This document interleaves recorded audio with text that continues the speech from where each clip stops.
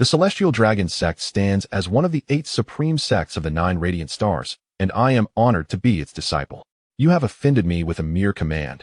The sword immortals shall descend like clouds. Boom. Qin Linye unleashed a punch directed at the 9 radiant stars from a distance. The force contained within his fist pierced through the atmosphere, akin to a dense star with a diameter of several dozen kilometers colliding with the ground at a velocity exceeding 1,000 kilometers per second, melting the earth and shattering the core of the star. Waves of flames and magma surged outward at supersonic speeds, relentlessly expanding in all directions, stripping away the mountains, rivers, and forests from the crust's surface. The debris and rocks flung into the atmosphere. And in the next moment, crack. A devastating force traversed the stars, sweeping across the celestial expanse, vanishing into the boundless abyss. The planet shattered and exploded, crushed into oblivion, like a dazzling firework blooming in the sea of stars. What did you just say about the sword immortals descending like clouds? I seem to have missed that, Qin Linye remarked, raising his fist as he gazed at the disciple of the Celestial Dragon sect. Chapter 1. Once dreaming of wielding a sword across the heavens. Qin Linye, an 11th grade student at Minghua High School, possessed a talent rated at 1 star. His cultivation level stood at the 5th step of the foundation establishment stage. His scores were as follows: Language 139, Mathematics 147, Comprehensive Arts and Sciences 277, Cultivation Theory 141, Cultivation Practice 169. Attached was a detailed assessment report. Strength 236 kilograms, 1 kilometer in 1 minute 56 seconds. Neural reaction time 0.143 seconds. He had mastered the 9th basic fist technique beginner, the 12th body refining technique accomplished, and the 10th basic sword technique beginner. The commentary noted that a path of cultivation was not advisable. In the teacher's office, Sun Xiaojun, aged 25 or 26 and clad in a teacher's uniform, handed the report to Qin Linye. Do not be nervous. Please sit. I wish to discuss your cultivation issues with you. Sun Xiaojun gently indicated the chair before him. I have observed your diligence, and I am willing to assist you in applying for a foundation establishment loan. But with your 1-star talent. She quickly added, this is not discrimination. 9 out of 10 students at our school possess only 1 or 2 stars. However, since the destruction of the star core during the Dark Era, we no longer inhabit an ancient age where one could thrive on the essence of nature. In the realm of cultivation, resources reign supreme. To ensure the safety of the Shiyu Kingdom, resources must be allocated to those with greater talent. Teacher, please allow me to finish. I know that you aspired to enter a cultivation academy when you enrolled, to become a sword immortal soaring through the clouds. Therefore, you practice diligently every day. However, with 100,000 candidates in Minghua City, fewer than 100 ultimately gain admission to cultivation academies. Those who attract the attention of sects may be none at all. I am somewhat aware of your family circumstances. You are currently maintaining your foundation establishment cultivation through part-time work. Yet, the 5th step of foundation establishment consumes significant resources, often requiring expenditures of over 100,000. Can you earn this amount in the coming year? Qin Linye pondered for a moment and shook his head. I do not mean any offense. I merely believe that you need not waste 30,000 on application fees. If cultivation is unattainable, we can practice martial arts. If martial arts are also unfeasible, we can pursue other careers. I, too, am an ordinary person, am I not? Once you apply to the Cultivation Academy, you will undergo 6 months of special training. At that time, you will undoubtedly miss out on regular universities. Qin Linye understood that Sun Xiaojun was advising him against applying to the Cultivation Academy. Qin, if my words have offended you, I apologize sincerely. I hope you do not harbor any other thoughts that might affect your studies. No, I appreciate your guidance, teacher. Sun Xiaojun felt a slight relief, but still inquired with concern, Qin, are you all right? I am fine. Indeed, my current cultivation results would waste the application fee for the Cultivation Academy. Qin Linye replied with a smile. You still possess potential. It is just your family. Thank you for your concern, teacher. If there is nothing else, I shall take my leave. Very well. Do not dwell on it. If foundation establishment proves unattainable, we can take our time. If the Cultivation Academy is out of reach, we can always train in martial arts. Martial artists are equally a vital cornerstone of the Shiyu Kingdom, are they not? Indeed, you are correct, Qin Linye replied with a smile. Then shall I cancel your application? Qin Linye wished to salvage the situation, but, considering the 30,000 application fee, he nodded. All right. After Qin Linye departed, an older female teacher in the office chuckled and asked, he hasn't even completed foundation establishment, yet wishes to apply to the Cultivation Academy?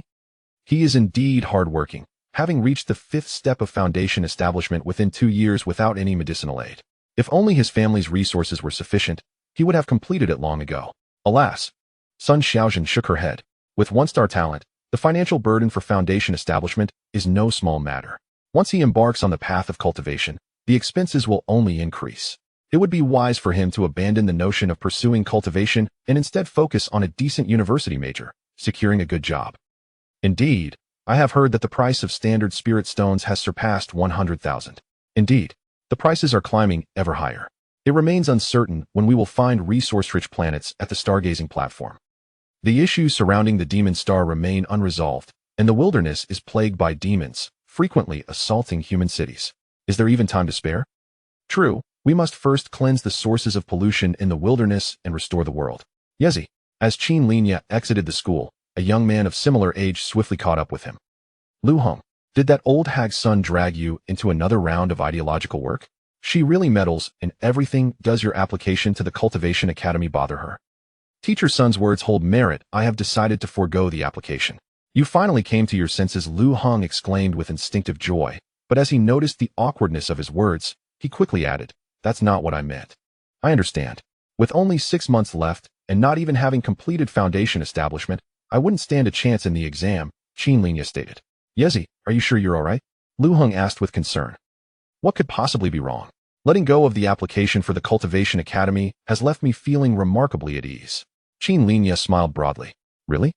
More genuine than gold.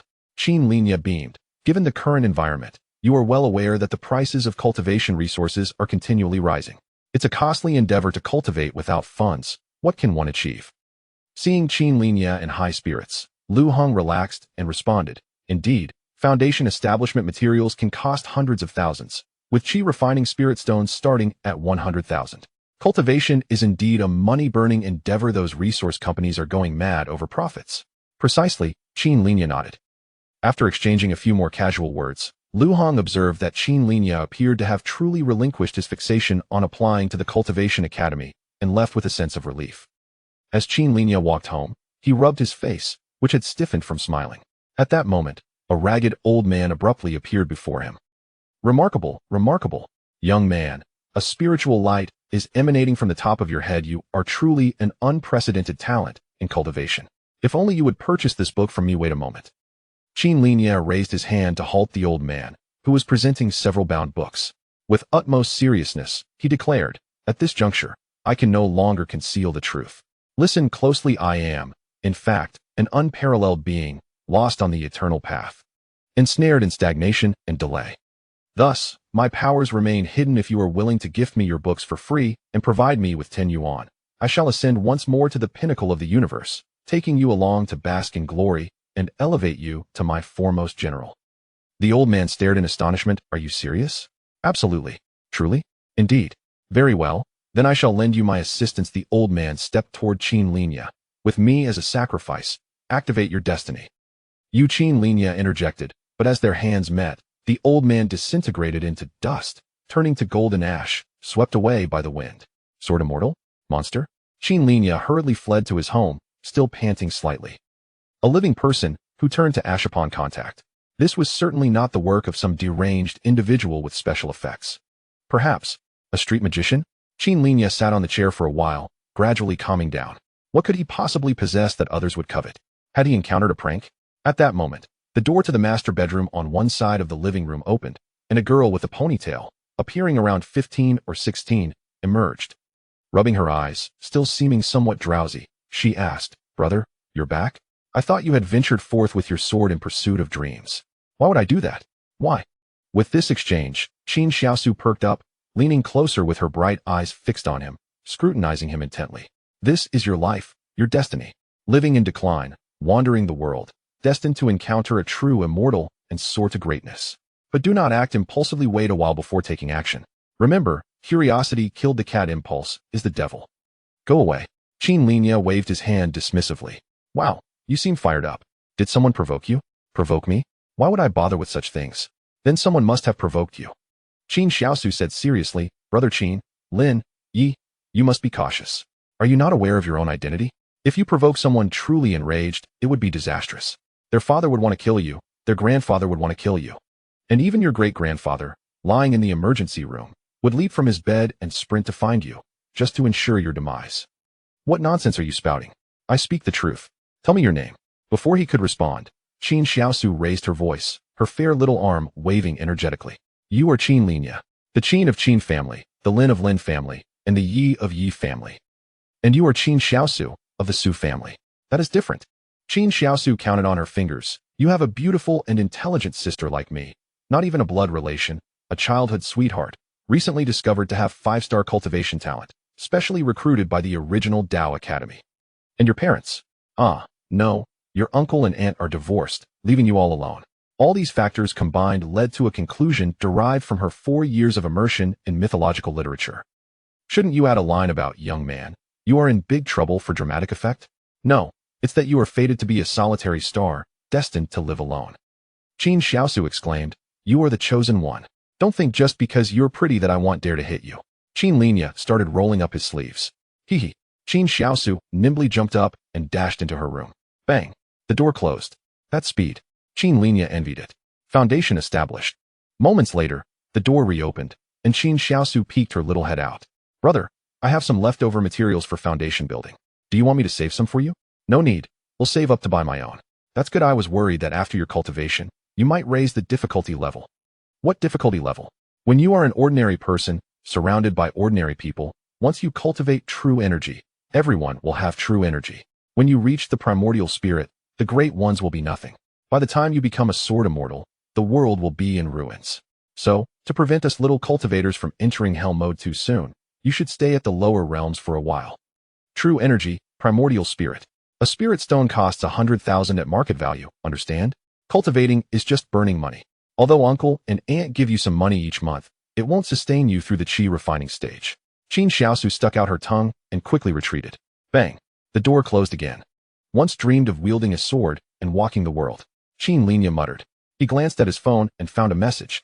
Your card ending in 8879 was charged 19 yuan online on July 15th at 12:31, leaving a balance of 3,031.52 yuan. Shiha Bank. This was his savings from part-time work, 3,000 yuan, only 1/10 of the application fee. This was the true reason he had agreed to teacher son Xiaozhuan's cancellation of his application to the Cultivation Academy. Poverty. 1,000 years ago, the evil demon star and the Xianhuang star converged and were suddenly attacked. The Xianhuang star was defeated, its core destroyed, and spiritual energy dissipated. Although later, the various factions of the Xianhuang star united to defeat the invaders, vast remnants of evil still lingered in the wilds. Without completing foundation building and lacking the ability to protect himself, how could he wander the world with a sword amid the ravages of demons? Qin Linye withdrew his gaze from his phone and looked at the poster on the door of Qin Xiaosu's bedroom. The prodigy, Qi Qingyun. 5-star aptitude. As one's cultivation aptitude increases by a star, the number of individuals diminishes exponentially. 5-star aptitude is 1 in 10,000. When Qi Qingyun was tested for this aptitude at the age of 12, top sects, corporations, martial arts schools, and academies sent invitations for special recruitment. Not only was he exempt from various tuition fees, but those powers even promised to invest millions in his cultivation resources annually to facilitate his rapid growth. He did not disappoint them. At 14, he began cultivating, establishing his foundation in 100 days, capturing the sense of qi within the same year, achieving true energy by 15. Now, at 18, he had crossed the qi refining stage, returning to the innate state, merging spirit and energy, and was on the verge of awakening. While cultivation aptitude does not guarantee future achievements, those with 1 or 2-star aptitude cannot even secure a foundation loan, yet those with 3-star aptitude are approached by loan companies. Perform a bit better, and scholarships come easily. 4-star aptitude is akin to having 1 foot in the doors of the nation's top universities and powers. He longed for those large corporations and sects to wave wads of cash at him, saying, young man, join us. We need talents like you. You will be the future successor of our sect, entrusted with the weighty responsibility of maintaining world peace. Qin Linye fixated on Qi Qingyun's poster. Aptitude. Was he willing? Dreams. Nothing can stand in the way. Qin Linye spoke to himself. He tidied up and returned to his room. Before him lay his desk, books, a lamp, calligraphy hanging on the wall, and a sword beside his desk. Also, on the desk, a framed photo of 3 people. Himself, his father Qin Mingyang, and his mother Yi Feifei. The photo was taken 3 years ago, in 2017, when he was 14. At that time, Qin Linye was not yet the deputy general manager of Chongqing Group's Yunzhou branch, and Yi Feifei had not yet become the gold medal agent who brought the superstar Yun Qingqing to fame.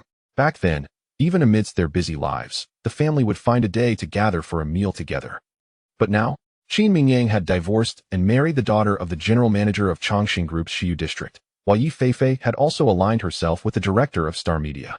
Both were eager to sever ties with the past and begin anew. In this new life, he felt utterly redundant, especially when he was tested to have only one-star aptitude. Qin Linye held the frame. What a Klitsch family drama, he thought, looking at the photo, his hands gripping the frame, trembling slightly. That year, in youthful arrogance, he vowed to become a cultivator and rise above. Now, his qualification to apply had been revoked. But he was unwilling. If I cannot cultivate, then I shall practice martial arts. In the next moment, Qin Linye abruptly threw the frame aside, simultaneously lunging forward, his right hand sweeping over a long sword resting beside the desk, and he let out a resounding cry that a single leaf floats back to the vast sea. Must we ever meet again in this life? With a sharp clang, the sword was drawn, and a flash of cold light glimmered as the blade thrust firmly against the frame. Bang! The movement was both graceful and ethereal. However, the frame, crafted from remarkably durable materials, seemingly fortified with tempered glass, withstood the strike. Instead of piercing through the photograph, the sword sent it flying, crashing against the wall before plummeting to the ground. The frame remained intact. Qin Linye's elegant swordplay froze midair. He glanced around nonchalantly, sheathed his sword, and brushed off non-existent dust from his attire. He retrieved the frame, placing it within the cluttered box beneath his bed. Ding. Chapter 2. The Capabilities Beyond the Ordinary. Ding. Do you wish to embark on the path of cultivation? Do you aspire to soar through the skies on a flying sword? Great towers rise from the ground. Our Evergreen Cultivation Institute now offers 4 packages, A, B, C, and D, for your selection, with guaranteed mastery. Order now to enjoy 1 month of complimentary service, with numerous discounts and substantial savings. What are you waiting for? Grab your phone and place your order. Qin Linye glanced at this notification on his phone. 5 to 6 messages a day, along with 2 or 3 calls, all promoting foundational cultivation packages. He wondered how they had acquired his number. The foundational stages included skin training, bone tempering, muscle transformation, marrow cleansing, organ refining, and blood exchange. The Xiyu United Nations had thoroughly analyzed these stages, asserting that, with the aid of medicinal support, anyone could achieve them. Yet, the crux lay in the phrase "with the aid of medicinal support." Without such assistance, even with a 1-star aptitude, practicing for 8 hours daily would require a decade to succeed. Various cultivation institutes capitalized on this, selling foundational packages to profit from teaching aspiring cultivators. One must either possess talent or wealth. Effort pales in comparison to innate gifts and financial means. Qin Linye withdrew his gaze from the phone. The foundational stage was merely the beginning of cultivation. Over time, most people in the country, by their 30s or 40s, could achieve foundational cultivation, leading healthy lives free from ailments, often living beyond 100 years. However, failing to complete the foundational stage before 18 and entering sects or academies would undoubtedly signify mediocre potential. In an era where cultivation resources were dwindling, such individuals would be sidelined from the path of cultivation. The cost of future endeavors would escalate exponentially. Resources. Since the age of 14, when his skeletal structure began to stabilize, Qin Linye had pursued foundational cultivation tirelessly for 2 to 3 years. Yet, due to family upheavals, with a neglectful grandfather and an indifferent grandmother, he had been forced to practice without medicinal aid. He had reached the stage of organ refining, but still required 2 more years to complete blood exchange. However, the examination for cultivators would not wait for him. Thus, he resolved to abandon the path of immortality for martial prowess. Martial arts may not rival the path of immortality, and on the battlefield, one may be regarded as mere cannon fodder. Yet, upon reaching the pinnacle, martial prowess can be just as formidable as that of true immortals. A person stands amidst heaven and earth, and must honor their words. The vows made and promises spoken must be upheld, no matter how arduous the journey. Face adversity with a smile. The realization of dreams is not far off. Gather your courage and forge ahead. Miracles will surely manifest. Qin Linye declared resolutely, martial arts. Martial arts. Although martial prowess cannot grant eternal life, it incurs far less resource consumption than the path of immortality. The sword-wielding immortals are fierce, soaring through the skies and striking from afar, yet once their true essence is depleted, their combat effectiveness dwindles to a mere fraction. Martial arts, on the other hand, fortify oneself as long as one draws breath. They fight on, battling against the heavens and the earth. This is the true essence of martial arts. At that moment, Qin Linye caught a glimpse of a notification from the corner of his eye. Comprehensive evaluation, mythical battle, insight point 1, attribute point 1, skill point 1. What is this? Qin Linye focused intently, quickly grasping its significance. To achieve what others cannot, to transform the impossible into the possible, martial cultivation and immortality are the bedrock of this world. Overturning any rules governing martial and immortal practices and creating a significant impact would yield evaluative rewards. The evaluative rewards are categorized into 3 tiers. The third tier, Brilliant Battle, grants skill points. The second tier, Legendary Battle, rewards skill points plus attribute points, while the first tier, Mythical Battle, offers skill points, attribute points, and insight points. Evaluation: skill points, attribute points, insight points. To overturn the rules and achieve what others cannot, creating a significant impact on the world. Qin Linye contemplated the highest tier evaluation of Mythical Battle he had unexpectedly received. So what did I just do? Save the whole world? He ruminated carefully. The evaluation was settled an hour post-battle. An hour. After a moment. Wait, an hour? He quickly recalled the elder he had pushed away, who had vanished into ashes. Influenced by Qin Xiaosu's literary teachings over the years. Could it be that the old man was some world-destroying demon, whose muddled mind led him to take my jest seriously, willingly ending his life, thus drawing celestial merit to assist me in my path? Qin Linye's breath quickened. All his mental faculties converged upon this extraordinary phenomenon, to overturn cultivation rules. In other words, as long as he could defeat the strong with the weak, transcending levels and creating impact, he could harness this marvel to enhance himself. Like the infusion of merit into his being. Skill points could elevate his mastered skills by a stage. Attribute points could strengthen his physical body. Insight points could enhance his comprehension abilities. Qin Linye gazed at the phenomenon for a while, uncertain whether this gift was innate to him, activated by the elder's demise, or if the elder had infused it into him before passing. However, he leaned towards the former. Yet, he currently could not explain the reason for this extraordinary phenomenon manifesting within him. Extraordinary abilities? Talents? After a moment, Qin Linye's gaze fell upon the attribute panel brought forth by this phenomenon. Strength 3, Constitution 5, Speed 5, Spirit 7. He was unsure of the theoretical underpinnings of this attribute panel, yet he grasped the essence of these data points in his mind. Each point of attribute increase could enhance his strength, constitution, or speed by 50% from their original foundation. An exponential growth. A 10-point increase could yield a disparity of 50 times, while a 20-point increase could escalate the difference to over 3,000 times. Excellent. Qin Linye clenched his fist firmly. Yet, skills, attributes, and insight cannot alter one's innate cultivation aptitude. I still cannot pass the foundational loan application, nor cultivate immortality, Qin Linye mused. Wait, if this extraordinary phenomenon is genuine, even if I cannot cultivate immortality, it could allow me to achieve great feats in martial arts. While martial arts may not grant eternal life, reaching the pinnacle of cultivation could rival top-tier powers, and mastering it could compel even sword immortals to bow down. Martial arts. He had already planned to abandon immortality in favor of martial prowess, and this extraordinary phenomenon was perfectly timed. Qin Linye focused his mind on the attribute panel brought forth by this phenomenon. In addition to the 4 primary attributes of strength, constitution, speed, and spirit, there were also skills he had mastered, all categorized under the basic level, just as reflected in his examination results. Let's see how effective this is. Qin Linye concentrated on the skill points, attribute points, and insight points, quickly channeling his focus onto the insight points. As the insight points began to blur and fade, he gradually sensed his thoughts becoming clearer. Images of his earlier sword thrusts flickered through his mind. Unintentionally, his hand reached for his sword, and with each thrust, he fell into a state of enlightenment. 10 strikes, 20 strikes, 30 strikes, 40 strikes. When he reached the 60-second strike, a faint, sharp whistle emanated from the sword's edge. The sound was the blade slicing through the air. This sound jolted Qin Linye from his apparent epiphany. My swordsmanship. He cast a glance at the attribute panel. His basic swordsmanship had advanced from beginner to minor proficiency. Not only swordsmanship. Qin Linye reflected on the martial arts he had practiced over the past few years, and a flood of inspiration surged through his mind, as if a light had suddenly dawned. In that moment, he abandoned the sword and practiced boxing, fervently honing his skills within the confines of his room. An hour later, buzz, Qin Linye unleashed a punch, the force surging forth, his sinews resonating in unison. The mastery of fundamental martial arts comes naturally with practice. Additionally, there is the art of body refinement. Is this the transformation brought by enlightenment? Qin Linye was drenched in perspiration, utterly fatigued, yet his spirit soared with enthusiasm. His proficiency in both boxing and swordsmanship had reached a commendable level, but it was still not his ultimate potential.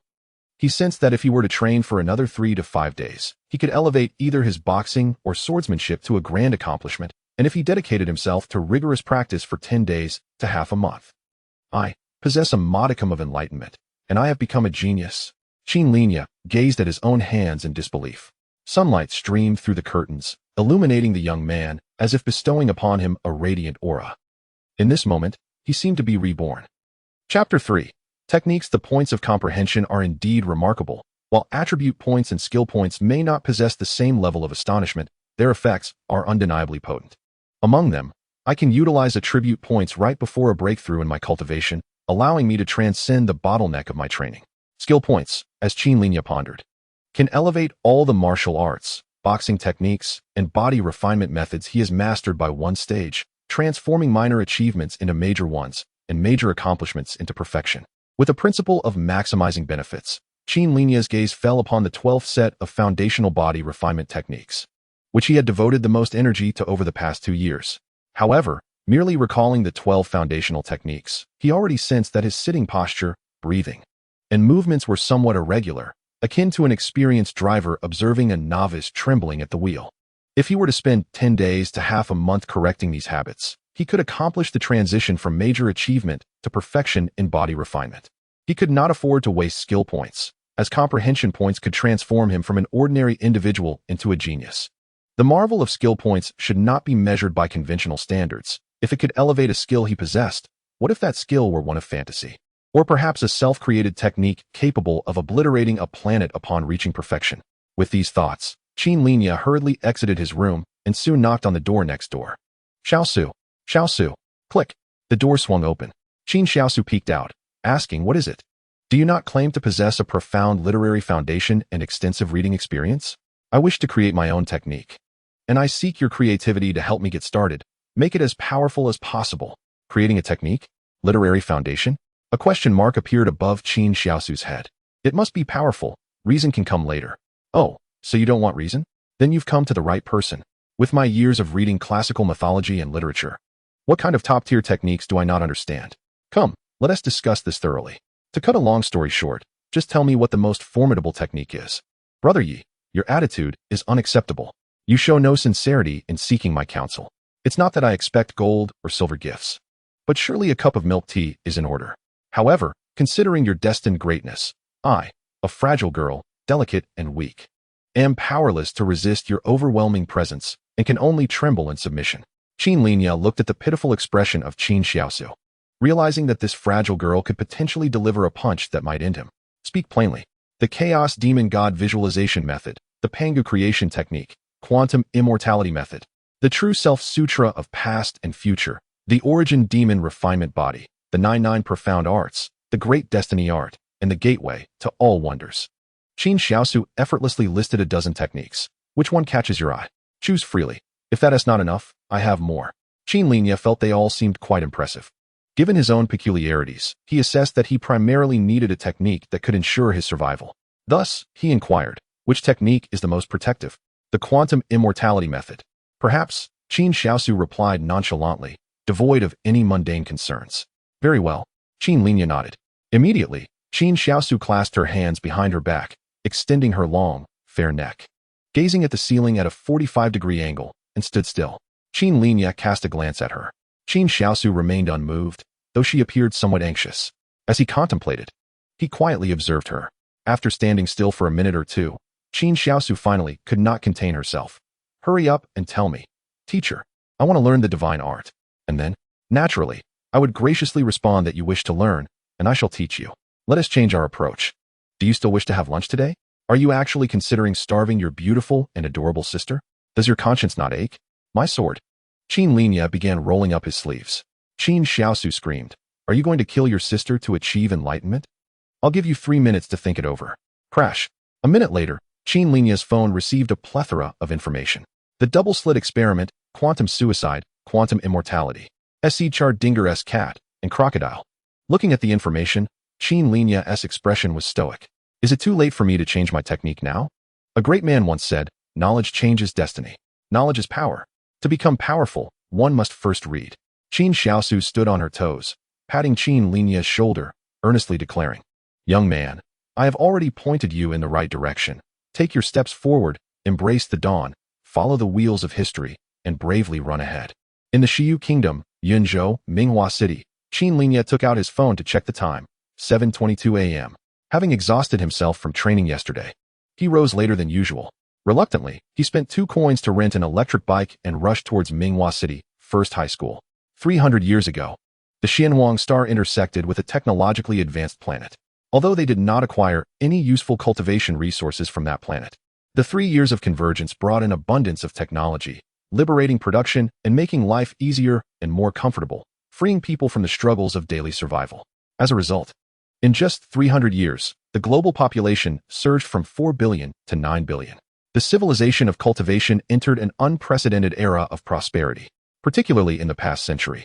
The popularization of cultivation made the once mythical sword immortals quite accessible. Whoosh!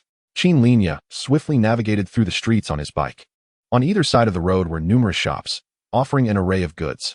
Rising above them were towering buildings, most exceeding 10 stories, with many constructed to 30, 40, or even 50 or 60 stories high. Some of these skyscrapers displayed massive LCD screens showcasing various advertisements. As Qin Linye glanced upwards, he could see a distant building that resembled a divine sword piercing the clouds, standing several kilometers away. That was the commercial center of Minghua City, the Frost Tower. Standing at 603 meters tall, Frost Group Industries. Frost Group is the leading enterprise in Minghua City, ranking among the top 100 large corporations in the Xiyu Kingdom, with business spread across the nation, rumored to be backed by a true immortal. Qin Linye cast a glance, feeling a tinge of envy, wondering what the view of Minghua City must be like from such heights. Moments later, his thoughts returned to the materials he had reviewed yesterday. The quantum immortality method primarily discusses the concepts of life and death. Under any environment or concept, life exists in states of being and non-being, reality and illusion. Even a mere mortal, on a planet facing imminent destruction, cannot completely dismiss the improbable chance that a true immortal might pass by, rescuing all lives on that planet and allowing its inhabitants to continue living. However, he felt he had fallen into a misconception. This technique is entirely fabricated, after all. Seeking advice from Qin Xiaosu about techniques was a lapse in judgment. Rather than studying the ethereal quantum immortality method, he would be better off cultivating a technique of astonishing power, albeit one with daunting difficulty. He decided to head to the library to seek out what others deemed impossible, to master techniques universally recognized as unattainable. This endeavor could also create sufficient influence, and if luck were on his side, perhaps he would earn another skill point, allowing him to create an endless cycle of possibilities. Chapter 4. Demonized Beings Yezi. As Qin Linye was lost in thought, he heard shouts ahead. Soon, he saw Lu Hong, who was also riding a bike, coming to a stop. It's getting late. Why are you so leisurely? Fear not. For today marks the final push as we are divided into classes. The path of cultivation is indeed a profoundly personal endeavor. Have you applied to a cultivation academy? Qin Linye remarked with a smile. Since you've applied, you must exert yourself diligently. I eagerly await the day you become a sword immortal and take me soaring through the skies. I don't believe I possess the aptitude for it, Lu Hong lamented. Yet my parents still insist that I give it a try to see if I can gain admission to a cultivation academy. Being a cultivator is truly advantageous. Once one obtains a cultivator's certificate, one can swiftly ascend to prominence, enjoying various privileges such as tax exemptions, free tickets, visa waivers, and travel discounts, he continued. A cultivator's certificate? Let us not even consider the challenge of gaining admission to a cultivation academy. Even if one succeeds, obtaining the certificate post-graduation is not guaranteed. Without it, all those years of effort would be in vain. Your words are nothing short of blatant boasting. I speak the truth. Each year, millions of candidates apply, with hundreds of thousands vying for a place in the cultivation academies, yet fewer than 10,000 are accepted. After 6 years of study, less than a quarter of those truly earn their certificates. Qin Linye refrained from retorting. Once one secures a cultivator's certificate, their status and privileges soar, akin to the ancient scholars who, even without engaging in other occupations, could effortlessly assist private enterprises in tax reductions. However, obtaining such a certificate is no simple feat. Even the prodigious Qi Qin Yun, a year older than him, still stands a step away from becoming a true cultivator. Just as Qin Linye contemplated this, a piercing air raid siren shattered the calm. An air raid? Qin Linye abruptly raised his head, witnessing several beams of sword light simultaneously soaring from the direction of the Guardian Tower and the Baishuang building, accompanied by the sound of sonic booms. Those who can break the sound barrier on their swords must be formidable cultivators, Lu Heng exclaimed, as Minghua City, a metropolis with over 10 million residents, harbors numerous powerful individuals. There are certainly a significant number of high-level cultivators, if not masters in the realm of soul. Yet, this was not the time for such considerations. Under the air raid alert, everyone hastily vacated the broad streets, seeking shelter. Not only Lu Heng and Qin Linye, but over half the populace on the street acted similarly. Whoosh! As Qin Linye dashed into a nearby shop, he witnessed 4 streaks of sword light grace the sky, leaving their marks against the firmament. Accompanying the sword energy was a terrifying avian creature, resembling a giant eagle, over 20 meters in length, plummeting downwards. The beast struck a 20-story building with the force of a meteor, shattering walls and glass into fragments, and its immense inertia pierced through the concrete and steel, ultimately colliding with another building a mere 100 meters from Qin Linye, before sliding down and crashing to the ground. With a cacophony of breaking glass, shards rained down from the heavens, some injuring nearby pedestrians and inciting gasps from the crowd. Mutated creature. Qin Linye's pupils contracted. A mutated creature? This is the first time I've seen one alive. Let us go take a look, Lu Heng exclaimed, brimming with excitement. Though the demon star had been vanquished a millennium ago, it left behind numerous sources of pollution in the wilderness, causing certain beasts and plants to mutate into these aggressive entities, posing a significant threat to humanity. In recent years, while human cultivators and martial artists have cleared the pollution sources near urban areas, many still persist in the wild. Furthermore, these sources can split and attach themselves to mutated creatures, making it impossible for the 9 sects and 24 nations of humanity to eradicate the issue completely. A century ago, when cultivation was not widely practiced, news of cities being breached and slaughtered by mutated creatures was common, and even now, such beings occasionally appear within 100 kilometers of urban centers. However, once these creatures manifest, they are typically dispatched by the military composed of cultivators and martial artists, thus not disrupting the normal order of the city. Don't go near. Qin Linye immediately grasped Lu Heng, who was eager to approach. Earlier, 4 or 5 high-level cultivators capable of harnessing qi were deployed in the city. This mutated creature is at least level 11 and may carry pollution sources. If we come into contact with it, we could be transformed as well. Even if we receive suppressive medication immediately, we would have to be quarantined for months. Upon hearing this, a flicker of fear crossed Lu Heng's eyes. An 11-level mutated creature, with a hint of regret in his tone. Lu Heng was soon pulled away by Qin Linye, retreating far from the creature. At that moment, numerous security personnel swiftly cleared the area, urging bystanders to move aside. Step back. Be cautious. This creature may be carrying pollution sources. Shortly thereafter, 2 cultivators arrived on swords, landing beside the mutated creature to maintain a watchful vigil. Sword cultivators. Lu Heng's eyes lit up. The path of cultivation is divided into 6 major realms: qi refinement, innate, sword control, true dan, soul, and void refinement. Only upon reaching the sword control realm can one truly be called a cultivator and receive the certificate. Flying on swords is the second stage of sword control, representing the 8th level of the cultivation path. I wonder if I can reach this level before I turn 25. Qin Linye gazed at them, his eyes also filled with envy. To soar on a sword. This is a luxury unattainable for early-stage martial artists.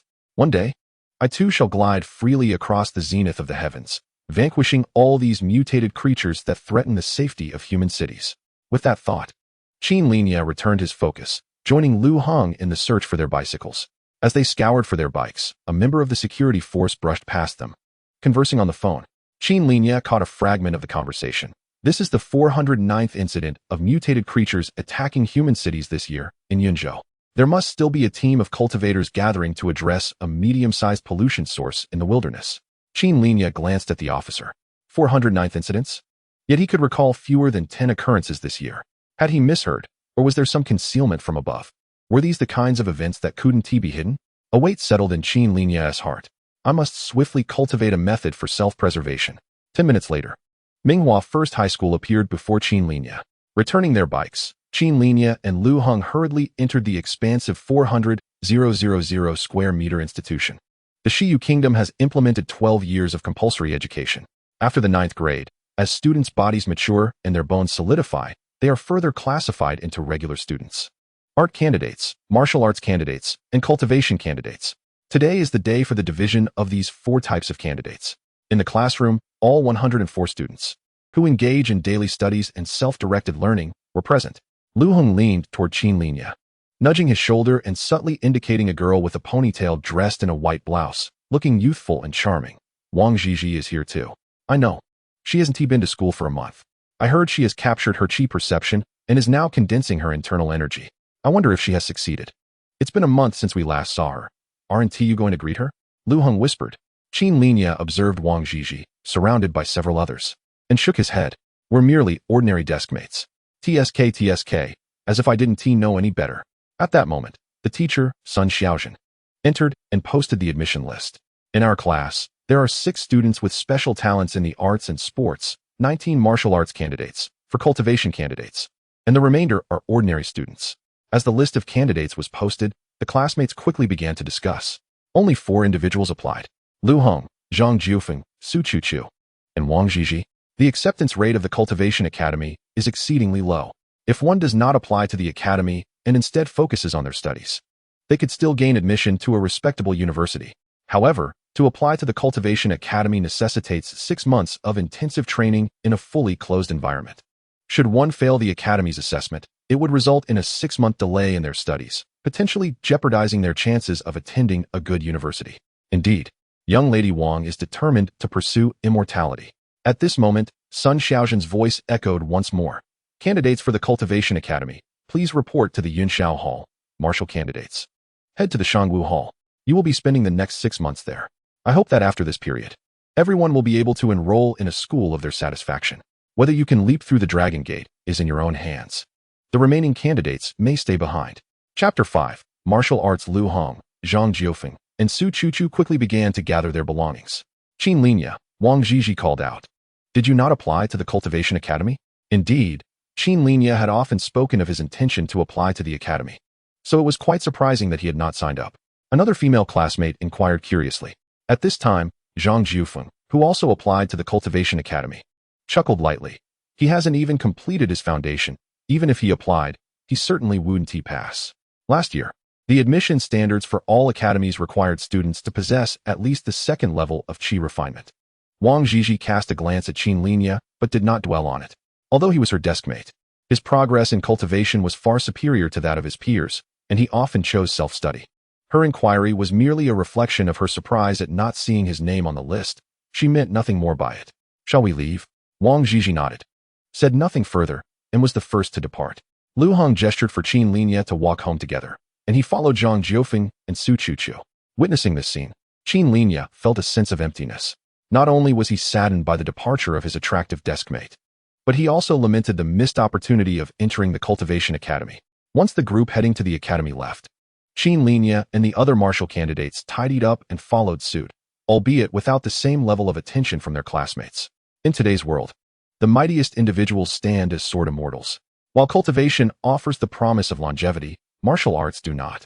Furthermore, the path of the sword immortal is unparalleled in offensive prowess, making the distinction between the two crystal clear.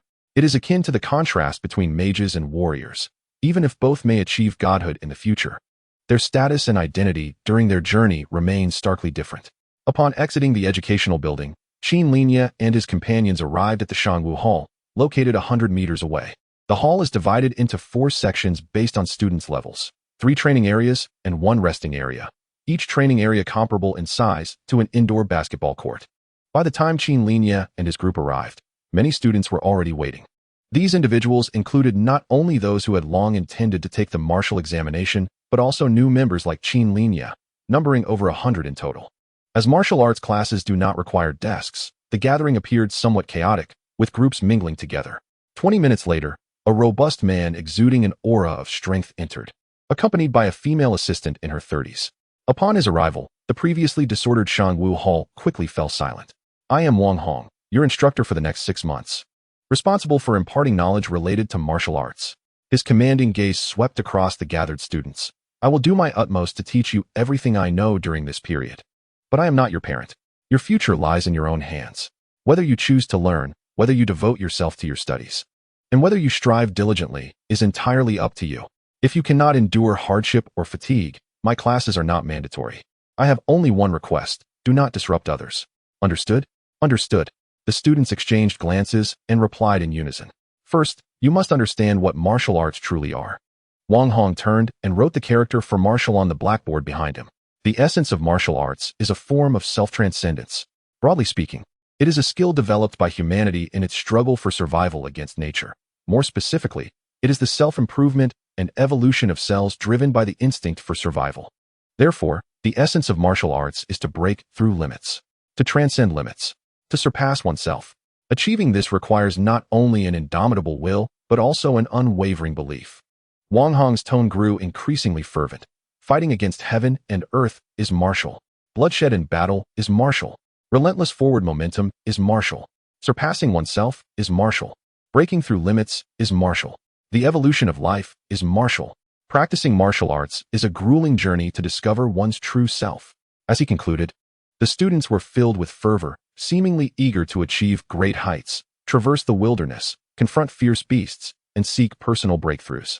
Whether pursuing immortality or practicing martial arts, the journey begins after establishing a foundation.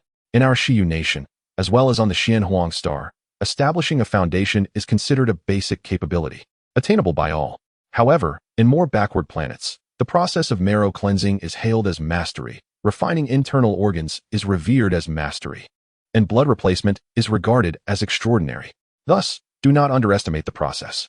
Teacher, I heard that martial artists can also contend with cultivators at advanced levels. Is that true? A student suddenly asked. They each have their strengths, Wang Hong replied, fixing his gaze on the inquirer. 1,000 years ago, humanity repelled the demon star. But the devastating losses led various sects to abandon the path of longevity through cultivation, focusing instead on the unparalleled combat prowess of sword immortals. Thus, cultivators refine a sword aura. Upon reaching the true Dan realm, they wield a personal flying sword. While their sword aura is formidable, it requires immense energy.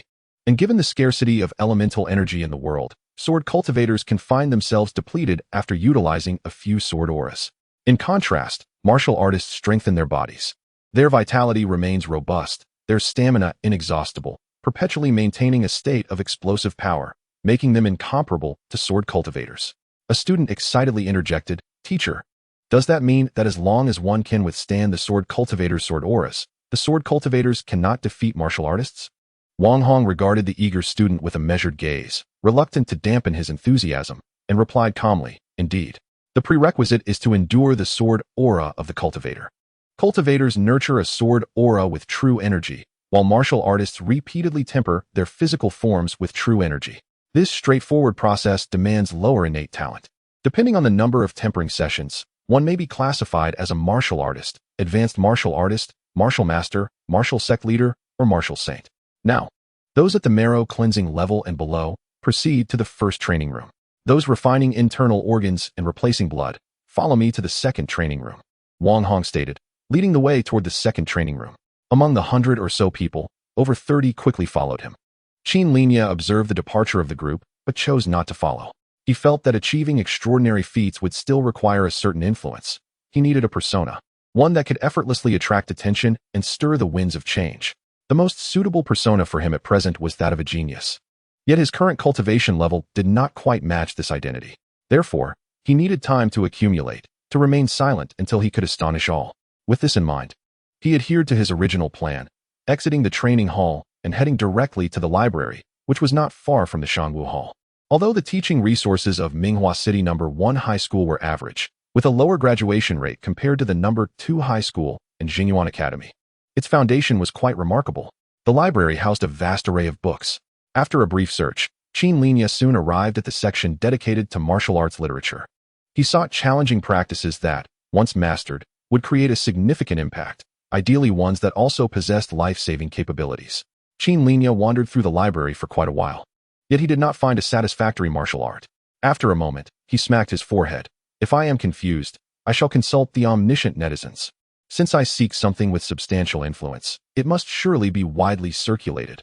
Furthermore, the impact of a widely disseminated divine skill would be even greater once mastered.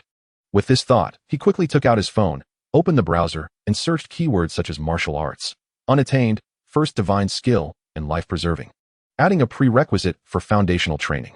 Soon, numerous pages appeared: the kite flower sacred text, divine elephant prajna skill, great sun golden body, great mysterious classic, one chi transforming three clears, dominating the world, and Tath Gatapalm. To exhibit significant influence, expressiveness must be paramount. Qin Linye's gaze lingered on these martial arts, ultimately settling on the great sun golden body. This practice is a body-refining method, easy to enter yet challenging to master. It not only offers physical refinement, but, when cultivated to the utmost, one becomes impervious to blades and swords. However, that is not the crux.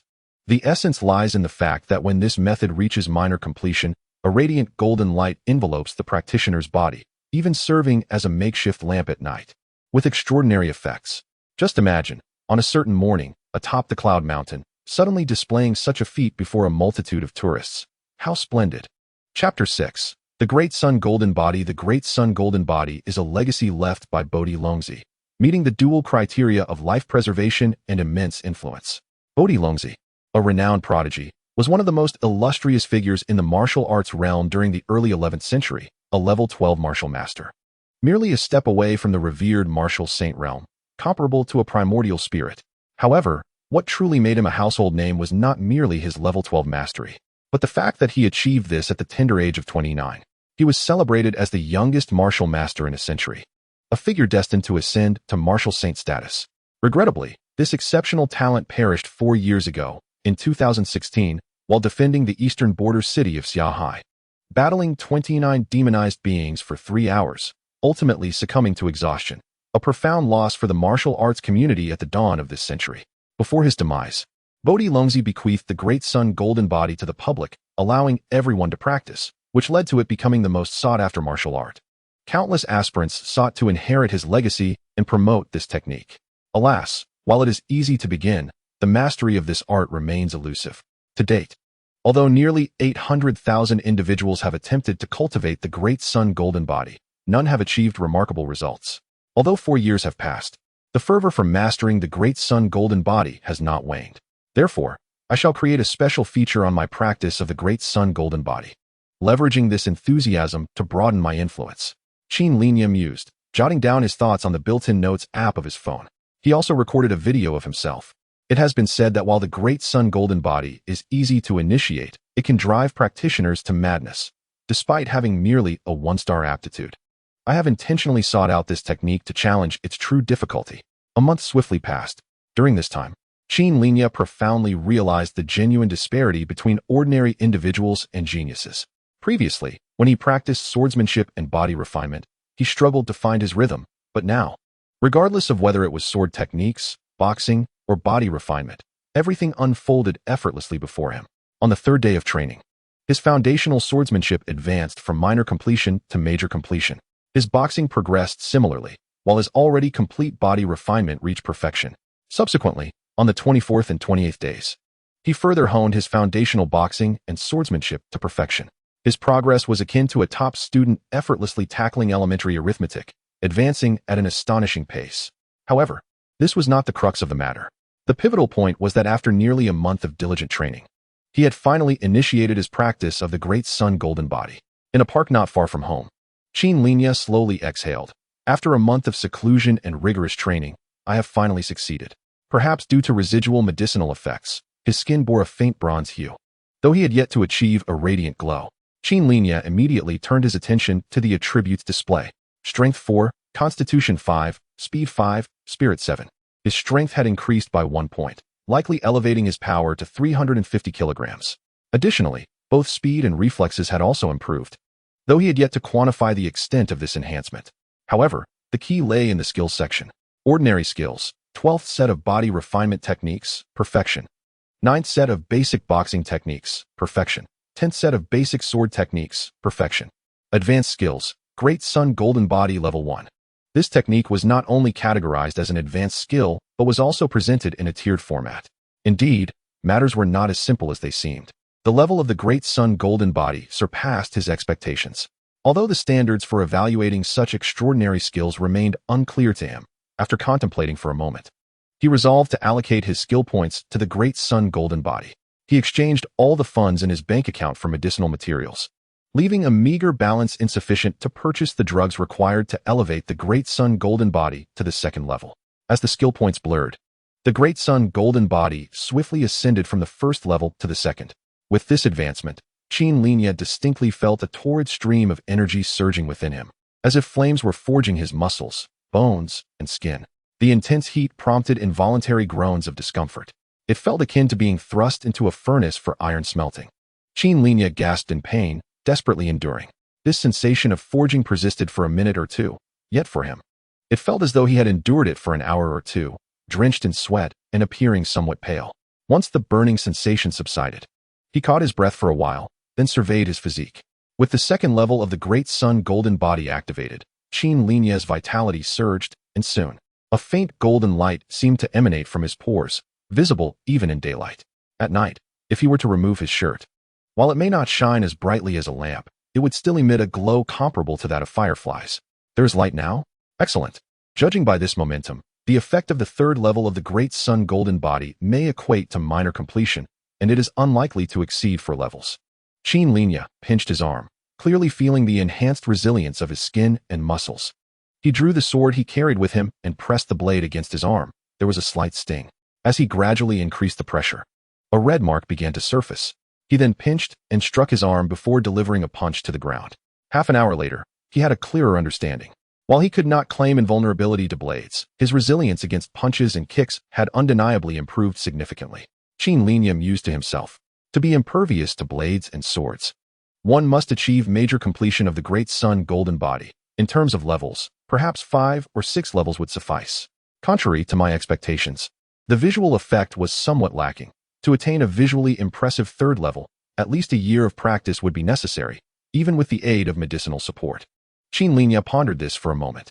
How can one attract the attention of the masses when the effects are lackluster? It seems only a remarkable strategy will suffice. However, resorting to such tactics means these videos would merely belong to the entertainment section. He took out his phone and recorded a video, looking earnestly into the lens. Today marks the 30th day of my arduous training in the Great Sun Golden Body. It has indeed been exceedingly challenging. While it hasn't driven me to the brink of despair, this technique is truly not meant for mere mortals. After an entire month, I have only achieved this level of proficiency. You can see the results. As he spoke, he summoned his inner energy to its utmost, his body radiating a brilliant golden light. Difficult, truly difficult. At this rate, achieving mastery will take at least several months, if not half a year. And to attain perfection, it may require a full year. Especially considering I spent nearly 3,000 on this technique. What a significant loss. A catastrophic loss. Not to mention the additional costs for the medicinal herbs. Qin Linye glanced at the video. He too had put in considerable effort for the sake of skill points. He tucked away his phone and returned home, effortlessly booting up his computer. Over the past 2 years, he had acquired a wealth of knowledge to make ends meet. And now it was time to showcase his true talents to solidify his status as a genius. It's time to demonstrate my real skills, Qin Linye declared as he launched the editing software. The visual effects of the second layer of the Great Sun Golden Body were lacking, then special effects must be added. Chapter 7, Uploading. To avoid being accused of deceit, the visuals could not be overly exaggerated, and the special effects must not be too outlandish. Qin Linye meticulously edited the images, enhancing the visuals of the second layer to resemble that of the third layer. This way, even if the video gained considerable popularity and someone attempted to disprove it, he would likely earn a skill point to upgrade to the authentic third layer of the Great Sun Golden Body. If all went well, he could secure another skill point during a confrontation with the naysayer. Should his speculation prove incorrect and he fail to earn a skill point, he would have to seek alternative methods. After laboring tirelessly for over 20 hours, Qin Linye finally completed the special effects by merely brightening the existing golden light. The actual difficulty was minimal. Had he not been striving for perfection to avoid early detection of flaws, half an hour would have sufficed. Next came the editing, subtitles, and soundtrack, particularly when activating the Great Sun Golden Body state, which was crucial and required his utmost attention. 30 days, 30 videos. He selected the most captivating segments and ultimately condensed several hundred minutes of footage into under 5 minutes. After a series of interruptions, this took him another 10 hours. To verify whether he could activate this extraordinary ability, he had already endured 40 hours without sleep. The path of cultivation began with sleepless nights. Once satisfied with his video, Qin Linye logged into his account on the sand site, originally a platform for studying the art of sand sculpture. It had inexplicably evolved into one of the most trafficked video websites in the Xiyu Kingdom. Over the past 2 years, in pursuit of resources for his foundation building, he had contemplated uploading videos to the sand site, acquiring a plethora of skills, and dedicating significant effort to release dozens of videos. Some garnering over 100,000 views while others only a few thousand, with a modest following of around 10,000, neither too hot nor too cold. Next, he pondered the title, Typing Hard Training in the Great Sun Golden Body. Today I have achieved something, making my grand entrance among the heroes of the world. However, upon a second glance, he deemed it somewhat ordinary. Ultimately, he deleted that title and re-entered, so difficult. As a 1-star talent, I almost cracked while practicing the Great Sun Golden Body. After checking for typos, he swiftly and decisively clicked to upload it to the martial arts section. Whether this method would yield influence and subsequently generate skill points was now a matter of patience. He had done all he could. Qin Linye shut down his computer and exited his room to take a shower, then collapsed onto his bed. It seemed that the exhaustion from 40 hours of toil had taken its toll, as he slept for 10 hours before finally opening his eyes. He was roused by a series of loud knocks at the door. "Brother, enough already. You need to consider your health."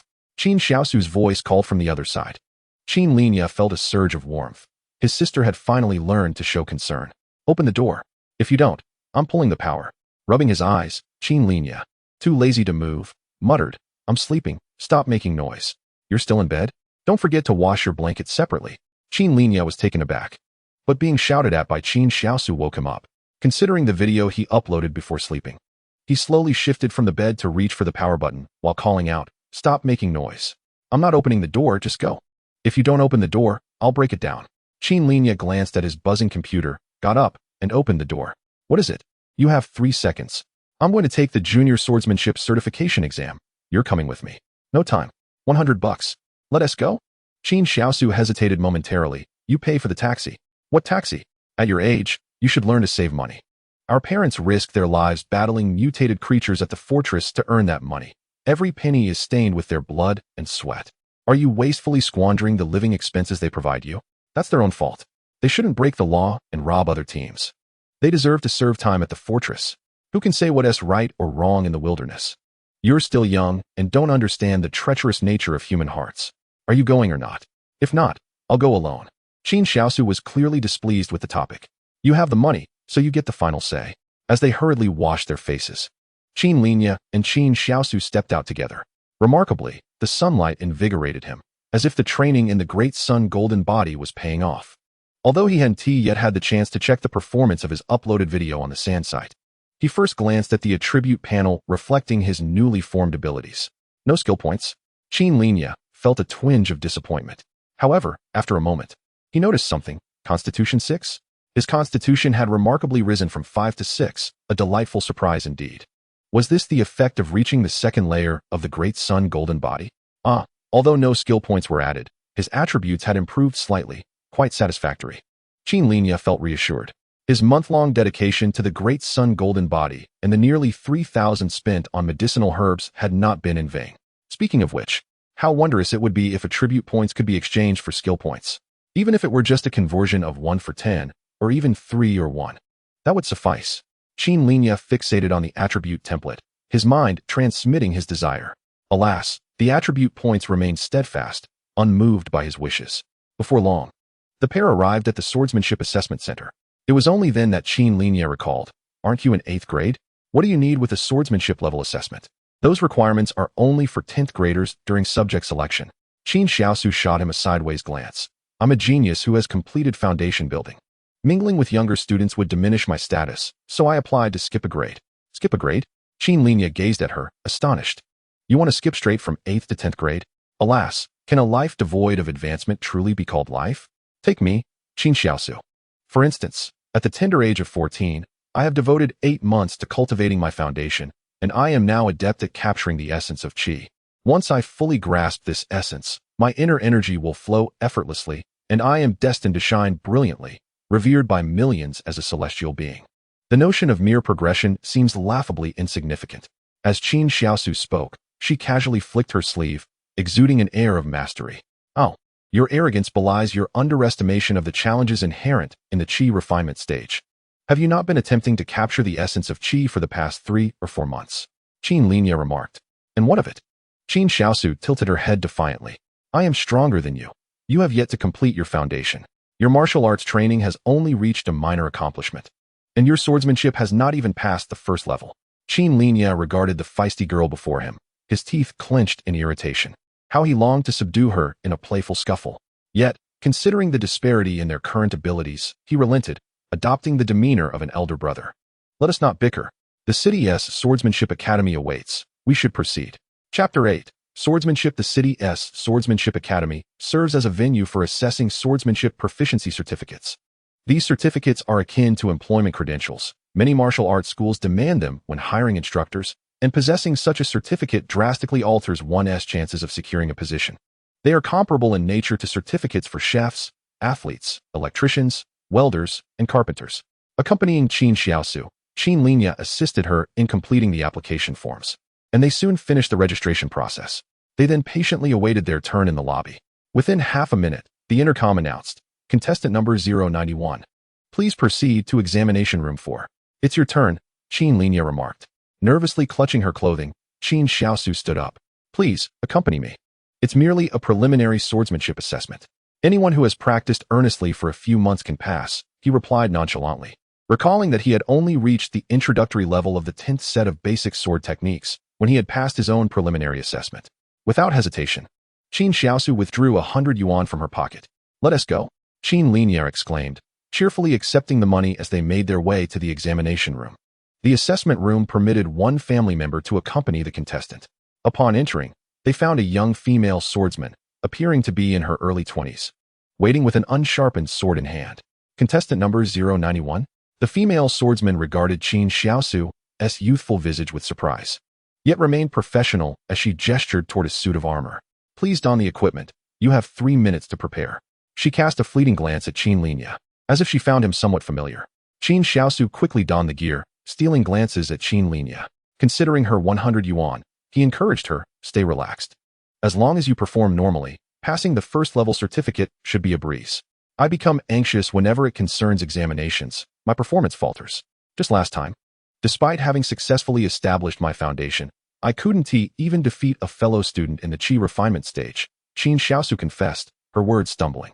Qin Linye pondered for a moment, then exclaimed, Wait, you couldn't defeat a fellow student in the Qi refinement stage? But you've established your foundation. Yet, no one claims that obtaining a driver's license necessitates being able to drive, she retorted. Qin Linye opened his mouth, momentarily at a loss for words. Her logic was indeed sound. However, she was only in 8th grade. Prior to 10th grade, there were no stringent requirements for swordsmanship or martial arts, and any student achieving an introductory level in those disciplines would be deemed exceptional. In other words, Qin Xiaosu's practical abilities were inferior to his own. Realizing this, Qin Linye felt a surge of energy and a sense of clarity washed over him. Xiaosu, it's merely a preliminary swordsmanship examination. Even if you do not pass, it matters not. You are destined to enter the Academy of Cultivators and become a sword immortal. Do not fret. Even the highest level of swordsmanship certificates would pale in comparison to the sword chi of a sword immortal. While swordsmanship may not hold the same significance for cultivators as it does for martial artists, it still warrants diligent study. The female swordsman interjected, Indeed. While martial artists may lack the prowess of sword immortals in combat, there are precedents of martial artists challenging sword immortals. The legendary sword Saint Li Qiudao once faced the 12-sword chi of the true spirit Zhuo Qianxiu with his unparalleled swordsmanship. She added emphatically, Zhuo Qianxiu has mastered only 12-sword chi. Isn't it true that once one reaches the true dance stage, sword cultivators primarily focus on their innate flying swords? Qin Linye countered, demonstrating his understanding of foundational knowledge. The female swordsman opened her mouth, but found herself unable to retort. After a moment, she coldly declared, Time's nearly up, let us commence the assessment. Upon witnessing the swordsman's demeanor, Qin Xiaosu's grip on her sword trembled. Qin Linye sighed in resignation, finally grasping why Qin Xiaosu, despite having established her foundation, struggled to rank within the top 50 of their school. Each time he raised his voice at home, she would immediately shrink back in fear. 3 minutes have elapsed. If you do not attack, I shall make my move, the female swordsman stated impassively. I understand you. But on the battlefield, Enemies do not afford you the luxury of preparation. I will attack you with the 19 basic sword techniques. Prepare to receive my blade. Her last sentence was clearly directed at Qin Xiaosu. With that, she lunged forward, her sword slicing through the air like a streak of cold light aimed at Qin Xiaosu. Despite her warning, the overly anxious Qin Xiaosu appeared frozen in place, paralyzed by fear. Dodge! The female swordsman exclaimed. The contestant stood petrified. And even as the swordswoman hastily withdrew her blade, she was still a fraction too slow. Watch out! Qin Linye shouted, quickly stepping in. With his mastery of the foundational sword techniques, he effortlessly anticipated the trajectory of the female swordsman's attack. He formed his fingers into a sword shape and directed them toward her blade. Buzz! The swordswoman's weapon was deflected with ease. Startled by the sudden disruption of her technique, the female swordsman's expression shifted. Connecting the dots from earlier, she was incensed. Family members are prohibited from interfering with the assessment. With a swift motion, she redirected her blade to cast Qin Linye aside and continued her assault on Qin Xiaosu. Could she still be considered a contestant? Observing Qin Xiaosu's seemingly dazed expression, Qin Linye was compelled to confront the female swordsman once more. Bang! Bang! Bang! He fought unarmed, wielding his fingers like a sword, and quickly engaged the female swordsman in a flurry of exchanges. Each time, his pointed fingers effortlessly dismantled her techniques, even as the female swordswoman showcased her skills. Surpassing the expected standards of the preliminary assessment, she could not shake Qin Linye's unwavering presence. How is this possible? After executing her full set of 19 sword techniques, without even grazing Qin Linye's clothing, she found herself momentarily dazed. In the course of the entire battle, Qin Linye wielded not a sword, but merely 2 fingers to represent his blade, effortlessly dismantling her intricate 19 sword techniques. The pain was excruciating. Had I not cultivated the great sun golden body to the second layer, the repeated collisions of my fingers against her sword, even one without a sharpened edge, would have left them swollen and bruised. Observing the female swordswoman pause, Qin Linye hastily shook his fingers. It was evident that she was a formidable practitioner who had established her foundation. He could not afford to continue the confrontation. This woman has lost her mind. Xiaosu, we must leave, he declared, swiftly pulling the still-dazed Qin Xiaosu along as they hurried out. Only after about 10 seconds did the female swordswoman seem to awaken from the shock of the encounter, urgently calling out, "Wait, you haven't removed your protective gear." As she pursued them, she realized that the armor was carelessly placed beside the entrance. Raising her gaze, she caught a fleeting glimpse of Qin Linye and his companion, who had already vanished from sight. Reflecting upon the radiant golden aura he emitted during their duel, she found it hard to believe that it was indeed real. Chapter 9. Video Zihan, what is the matter? At that moment, a middle-aged woman in her 30s emerged from an adjacent office, responding to the commotion. Director Xia, the female swordswoman greeted her promptly. Was there someone causing trouble just now? No. She quickly waved her hand, then hesitantly inquired, Director, do you think it's possible for someone to cultivate the great sun golden body to minor success within a month? To achieve minor success in a month? Director Xia chuckled in disbelief. How could that be? The Bodhi Dragon child took a full 3 months to attain minor success in the great sun golden body. Is there truly someone with greater talent for cultivation than him? What if I told you that someone might have actually accomplished it? Director Xia's expression became serious as she regarded her. You are not jesting, are you? Director, follow me. I have a video to show you. Your experience will help in its assessment, Zhao Zihan stated. Quickly retrieving her phone from her break room and logging onto a platform to find a video from her browsing history. This is incredibly challenging. With my 1-star aptitude, I nearly collapsed while attempting to cultivate the great sun golden body. Director Xia read the title aloud, then continued, aptitude, in essence, refers to the compatibility between one's physical form and vital energy. The higher the aptitude, the greater the absorption rate of vital energy. For instance, a 5-star practitioner can extract 10 points of spiritual energy from a spirit stone, while a 1-star practitioner can only garner 1 point, 10-fold difference. Martial artists utilize materials that enhance their vitality, which have lower aptitude requirements, but the difficulty of cultivating the great sun golden body with 1-star aptitude is exceedingly high. It is a futile endeavor. As the comments on the video refreshed continuously, viewers expressed their incredulity. I couldn't resist clicking on this title. It seems like another lighthearted day. Is there yet another unfortunate soul crumbling under the pressure? A 1-star aptitude attempting the great sun golden body. How amusing. Pat your head. If you're feeling down, message me. For a little compassion is necessary among people. I'll treat you to tea. You only need to cover the cost of the tea. Warning. This video may induce strong discomfort. It is recommended to click the upper right corner. Director Xia chuckled at the comments. Are these remarks truly insightful? She continued watching. Zhao Zihan noted that Qin Linye's video was merely 4 minutes and 46 seconds long, and the beginning featured a rather monotonous montage of his daily training over the course of 29 continuous days. Fortunately, this segment lasted less than 2 minutes. At 1 minute and 56 seconds, the previously sparse barrage of comments surged geometrically. High energy ahead. Double take. Special effects are about to launch. At least 80 cents. The director truly put in effort. Do not discourage him. This must be the lighting technician's work. Add a chicken leg. Oh no.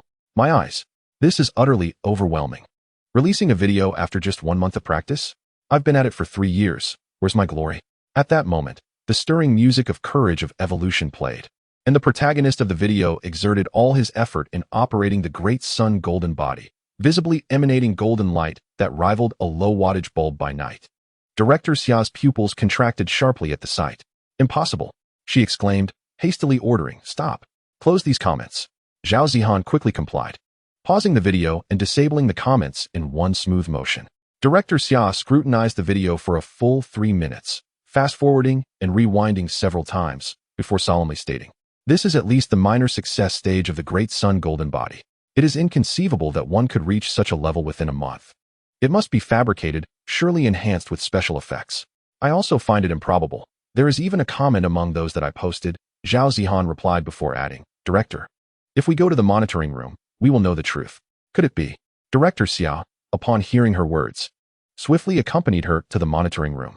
Director, the duty personnel greeted upon their entrance. I'll adjust the monitor, Director Xia said, glancing at Zhao Zihan. Zhao Zihan promptly replied. It was just now, in the 4th assessment room, likely between 10:50 and 10:55. The duty personnel quickly operated the system, bringing up the footage from the 4th assessment room. Given that injuries sometimes occurred during evaluations, and occasionally individuals would cause disturbances at the swordsmanship hall, high-definition cameras had been installed to capture clear images, even from a higher angle. Both Director Xia and Zhao Zihan could clearly see the radiant golden light emanating from Qin Linye as he engaged in combat. How could this be? Director Xia pondered for quite some time. The repeated clashes of his fingers against Zhao Zihan's sword left her speechless. It was indeed genuine. Director Xia found it hard to believe that he truly spent a month cultivating the great sun golden body to minor success. Based on the footage, it appeared that his great sun golden body was not far from achieving minor success. As for his claim of mastering it in 1 month, Director Xia was reluctant to accept. She suspected he had merely brought his cultivation to the threshold of minor success, recording the breakthrough process over the month. However, considering the medicinal herbs he used and the series of methods employed, she ultimately instructed the duty personnel, please send me a copy of this video. I need to speak with the director. Understood, the duty personnel replied, promptly executing the request. As Director Xia hurriedly departed, she cautioned Zhao Zihan, please investigate his information and find out which school he attends. Though I am skeptical that anyone could cultivate the great sun golden body to minor success in a month. If it is indeed true, our Minghua city may be on the verge of producing a genius to rival the Bodhi dragon child. Understood, Zhao Zihan replied with enthusiasm. A genius to rival the Bodhi dragon child. Reflecting on her previous unwarranted rebuke of this individual for seeking attention through dubious means, she felt a pang of guilt. Coupled with the numerous disparaging comments, she promptly added, make sure to copy the video for me as well. Of course, this woman is undoubtedly experiencing hormonal imbalances.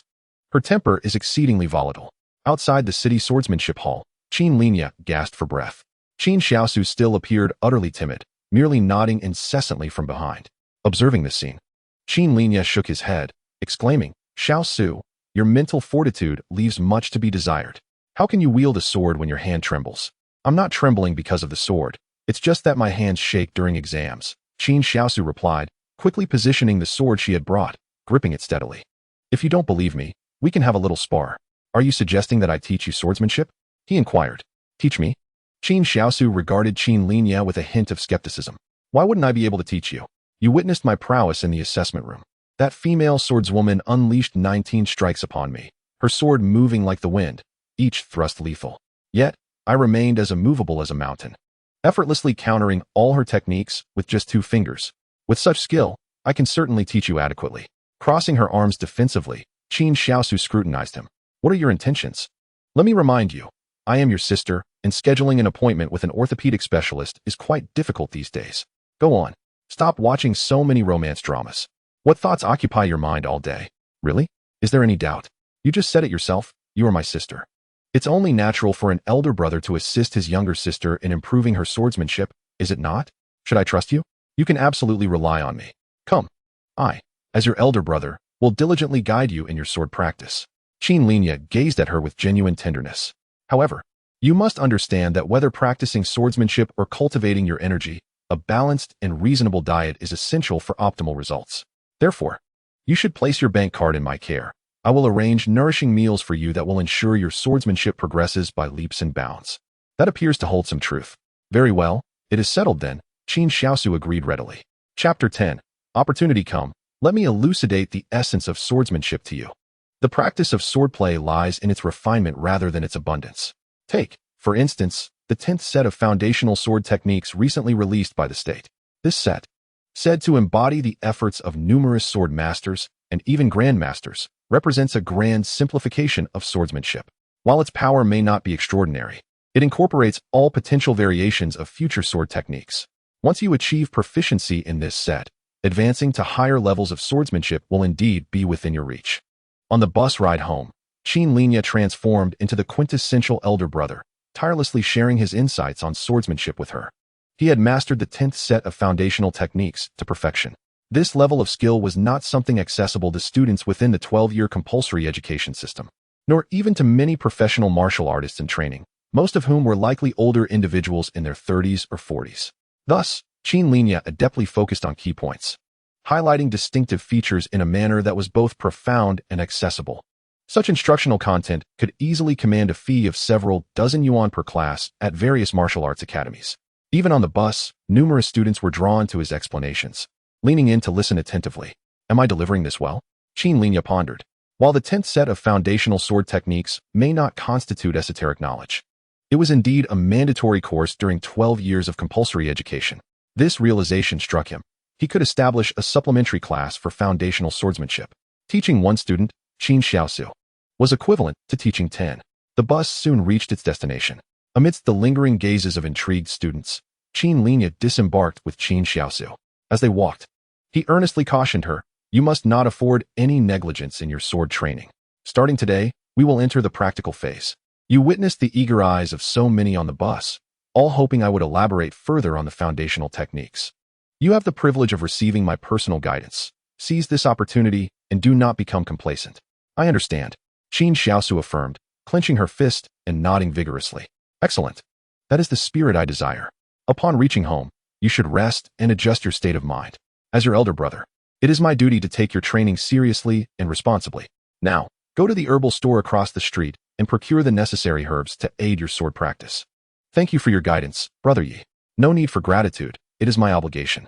After all, you are my most adorable and beautiful sister. I can never refuse your requests.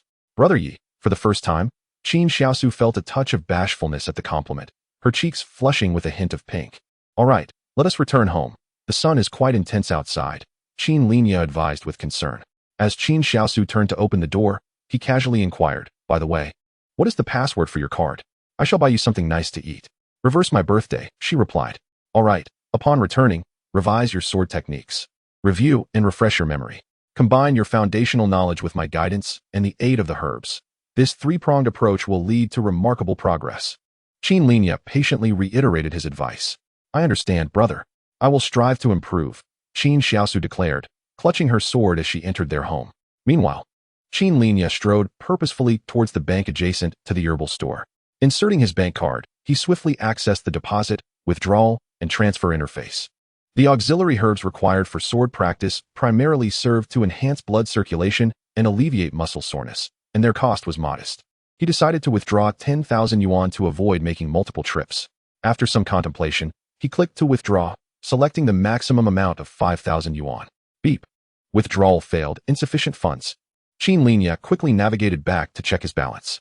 Upon seeing the displayed figure, his expression darkened. He finally understood why Qin Xiaosu had so readily relinquished her bank card. Balance, 127 yuan. Your parents have been sending several thousand yuan each month for your training. And this is how you squander it? Qin Xiaosu, I had assumed you were a well-behaved girl, but it seems I was mistaken. Qin Linye recalled his earlier masterful performance, withdrawing the card, turning, and leaving in one fluid motion.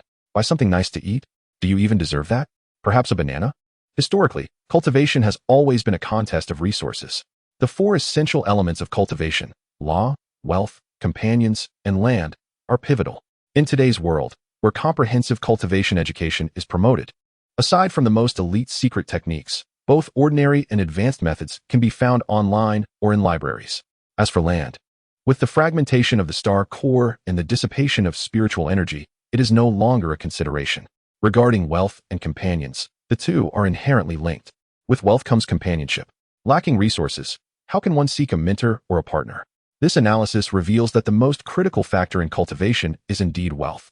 Thus, the phrase spin to cultivate originates from this very notion. Qin Linye opened his phone and quickly searched for the largest nearby swordsmanship academy, Longting. Establishing a supplementary class for foundational swordsmanship might be impractical, given the procedural requirements he was unfamiliar with. Therefore, joining a swordsmanship academy to gain experience while assessing the supplementary class market seemed a more pragmatic approach before venturing into entrepreneurship. The distance was a mere 4 kilometers. Qin Linye promptly set off towards Longting's swordsmanship academy. As for Qin Xiaosu's lunch, one missed meal would not lead to her demise. Moreover, at such an age, wouldn't one be capable of resolving their own issues? Half an hour later, Qin Linye arrived at the Tunglong Swordsmanship Academy. In under 20 minutes, he emerged from within. A swordsmanship certification? A health certificate? A language proficiency certificate? A professional qualification certificate? Must a mere swordsmanship instructor possess such an array of credentials? Qin Linye returned home with a stern expression. His thoughts had been rather simplistic. Over the past 2 years, although he had taken on summer jobs, they had mostly been mundane tasks at bubble tea shops, shopping malls, and chain restaurants. Ding! At that moment, a notification popped up on Qin Linye's phone.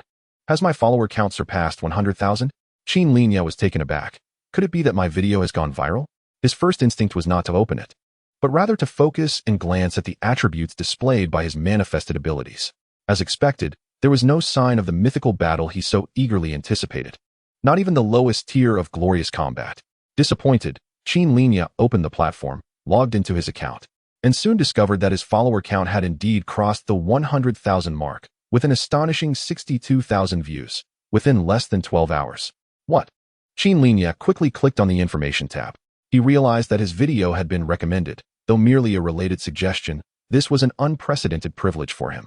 After watching for a moment, Qin Linye opened his video. Almost immediately, a flurry of comments appeared.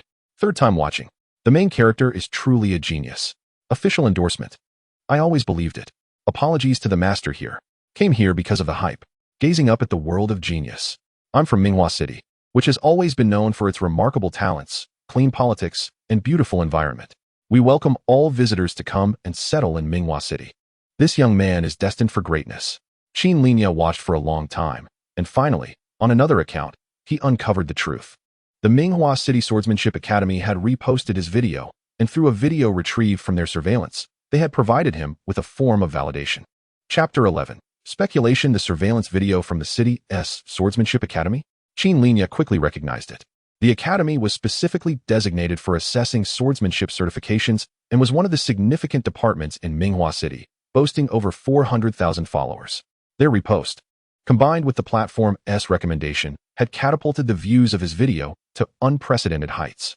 Such an opportunity was rare and invaluable. Still no evaluation? Qin Linye scanned the abilities interface once more. With the surge in discussions, it seemed likely that future views could surpass 1 million. Yet he still had not received an evaluation. To think that such fortuitous circumstances might not arise again for several months was disheartening. What if my approach is misguided? Qin Linye meticulously examined the method by which he had received his last evaluation. The elderly man had suddenly attacked him, and he had instinctively pushed back, resulting in the man's instant demise. This incident had gone unnoticed, causing no significant impact. However, he acknowledged the possibility that it might have had repercussions unbeknownst to him.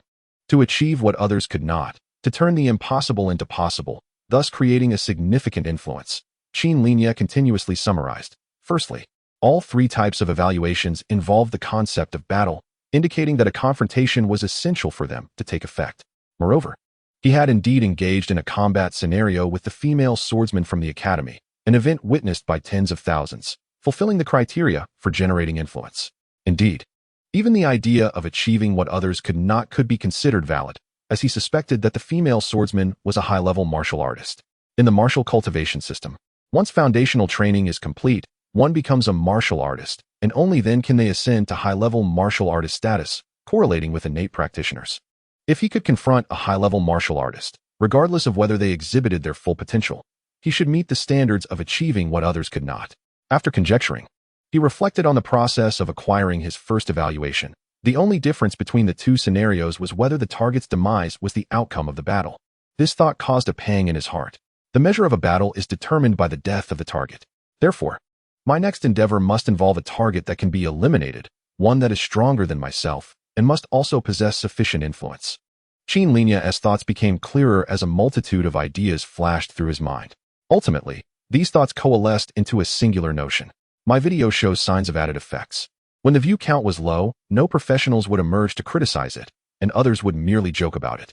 Yet now, with the view count soaring into the hundreds of thousands, there would undoubtedly be those who are envious. Coupled with the undeniable evidence of the added effects, this could spark a series of discussions.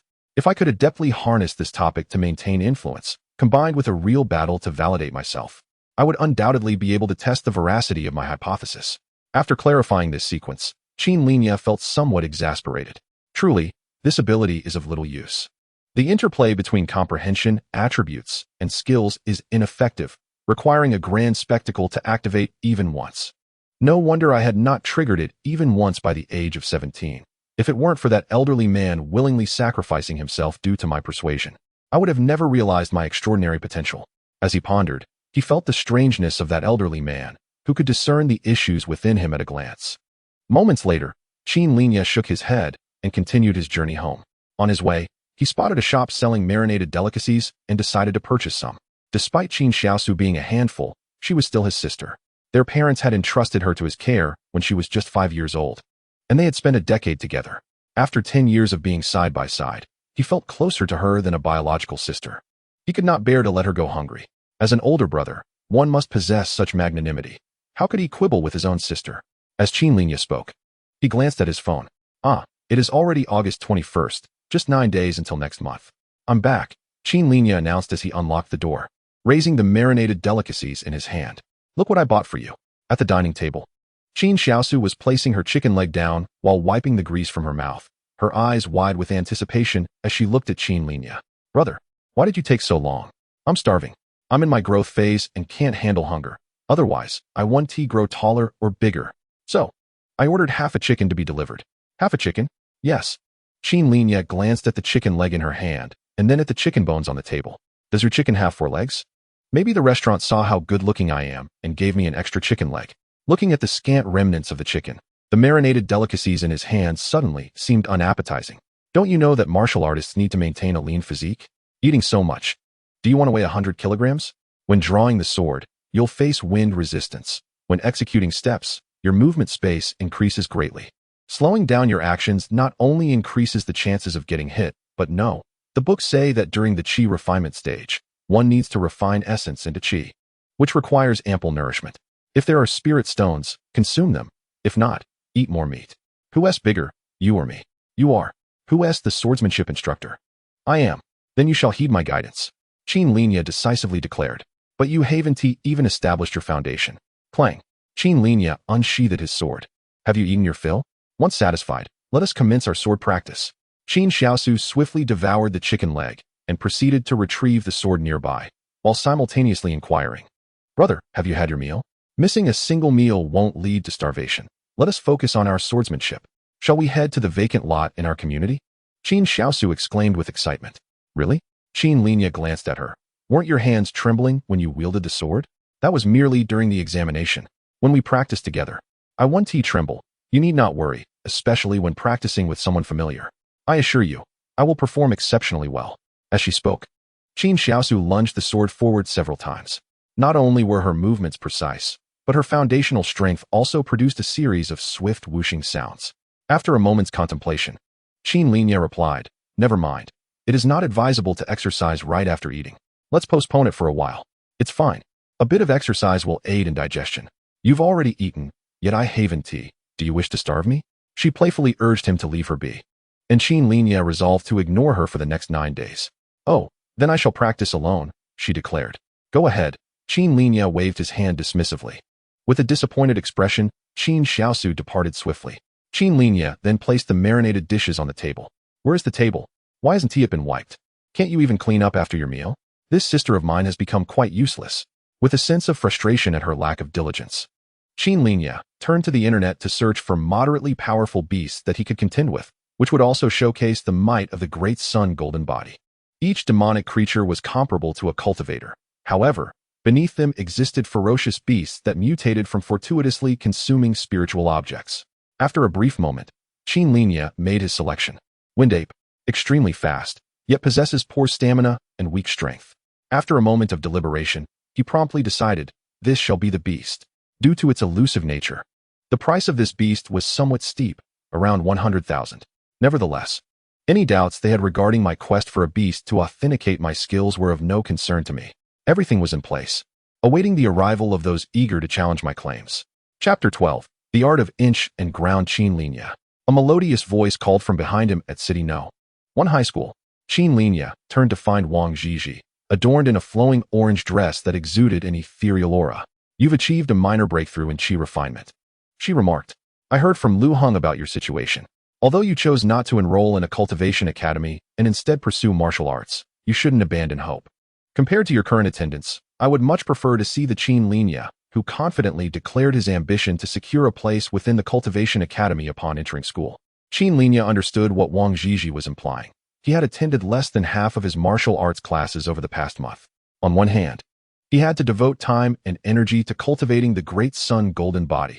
On the other hand, it wasn't that he refused to attend class, but rather that his progress in martial arts had surpassed that of his contemporaries. He had already mastered the foundational body techniques and basic swordplay taught by his mentor, rendering attendance somewhat redundant. I am aware of your impressive results in body refinement, but your swordsmanship leaves much to be desired, Wang Zhizhi gently advised. I hope you don't let the prospect of not gaining admission to a cultivation academy cause you to sink into despair. While the path of martial arts may not match that of a sword immortal, achieving success in your practice can still lead to prominence.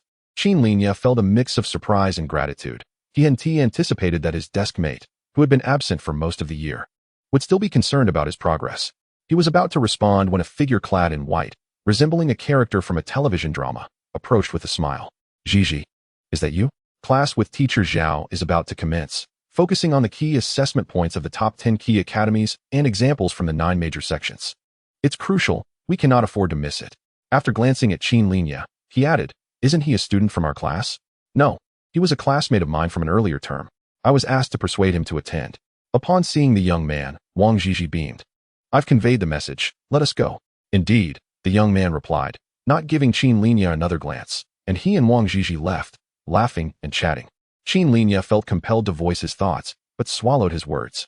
The young man was Jin Hongyan, recognized alongside Li Ming, Wang Zhi, and Han Jiangxue as a prodigy poised to enter the cultivation academy. Among the four, Jin Hongyan was the most distinguished, having refined his true qi a month prior when classes were reorganized.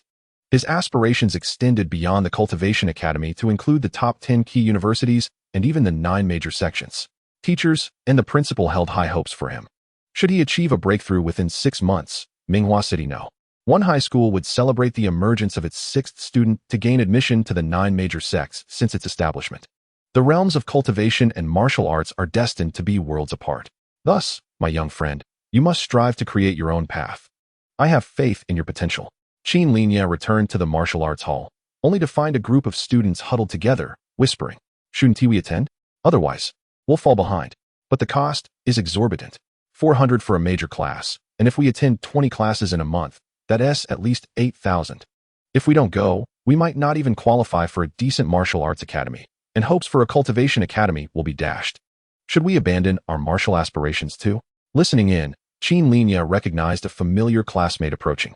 Zhongli, what is happening? You don't attend classes anyway, so you needn't worry, Zhongli replied, casting him a sidelong glance. After a moment, his desire to vent continued. I thought Wang Hong was something special.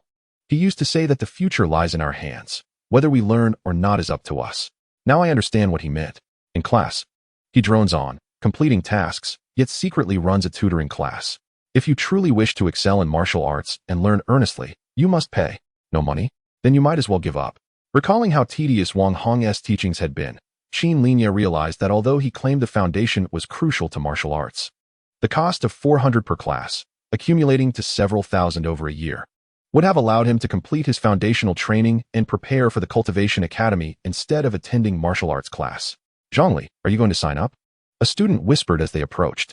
I'll talk to my parents first. What if he holds a grudge against us? Zhongli replied hesitantly. Hearing this, Qin Linye had no need to ponder his own situation. 400 per class? All the money he had combined didn't even reach 1,000. And that was with Qin Xiaosu's 300 included. With such a meager sum, he couldn't even afford 3 classes. Reflecting on the basic body techniques and swordplay taught by Wang Hong, which were at best on par with his own skills, he turned and walked out of the martial arts hall. Hey, Qin Linye, are you really giving up? Not going to practice martial arts anymore? Zhongli called after him. Qin Linye merely waved his hand. Qin Linye's academic performance is quite commendable, ranking within the top 100 of the school. If he were to forsake martial arts training, he still harbors hopes of gaining admission to a prestigious university. However, he muses that perhaps he should abandon it, as it is both arduous and taxing, compounded by the indifference of his instructors, as murmured by his classmate Zhang Li. The winged ape, characterized by its remarkable speed, possesses relatively inferior strength and stamina. Yet, without a solid defensive skill, the great sun golden body at the second level might not withstand the winged ape until its energy is depleted. Qin Linye perused the library meticulously and soon discovered the technique he sought, the inch ground technique. This is not a swordplay, but rather a defensive method that integrates body movement and footwork. Within a mere inch of space, it renders one invincible, not in the sense of defeating an opponent, but in the ability to evade harm altogether. This notion of invincibility is indeed justified. From this, one can glean the distinctive nature of the inch ground technique. Having absorbed the foundational theory through reading, Qin Linye resolved to embark on self-study for his martial arts journey. He committed the inch ground technique to memory, recognizing that cultivation is an intensely personal endeavor. Just as with spiritual cultivation, martial practice is equally solitary. Thus, the school has always been lenient regarding self-study applications for both spiritual and martial examination candidates, provided their academic performance remains satisfactory. Take Wang Zhizhi, for instance. Despite having enrolled for quite some time, she has spent less than half of it within the school premises. After jotting down the inch ground technique, Qin Linye began to delve into its intricacies. The process was seamless. An hour later, he closed the text, mentally rehearsing the technique, and with a graceful step, he glided forward a meter, only to pivot and effortlessly glide sideways half a meter, moving like a specter. After mere minutes of practice, a glimmer of delight appeared on Qin Linye's face. Success. Just then, an elderly man wearing reading glasses, appearing to be in his 60s, called out, "No dancing in the library. If you wish to dance, go to the dance studio." This was the librarian, whose name he did not know, only that his surname was Xie. "My apologies, I momentarily lost myself in inspiration and couldn't help but practice. I shall take my leave," Qin Linye responded, offering his apologies once more before departing the library. Chapter 13. Opportunities must be earned by one's own efforts. Thanks to the alliance leader of Sword devouring the world for his support. Not borrowing any more books? No, I've memorized it, Qin Linye replied, returning the book and apologizing once again before exiting. Memorized it? Not bad, young man, the elder muttered. Glancing at the book Qin Linye had perused, the inch ground technique left behind by Lei, he observed the lad's earlier footwork and pondered whether he had indeed practiced it. Is he a genius? After a moment's contemplation, he dismissed the thought, content to remain an interested librarian. Leaning back in his chair, he resumed reading his own book. Engrossed in the narrative, a wise figure once remarked, "Knowledge alters destiny. Knowledge shapes the future." For instance, within the pages of the retirement life of a former principal, he gleaned a wealth of insights. Qin Linye resided in a community built in 2005, neither particularly new nor old, comprising rows of 6-story apartment blocks. The entire complex consists of 16 buildings. He occupied a ground floor unit, complete with a small garden. This was a subsidized housing project by the Chongqing Group. Although the apartment measures a modest 81 square meters, the lack of shared space renders it comparable to those exceeding 100 square meters in the market. After practicing the inch ground technique in his garden for about an hour, Qin Linye concluded his training, took a shower, changed clothes, and sat down at his computer to review his video. The momentum was building. He glanced at the comments beneath the video. It was evident that post-production effects had been added. The Jian Shu Guan of Minghua City had endorsed him? What kind of backing was this? A genius? Recently, prodigies and talents had been emerging left and right. What phenomenon did this signify? I had specifically consulted professionals, and it was confirmed that the video included effects. The evidence was irrefutable. A fraud, without a doubt. After watching this video, I was left trembling with rage. What is happening in this world? How long will this deception persist without punishment? Tears streamed down my face. When will honest practitioners like us ever have our day in the sun? Qin Linye continued to read through the comments. At that moment, a notification chimed on his desktop. Upon opening the message, Lu Hong had sent a link along with a message. Yezi, is this you? Yes, Qin Linye replied, glancing at the title. Lu Hong was well aware of his video endeavors. After finally gaining traction with a successful video, garnering a surge in attention, it seemed envy had arisen, and someone was attempting to manipulate the narrative. In the midst of messaging, Lu Hong sent another link. Upon clicking it, Qin Linye discovered the message originated from another major domestic video platform, Yi Video. The article vehemently criticized the review and recommendation system of Sha Station, asserting that for profit, any shoddy video could be featured in the recommendation section, disregarding user experience and the issue of misinformation. It speculated that private recommendations had become overtly commercialized, among other accusations. Qin Linye's video was merely used by Yi Video as a pawn in their attack against Sha Station. Yi and Sha Station frequently engaged in public disputes, each incident drawing significant attention, which ultimately benefited Qin Linye. Greater impact meant greater advantage. Observing this unfolding situation, he felt a sense of anticipation. The situation had yet to reach its zenith. Yet, in pursuit of his plans, he decided to stoke the flames further. Logging into his Sha Station account, he swiftly posted an update. The recommendation system of Sha Station has always been fair and just. As for the virtues of Yi, I shall refrain from commenting. Just think about their advertisements. Initially 30 seconds, then 60 seconds, and now a staggering 90 seconds. Let us not be swayed by the narrative. At this moment, many spectators were waiting to witness the drama unfold. In such circumstances, as one of the main characters, if he did not make an appearance, what would the audience have to watch? Should he fail to act, the topic would swiftly shift from his video to the clash between the two major platforms, leaving him sidelined. Therefore, he needed to occasionally ride the wave of attention. After posting his message, Qin Linye resumed his online search for information regarding the winged ape, seeking to understand its attack patterns and specific data. As time progressed, the topic's heat began to rise, even landing within the top 10 of trending searches. The Great Sun Golden Body itself carried substantial intrigue, and with this incident intertwining the conflict between Sha Station and Yi, both parties had engaged their public relations efforts, naturally escalating the topic's prominence. Ding ding ding. After a moment's watch, his phone suddenly rang. Upon answering, a voice quickly came through. Hello? Are you the esteemed 10,000 stars year of Sha Station? I am. Greetings, I am Song Baoguei, the head of public relations at Sha Station. You are likely aware of the information circulating online, and our professionals have verified that your video indeed pertains to. Qin Linye anticipated what he was about to say and knew what he wished to hear. He interjected directly. The video from the Jian Shu Guan of Minghua City is authentic, and my progress in cultivating the Great Sun Golden Body to a modest achievement within a month is also true. Having stated this, he promptly added, Are you looking to counterattack Yi? Yi has taken my video to create an article, leaving you in a rather passive position. Coupled with the undeniable suspicion that my video employs special effects, it seems you may be contemplating the deletion of my content. However, doing so would undoubtedly place you at a disadvantage. Given that I have indeed made some progress in cultivating the Great Sun Golden Body within a month, why not seize this opportunity to amplify the discourse? Only with engaging topics can we attract traffic and effectively promote the Sha platform. It is intriguing. Did you consider this while filming the video? Are you seeking fame through this? Song Baoguei inquired. I had such thoughts, though I did not anticipate that it would involve Yi and your platform. Qin Linye responded confidently, asserting that even without this incident, time would eventually bring me recognition. For I have genuinely made tangible progress in cultivating the Great Sun Golden Body over the past month. Song Baoguei, sensing the unparalleled confidence in his tone, found it hard to believe. Did you truly achieve such a milestone in just a month? Indeed, without a doubt. Moreover, should our collaboration proceed successfully, I will continue to share my progress in cultivating the Great Sun Golden Body on the Sha platform. I am quite optimistic that within the next 1 to 2 years, I will fully cultivate it. Given the current popularity of the Great Sun Golden Body, it is likely to attract tens of thousands, if not millions, of new users to the platform. 1 to 2 years to master the Great Sun Golden Body? Song Baoguei expressed skepticism, yet Qin Linye's words piqued his interest. What do you plan to do? Quite simply, in the realm of martial arts, regardless of the words spoken, it ultimately comes down to the true skills demonstrated. Opportunities are never merely awaited. The heavens reward the diligent.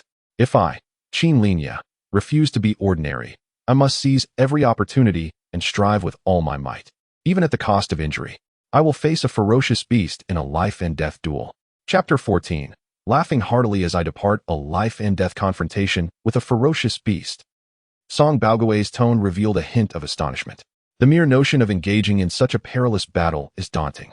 While it is widely known that one can earn $1 million salary by casually working in Syria during the summer, how many possess the courage to venture there? I wonder if the Sha platform has the gall to provide me with a wind ape? Qin Linye inquired. How can we trust you? In a life-and-death duel, the victor stands, while the loser lies down. Is that sufficient? Song Baoguei pondered for a moment before replying solemnly. I will report this proposal to my superiors. Though I cannot guarantee its approval, I will also post a message on the Sha platform to verify the authenticity of the Jinwu Academy video. We cannot allow the credibility of Minghua City's Jinwu Academy to be compromised. If you agree with my suggestion, then we should seize this opportunity to promote it and let more people see it. As for how you wish to wage war against Yuyi using this topic, as an 11th grade student, I cannot intervene. Qin Linye articulated his thoughts clearly, showcasing his advantages, an 11th grade student. Having achieved a minor success in cultivating the Great Sun Golden Body within a month, backed by the Jinwu Academy's endorsement. These aspects are all conversational fodder and influential. Regardless of the final outcome, I will provide you with a response. Song Baoguei's expression became serious. In the brief conversation, he no longer regarded Qin Linye as an ordinary student, despite their findings indicating that he was indeed a typical 11th grade student from Minghua City's No. 1 high school. Awaiting good news, Qin Linye ended the call. He logged onto his Sha platform account and posted a message. Martial arts. Cease the conflict with martial prowess. What does it mean to cease conflict? The victor lives while the vanquished perishes. The conflict ends. Verbal disputes are devoid of meaning.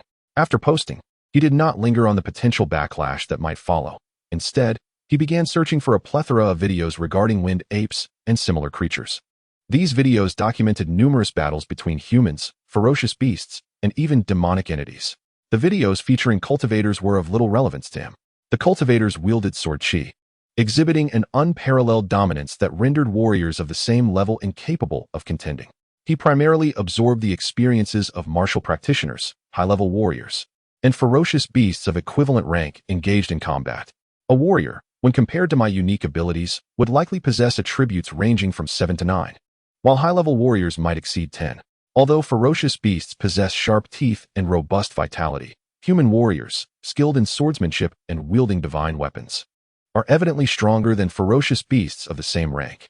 Should a direct confrontation occur, a warrior could potentially contend against 2 ferocious beasts. Thus, choosing to engage in a life-and-death duel with a ferocious beast rather than a human warrior is indeed the right decision. If the Sha platform is willing to provide a wind ape, the timing, location, and circumstances would be in my favor. In a life-and-death battle, Qin Linye dared not show any negligence. The interests of the Sha platform aligned with his own. If they were to supply the wind ape, they would surely select a weaker one, with attributes likely around 7 or 8. However, if the individuals from Yuyi were to provide it, there was a risk of facing a formidable wind ape with an attribute of 9, exponentially increasing the danger he would encounter. Half an hour later, Qin Linye's phone rang. The CEO has agreed. We expect to arrive at Minghua City Airport within 4 hours. The Minghua City Jinwu Academy is willing to provide a venue, and we will conduct a live broadcast there. Since transporting the wind ape requires some time, we will schedule the battle for tomorrow evening at 8 o'clock. Very well. I must clarify that to ensure the fairness and authenticity of the broadcast, there will not only be members of the Martial Arts Association in attendance, but also personnel from the notary office for verification. In other words, this battle will not allow for any deception. While we have yet to initiate any real action on our end, you are free to withdraw if you wish. I would not want that. I hope your confidence is commensurate with your abilities. Song Baoguei replied solemnly, let us meet tonight. The CEO has sent someone to assist you with martial guidance. Qin Linye understood that this was both guidance and an assessment. Without first-hand verification of his skills, the Sha platform could not genuinely place their hopes upon him. Understood. Qin Linye responded calmly. The 4 hours passed swiftly. despite the Sha platform not deliberately generating traffic. The attention on his posted message surpassed 100,000, attracting considerable discussion. While it did not propel him to the trending list, the comments on his video doubled, and its view count surged past 1 million. The barrage of comments had shifted from previous mundane remarks to expressions of support. A battle of life and death truly holds no meaning. Martial practitioners must earn their respect through combat. Without experiencing bloodshed and near-death encounters, what constitutes a true martial artist? A powerful statement, the victor lives, the vanquished dies, has compelled me to follow. I hope you do not disappoint me, just as you have professed. Did the master previously appear to be just a student? How can a mere student in an ivory tower articulate such words? Surely, there must be a well-crafted plan behind this. The master has a good appearance. The physique is commendable. Have you considered debuting as an idol? The messages in the barrage have always been rather frivolous. Yet some have begun to approach them with a more earnest attitude, which is a positive development, to avoid any subsequent impact on his mood and state. Qin Linye glanced for a moment before refraining from watching further. During these 4 hours, he has been nurturing his energy and spirit. Soon, he received a message on his phone stating, "We will arrive at the Carlton Hotel in half an hour." "I am on my way." Qin Linye replied affirmatively. The Carlton is the nearest 5-star hotel to his residence, merely a 15 to 20-minute walk away. The investigation into my capabilities has been thorough. Without resources, there is no privacy, no rights, only the struggle for life and death. Throughout these 4 hours, Qin Linye felt a flicker of tension and fear regarding the imminent life and death battle against a ferocious beast far stronger than himself. However, in this moment, all his tension and fear were cast aside. Death is not to be feared. What is truly terrifying is to die unnoticed, to fade away into obscurity, living a solitary life. Even if he must die, Qin Linye desires to attract the world's attention, to perish in a blaze of glory. Once dreamed of traversing the world with a sword, he murmured to himself, "Are you prepared?" After a brief pause, Qin Linye turned, entered his study, and picked up his sword. "I have managed to cultivate to the 5th step of foundation establishment over 2 years without any medication. It has never been a lack of effort or courage that has hindered me. Nothing can obstruct my path." Laughter erupted from Qin Linye, vibrant and full of life. With his sword in hand, he strode forth, laughing towards the sky, proclaiming, "Are we mere weeds in the wind?" Chapter 15.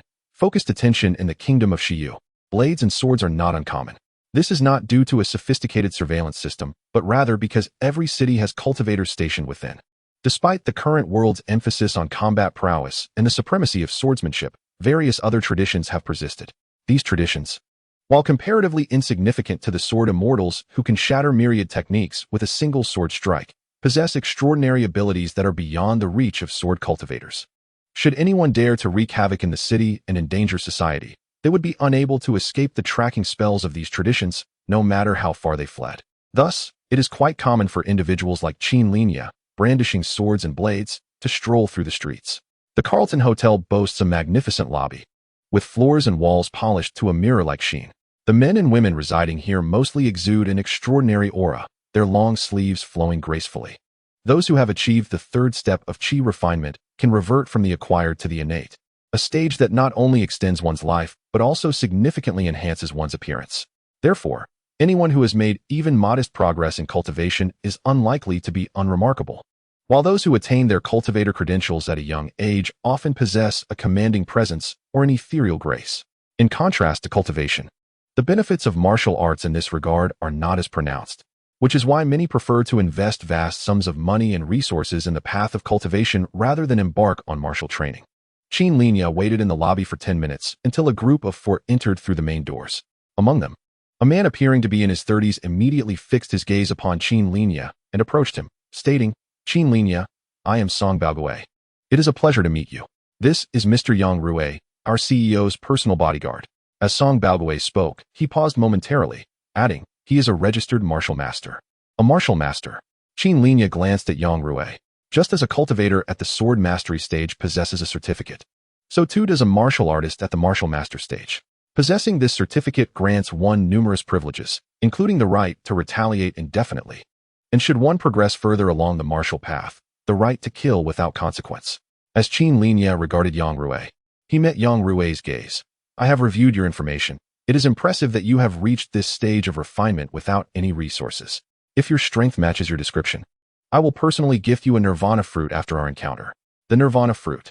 Qin Linye recognized this treasure as highly effective for blood refinement in cultivation. This item was once regarded as a quasi-heavenly material a millennium ago, but with advancements in technology, it has become possible to cultivate and transplant nirvana fruit trees, drastically increasing its availability and reducing its price. Nevertheless, a single nirvana fruit still commands a price of 50 to 60,000. With a nirvana fruit and the completion of his body refinement technique, he harbors hopes of finishing his foundation establishment within 6 months. However, before that, let me test your mettle, Yang Rui stated, heading towards the martial arts room of the Carlton Hotel. For a 5-star establishment, a gym, martial arts room, and meditation room are standard amenities. Qin Linye followed Yang Rui closely. Prior arrangements had been made by Song Baogui for a martial arts room, and under the guidance of staff, they soon arrived in a room measuring 12 meters in height and 20 meters in diameter.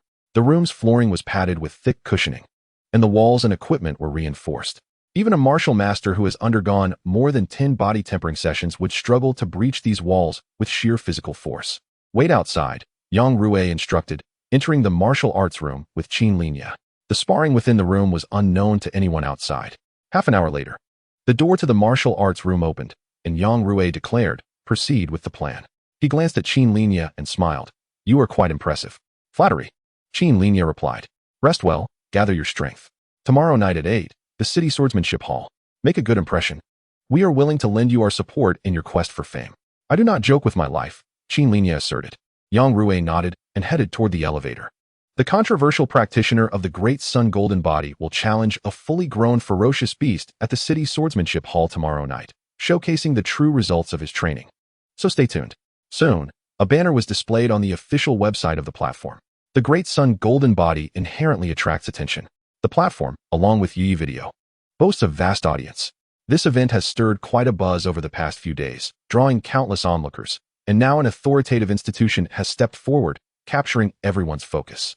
Martial artists rely on their abilities to speak for themselves. Whether one is a horse or a mule, it will soon be evident. Is it false to claim mastery of the Great Sun Golden Body within a month? Is it also false to confront a fully grown ferocious beast with the 5th step of foundation establishment? I support you. The Public Notary Office, City Swordsmanship Hall, Pharmacology Association, Martial Arts Association, and City Television Station are all involved. A live broadcast of the challenge against a fully grown, ferocious beast. And to do so without having established a foundation. Is there such audacity? I am all in. We martial artists fear not the battle. The platform officially accelerates its efforts. What was once limited to Qin Linye's influence quickly expands. His account on the platform experiences a meteoric rise in followers. From 100,000 to 300,000, then 500,000, and on to 700,000, with no signs of stopping. At this pace, by the time the battle truly arrives, his follower count may very well soar to 1 million. 1 million. While this may not place him within the top 100 of the platform's many personalities, it spares him years of effort that many others have expended. Certainly, these concerns are currently unstable. Should he falter in battle against the Wind Ape, he would not face true death, for the esteemed Swordsmanship Academy boasts numerous experts as witnesses. However, his reputation would undoubtedly plummet, and he could forget about continuing his endeavors in the arena. Even in the real world, his moral standing would hinder his acceptance into reputable martial arts institutions. It can be said that in this battle, Qin Linye has wagered a substantial portion of his future. Time swiftly passed, and before long, it was afternoon. Before 5 o'clock, Song Baogui's assistant had arrived alongside Qin Linye at the Swordsmanship Academy. Due to the considerable uproar surrounding this event, coupled with the underlying rivalry between the arena and Yi Video, the online discourse was fervent. This confrontation not only attracted the arena's followers, but also garnered attention from various media outlets. As Qin Linye arrived at the academy, the bustling atmosphere outside was unmistakable. Upon his descent from the vehicle, he was greeted by Song Baogui and Director Xia of the academy, who awaited him. Given the current situation, should Qin Linye prove to be hollow despite his bravado, it would significantly tarnish the academy's reputation. Conversely, if he were to triumph against the odds and defeat a fully grown ferocious beast with his unestablished prowess, it would undeniably validate the academy's discerning eye for talent. Hence, the academy took this matter seriously, dispatching Director Xia to assist throughout. Qin Linye has arrived. We trust in your abilities. Perform well, and do not succumb to psychological pressure. Director Xia approached him with a warm expression. Qin Linye nodded solemnly. Following this, he made a brief appearance and had a light meal. As time passed in anticipation, at 7:30, Song Baoguei re-entered the room where Qin Linye was resting. It is time to commence. Next, the notary will conduct a series of evaluations on your personal cultivation and the sword you will wield to ensure there is no foul play in your upcoming battle. To be as rigorous as possible, this battle must dispel all doubts. Qin Linye stood up. Song Baoguei regarded his composed visage. The opportunity lies before you. Whether you seize it depends solely on you. Chapter 16. The sword unsheathed in the martial arts hall of the Swordsmanship Academy. A grand indoor arena measuring 66 meters long and 60 meters wide had been established. At the center, a protective barrier measuring 10 meters by 10 meters and 6 meters high had been erected, resembling an arena for combat. Surrounding the arena, no fewer than 1,000 spectators had gathered. Among them, 1/3 comprised news media and staff, while the audience still exceeded 600. Qin Linye? It truly is him. I thought I was mistaken. In the audience, Su Chuchu gazed in astonishment at the figure emerging from the throng. Is he one of your former classmates? Inquired her companion. Shang Wan, a new acquaintance she had made over the past month, who had successfully established his foundation. He had come out to clear his mind after feeling frustrated for not having sensed Qi during the past 3 months. It seems he has indeed abandoned his training. Is he planning to debut as an idol? She mused. Without completing his foundation, how much attention could he possibly garner? It's akin to a professional gamer stuck in the Bronze League. No matter how impressive their record, they are unlikely to attract a following. When Qin Linye first enrolled, he boasted of his ambitions to gain admission to a prestigious martial arts institution and embark on the path of a sword immortal. His efforts in training were commendable, inspiring many, yet the fruits of cultivation do not solely rely on personal diligence. After 2 years, he has only reached the 5th stage of foundation building, far from the entry criteria of the 2nd stage of internal energy cultivation required by martial arts academies. Su Chuchu watched Qin Linye among the crowd, her expression tinged with regret. Shangwen glanced at her, feeling a twinge of discomfort. Unaware, Su Chuchu continued to observe the approaching media personnel. His popularity seems quite substantial. Does it not? It's merely riding the coattails of the sensationalism surrounding the clash between the arena and Yuyi. Moreover, his fame hinges on the spectacle of battling a ferocious beast. Unless he slays the wind ape, this may well be his final moment in the spotlight. To confront a fully grown ferocious beast without having established his foundation. Not even a warrior who has undergone the 2nd body refinement possesses absolute confidence. Su Chuchu expressed her concerns. As Song Baoguei and Qin Linye emerged, an assistant approached him. The live stream audience has surpassed 1 million. 1 million? Is that the actual figure? Indeed, it's the real count. As the battle nears, we anticipate the viewership to soar to 3 million, with the potential to reach 5 million. Song Baoguei nodded. Regardless of whether Qin Linye emerges victorious, merely attracting 5 million viewers to this live stream would not be deemed a loss for the arena. Furthermore, Yang Rui had already verified Qin Linye's combat capabilities, and as the personal bodyguard of the CEO, he held unwavering trust in him. At this juncture, the media had conducted a series of interviews with Qin Linye. Though he was the focal point of this grand spectacle, the media's genuine interest lay predominantly in the conflict between the arena and Yuyi, resulting in more inquiries directed at Song Baoguei than at Qin Linye himself. Suddenly, a microphone was thrust in front of Qin Linye. Qin Linye, you are merely an ordinary student from Minghua #1 High School, neither excelling in martial arts nor academics, and you have no combat experience. What emboldened you to engage in a life-and-death duel with a ferocious beast? Is it because you received prior knowledge that your life would not be in jeopardy? Qin Linye's gaze fixed upon the reporter. To question a warrior's resolve in facing a life-and-death battle? Is this not a desecration of the martial spirit? Yet you stand before me, a mere 5th-stage foundation builder, not even a true warrior. Warriors clash against life and death. And when I cast aside the fear of mortality to stand here, I embody that spirit. We perceive this as a diversion, the reporter interjected. Mr. Qin Linye, the notary requires to verify your cultivation level and sword, one of Song Baoguei's assistants called out.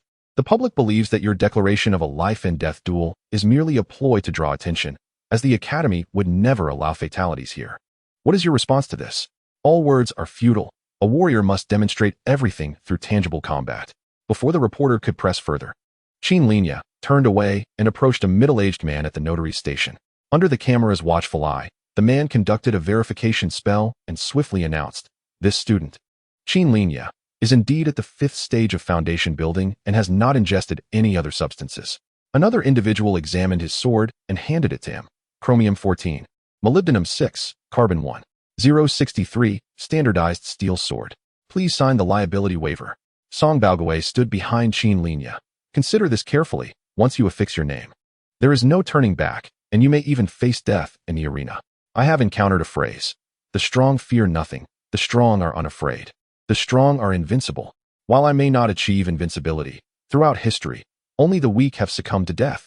When I step onto the stage, casting aside life and death, I can at least embody fearlessness and determination. With that, he signed his name without hesitation, turned, grasped his sword, and ascended the stage.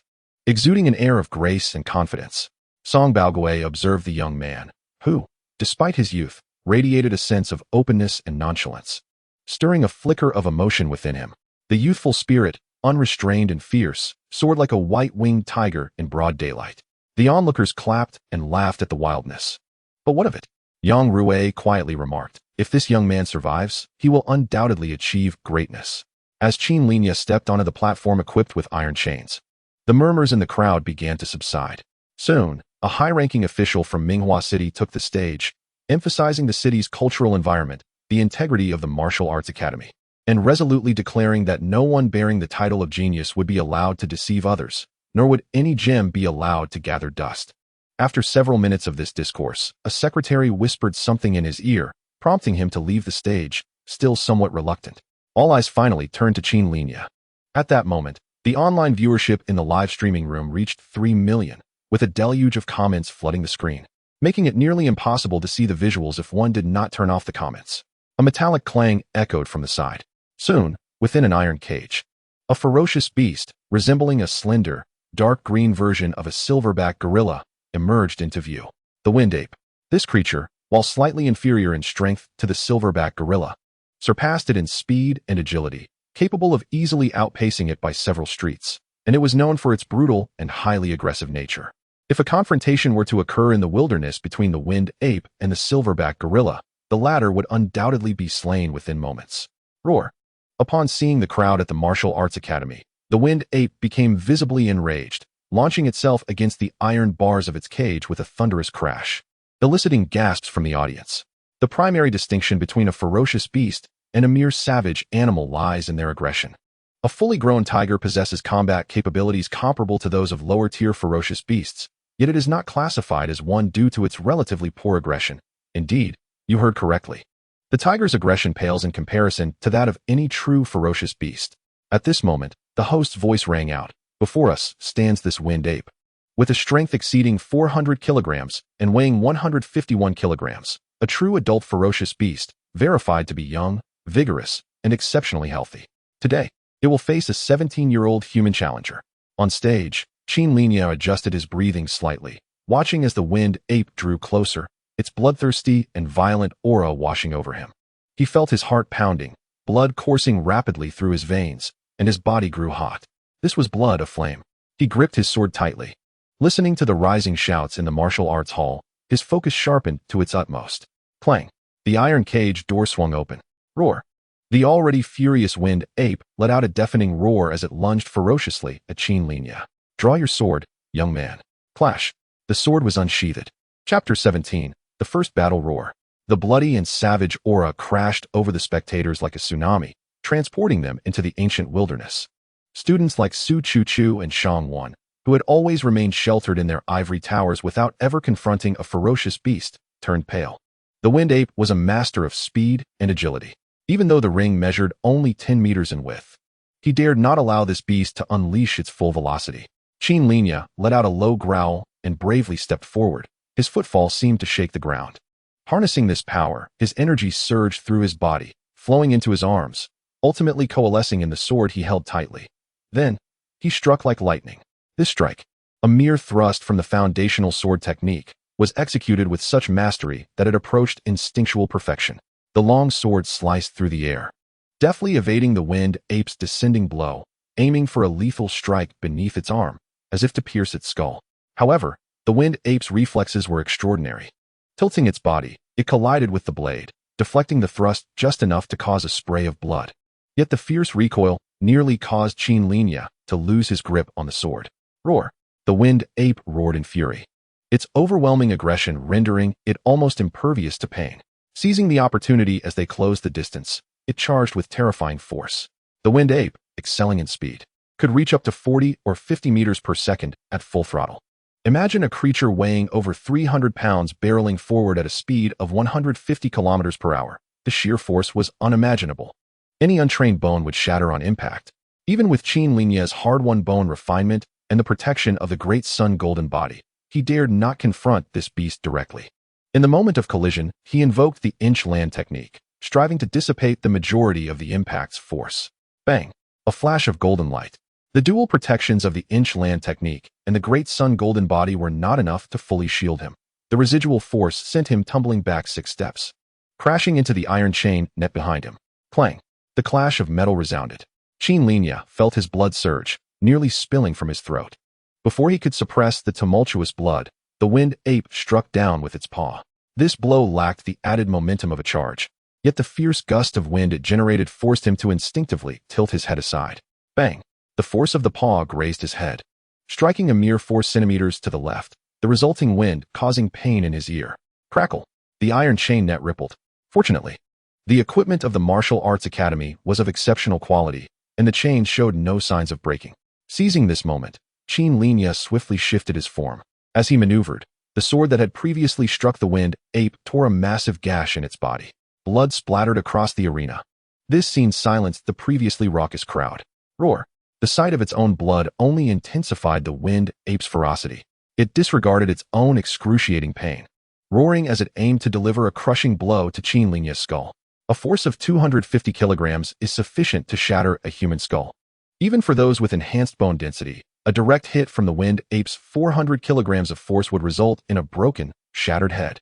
In a critical moment, Qin Linye swiftly raised his sword to block, but the winged ape's strike collided with the blade, transferring its momentum into his body. Bang! The great sun golden body shimmered, desperately absorbing the incoming force. His blood surged again, and he felt darkness creeping in at the edges of his vision. The sword he gripped tightly slipped from his hands under the violent tremor. Danger! The martial artist hired by the academy and Yang Rue instinctively leaned forward, poised to spring into action. The sword had been knocked away. Oh no! This was disastrous. Challenging an adult ferocious beast before completing foundational training? Truly, the ignorant are fearless. Murmurs spread through the crowd. Yet at that moment, Qin Linye's mind sharpened. A crimson mist erupted from his mouth, directed at the winged ape, obscuring its vision completely. Blood! A mouthful of blood instantly disrupted the winged ape's line of sight, causing it to roar in panic.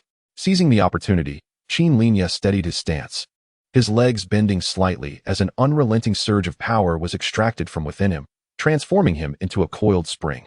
With a sudden thrust of his straightened legs, an explosive force erupted forth, akin to a mighty dragon surging through his being, culminating in a pure, overwhelming strength concentrated in his right fist.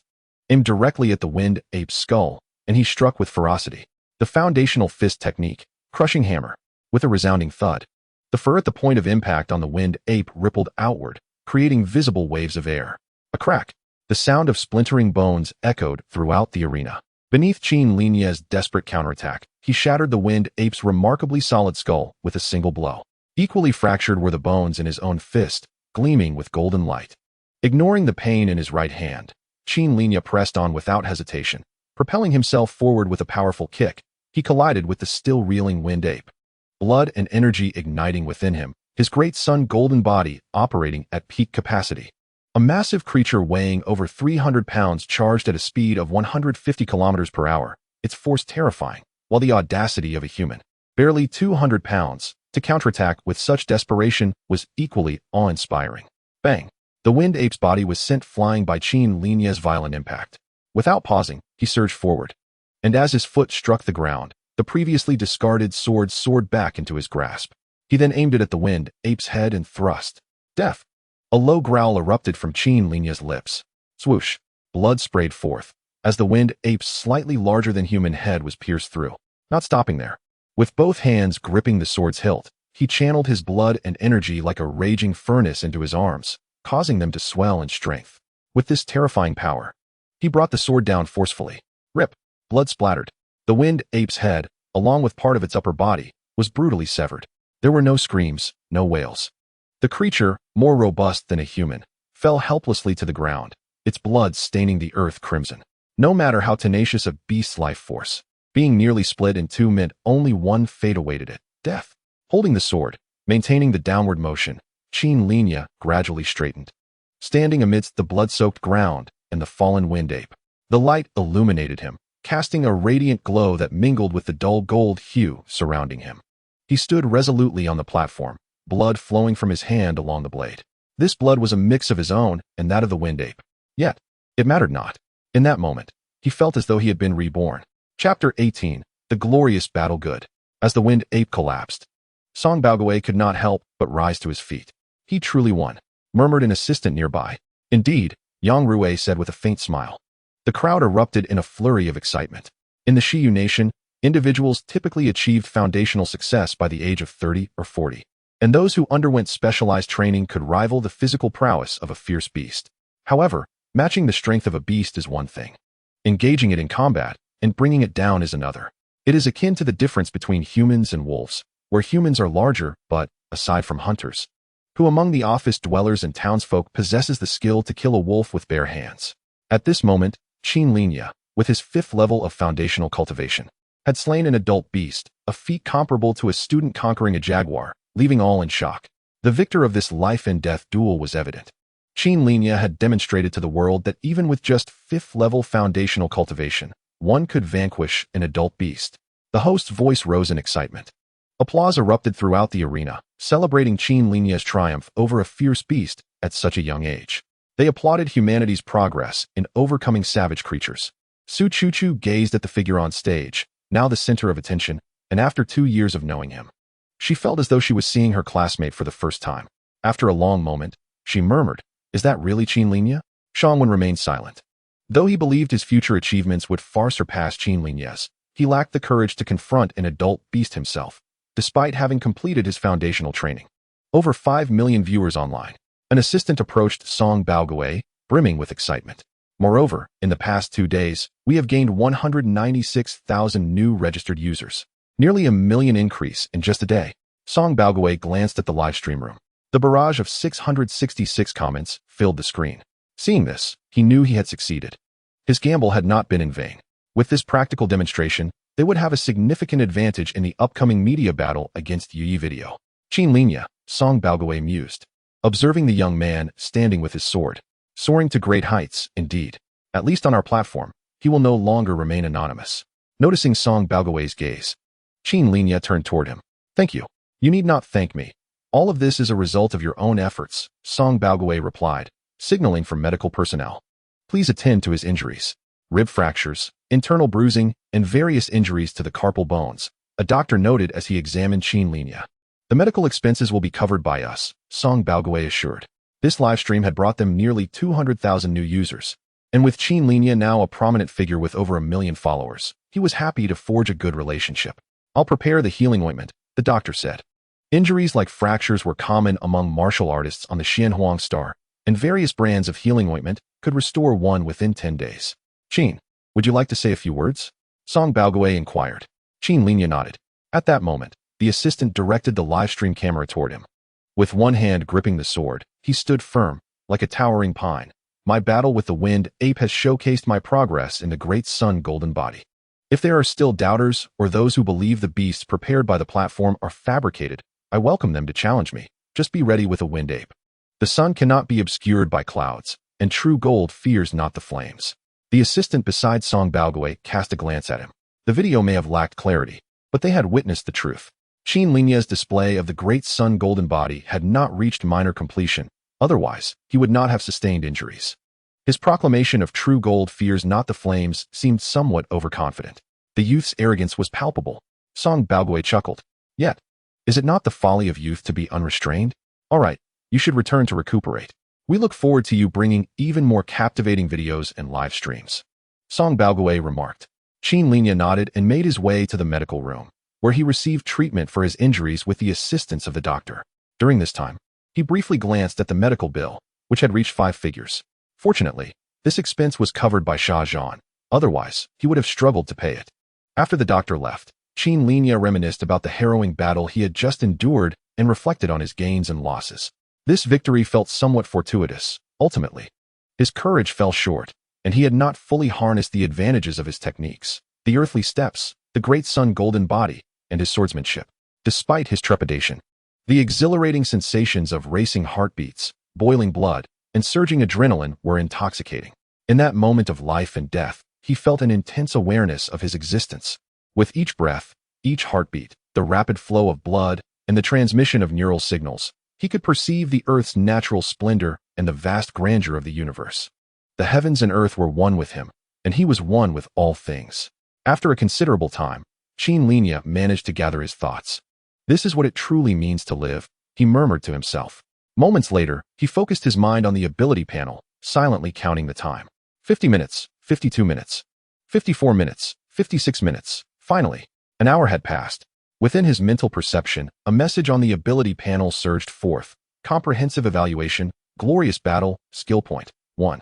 Upon reading those brief words, Qin Linye exhaled a deep sigh of relief. It's finally here. He leaned back in the reclining chair, feeling an unprecedented sense of ease.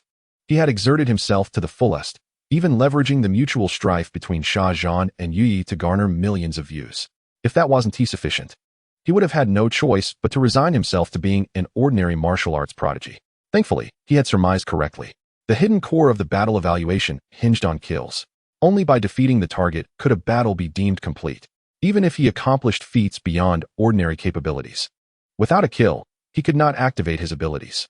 The glorious battle was merely the lowest tier in a 3-tier evaluation, yielding only 1 skill point. Yet, this single glorious battle had cost him considerable energy and effort. Qin Linye rubbed his temples. He had to admit that activating this ability was exceedingly challenging. Had he not been determined to operate according to its requirements and learn from the sacrifice of the elder before him, this ability might have remained dormant within him for a lifetime. His unremarkable 17 years had proven this truth. The method for obtaining evaluations was now clear. Yet the notion of turning the impossible into possible remained elusive. Qin Linye pondered. Must one reverse fate in a situation deemed hopeless to achieve a triumph? Step by step, he reassured himself that he had mastered the correct method of utilizing his abilities. The next step was to use skill points to augment his strength, enabling him to accomplish what ordinary martial artists could not. Regarding the skill point, he unhesitatingly allocated it to the great sun golden body. To stand firm is to output power. Preserving my life is my most pressing concern. Had it not been for the dual layers of the great sun golden body as a safeguard during his battle with the wind ape, he might have found himself incapacitated by its blows. Similarly, had he possessed a third layer, the confrontation would not have been so perilous. With the earthly steps to dissipate force alongside the protection of the great sun golden body, he could indeed opt to exchange injury for survival. As this technique advanced, the familiar sensation of heat surged anew. Qin Linye felt as though his body were being immersed in a furnace for refinement. Fortunately, having endured this experience before, his tolerance for the agony of tempering had significantly increased, allowing him to remain silent. After 126 seconds, the burning sensation subsided, and a pale Qin Linye gasped for breath. It took him a while to regain some strength. Rising to his feet, he activated his blood energy, and the great sun golden body radiated with a brilliance that had doubled in intensity. In the darkness, it could illuminate several meters around him, startling countless mandarin ducks as he stepped into the grove. The great sun golden body had truly reached a minor completion. Chapter 19. Nirvana Fruit Strengthened Physique. Denser skin. The great sun golden body bestowed significant benefits upon Qin Linye. After a moment, he seemed to sense something and suddenly concentrated on his attributes. Strength, 5. Constitution, 6. Agility, 5. Spirit, 8. The numbers surprised him. Strength increased by 1 point, and spirit by 1 point. The minor completion of the great sun golden body had, astonishingly, enhanced his strength by 1 point. As for spirit, he recalled the transformation he experienced during that life and death moment, likely contributing to this increase. Moreover, with the additional point of spirit, he felt a marked steadiness in his state of being. In encounters with ferocious beasts, he would no longer be hindered by anxiety that prevented him from unleashing his full potential. The skill point S enhancement of the great sun golden body also stimulated an increase in his attributes. Qin Linye glanced at the unused attribute points with a hint of disdain. Why need you when my skill points can elevate my attributes? Though he thought this, he was reluctant to waste the attribute point. While attribute points held little utility in ordinary circumstances, they could shatter limits and transcend realms at critical junctures, something skill points could never achieve. As a newcomer, Qin Linye had not accrued any substantial monetary gain during this live broadcast. However, Observing his follower count rise to 126,000, he felt no dissatisfaction. With such a following, even without advertisements, the revenue from viewership and gold income would suffice to cover his daily expenses, including the cost of martial arts materials. Thus, Qin Linye resolved to manage his account diligently, maintaining the topic's momentum. With a bit of luck, he might resolve his material acquisition issues. Let us hope Yi doesn't become complacent and instead summons another wind ape, Qin Linye contemplated. If there was no movement from Yi, he would have to seek out those aggressive commenters in the remarks section. Perhaps he could randomly deliver a blow to one fortunate viewer? After a moment, he realized he could not afford to be so passive. Instead of waiting for Yi to approach him, he would take the initiative. The plan was to discreetly leak information about his injuries. The following day, in the business suite reserved by Sha Zhan, Yang Rui handed Qin Linye a box. This is the nirvana fruit I promised you. It is a valuable gift. Consider it my investment in you. Yang Rui stated, I see great potential in your talent. If you continue on the path of martial arts, your future achievements will rival my own. Besides, a single nirvana fruit holds little significance for me. He was a martial master and one of the most trusted individuals of Sha Zhan's CEO, Sha Yinzhou. Although his income did not reach the level of cultivators, his expenses were modest, allowing him to save 1 to 2 million each year beyond his daily expenditures. A nirvana fruit priced at 50 to 60,000 was a considerable expense for him, yet not extraordinarily valuable. For Qin Linye, who still harbored a flicker of hope to become a sword immortal, the nirvana fruit was indeed of great significance. Thank you, but no, Yang Rui said as he stood up. With the situation in Minghua City resolved, it is time for me to return. I hope to see the day when you stand before the camera, basking in the spotlight once more. That day will come, Qin Linye replied, rising alongside him. Song Baogui, who was nearby, smiled and said, your account on 10,000 stars has garnered over 1 million followers now. Would you like me to recommend someone to assist you? Having a professional would be ideal, Qin Linye acknowledged. This 126,000 followers were acquired through this battle, and most were attracted by it. I plan to record more videos to maintain my popularity. Continuing to combat fierce beasts? Song Baogui expressed surprise. You must think carefully. Fierce beasts are not like humans. They do not show mercy when you are at a disadvantage. A single misstep could endanger your life. Just like yesterday, had you not evaded in time, the martial artist present might not have been able to save you. But in the end, I triumphed, Qin Linye replied. One cannot walk by the river without getting their shoes wet. Song Baogui shook his head. Although he had only recently become acquainted with Qin Linye, he felt it was not his place to delve too deeply. I hope you consider this carefully. With 126,000 followers, there is no need to take such risks. Qin Linye nodded but remained silent. The people from the sand station hurriedly departed. After 3 busy days, Qin Linye finally found a moment of respite. His injuries were not yet healed, so he would have to wait a few days before engaging in more battles with fierce beasts. During this time, he intended to fully experience the 3rd layer of the Great Sun Golden Body and study the methods of spatial movement and force release. With this thought, he left the Carlton Hotel and took the bus home. During the journey, he did not enjoy any celebrity treatment. Although he had established a foundation at the sand station, his current level of fame was still quite low. The Xiyu Kingdom was not one of the 24 nations, if categorized. It belonged to one of the 9 great immortal sects, specifically the Hongmeng immortal sect. The Xiyu Kingdom was established 1800 years ago by Tai Shi, the 9th true disciple of the Hongmeng immortal sect. Thus, the most outstanding talents in the Xiyu Kingdom did not seek to study abroad, but rather aspired to join the Hongmeng immortal sect, taking great pride in it.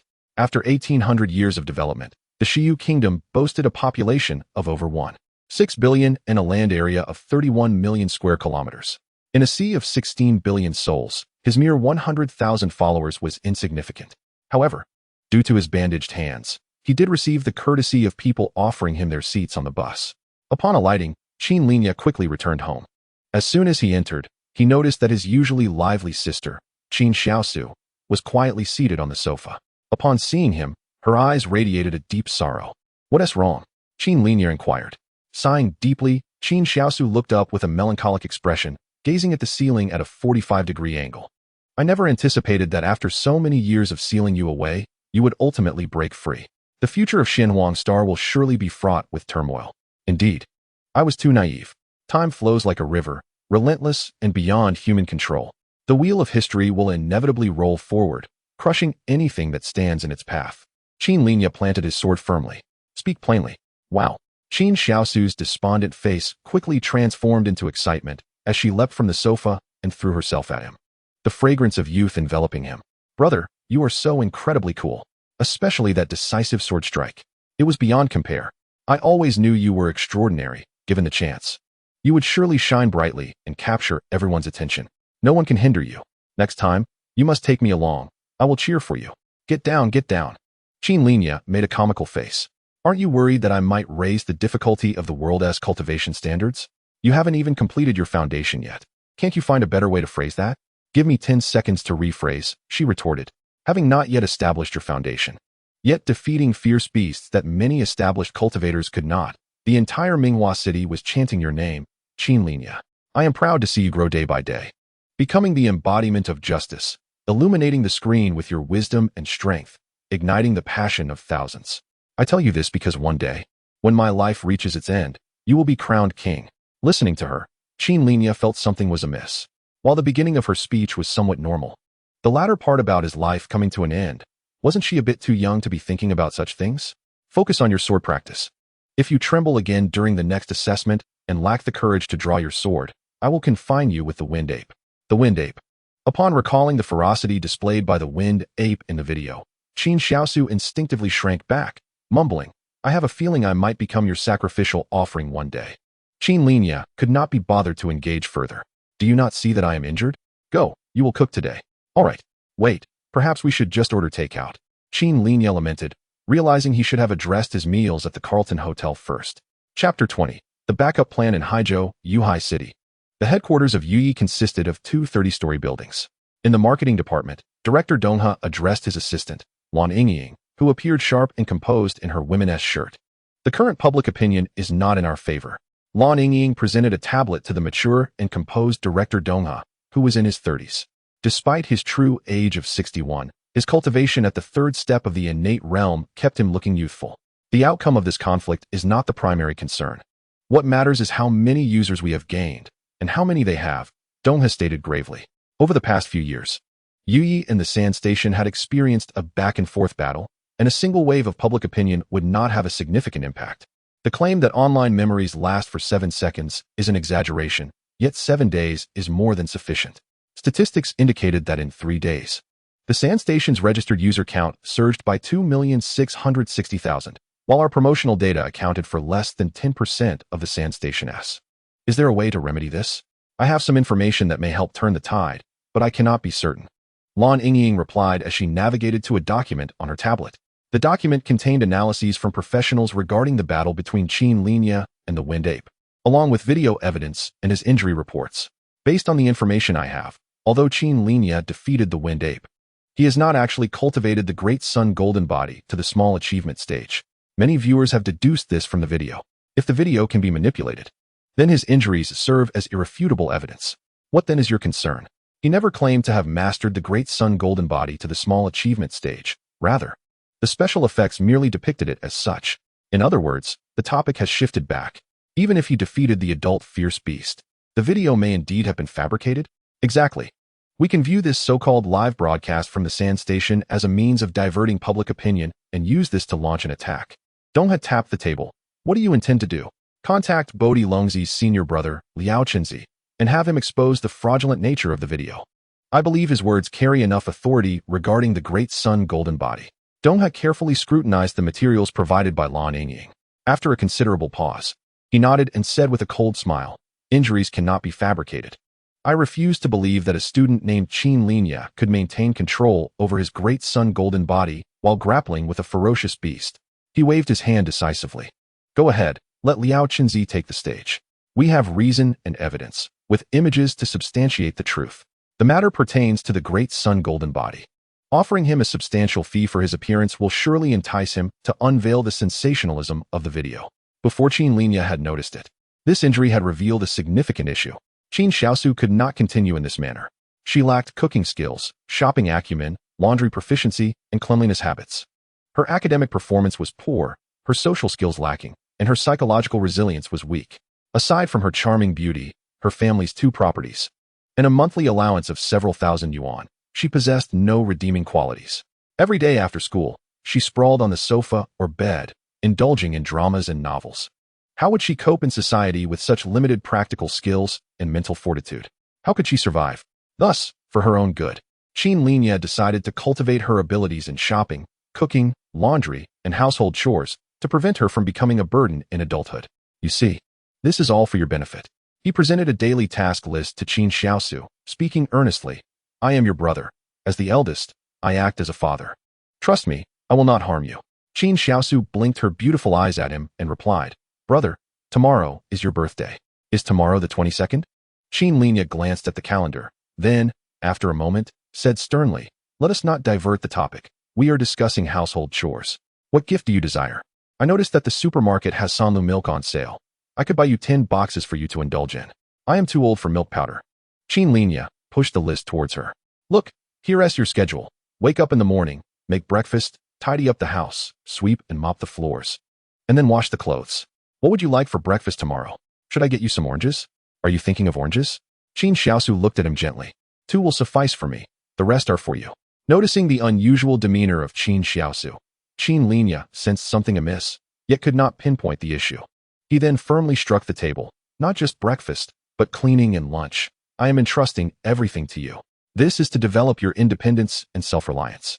I don't mind. I seem to be on the verge of cultivating internal energy, but it's fine. If necessary, I will cease my training. Even if I cannot gain admission to a cultivation academy in the future, I must complete the tasks you assign to me. Internal energy? Are you already on that path? Qin Linye was taken aback. Isn't your aptitude only 4 stars? I don't know, Qin Xiaosu said innocently. Ding dong. Just as Qin Linye hesitated, the doorbell rang. Wow. It must be Sister Yao Yao. Qin Xiaosu exclaimed, leaping to her feet. Yao Yao? Lin Yao Yao? His childhood friend. She called 2 days ago, saying she would return today. I had a premonition. Brother, your destiny is about to reveal itself. A grand era of prodigies is about to commence. Reflecting on your dazzling performance in the video yesterday, my prediction was indeed correct. As she spoke, she dashed to the door and opened it. Outside stood a young girl clad in a classical long dress, with a delicate visage and bright eyes. Her flowing hair dancing in the breeze like a fairy emerging from a painting. Sister Yao Yao, you finally returned. You've been gone for a year. I missed you so much. Qin Xiaosu rushed into the girl's embrace. Xiaosu, I missed you too. Lin Yao Yao hugged her tightly. But we do video calls every few days, don't we? Video calls can't compare to seeing you in person. Wow, Sister Yao Yao. You've become even more beautiful. You smell wonderful. You will be the same once you return to your innate state and transform into an immaculate being, Lin Yao Yao said with a smile. Her gaze then shifted to the other occupant in the room. Qin Linye. What are you doing? What? Qin Linye replied. I met some classmates yesterday, and they mentioned you hadn't attended school for several days. Aren't you planning to apply to a cultivation academy? Why have you given up? I have my own plans. Sister Yao Yao, my brother is really impressive now. Come, I want to show you a video. Qin Xiaosu insisted, pulling Lin Yao Yao into the room and quickly playing a video she had saved. It showcased Qin Linye's duel against a ferocious beast at the city's martial arts academy. Upon seeing it, Qin Linye instinctively straightened his posture. Are you truly considering martial arts training? Lin Yao Yao asked after observing for a moment, turning her gaze to Qin Linye. Indeed, the pinnacle of martial arts cultivation is not inferior to that of a sword immortal. Before entering the Primordial Academy, I shared your perspective. However, upon entering the Primordial Academy and truly understanding the extraordinary path of the sword immortal, I realized these were merely platitudes to console those lacking in cultivation aptitude. Only a sword immortal can truly elevate you to the peak, allowing you to gaze down upon all beings. Until you have stepped into that realm, you will never comprehend the grandeur of that world.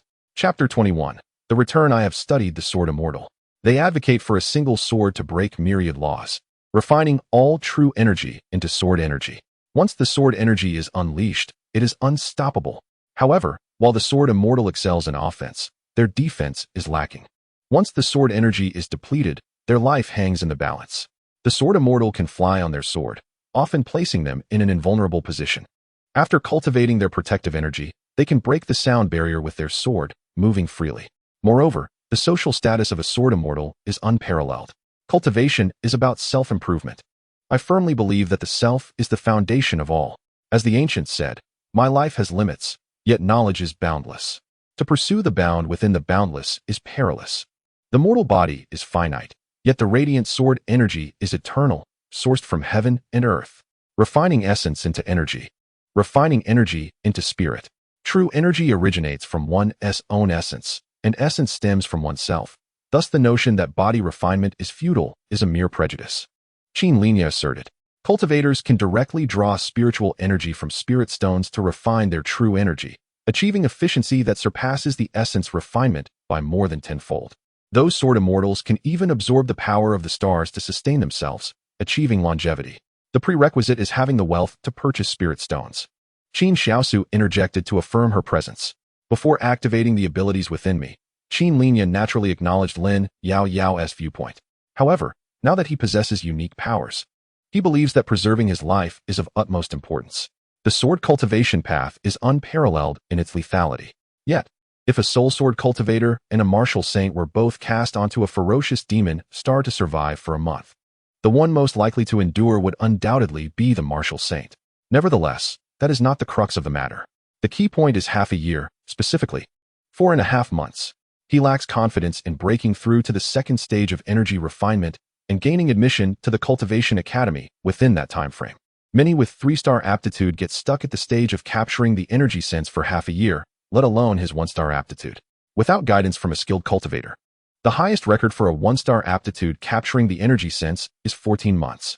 In Minghua City, there exists a place known as the Yuan Pavilion, specifically designed to provide a haven for students of prominent cultivation academies returning home.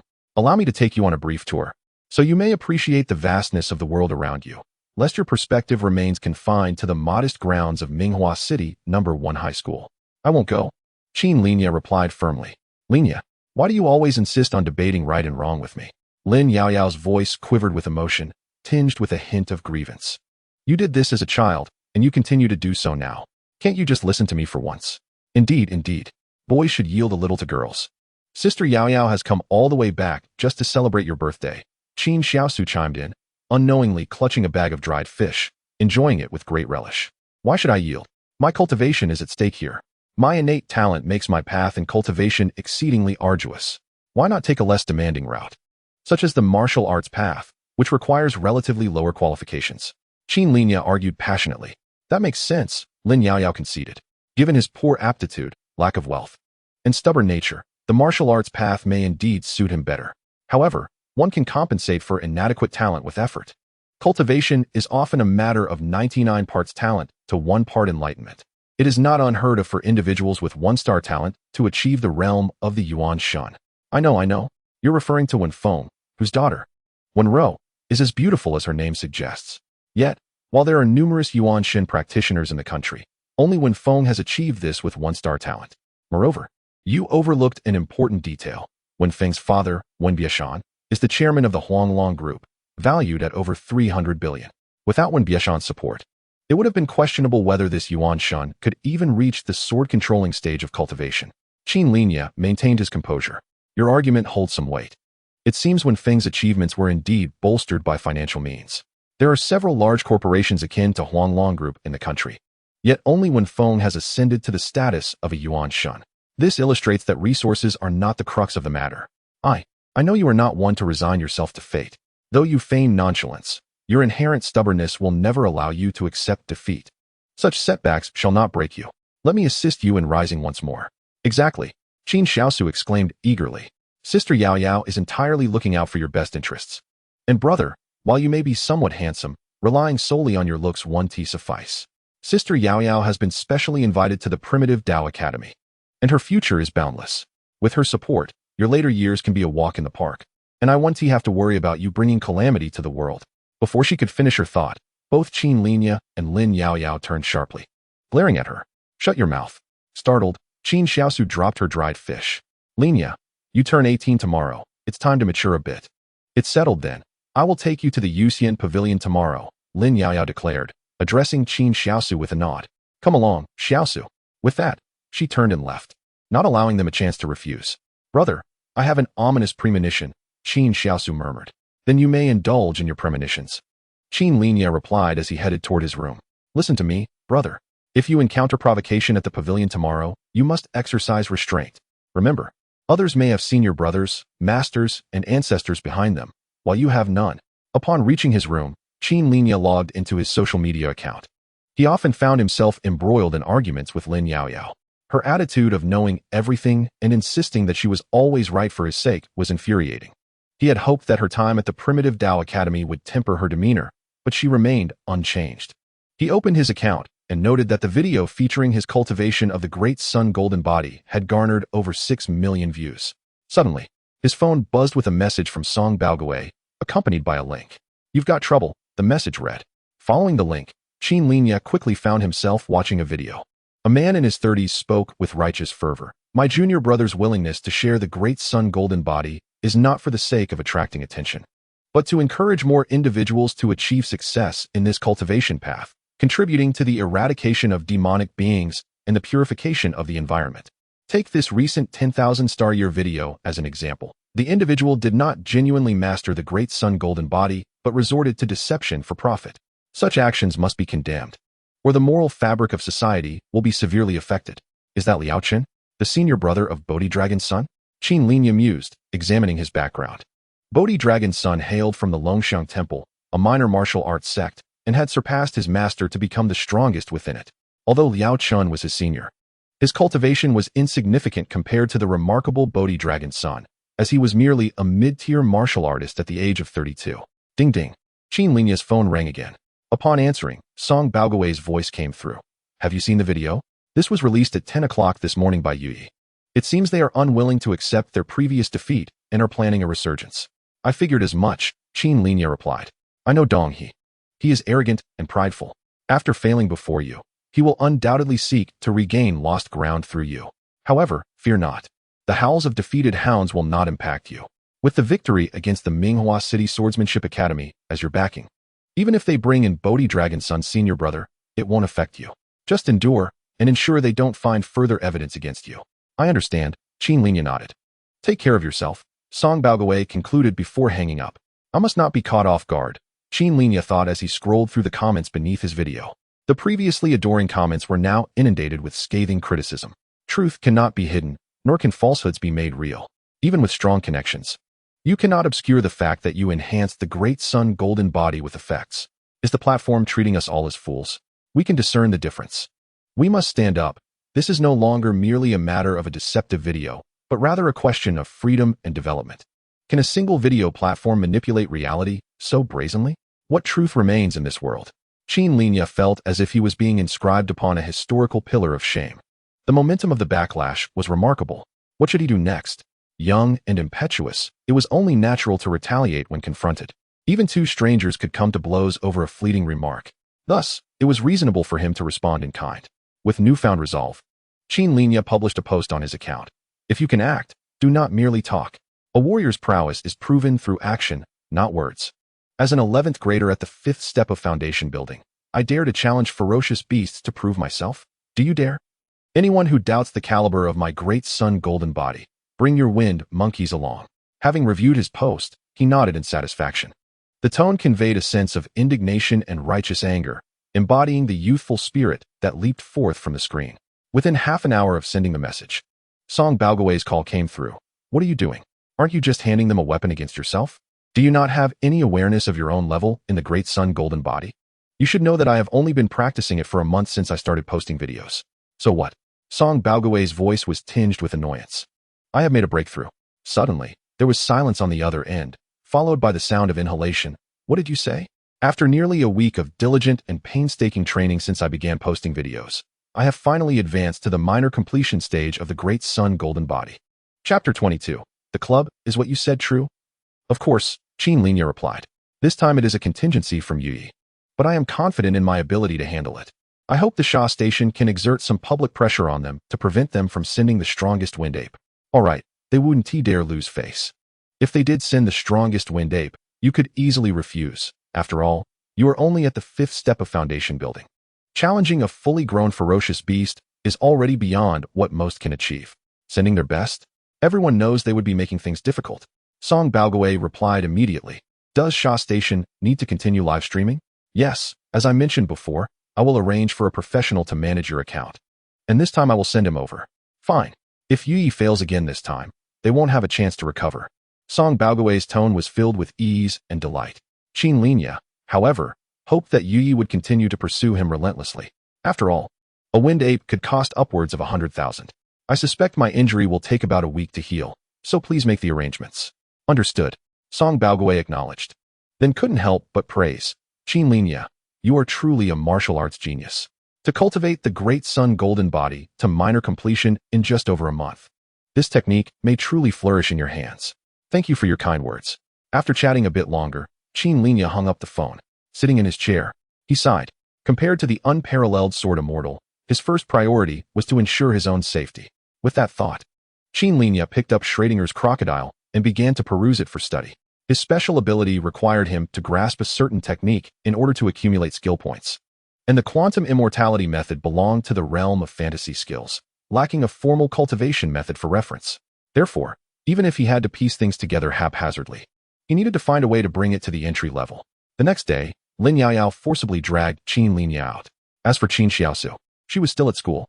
The Yuxian Club, a serene estate situated on the edge of the second ring road, covered an area of over 6,000 square meters when including the surrounding greenery. Shortly after Lin Yaoyao and Qin Linye entered the club, two women and a man approached them. Junior Lin. The leading girl smiled at Lin Yaoyao. I have long heard of your esteemed name, and today I am fortunate to meet you in person. You truly are a graceful beauty. It turned out to be Senior Ranya from the Tianqiong Academy. Lin Yaoyao smiled and nodded at the girl. We have met at City No. 1 Middle School before. At that time, you came to give us a lecture as a student of Tianqiong Academy.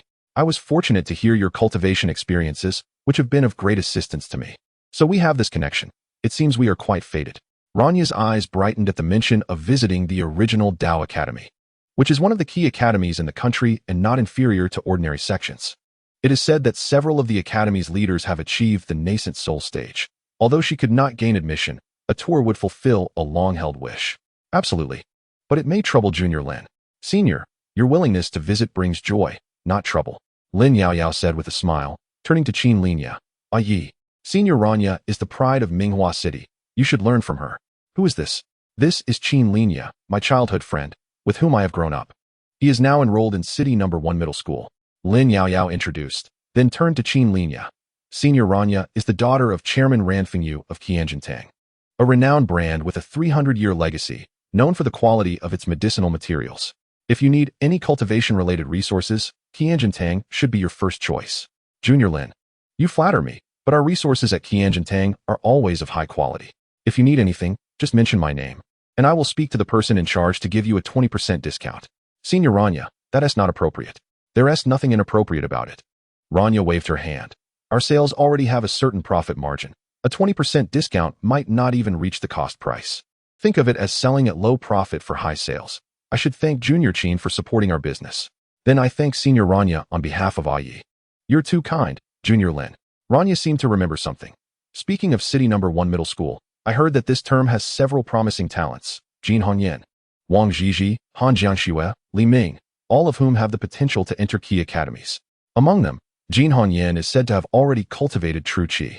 If his swordsmanship, temperament, and practical experience can keep pace, he may have one foot in the door of a key academy. Do you know him, Junior Qin? At this moment, the man beside Ranya suddenly spoke. Qin Linye, is it? No wonder you look familiar. You are the young man from Minghua City who fought the adult wind ape. Guqiu, do you know him? I have not returned to Minghua City for some time. Could it be that this Junior Qin is our city's emerging young talent? The man, known as Guqiu, chuckled as he briefly recounted the incident with the wind ape. Upon learning that Qin Linye was pursuing the martial arts path, Ranya's emotions stirred slightly but quickly settled as she smiled. To engage an adult ferocious beast without having established a foundation is indeed remarkable. Perhaps in the future, Minghua City will give rise to a hero akin to Bodhi Longzi. Senior Ranya, you flatter me, Qin Linye replied. Junior Lin, Senior Jiwen has also arrived, along with Senior Shuhua and Senior Beiki. Shall we join them? The protector of Minghua City, the son of the demon emotion, Ing Jiwen? Lin Yaoyao expressed surprise. Indeed. Ranya nodded.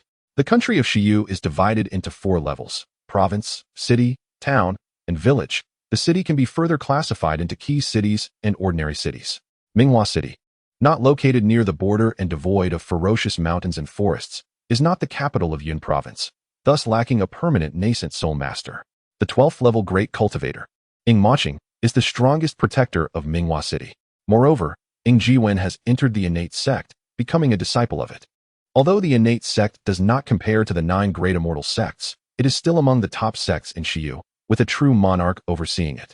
As a disciple of the innate sect, His future is no less promising than that of students from key academies. Additionally, Xu Hua and Beiki are the daughter of Mayor Xu and the son of the Frosta Group's general manager, respectively. Well then, let us go greet them, Lin Yaoyao suggested. Qin Linye had no desire to confront the past, yet Lin Yaoyao tugged at his sleeve, compelling him to follow. In the presence of Ranya and Guqiu, he found it difficult to decline and thus complied. As they entered the courtyard, they encountered a dapper gentleman engaged in eloquent discourse, surrounded by 8 or 9 admirers, akin to stars orbiting the moon. Upon their arrival, Ing Zhenji greeted them with a smile. Ranya is here, please take a seat. Senior Ing, Sister Xu, and Senior Bei, allow me to introduce this remarkable disciple of the original Dao Academy. Ranya continued, guiding Lin Yaoyao forward. I know the junior sister Lin Yaoyao well. Sister Xu smiled. She is the pride of Minghua City, possessing a 5-star qualification and was specially recruited by the original Dao Academy without examination.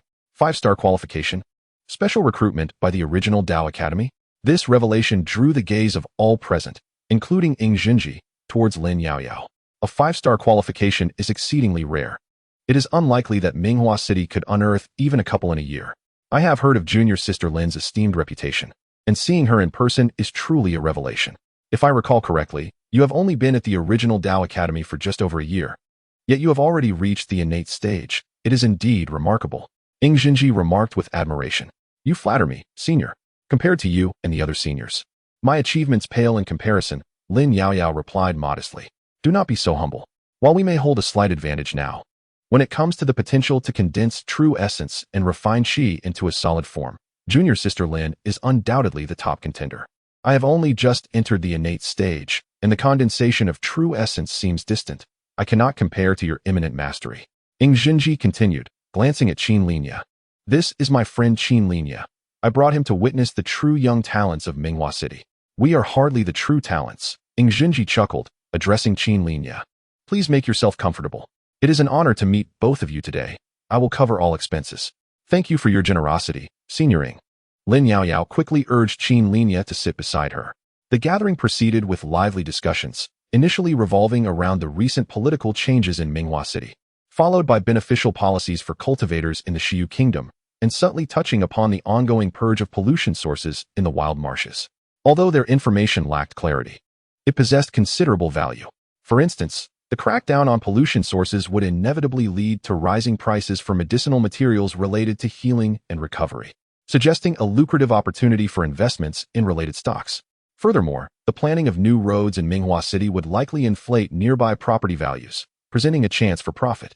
Despite the uncertainty of the information, it provided a clearer direction than chaotic investments.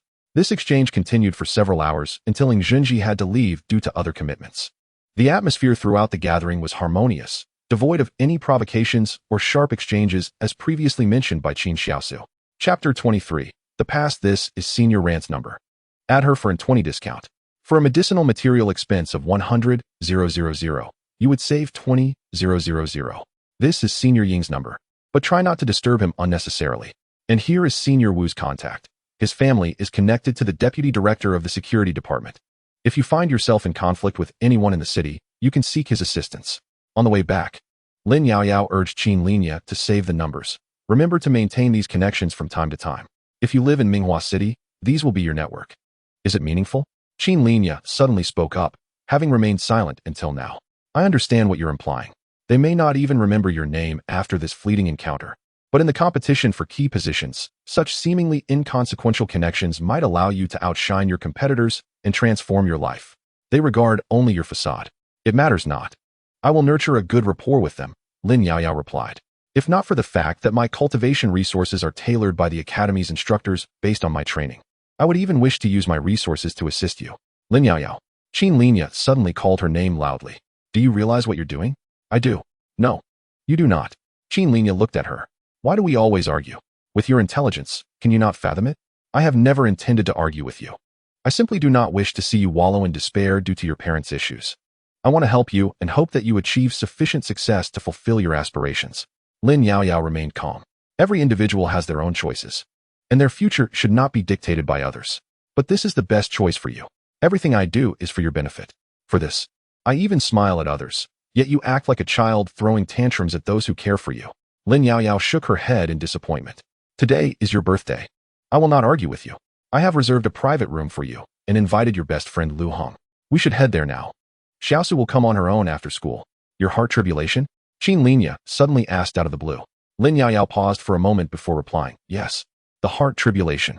The third step of the innate realm, the sixth level of a cultivator, is the unification of spirit and qi. Upon completing this step, one enters the first step of the sword control realm, where purity of heart is essential to awaken the true spirit of the flying sword and nurture one's sword spirit. This so-called purity of heart has stymied countless cultivators and stands as the first major hurdle on the path of cultivation. The distinction between those below the state of spiritual movement and true cultivators is evident.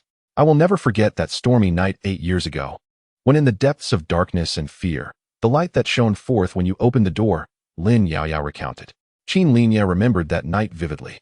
He was 9 years old, and Lin Yaoyao's parents often argued fiercely. That particular night seemed especially intense, prompting her to escape in fear.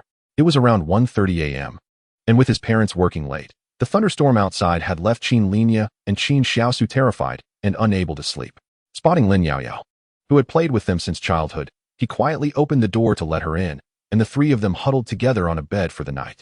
The world was enveloped in rain, all lights dimmed, casting a darkened ambience. Alone in the torrential downpour, I felt the biting cold wind and the thunderous roar of lightning. At the moment you opened the door, the light illuminated me. You were my angel. Lin Yaoyao gazed at Qin Linye. From that day forth, I vowed to repay you. And now, this vow has become my heart tribulation. If I cannot reconcile it, I may never step into the realm of spiritual movement. I understand now, Qin Linye said. Purity of heart. That is one aspect. But as a friend, I truly hope you can live well. Only when you are content can I focus on my cultivation. Indeed, Lin Yaoyao replied, pondered for a moment and remarked, in truth, if you genuinely wish for my well-being, there is no need for such elaborate efforts. There are alternative means. What means? Lin Yaoyao's eyes brightened. Money. Qin Linye responded with candor. Do you possess any? Lend me 1,000,000, and I shall repay you in due time. Lin Yaoyao looked utterly astonished. What did you just say? Were you not seeking to repay my kindness? Lend me 1,000,000, and within 3 years, you will no longer harbor any guilt. Lin Yaoyao, somewhat incredulous, replied, you are asking me for money? This is quite unexpected. I truly need it, Qin Linye asserted sincerely. At this moment, his foremost concern was indeed financial. With 1,000,000, he could purchase 10 sessions of beast hunting, swiftly amassing skill points that would propel him towards success. He was confident he could repay that sum within 3 years. Are you serious? Never mind, I'll pretend you never said anything. Regardless, if you truly wish to repay me, lend me the money. Everything else is mere talk. Qin Linye waved his hand dismissively. Wait a moment. Lin Yaoyao bit her lip, asking, is your account still the same as before? Yes, I understand. Today, I will celebrate your birthday with you, and afterward, I shall return home to work, tutoring and teaching cultivation to earn enough money for you. Forget it. I wouldn't want to hinder your studies. I can distinguish priorities. Lin Yaoyao said this with a look of disappointment, gazing at him. I didn't anticipate that, just a year later. You would have transformed into someone so different from the Qin Linye I once knew. I have no desire to argue with you. As Qin Linye turned as if to leave, she called out, wait. You know, I might find a way to gather 1,000,000. It isn't entirely out of reach. What? I possess 5-star qualifications, and having been specially recruited by the primitive Dao Academy, I reached the innate realm by the age of 17. If I apply for a credit loan, I could potentially raise several 100,000. Lin Yaoyao elaborated. This highlighted the disparity between them. While Qin Linye struggled to secure a foundation loan, Lin Yaoyao could effortlessly secure hundreds of thousands. Reflecting on the instability surrounding Yi, Qin Linye stated, if you secure the loan, I shall cover the interest. All right. Lin Yaoyao pursed her lips and eventually looked at him. I will apply as soon as I return. Very well. Where is your reserved private room? Cancel it. There is no need to waste that money. We can simply have a meal together. It's not a grand birthday celebration. The money has already been paid. There is no way to cancel. Qin Linye, upon hearing this, did not press the matter further. The private room Lin Yaoyao had booked was not particularly extravagant, and with just the 4 of them present, including the birthday cake, the total cost amounted to around 600 or 700 yuan. Such an expenditure seemed entirely unnecessary to Qin Linye. After celebrating his birthday, Lin Yaoyao departed, as previously stated, purchasing a ticket for that evening and leaving immediately. Shortly thereafter, Qin Linye received a text message. Ding. Your card ending in 8879 received a transfer of 4000. yuan on August 22nd at 23:41. The balance after the transaction is 957 yuan. Shihe Bank. 2 additional messages followed. The first read, Qin Linye. I am deeply disappointed. You are no longer the young man I once knew. The second stated, I have 2 scholarships, a national scholarship of 40,000 yuan and a Dao Academy scholarship of 12,000 yuan. This past year, I spent some, leaving me with around 1,300 yuan. With 2 months until the next evaluation, I will strive to cultivate diligently, participate in various activities to secure more scholarships, and work part-time to gather the million and transfer it to you. I hope to use this million to facilitate your growth. Qin Linye contemplated these 2 messages for a long while before he typed a response. Consider it alone. Yet ultimately, he deleted those 5 words and put away his phone. In this world, everything changes. The only constant is time, and it shall prove all. Qin Linye mused. Chapter 24. The second battle days swiftly passed. During this time, numerous new events unfolded online. The spirit sword cultivator, Le Xiaoyao, led 600 practitioners into the wilderness to eradicate a source of pollution that had spawned hundreds of demonic creatures. The prodigy, Qingyun, entered the realm of sword sovereigns at the tender age of 18. The popular actress, Yin Xingqing, saw her film gross 600 million within 3 days. Furthermore, the Hongming immortal sect calculated the orbital trajectory of a planet, predicting a greater than 90% probability of rich resources, and is currently negotiating with several other major sects regarding the establishment of a stargate. The grievances between Xia and Yi faded somewhat under the impact of these announcements, but still retained a certain fervor, particularly as the date approached when the esteemed Chuzi would personally lead a wind ape to test Qin Linye's mettle. Millions of eyes returned to this young man, who had remained silent for over 10 days. This time, the duel would not take place at the city's martial arts center, but at a private dojo named Tunglong, the turnout being modest and the media predominantly favoring Yi. You must remain mindful and not let your mentality be swayed. A man appearing to be under 30, named Jing Huayang, patiently explained to Qin Linye from within a business vehicle. Accompanying him were a man and a woman, one holding a microphone and script, the other carrying a camera.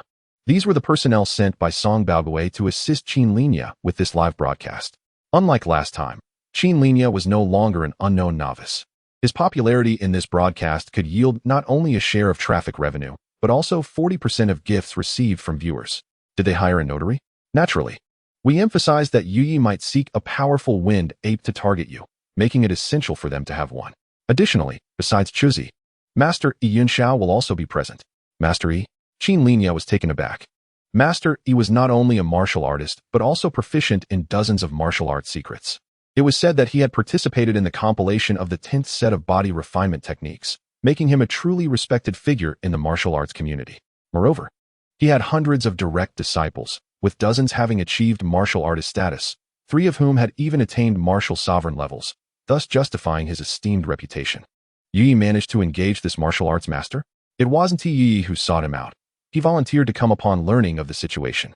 Although Bodhi Longzi never formally apprenticed under him, his valiant efforts to defend EC City earned him Master Yi's respect.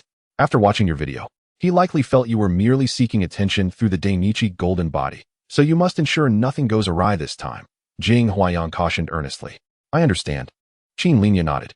Master Yi, a venerable figure who had taught 3 martial sovereigns. After humans on the Xianhuang star complete their foundation, they must capture the sensation of qi and cultivate their internal energy. However, upon condensing their internal energy, they face 2 paths. One is to refine themselves and pursue the martial artist route.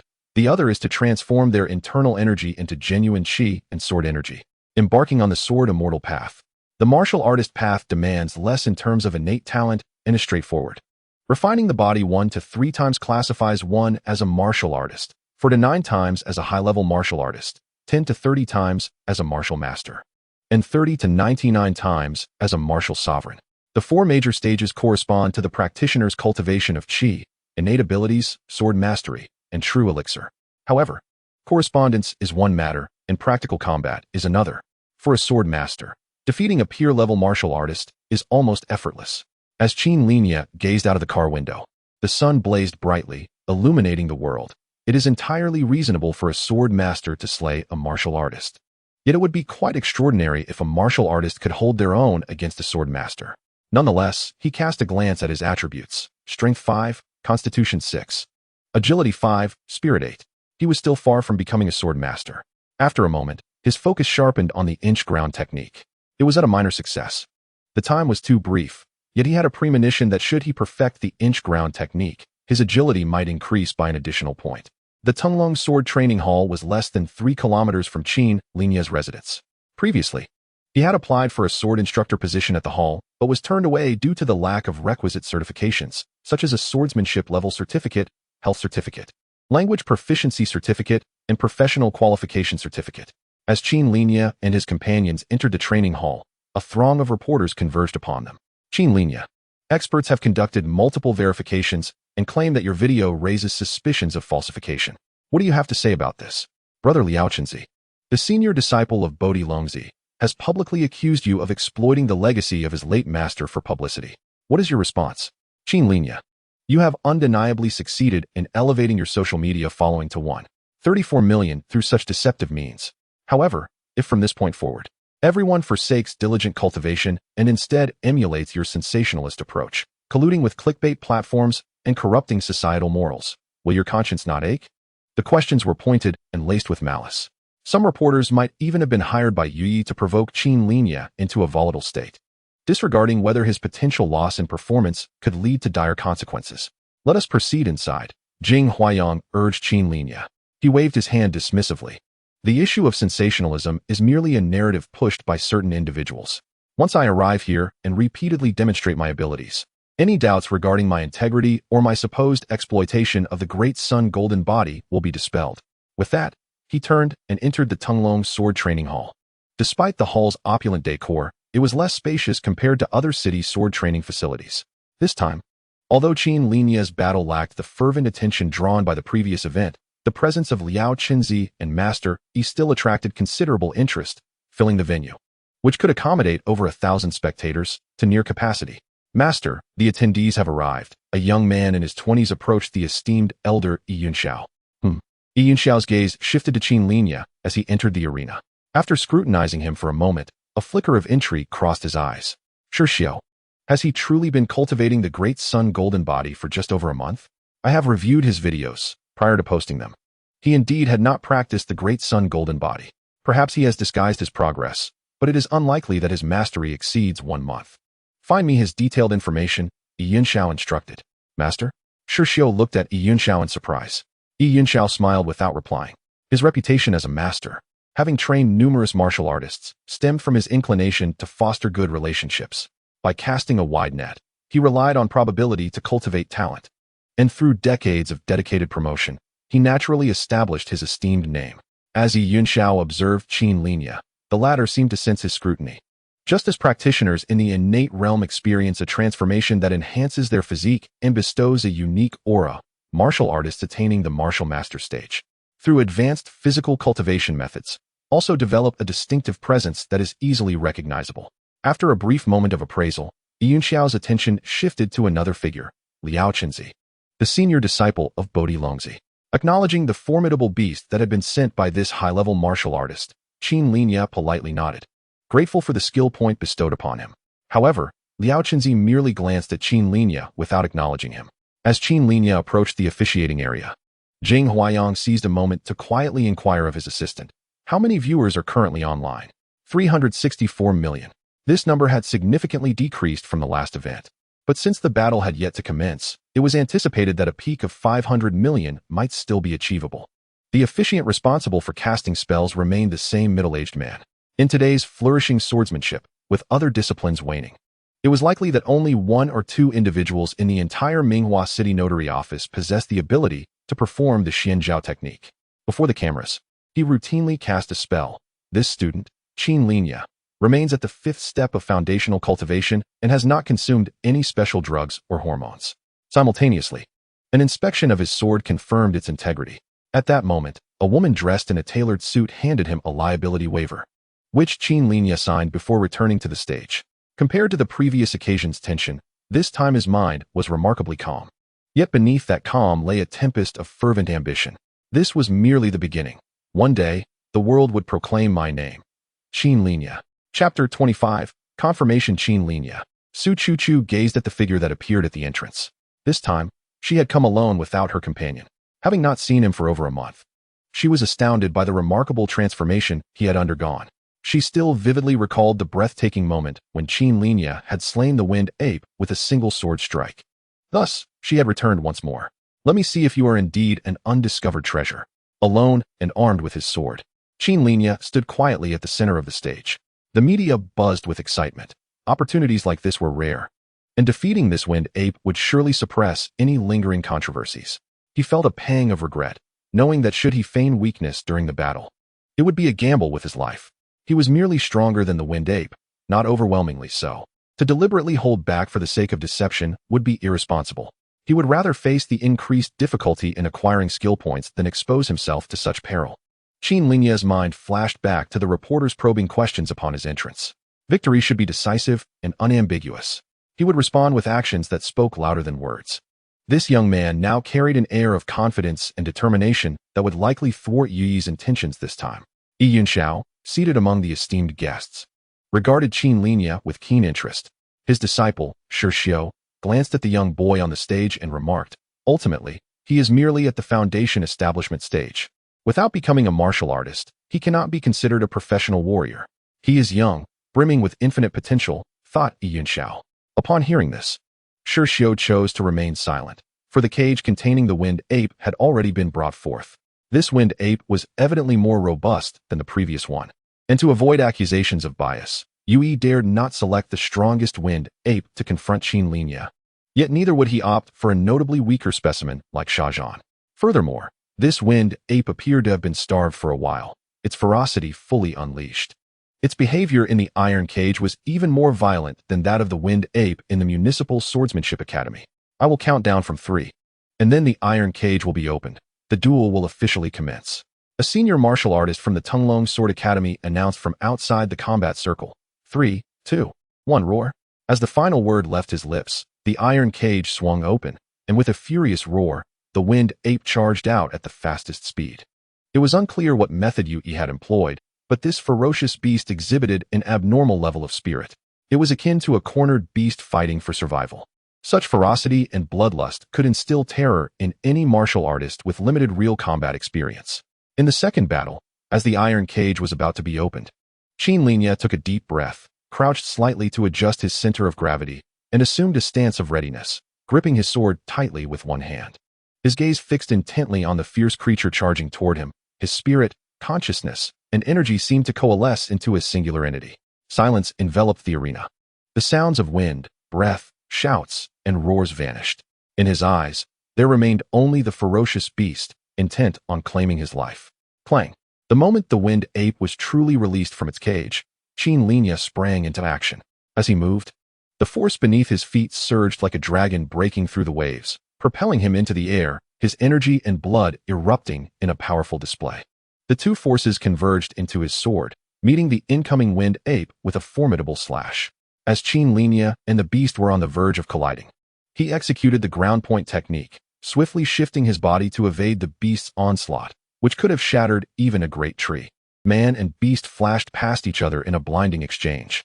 The gust of wind created by their movements made Qin Linye's clothes flutter, yet in that fleeting moment, his sword cleaved into the body of the wind ape with unyielding force. Bang! A muffled thud reverberated as the tremendous recoil jolted through his hands, sending a shock of pain through his palms. But with a flash of golden light, his muscles swelled, and the sword remained firmly gripped within his grasp. Kill! Qin Linye uttered in a low growl, his heart racing as the energy and blood within him ignited, akin to a volcano in full eruption. In an instant, visible golden light radiated from him, illuminating the center of the arena like a golden bulb, the boiling power of his energy surging into his hands, allowing the sword's edge to slice mercilessly into the resilient flesh of the wind ape. Tearing, blood erupted. As their forms intertwined, Qin Linye spun rapidly. With the ground point technique, he maneuvered seamlessly within a confined space, exploiting the moment of intersection to pivot sharply, channeling the force of his forward momentum into a 360-degree counter-slash. Swift as the wind, quick as lightning, his sword struck again with overwhelming force, severing through the beast's neck. Splat! Blood sprayed forth as a head soared into the air, propelled by inertia. The blood cascading from his sword glimmered in the distance. Flowing like clouds and water, it was clean and decisive, a beheading. After executing that strike, Qin Linye's body was propelled backward by the force of his initial attack, sliding until he crouched low, bracing himself with one hand against the ground to halt his backward momentum. Bang! The winged ape, having been nearly cleaved in two by Qin Linye's sword, then met its end with a beheading, its massive form collapsing heavily to the ground, causing the earth to tremble slightly. Qin Linye maintained his stance, with one hand on the ground and the other raised with his sword, tilting his head slightly. The sword tip, stained with blood, glinted in the sunlight streaming down from above, causing him to squint. Although the clash had been but a fleeting moment, the intertwining of life and death ignited a fire within every cell of his being. The essence of martial arts is to challenge oneself, to surpass oneself. Battling against heaven and earth is martial. To fight bloodily is martial. To forge ahead is martial. To transcend oneself is martial. To shatter limits is martial. The evolution of life is also martial. Practicing martial arts is a relentless quest for self-discovery, a journey toward ultimate transcendence. My martial path, Qin Linye murmured softly. He slowly sheathed his sword, standing tall. With 2 consecutive victories, he felt unwavering conviction in the path he was destined to tread. That brilliance, the golden body of the great sun.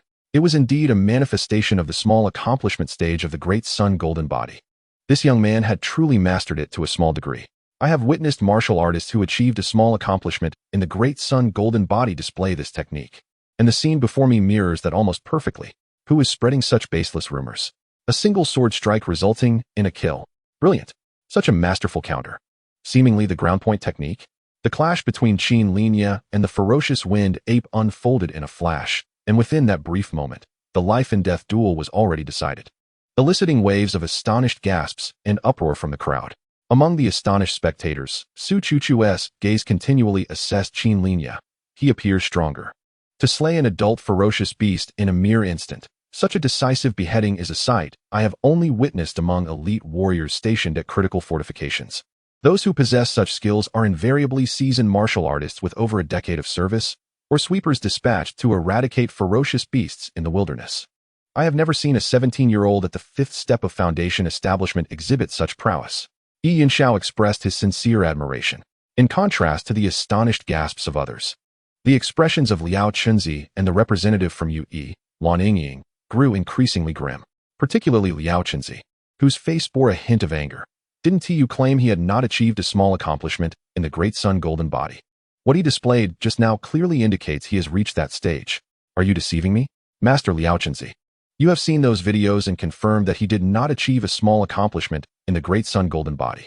If it weren't for your professional acknowledgement, we might not have facilitated this duel, Wan Yingying replied, somewhat dissatisfied. At this moment, Liao Chunzi became aware of the multitude of scrutinizing gazes directed at him. Accompanying those looks were whispers. Didn't Liao Chunzi say this young man hadn't achieved a small accomplishment in the great sun golden body? Yet what he just demonstrated is clearly indicative of having reached that stage. Longxiang Temple gained fame only because of the emergence of the Bodhi Dragon Sun. Before his birth, it was merely a minor sect, at best slightly stronger than these swordsmanship academies. Although Liao Chunzi is the senior brother of the Bodhi Dragon Sun, his own great sun golden body is only at the small accomplishment stage. How could he accurately discern the true level of another's great sun golden body? Perhaps he has accepted money from Yue, betraying his conscience to slander this young man named Qin Linye, who is still just a child. Upon hearing such discussions, Liao Chunzi felt a burning shame on his face, utterly humiliated, and dared not remain on the scene any longer, fleeing in disgrace. Chapter 26. The fourth layer. With a resounding applause, Qin Linye stepped down from the stage. Several individuals quickly approached him. Mr. Qin, having defeated an adult ferocious beast twice with your foundational cultivation, what are your thoughts? Following this battle, no one dares to question your progress in cultivating the great sun golden body. Do you have anything to say to those who doubt you? Absolutely magnificent. Qin Linye, I will be the first to attend your future competitions. Young man, with such an impressive physique, have you ever considered debuting? Microphones converged around him, each person eager to pose their questions, their attitudes having undergone a transformative change compared to the initial skepticism. Actions speak louder than words. If you doubt me, bring your ferocious beasts to validate it.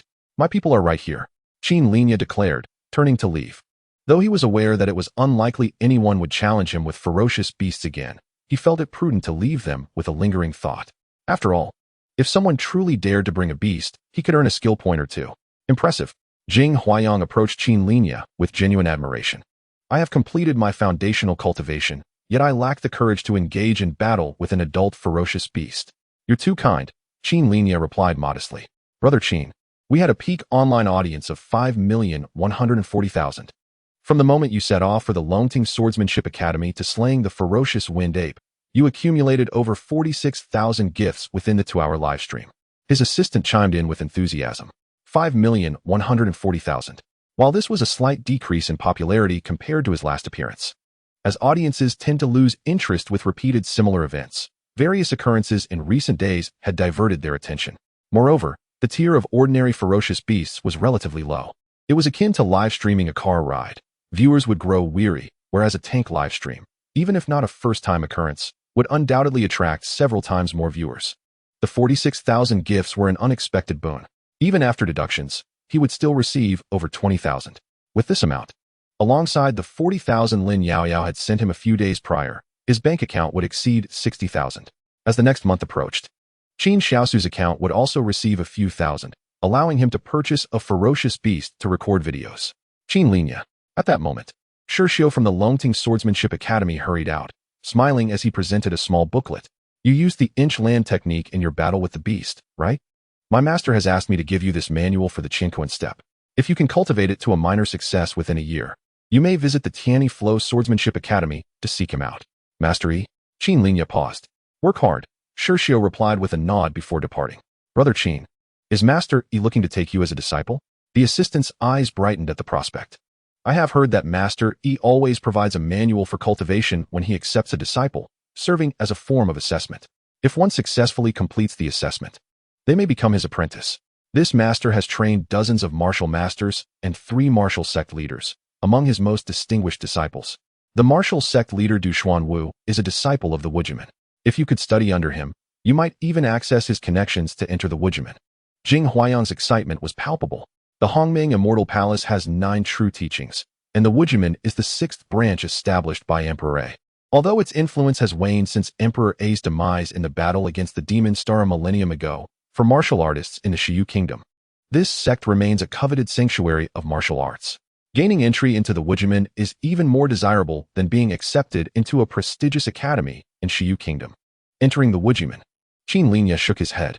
Such matters felt distant to him. In the following period, he needed to keep an eye on the online sentiment to see if any topics might arise. Too much or too little is not ideal, Jing Huayang remarked, his demeanor becoming notably serious as he entered work mode. Mr. Qin, you have garnered considerable attention with your recent appearances. Your following has surged from over 10,000 to 182,000 in just under a month and a half. What you need to focus on now is stabilizing your current popularity. Qin Linye sought popularity to better achieve the prerequisite of creating a significant impact, thereby earning skill points. Since the situation was not conducive, he had to take a step back. Simultaneously, he wished to test the extent of what constituted a significant impact. Then let us pause for now, but should anyone provoke me, I would not mind using them as video material. Indeed, as long as it does not appear overly contrived. A high profile will suffice. Jing Huayang glanced at Qin Linye. There had already been whispers suggesting that his repeated online posts were a deliberate ploy to generate topics and increase his following. Excessive hype is counterproductive. I have prepared an operational plan for the next 10,000 star years for this account. Mr. Qin, please review it and suggest any corrections. Jing Huayang handed over the prepared materials. Qin Linye perused the documents and nodded. Looks good. Proceed as you see fit. Then, when shall we schedule the next video recording? Qin Linye contemplated waiting for online feedback and decided, in 10 days. All right, Jing Huayang agreed. The two discussed further details, and Qin Linye treated a few people to lunch before they parted ways.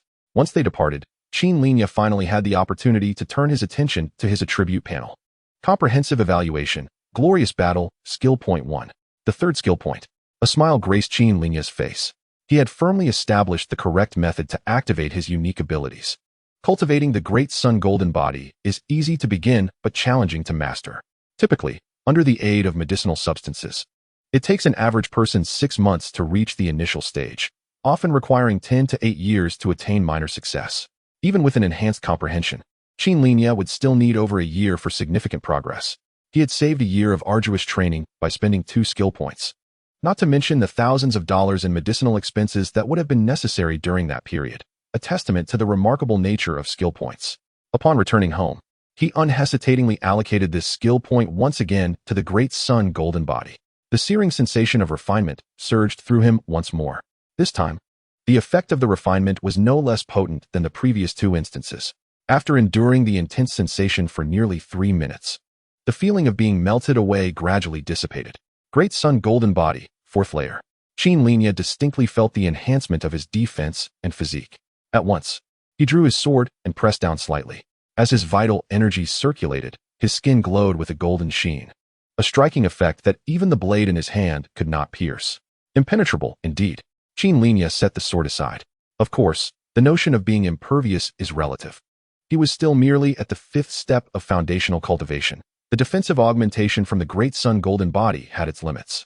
A martial artist who combined strength and speed could easily pierce through his body with a mere thrust of their sword. Even the legendary driver of Mount Akina would find it impossible to surpass an ordinary person driving a Ferrari, even if the latter were to allow him to use only one hand. At my current level, my resilience against adversity ranks among the finest.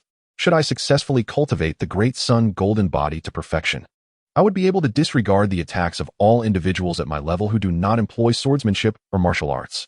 Having experienced the essence of the great sun golden body, Qin Linye paused momentarily. He had grasped the proper method of utilizing his extraordinary abilities, and now, it was time to unleash their true potential to the fullest. Chapter 27. The tutorial class. As Qin Linye walked towards his homeroom teacher Sun Xiaozhen's office, a question occupied his mind. It seemed that recently, Qin Xiaosu had entered a cold war with him. The day before yesterday, right after school, she inexplicably let out a hum and retreated into her room, refusing to come out. During lunch, she shot him icy glares and huffed a total of 13 times within a mere half hour. Even upon hearing him enter the living room, she would intentionally emerge just to huff in front of him. This pattern continued for the next 2 days. Qin Linye pondered whether she had begun her menstrual cycle. However, that did not seem plausible. A girl typically starts her period around the ages of 13 to 14, and in 3 months, Qin Xiaosu would be turning 16.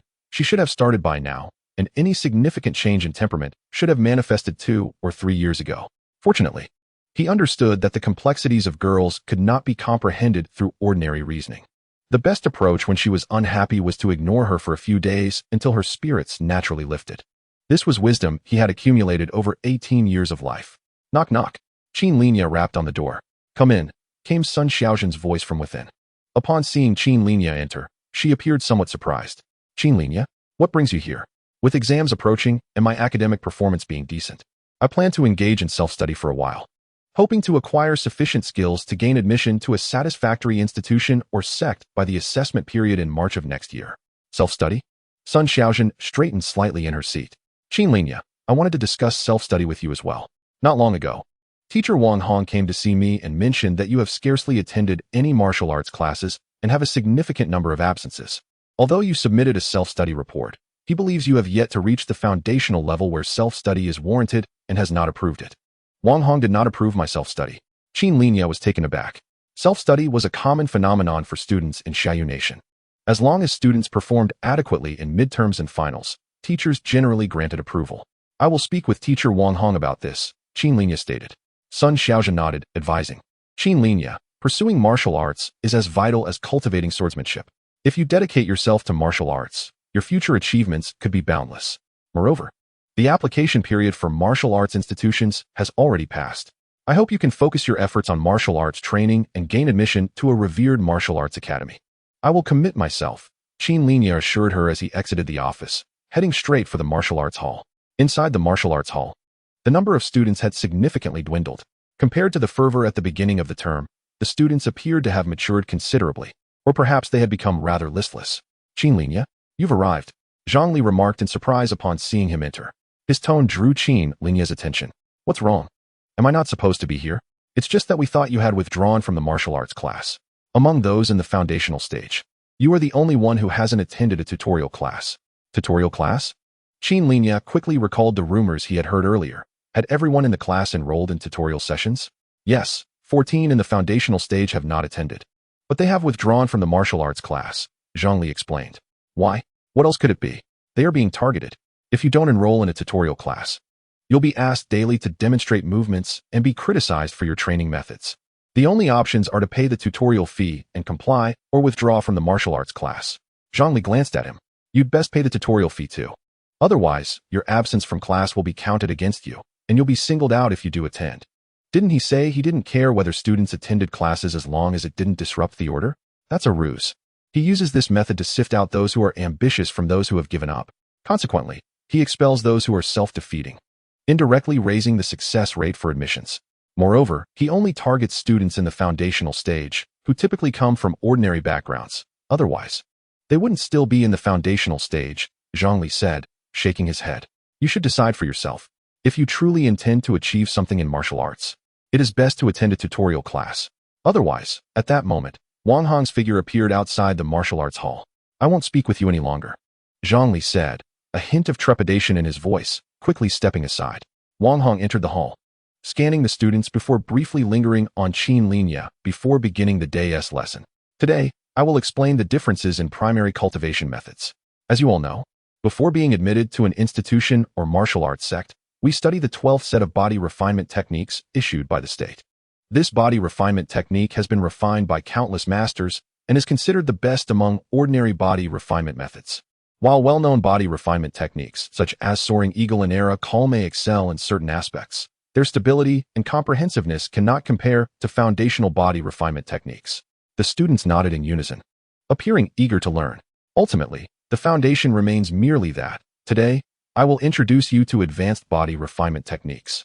Once mastered, they can operate autonomously, eliminating the concern of physical conditioning deteriorating after 10 days or 2 weeks without training. Wang Hong paused, knowing that advanced body refinement techniques are typically reserved for martial masters. However, this does not imply that we cannot access advanced techniques now. The essence of martial arts sects lies in their ability to simplify advanced body refinement techniques into an accessible version for ordinary practitioners, allowing them to seamlessly transition to the corresponding advanced techniques once they achieve proficiency, thus avoiding the unnecessary waste of 1 or 2 years on relearning. The students were visibly excited at the prospect of advanced body refinement techniques that could operate autonomously, ensuring they would not have to endure constant rigorous training. I will now introduce you to an advanced body refinement technique so you may appreciate its wonders. Of course, this technique is for your enjoyment only, Wang Hong said. Elaborating on the formidable 3 Radiance's body refinement technique, he did his utmost to depict the technique's might, igniting the aspirations of his students before revealing that he possessed the ordinary version of this advanced technique. The class period swiftly passed. Once the lesson concluded, Qin Linye approached Wang Hong and inquired, Teacher Wang, was my self-study request not approved? I reviewed your grades. You have yet to reach the stage where self-study is warranted, so you must continue to strive diligently. Is that so? Then may I ask what level is necessary to apply for self-study? Wang Hong gazed at Qin Linye, stating, You must at least complete your foundation. After achieving this, will you still consider joining the martial arts class? The choice between the martial arts class and completing your foundation is not mutually exclusive. For you, with a mere 1-star aptitude, even if you manage to establish a foundation, your path in cultivation will be fraught with challenges. Thus, martial arts may indeed be your most prudent choice, wouldn't you agree? Now, focus diligently in class and refrain from further absences, for excessive truancy could lead to expulsion. I heard from classmates that Teacher Wang has established a tutoring class to utilize the free time after classes, hoping to assist more individuals inclined toward martial arts. Qin Linye remarked. Wang Hong wore a smile that suggested he held the situation in hand. If you're interested, you might consider attending, he suggested. Teacher Wang, I have no interest in the tutoring class, Qin Linye replied. Wang Hong's smile faltered slightly, and after a moment, he cast a sidelong glance at Qin Linye, his expression morphing into a cold smirk. Suit yourself, he retorted before turning away. Chapter 28.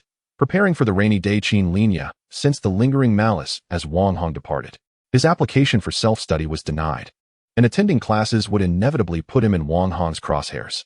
Ignoring it was not an option, as excessive absences could indeed lead to expulsion, a troublesome predicament. Observing Wang Hong's retreat, Qin Linye furrowed his brow. He had encountered similar news online, but never anticipated such occurrences would befall him. Wang Hong, a seasoned martial artist, had reportedly undergone body tempering 3 times, yet had not ascended to the ranks of high-tier martial artists. If a video were made featuring him, shedding light on this societal issue, it would undoubtedly garner significant attention. However, Qin Linye ultimately suppressed this notion. His initial intent for creating videos was to achieve a brilliant battle and earn skill points, which required eliminating a target. Wang Hong was not a solitary figure. He had family, parents, a wife, and children who would not let his death go unavenged. Could he truly eradicate an entire family? In the realm of Shiyu Kingdom, martial artists and cultivators wield substantial power, with top sects like the innate sect standing on equal footing with the National Assembly. Yet, it remained a society governed by law. Additionally, moral considerations prevented him from committing such heinous acts over trivial matters. After all, he was no demon. Turning, Qin Linye sought out Zhongli. You must also find his behavior repugnant, he inquired. Who wouldn't? But what can we do? If I get expelled, my father would kill me, Zhongli replied. I'll buy a few props for recording videos. You help me gather some evidence, and I'll find a way to turn the situation around. You? Zhongli regarded Qin Linye with skepticism. I have my methods, Qin Linye insisted. All right, but I must clarify that I won't testify, Zhongli cautioned. No need for your testimony. Just record the video and hand it to me, Qin Linye replied. Okay, Zhongli nodded vigorously. Let's meet at Dayu Internet CAF tomorrow afternoon. As Qin Linye prepared to leave, Zhongli hesitated. Qin Linye, I've heard that Wang Hong may have connections beyond his position. He also knows a group of outlaws from the wilderness. The wilderness is fraught with peril, devoid of legal constraints. The so-called outlaws refer to ruthless individuals, some of whom are even fugitives with blood on their hands. I understand, Qin Linye said gravely, nodding. He turned and exited the martial arts hall. In the wilderness, the core of the Xianhuang star had been shattered, dispersing spiritual energy, yet this did not signify an absolute descent into an age devoid of magic. While it could not sustain the birth of beasts on par with human cultivators, it could still give rise to numerous ferocious beasts, particularly high-tier ones. Previously, these beasts, under the restraint of intelligent monsters, posed a lesser threat to human society. However, as the number of monsters dwindled, the ferocious beasts, now unbridled, increasingly threatened ordinary humans. Moreover, ferocious beasts and high-tier beasts, when exposed to sources of pollution, often transformed into even more formidable corrupted beings. To eradicate these powerful corrupted entities in their infancy, governments worldwide encouraged ordinary martial artists and soldiers to venture into the wilderness to exterminate ferocious beasts. After all, relying solely on cultivators was impractical. Their numbers were limited, and the scarcity of spiritual energy made it unfeasible for them to patrol the skies for extended periods while dealing with ferocious beasts. Martial artists would sweep through the wilderness, searching for corrupted beings and sources of pollution, and upon identifying a powerful corrupted entity, they would immediately seek the assistance of cultivators. The latter would arrive swiftly, wielding their swords to annihilate the corrupted beings and pollution sources. This has become the prevailing norm of warfare. The Xianhuang star boasts a diameter of 600,000 kilometers. A millennium ago, during the flourishing era of the immortal path, races such as the demons and sea creatures were forced into seclusion, while human cultivators spread across the globe. However, with the destruction of the star core and the lack of cultivators stationed at the borders of the 24 nations, the threat of corrupted beings has gradually increased. Recognizing this issue, the establishment of a widespread cultivation movement occurred a century ago. As Qin Linye contemplated the parents of Qin Xiaosu, Qin Zhan, and Su Lingshan, he recalled their bond forged in the wilderness, a brotherhood born of shared trials. Yet as they aged, Qin Mingyang grew wary of the dangers of the wilderness and aligned himself with the Chongqing group for employment, while Qin Zhan continued to traverse the wilderness. A decade prior, a conflict over a rare treasure led to the couple's involvement in a homicide, which was recorded and reported. Such life and death struggles over treasures are not uncommon in the wilderness, where the strong claim what they desire, often regarded as an unspoken rule. Yet, since it remains a hidden truth, it cannot be openly acknowledged. The revelation of this incident resulted in Qin Zhan and Su Lingshan being sentenced to serve at a border fortress, repaying their debt to society, a sentence that has persisted for 10 years. Qin Linye contemplated exposing Wang Hong's actions, but Zhang Li's warning compelled him to prepare for potential repercussions. Life in the wilderness, grounded in the vastness of nature, amplifies the malevolence within the human heart. He glanced at his attributes interface.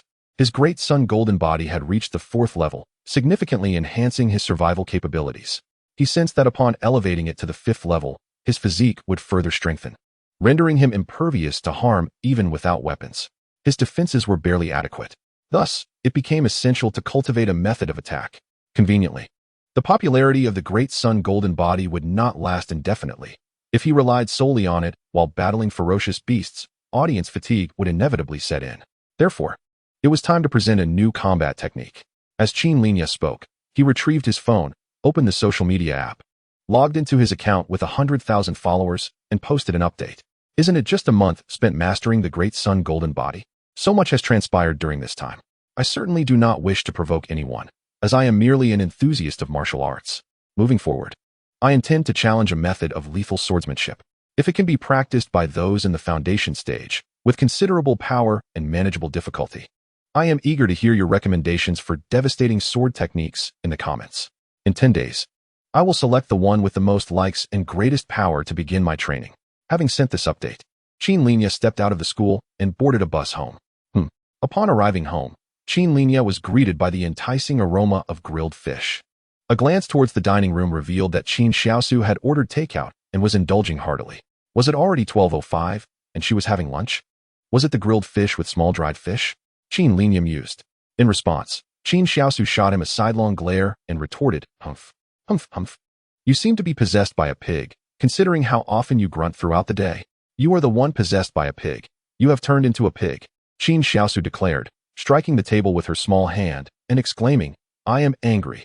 "Oh, take your time to be angry, and let me know when you are done," he replied coolly.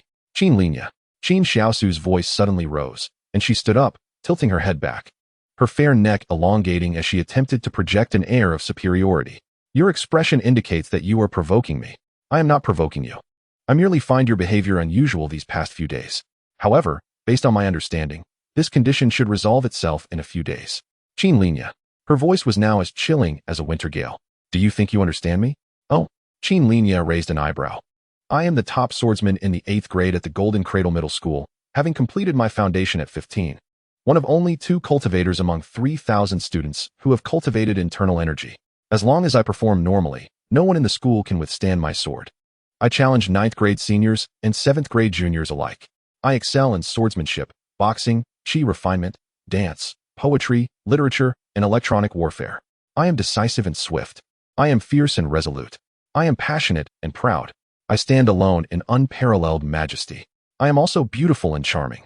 Qin Xiaosu glared coldly at Qin Linye, her grip on her chopsticks resembling that of a divine sword capable of taking lives. Did the chopsticks still carry the taste of grilled fish? She extended her tongue to lick them. Delicious. Then she continued to glare at him, her expression suggesting she was determined to make him regret his words. "On what grounds do you claim I am not normal?" After a moment of contemplation, Qin Linye could only respond with a grunt. "Humph? Bring me the sword." "Wait." Qin Linye swiftly raised a hand, speaking rapidly. "Who will repair anything broken? You? Who will clean the dirty floor? You? Who will replace torn clothes? You?" Qin Xiaosu glanced around at the furniture, then at the porcelain on one side, and finally at the unfinished grilled fish on the table. "Humph." She forcefully placed her chopsticks down and sat back down. "Why didn't you take me to see the battle with the fierce beast?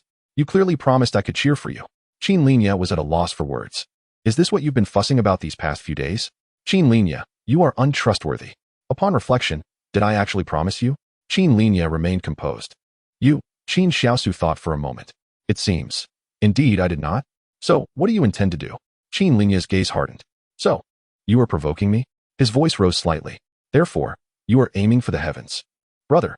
Qin Linye slammed the table. "What brother? Leave the grilled fish. Wash the dishes. Clean the floor. Do the laundry. Go.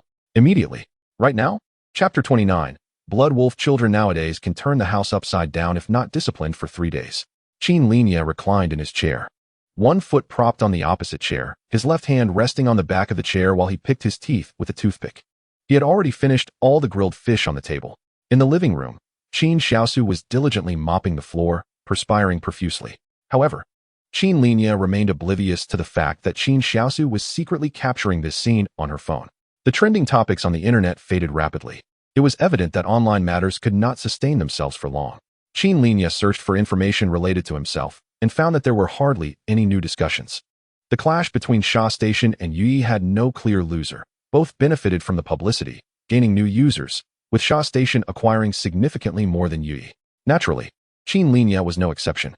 He had transitioned from a virtually unknown content creator with just over 10,000 followers to one with around 160,000. The view counts on his videos had surged as well. With the end of the month approaching, these videos would yield him an income exceeding 20,000. With this financial cushion, even if Lin Yaoyao were to transfer him 1 million, he could repay the interest without issue. Next, he needed to find new material. Qin Linye meticulously searched for information on fierce beasts. The reason he had repeatedly targeted the wind monkey was due to his own lack of strength. And the abundance of related videos made it easier for him to understand the creature's attack patterns for better countermeasures. In reality, compared to the agile and elusive wind monkey, other fierce beasts were considerably cheaper, often priced around 50 to 60,000, primarily due to the costs associated with capturing and transporting them from the wild. If he were willing to drive out to the wild to procure them directly, the price could drop to 20 to 30,000. Now, having cultivated the Great Sun Golden Body to the 4th level, along with his perfected foundational swordsmanship and boxing skills, as well as a minor mastery of the inch ground technique, the fierce beasts he could confront were no longer limited to just the wind monkey. This time, he sought out the more affordable fierce beasts. After a moment of searching, he quickly found a selling point where the prices for fierce beasts were, on average, 20 to 30% lower than the market. Fierce beasts for breeding? Their ferocity is slightly lower than that of ordinary fierce beasts. This information piqued his interest. Some top-tier factions enjoy raising fierce beasts in their territories or estates, where the ferocity of these bred beasts is lower and their combat skills are lacking. However, those who can afford to raise fierce beasts in their territories are typically not short on funds. Though he couldn't comprehend their motivations for keeping such creatures as companions, he was more than willing to purchase these bred fierce beasts since they were available for sale. Without delay, Qin Linye placed an order and bought a blood wolf for 43,000, with delivery to his doorstep. He now had material for his next video. The blood wolf, a common fierce beast, is one that many encounter in the wild.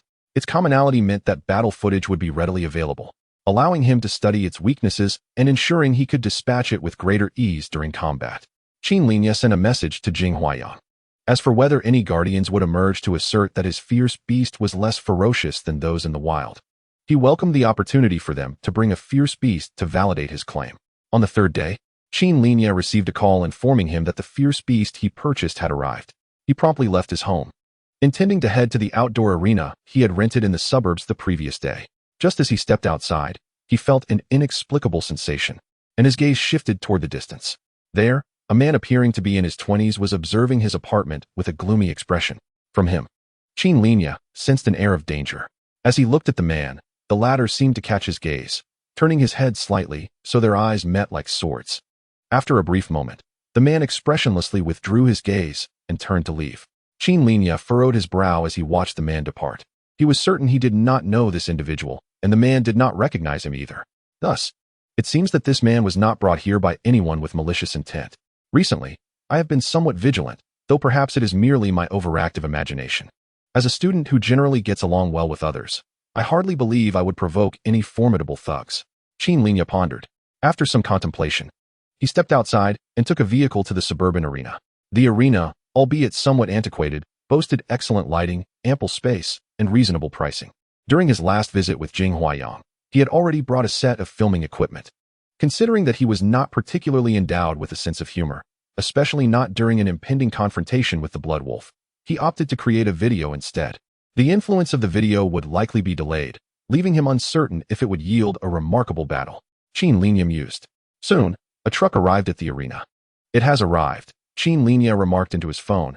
I see that some online still doubt my capabilities, suggesting that I can only contend with the wind monkey. Therefore, this time, I shall challenge the blood wolf with my foundational strength at the 5th stage. The vehicle came to a halt in the training field. The driver, a robust man, addressed Qin Linye. The blood wolf is inside, but I dare not open the cage. You will have to do it yourself. Qin Linye glanced at the driver. This man, likely having undergone body refinement a couple of times, still lacked the courage to face a blood wolf. Leave it to me, Qin Linye assured him, nodding towards a few individuals lingering outside the arena. They quickly retreated, leaving Qin Linye and the truck at the center of the arena. As Qin Linye approached and opened the truck's back doors, a low growl emanated from within. The blood wolf, larger than a typical wolf, emerged. Surprisingly, it did not immediately launch an attack. Indeed, the ferocity of domesticated beasts is markedly less than that of their wild counterparts, Qin Linye reflected. Much like the similarity between a husky and a wolf, 99 alike, yet that one difference renders their aggression worlds apart. While his thoughts raced, his actions remained swift. At that moment, the blood wolf seemed to sense Qin Linye's aggression, its ferocity igniting as it let out a growl and charged at him. However, despite its strength and physique surpassing that of the wind monkey, the pressure it exerted on Qin Linye was evidently less. Bloodwolf, Qin Linye exclaimed, unleashing his vitality. Stepping forward with golden light radiating from his entire being, dazzling the approaching Bloodwolf to the point where it dared not look directly at him. If it had hands, it would undoubtedly cover its face, exclaiming, "My eyes." Seizing this moment, Qin Linye slid beneath it, his sword deftly slicing open the Bloodwolf's abdomen. Crimson blood spilling onto the ground. With this grievous wound, the outcome of the battle was no longer in question. Before long, the Bloodwolf succumbed to its injuries, and Qin Linye, with a decisive thrust, pierced its skull, ending its life. It was remarkably effortless. Qin Linye shook the blood from his sword. This battle was significantly less taxing than his previous encounters with the wind monkey. However, ease was not the crux of the matter. The focus lay on whether he would earn skill points in an hour. If his method proved effective, he estimated that hundreds of skill points would flow in. Chapter 30, Influence. 1 hour, 1 hour and 5 minutes, 1 hour and 10 minutes, 1.5 hours, 2 hours. Qin Linye attentively monitored the fluctuations of his abilities, anticipating the evaluation of his remarkable battle. Yet, after 2 hours, nothing transpired. Had he failed? Would he have to resort to live streaming?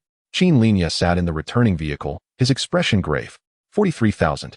Including the rental fee for the arena, the total was a staggering 45,000. Although the sale of the Bloodwolf's carcass recouped 3,000, he still faced a loss of 42,000. This amount constituted his largest expenditure since turning 14. Moreover, he had a nagging premonition that live streaming might not guarantee a remarkable battle evaluation either.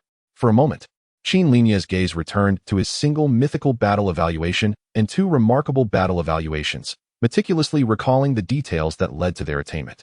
After a prolonged period, he suddenly seemed to have an epiphany. Quickly, he accessed the video of his battle against the wind monkey and began reviewing the comments. In the first battle against the wind monkey, the most liked comment proclaimed, Qin Linye, with 1-star aptitude, spent less than 10,000 on foundational cultivation, having mastered no pinnacle sword techniques. At the tender age of 17, he vanquished a ferocious beast, marking a significant step forward for humanity in the conquest of such creatures. Next, he browsed to the second battle against the wind monkey, locating the most popular comment, I was there in person. It was undeniably the small success of the Great Sun Golden Body. The previous record holder for the shortest time to cultivate the Great Sun Golden Body to a minor success was Bodhi Longzi, taking 92 days, or 3 months and 2 days. Even though Qin Linye had prior exposure to the Great Sun Golden Body, his time from initiation to minor success would not exceed 2 months. Such efficiency is unprecedented. He shattered the cultivation record for the minor success of the Great Sun Golden Body. Reading these 2 comments, Qin Linye finally grasped the truth, achieving what others cannot, thus creating significant influence. This was the essence of making a substantial impact. It was not merely about the number of people who encountered or witnessed it, but rather the transformative changes his actions would bring to the world, overturning established norms. He felt a strong intuition. If he could cultivate the Great Sun Golden Body to full success faster than Bodhi Longzi's 1 year and 4 months, and then showcase this mastery in a life-and-death confrontation, even without a mature ferocious beast to accompany him, he could still earn a remarkable battle evaluation.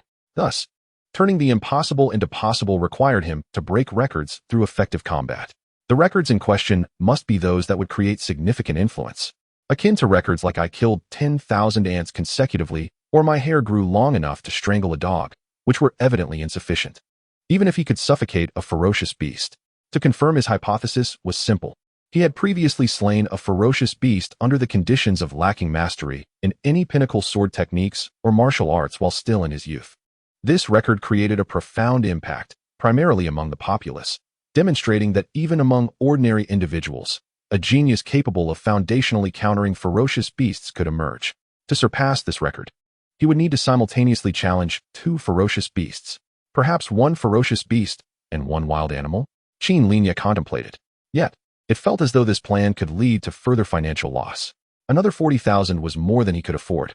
The beginning of next month would see the funds from the sand station arrive, with live streaming revenue amounting to 20 to 30,000 and video earnings also in the same range, totaling over 50,000. Coupled with the support from Xiaosu, who, being a child, would not utilize much money, he could temporarily draw from that. After all, saving for her dowry would be wise. Without sufficient dowry, it would be challenging for a girl to marry. Thus, he calculated that he could barely afford 2 domesticated ferocious beasts. Qin Linye considered this plan. Yet the video uploaded to the sand station could not reflect this. After spending 2 days editing the video of his confrontation with the Blood Wolf, he clicked to upload it.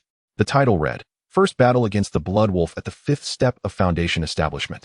It has been proven that the Blood Wolf is renowned, yet it pales in comparison to the Wind Monkey. With a mere sliding kick, I can effortlessly dispatch such a Blood Wolf. I could take on 2 of them. He uploaded a video, then turned his attention to his previous message, which sought a form of lethal swordsmanship. Among the listed techniques, he disregarded the first outright. The second was the Starry Assassination technique. And the third was the Void Sword Intent, followed by the Holy Spirit Sword technique, the Extermination of Immortals Sword Cannon, the Electromagnetic Sword Control technique, the Supreme Emotionless Sword, and the Azure Lotus Sword formula, among others. However, Qin Linye dismissed each of these techniques in turn. The Extermination of Immortals Sword Cannon is a sword formation that cannot be practiced by a single individual. The Supreme Emotionless Sword requires one to transform human emotions into heavenly intent and to replace the heavenly path with the human way. As for the Holy Spirit Sword technique, the Electromagnetic Sword Control technique, and the Azure Lotus Sword formula, they simply do not meet the standards for cultivation at the foundation building stage. His only options were the Starry Assassination technique and the Void Sword Intent. The Void Sword Intent focuses on mastering sword intent and encompasses the realms of unity between man and sword, the return of all swords to their origin, the state of no sword and no self, and the path of the heavenly sword, which indirectly represents the 4 stages of entry: minor success, major success, and perfection. The Starry Assassination technique emphasizes comprehension of the heavens and earth. It is said to have been created by a legendary master assassin renowned in his time. Practitioners must first merge with the heavens and earth, and then with the stars, tracing the trajectory of the stars' movements to unleash a sword technique as swift as thunder and as quick as lightning. After careful consideration, Qin Linye chose the Starry Assassination technique. The entry-level requirement for the Starry Assassination technique is relatively straightforward. Moreover, the power derived from the movement of the stars points towards a realm above that of the martial sage. In other words, mastering this technique would greatly benefit future martial arts cultivation. He opted against the Void Sword Intent, as the concept of sword intent is ethereal and lacks the appeal he desired. Additionally, this technique is exceedingly difficult to cultivate. Thus, he settled on the Starry Assassination technique. Qin Linye glanced at the time and announced his decision in a dynamic update. Today is August 30th. Every half-month, I will record an additional video showcasing my progress in the Starry Assassination technique. This technique had not been made public online, so he had to visit the city's Swordsmanship Academy to register his ID, record a video, and review the technique. He also captured this moment on video for documentation. Although the Starry Assassination technique is somewhat easier to practice than the Void Sword Intent, it does not imply that it is easy to master. Otherwise, it would not have been ranked second. According to current records, the fastest time to reach the entry level of the Starry Assassination technique was 24 days, while the quickest to achieve minor success took a full 129 days, over 4 months. Qin Linye aimed to break the record of 4 months and 9 days, achieving what others deemed impossible. To do so, he first needed to ensure he could master the entry level of the Starry Assassination technique in a sufficiently short time. Time flew by, and it was now September 3rd. On this day, the earnings from his live stream and video amounted to 56,000 yuan. On September 4th, while checking Qin Xiaosu's bank account, he found the balance had also risen to over 46,000. For the first time, the total amount he could access surpassed 100,000. The only slight regret was that the blood wolf he had slain, which belonged to the category of domesticated ferocious beasts, had not prompted anyone to dispute its legitimacy. Although some people pointed it out in the comments, they merely voiced their opinions without taking action. This generation of netizens lacked initiative, despite confidently declaring that his ferocious beasts were problematic and expressing their discontent. None dared to confront him. Seeing no one come forward to challenge him, Qin Linye decided to contact Jing Huayang for a third live stream, simultaneously challenging 2 blood wolves. Chapter 31. Rumors 2 blood wolves? Jing Huayang's voice sounded surprised over the phone. You haven't even completed your foundation building yet, and are recklessly challenging 2 blood wolves? That is far too dangerous. During this time, relying on the nirvana fruit, Qin Linye's cultivation had made some progress, but he still needed 4 to 5 months to complete the foundation building. However, he estimated that he would soon transition from the 5th step of foundation building, refining the organs, to the 6th step, blood transformation, within the next 10 days to half a month.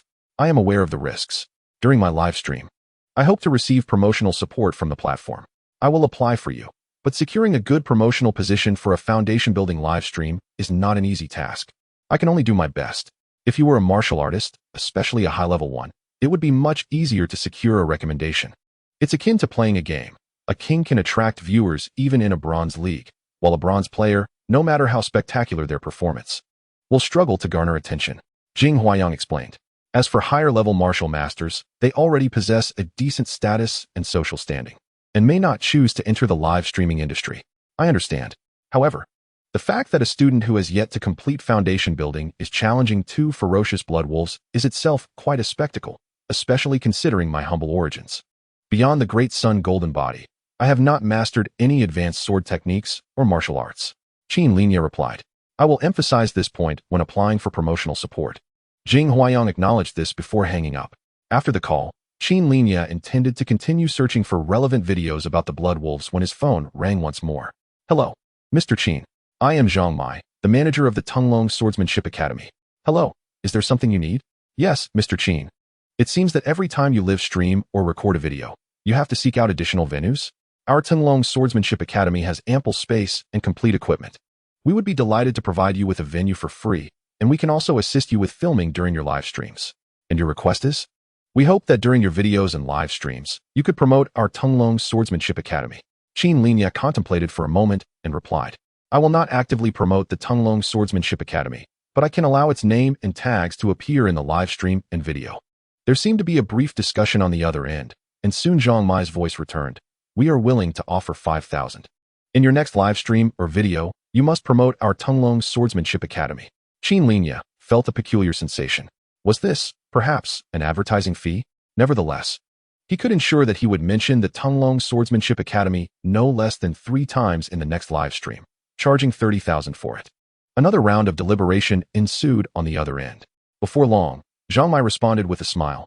Pleasure to collaborate, Mr. Qin. Let us know when you are available to come by and sign a contract. I'll head over now, Qin Linye replied. As he stepped outside, he couldn't help but feel a sense of nostalgia. He had once specifically gone to the Tunglong Swordsmanship Academy to apply for a position as a swordsmanship instructor, only to be turned away due to health certificates, sword-level certifications, and qualifications. Now, however, they were actively inviting him. This stark contrast showcased the power of fame. The Tunglong Swordsmanship Academy was not far from Qin Linye's residence and held significant standing in Minghua City, boasting 4 branches, allegedly backed by martial masters. Upon arriving at the academy, Zhang Mai quickly greeted him. Mr. Qin, we meet again. From now on, I may be a frequent visitor, Qin Linye responded. We would be thrilled to have you at our Tunglong Swordsmanship Academy, Zhang Mai said, directly handing him a membership card. This is our diamond annual card. With it, you can freely use any equipment at the Tunglong Swordsmanship Academy, and with just one call, you can reserve a private room and personal instructor. The Tunglong Swordsmanship Hall offers 3 types of membership cards, Platinum, Diamond, and Supreme. The annual fee for the Platinum card is a staggering 6,800, while the Diamond card costs 9,800. Manager Zhang presented this card as a gift, demonstrating his sincerity. After some contemplation, Qin Lin accepted it. Although he was merely 18 years old, for years of independent living had bestowed upon him a maturity beyond his peers. While he may still be somewhat inexperienced in handling affairs, he recognized Zhang's goodwill. Qin Lin promptly signed a promotional agreement with Zhang in the office. He stated, I will conduct a live broadcast in 3 days, during which I will challenge 2 blood wolves. I would appreciate it if Tunglong could arrange personnel for coordination. 2 blood wolves. Mr. Qin, you are truly exceptional. At 24, I completed my foundation and have been a martial artist for 9 years. Yet I have never faced a ferocious beast in life and death combat. You, with a mere 5 steps of foundational cultivation, dare to confront 2 blood wolves. Truly, the younger generation surpasses the older. Zhang praised earnestly. In the kingdom of Shiyu, establishing a foundation is not difficult, but advancing beyond that requires the ability to capture the sense of qi. The conventional method to achieve this necessitates a tranquil mind, allowing oneself to enter a meditative state. In a society rife with restlessness and the complexities of adult life, many find themselves stuck at the stage of sensing qi. Moreover, the next significant stage of cultivation after establishing a foundation is the innate realm, during which one must refine spirit stones to enhance true energy. Given the current market price of these stones, it is nearly impossible to proceed without millions, leading many to adopt a laissez-faire attitude towards their cultivation after reaching foundational completion. It is not uncommon for one to go a lifetime without slaying a ferocious beast. After signing the agreement, Qin Lin returned home, needing to adjust his state of mind in preparation for the challenge ahead. Two ferocious beasts. Even if these blood wolves were bred in captivity, they still posed a substantial threat to him, who was not yet a martial artist. Were it not for the fact that he had cultivated the Great Sun Golden Body to the 4th level, greatly enhancing his defense, he would not have had the courage to confront these beasts directly. On September 6th, at 6:02 p.m., the day before Qin Lin's confrontation with the two blood wolves, the door to the living room creaked open. Qin Xiaosu, looking somewhat dazed, walked in. "What's wrong? Did you flunk your finals?" Qin Lin, who was perusing videos on the starry assassination technique, asked with a smile. Qin Xiaosu glanced at him, her expression tinged with melancholy. This demeanor struck Qin Lin as unusual. He stood up and inquired urgently, "What happened? Brother, did you see the news at noon?" "News? I've been watching swordsmanship videos. What is going on?" "The Panshir fortress has fallen." "The Panshir fortress?" Qin Lin was taken aback, suddenly recalling. His parents, Qin Zhan and Su Lingshan, were stationed at the Panshir fortress. "Don't panic, let me check the report." "Brother," Qin Xiaosu began, but he interrupted her, "Don't think too much. The Panshir fortress is the largest in Yuzhou, a critical stronghold with elite defenses ranked among the top 3 nationally, manned by 12 spirit masters and 2,000 cultivators. It won't fall easily. Don't believe the media's sensationalism. Ever since you stepped into the limelight, I had this premonition. A new storm is brewing. History's wheel is slowly turning." Qin Xiaosu remarked, fear glimmering in her eyes. Could it lead to a rampage by demonic creatures, the fall of Minghua City, and countless deaths and displacements? Nonsense. Qin Lin forcefully interrupted her spiraling thoughts. "Our uncle and aunt are registered martial artists. They will be fine. They might call us tonight or tomorrow morning to assure us of their safety. Besides, the media always exaggerates. Perhaps the Panshir fortress merely had a skirmish with the demonic creatures from the Yada Mountains." Ding dong. At that moment, a notification pinged on Qin Lin's phone. It was an update regarding the Panshir fortress situation. Today at 3:32 p.m., unreliable media circulated rumors claiming the Panshir fortress had fallen, with all defenses wiped out, causing widespread panic. Authorities have confirmed that this information is false. Please do not believe the rumors. "See, I told you it was just media fabrication," Qin Lin said, showing the message to Qin Xiaosu. She scrutinized the text, and soon, her phone chimed with the same information. Upon reading the clarification, her gem-like eyes regained their luster, and she exclaimed with indignation, "That's terrible. They claimed the fortress had fallen when it hadn't. How awful." Qin Lin smiled. "Don't trust those gossipers." Qin Xiaosu nodded vigorously. This incident was merely a minor interlude. Qin Lin soon learned through online sources that a riot of demonic creatures in the Yada Mountains had led to significant losses for the battle teams departing from the Panshir fortress. With dozens of raider squads forever lost in the ancient mountains spanning over 20 million square kilometers, the sudden onslaught of these demonic entities caught the Panshir fortress off guard, allowing some to breach the defenses and reach human cities hundreds of kilometers behind the fortress. However, before they could wreak havoc, they were swiftly dealt with by the spirit masters and cultivators who arrived in response.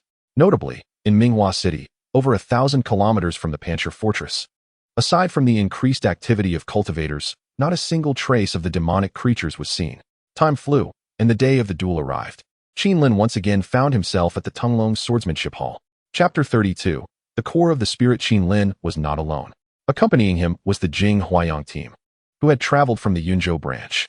Although the viewership for this broadcast was significantly lower than during his last appearance, he still regarded it with great importance. The limited promotional efforts and perhaps a waning interest in such low-stakes battles against ferocious beasts meant that nearly half an hour into the stream, the online viewership had yet to surpass 100,000. Given this trend, reaching a peak of 200,000 viewers seemed optimistic. "Mr. Qin, you've arrived. Please, come inside." Zhang Mai personally greeted him at the entrance, leading him into the Tunglong Swordsmanship Hall. The hall was bustling with activity, noticeably more vibrant than before. Upon reaching the combat area, Qin Lin observed that the spectator zones on either side were nearly filled to capacity, with the crowd numbering close to 1,000. It was clear that Tunglong Swordsmanship Hall was not one to miss an opportunity. Qin Lin recalled the posters he had seen upon entering. Evidently, they had leveraged his reputation and the dramatic allure of life and death battles with ferocious beasts to conduct a robust promotional campaign. It was akin to inviting a renowned guest to perform on a show.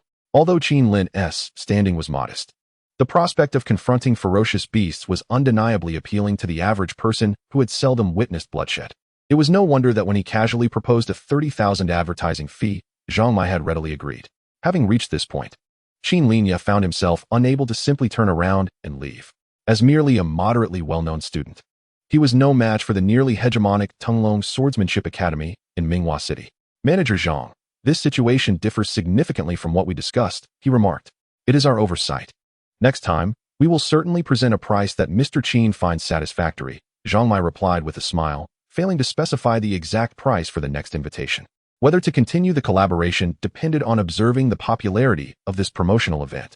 Soon, Qin Linye arrived at the center of the training field. He lightly stomped the ground. Feeling a tinge of regret, it seemed he could not use the sliding tackle to eliminate one of the blood wolves first.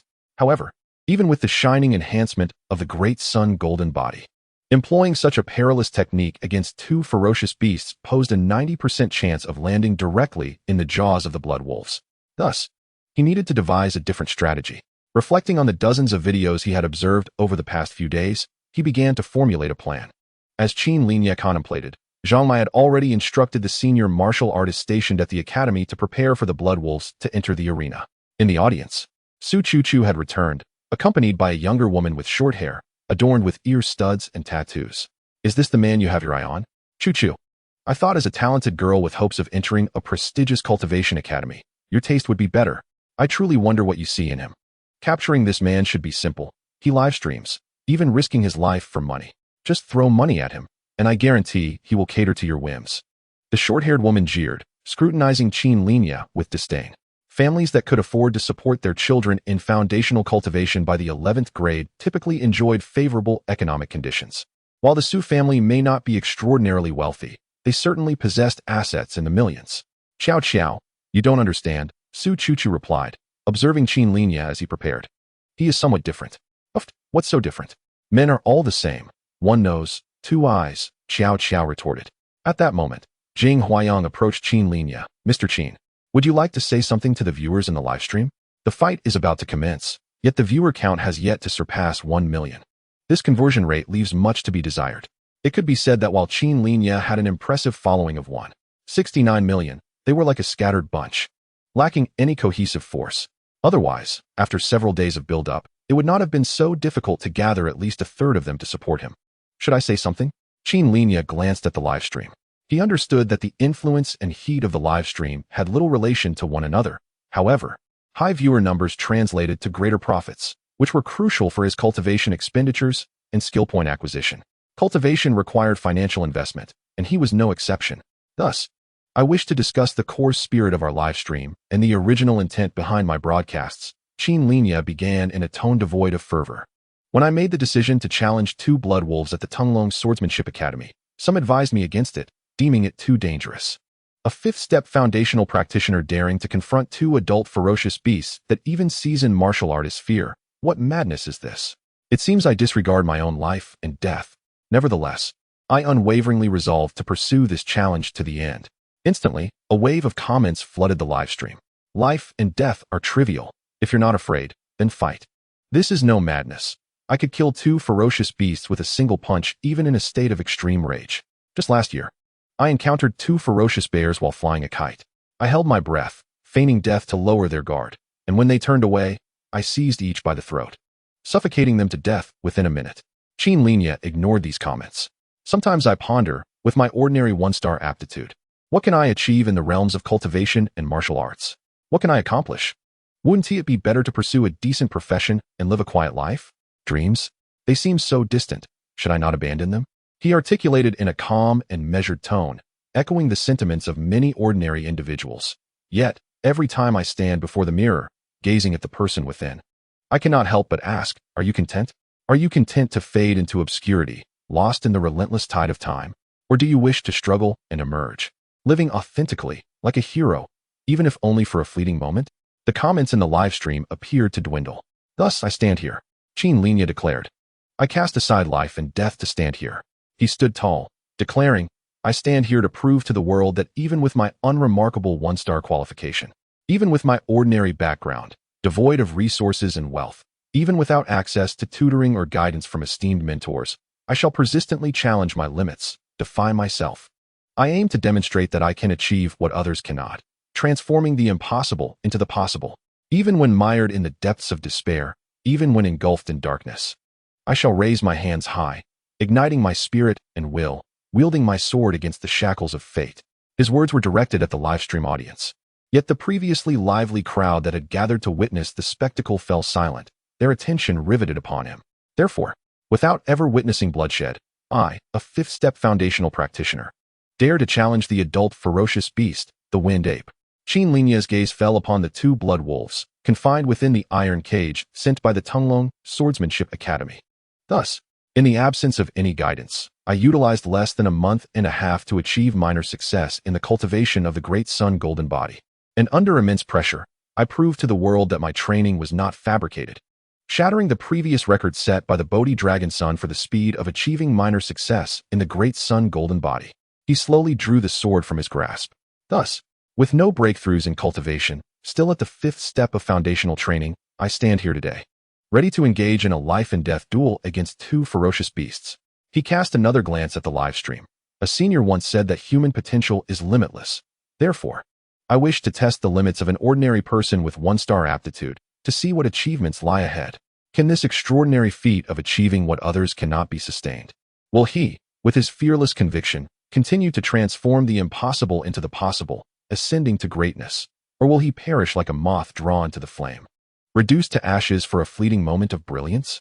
At this point he paused, for the senior martial artist from the Tunglong Swordsmanship Academy had already indicated that the two blood wolves were to be released, signaling the commencement of the battle.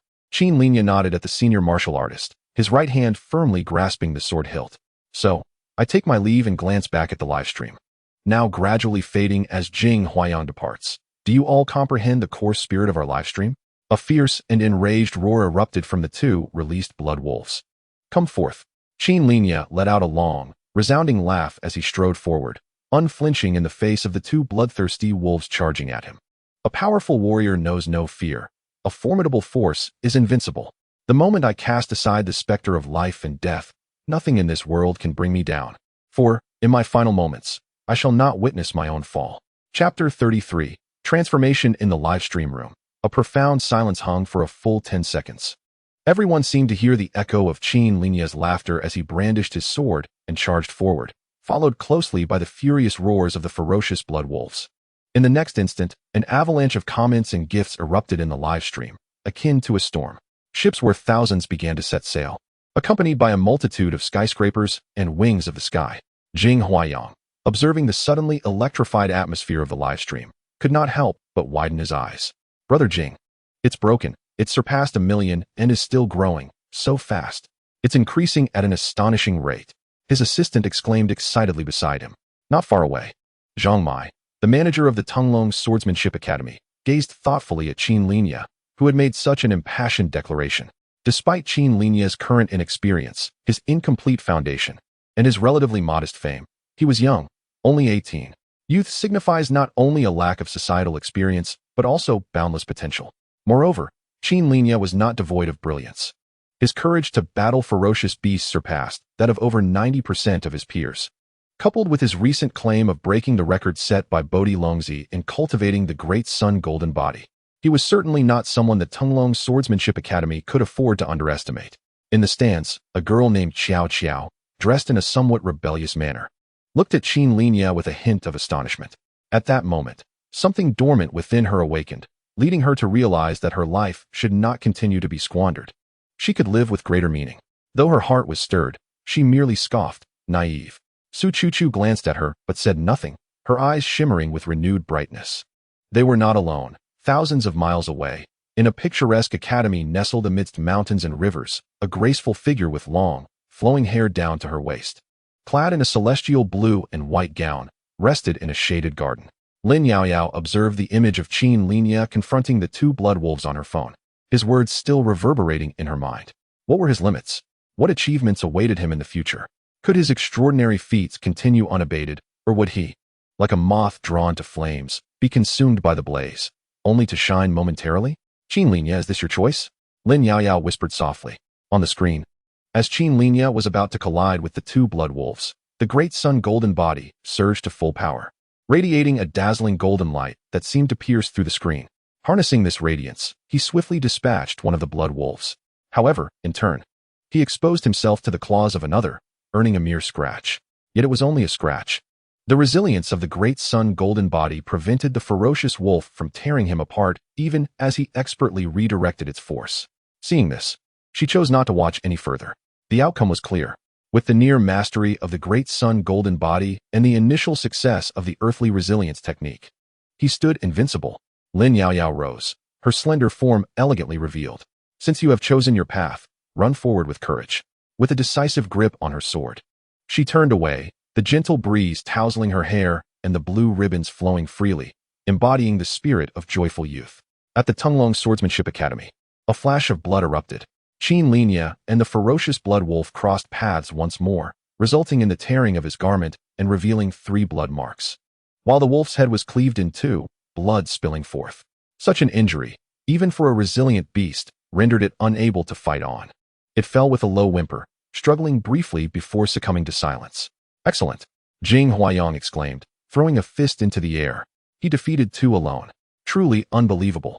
Does Brother Qin really possess only 1-star talent? And did he truly receive no guidance for his great sun golden body?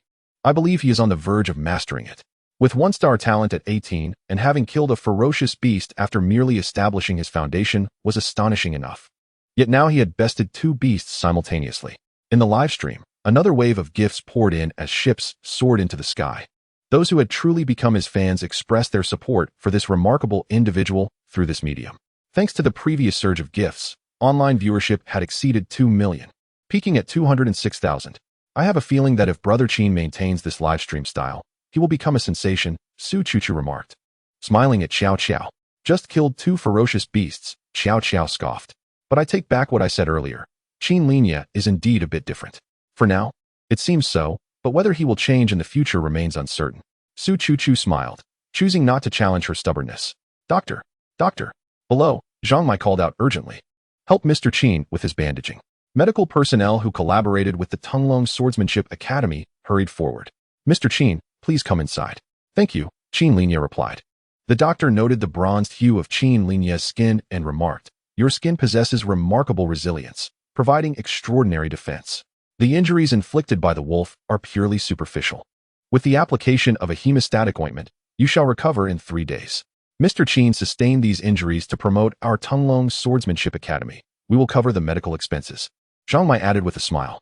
Although the cost of such injuries was minimal, a few hundred to 1,000 sufficed. The change in attitude made Qin Linye regard him with a newfound appreciation. Half an hour later, the doctor completed a series of treatments for Qin Linye. Meanwhile, Jing Huayong finished the live stream, reporting there were 2 waves of gift surges during this broadcast, and the second wave pushed the maximum online viewer count to 231,000. With this achievement, your next recommendation application will be much easier, and I will have Xiao Wu edit this duel into a video for you to post. Many who have heard about it are eagerly waiting for your inspiring tale. Xiao Wu, a colleague closely following Jing Huayong, named Wu Bai, immediately replied upon hearing Jing's words. Brother Qin, grant me 2 days. No, just 1. I will have the video edited and sent to you by tomorrow afternoon. Thank you for your patience. Qin Linye responded. In truth, these tasks fell under his purview, and Wu Bai's enthusiasm could be considered pure passion, as they were not his subordinates. The greatest reward from this endeavor was the generous tips. A total of 260,000 had been received. Jing Huayong remarked with a smile. The platform operated differently from typical live streaming sites, where tips were generally more rational. Furthermore, to maintain fairness, the platform refrained from allowing those large guilds to negotiate prices, preventing them from acquiring virtual currency at a low cost. Thus, the amount of tips did not seem excessively inflated. Had Qin Linye signed with a guild on another platform, the popularity of this live stream would have ensured that the guild would orchestrate a push, ultimately doubling the tips received. However, even if the amount were to double, the final profit reaching him might not surpass that from this platform. 260,000 was indeed a surprising figure. After the platform's share in taxes, he would still net over 100,000. He had already recouped the costs of purchasing 2 fierce beasts through these tips. Contemplating this, he inquired, is it possible to advance these earnings? That is not an option, Qin Linye casually asked. Then please arrange for me to challenge the 3 blood wolves in 10 days. 3 blood wolves. Jing Huayang exclaimed, his eyes widening. You must understand. At my current level of the Great Sun Golden Body, as long as I avoid being bitten by the blood wolves, their claws cannot harm me. Moreover, I am confident that within 10 days, I will have perfected the inch ground technique. Using the example of killing 1 blood wolf, I may very well be able to contend with 2 simultaneously, but that is far too dangerous. Have you forgotten? The essence of my live stream is to accomplish what others deem impossible, to perform feats that defy common logic, and to demonstrate that all rules exist merely to be shattered. Qin Linye smiled lightly. To achieve such miraculous feats, how could there be no element of danger?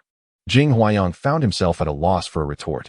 Of course, we must clarify that miracles are termed as such precisely because they are rare. I cannot predict how long I can tread this path or how far I can go. Thus, I urge all viewers of the video not to attempt imitation. Qin Linye spoke in a light-hearted tone. Jing Huayang sighed. I respect your choice. Qin Linye nodded slightly. Seeing that his injuries had been sufficiently treated, he rose. Let us return. You have all worked hard, and I would like to treat you to a meal. We merely fulfilled our obligations. Jing Huayang commented as he and Qin Linye made their way out of the Tunglong Swordsmanship Hall. However, at the entrance, Zhang Mai hurriedly approached. Mr. Qin, thank you for promoting our Swordsmanship Hall. This campaign was a resounding success. It was merely fulfilling the contract. We should not have used your likeness for promotion without your consent. That was our mistake, and I sincerely apologize. Please accept this token of our gratitude, Zhang Mai said, handing over a red envelope. Judging by its thickness, the cash inside was certainly no less than 10,000. Qin Linye regarded Zhang Mai, recognizing the sincerity of his apology. Although he was uncertain why Zhang Mai had altered his attitude toward him, he accepted the envelope. Manager Zhang, you are being overly courteous. We have signed a promotional contract, and the Tunglong Swordsmanship Hall indeed has the right to utilize my likeness. Thank you for your understanding, Mr. Qin, Zhang Mai replied with a smile. The Tunglong Swordsmanship Hall looks forward to your next visit. Qin Linye nodded and departed with Jing Huayang and the others. Chapter 34. Beginnings Comprehensive Evaluation. Glorious Battle. Skill Point 1.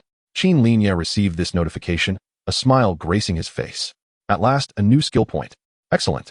He opened the red envelope given by Zhang Mai, discovering that the amount was not the anticipated 10,000, but rather 20,000, coupled with the previous 30,000. He had gained a total of 50,000 from this promotion. After purchasing the 2 blood wolves, he would have 19,000 remaining. This amount belonged to Qin Xiaosu, but he had already withdrawn 20,000 from her card.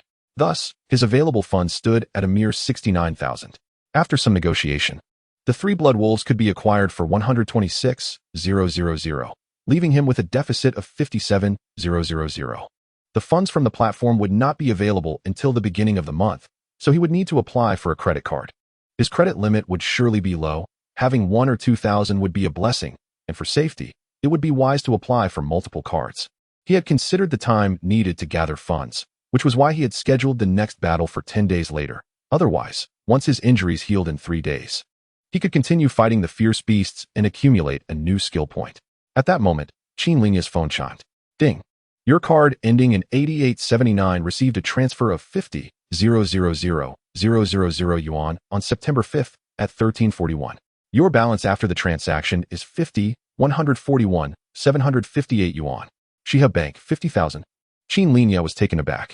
He counted the zeros carefully. Indeed, it was 50,000. An unprecedented sum. 50,000.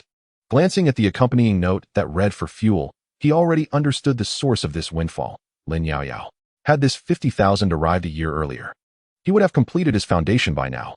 However, had it come a year earlier, Lin Yaoyao would not have even reached the innate realm. Even with her 5-star aptitude being specially recruited by the original Dao Academy, she likely could not have lent out 50,000 in one go. 10 or 20,000 would have been considered a good amount. Exhaling deeply, Qin Linye released a long breath. He had harbored a suspicion. Demonstrating extraordinary combat prowess could yield skill points, and breaking records in skill cultivation and showcasing it through battle should similarly grant skill points. His Great Sun Golden Body had already reached the 4th layer. Elevating it to the 5th layer with skill points would signify entering the perfected stage. Achieving such a milestone in less than 2 months would undoubtedly be unprecedented, meeting the standard of accomplishing what others deemed impossible. Initially, he felt hesitant. It was too swift. Attaining a minor completion of the Great Sun Golden Body in under 2 months was one thing, but advancing to the perfected stage seemed preposterous. Yet, upon seeing this message, he had made his decision. This world has never lacked for prodigies, as humanity faces threats from fierce beasts, demonic creatures, and even malevolent stars. There is an urgent need for exceptional talents to emerge across various fields to bolster their ranks. Hence, it is not only imperative to popularize cultivation and publicly share advanced techniques seldom seen in daily life, but countless heroes, akin to Bodhi Longzi, generously contribute their cultivation methods for others to practice. In such a grand environment, why should I hesitate at the prospect of perfecting my great sun golden body in 2 months? Resolute in his conviction, Qin Linye promptly invested the unspent skill points into the great sun golden body. A searing sensation surged forth, far more intense than the transition from the third to the fourth layer. Qin Linye felt as if his very essence had been transformed. His bones melted away and reforged through relentless trials. In less than 3 minutes, he was drenched in sweat, his complexion pale. However, his spirit grew remarkably resilient amidst this harrowing ordeal.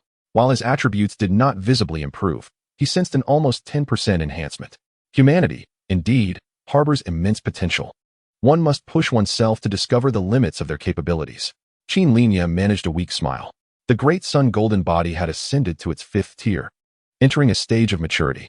Alongside his skills, his attributes had undergone a transformation. Strength 5, Constitution 7, Agility 5, Spirit 8. His constitution had notably increased by 1 point. Observing his agility attribute, he anticipated that as the inch land technique approached a major breakthrough, his agility would likely see a similar enhancement. Suddenly, after a moment of contemplation, Qin Linye began practicing the 12th set of body refinement techniques. During this practice, he distinctly felt that his internal organs had undergone a thorough tempering during his recent breakthrough with the great sun golden body, pulsating with newfound vigor. Could it be that the refinement of the organs was complete? Not only that, but his vital energy surged incessantly within him. At this moment, if he claimed to have undergone a blood transformation for a year or 2, many would undoubtedly believe him. Moreover, it seemed that benefiting from a constitution of 7, his progress in practicing the 12th set of body refinement techniques had accelerated significantly, akin to solving a mathematical problem with the result already known. Coupled with the residual potency of the nirvana fruit, he realized that in just 2 months, he could completely establish his foundation. Should he be willing to allocate a portion of the 500,000 he had received to acquire additional medicinal herbs, the time required to solidify his foundation could potentially be shortened to under a month. Failing to establish a foundation in 1 or 2 months would be an impossibility when facing 3 or 4 ferocious beasts. However, once he successfully established his foundation and entered the martial artist realm, he could confidently confront even 10 ferocious beasts simultaneously.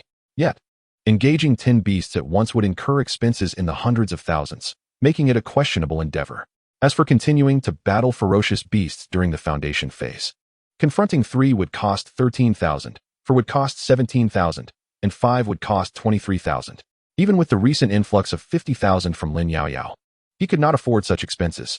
Jing Huayang had once noted that even a king must draw a crowd when participating in the copper tier, while no performance, no matter how splendid, could rival that of a king. After establishing his foundation as a martial artist, he would accumulate skill points to enhance the Great Sun Golden Body and the Starry Assassination Technique.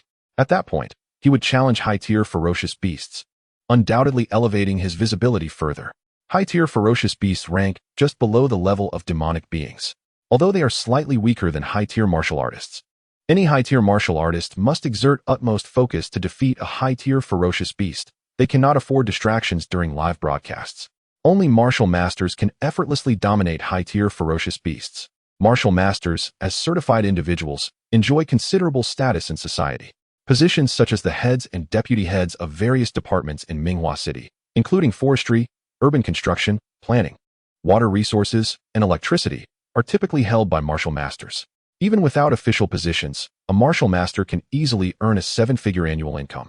Subsequently, Qin Linye dedicated 4 days to mastering the inch land technique, successfully elevating his agility from 5 to 6. Unfortunately, due to the difficulty of the Starry Assassination Technique, he had yet to make any progress. With the inch land technique complete and finances secured, Qin Linye conducted his first live stream 6 days later. Concerned that the Great Sun Golden Body might overshadow his solo battle against the Blood Wolf, he refrained from showcasing its full potential during the stream. The broadcast proceeded smoothly. The synergy between the inch land technique and the Great Sun Golden Body made confronting 3 blood wolves no more challenging than facing 2. Qin Linye received accolades for his splendid battle. 6 days later, he engaged in a 1-against-4 battle with ferocious beasts. After recuperating for 8 days, he once more challenged 5 ferocious beasts. With each live stream and challenge, coupled with the motivation from his previous videos, his visibility soared.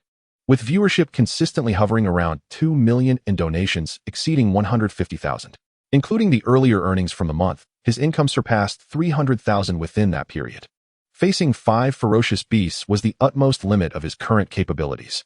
Qin Linye applied the hemostatic and tissue regenerative ointment, which had nearly depleted its medicinal potency, to his body. The 3 wounds inflicted by the blood wolf were now close to healing.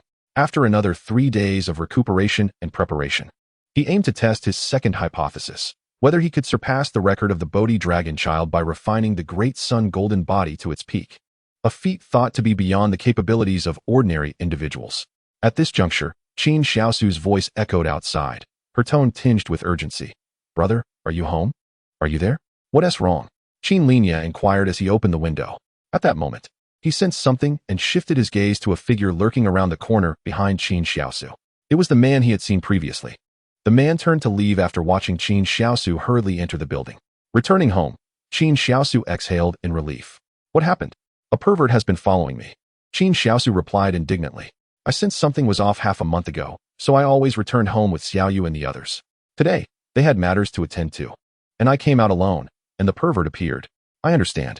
I'll pick you up tomorrow," Qin Linye said solemnly. Just then, Qin Linye's phone rang.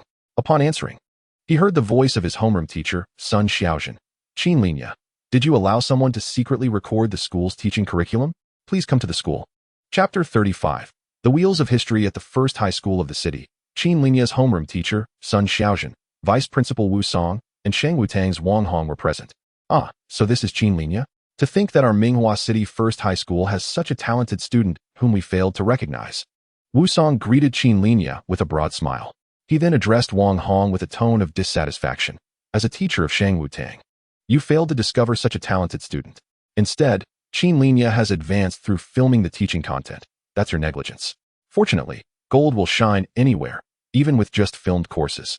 Qin Linye has achieved remarkable accomplishments. Indeed, it is my oversight. I apologize to Qin Linye." Wang Hong attempted to convey sincerity in his demeanor. Qin Linye, who had initially thought he was summoned due to Zhang Li's exposure, realized that was not the case. "I heard that Qin Linye applied for self-study? No problem. We will do our utmost to meet all of Qin Linye's training requirements. Furthermore, the school library is entirely open to you, allowing you to freely pursue any knowledge you wish to acquire." Now, Qin Linye comprehended the situation.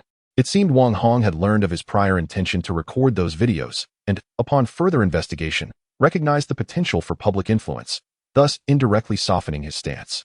"I accept your apology. However, one must remember that to keep secrets, one must refrain from wrongdoing," Qin Linye stated. "I understand. I will make adjustments. I will subsidize the tutoring fees that the students have paid by purchasing medicinal herbs," Wang Hong promptly stated. "I hope you can keep your word." Qin Linye replied to Wang Hong. "I will be responsible for supervising Wang Hong. You can rest assured about that, classmate Qin," Wu Song said with a smile. Qin Linye did not say anything further and turned to leave. Following Wu Song's gesture, Sun Xiaojun accompanied him outside. Once she caught up with Qin Linye, she hesitated for a moment before saying, "I have heard about this matter, but I didn't realize it had escalated to such severity." The leaders of the first middle school placed too much emphasis on graduation rates, believing that students who lack dedication to martial arts should simply be expelled from the martial arts hall, compelling them to focus on university entrance exams. Meanwhile, those willing to learn martial arts but not putting in enough effort are merely prodded. Their parents have invested money, and with rising sunk costs, they will naturally urge their children to diligently practice martial arts to avoid failure. Qin Linye frowned upon hearing this. No wonder Wang Hong's tutoring class did not cater to students who had successfully established their foundation. However, dwelling on this now serves no purpose. All he could do was hope that Wang Hong would indeed follow through on his promise to subsidize the students with medicinal herbs. With this warning, they would likely refrain from any further excesses. Sun Xiaojun glanced at Qin Linye with some relief, saying, "I once felt guilty for advising you to give up on applying to a martial arts academy. Fortunately, after 2 or 3 months, you have already achieved such remarkable success. I saw your video today. Facing 3 adult ferocious beasts alone is something many martial artists cannot accomplish. If you continue to train diligently, you are bound to become a martial master, or even a prominent figure akin to a martial sage. Thank you for your kind words, teacher's son, Qin Linye replied. After chatting with Sun Xiaojun for a few moments, he departed from the building. Was that Qin Linye? Wang Zhizhi exclaimed, watching the figure disappear around a corner of the school in surprise. Beside her stood Jin Hongyan and Han Jiangxue, both of whom were regarded as the most likely candidates from their school to gain admission into prestigious martial arts academies. Is he the martial arts student who has yet to establish his foundation, but can fight against adult ferocious beasts? Han Jiangxue asked with curiosity in her eyes. Fighting against adult ferocious beasts is nothing. I have already cultivated sword energy, which can slay ferocious beasts with a single strike, if the opportunity arises. Taking down high-tier ferocious beasts is trivial. I believe that with your talents, both of you will undoubtedly attain the level of sword energy before the assessment term in 3 months, Jin Hongyan remarked with a gentle smile. Wang Zhizhi and Han Jiangxue looked at Jin Hongyan with admiration. Coming from affluent families, they had easily advanced from the inner breath stage to the true energy stage in just 3 months, thanks to their family's generous support of a spirit stone every 3 days. However, condensing true energy into sword energy requires either mastery of sword techniques or relentless practice over time. Jin Hongyan was the epitome of someone who had perfected the foundational sword techniques necessary to cultivate sword energy and had successfully begun training in the advanced Qingang sword techniques to produce Qingang sword energy. The masters my family hired have been teaching me basic sword techniques and the frost sword technique, but according to my instructors, I will still need at least 3 months to perfect the basic sword techniques, and I have no idea when I will master the frost sword technique, Han Jiangxue said. With early October upon them, the Martial Arts Academy assessments typically began in February and concluded in June, lasting for 4 months. With 4 months still remaining before the official assessments, Jin Hongyan assured them, I believe with your intelligence, both of you will surely complete your training in the frost sword technique and cultivate sword energy within this time, securing your spots in prestigious academies. Wang Zhizhi and Han Jiangxue exchanged glances, truly impressed by Jin Hongyan's demeanor, which was as refined as jade.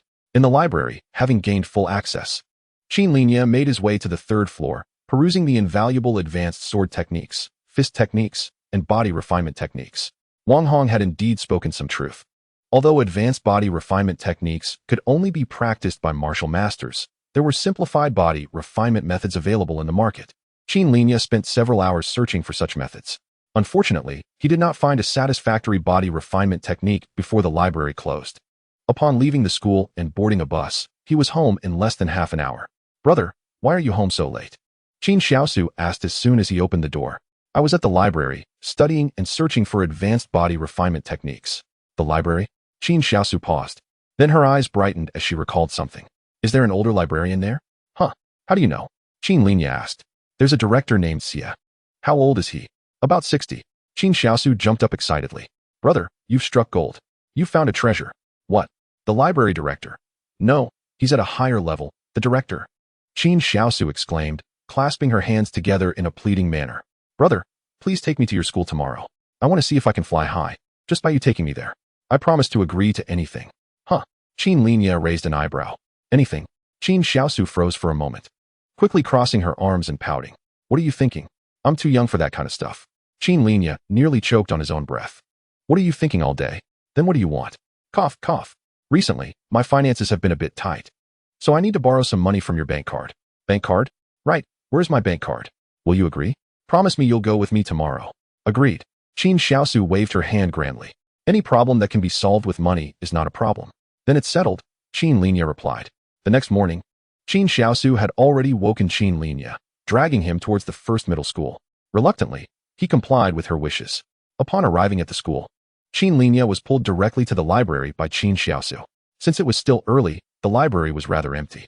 After a quick look around, Qin Linye soon found Director Xie leisurely seated in an armchair. Wow, he exudes the aura of a reclusive master, Qin Xiaosu commented, but then felt a bit awkward. How should we greet such a master without appearing rude? Just go up and greet him, Qin Linye suggested as he approached.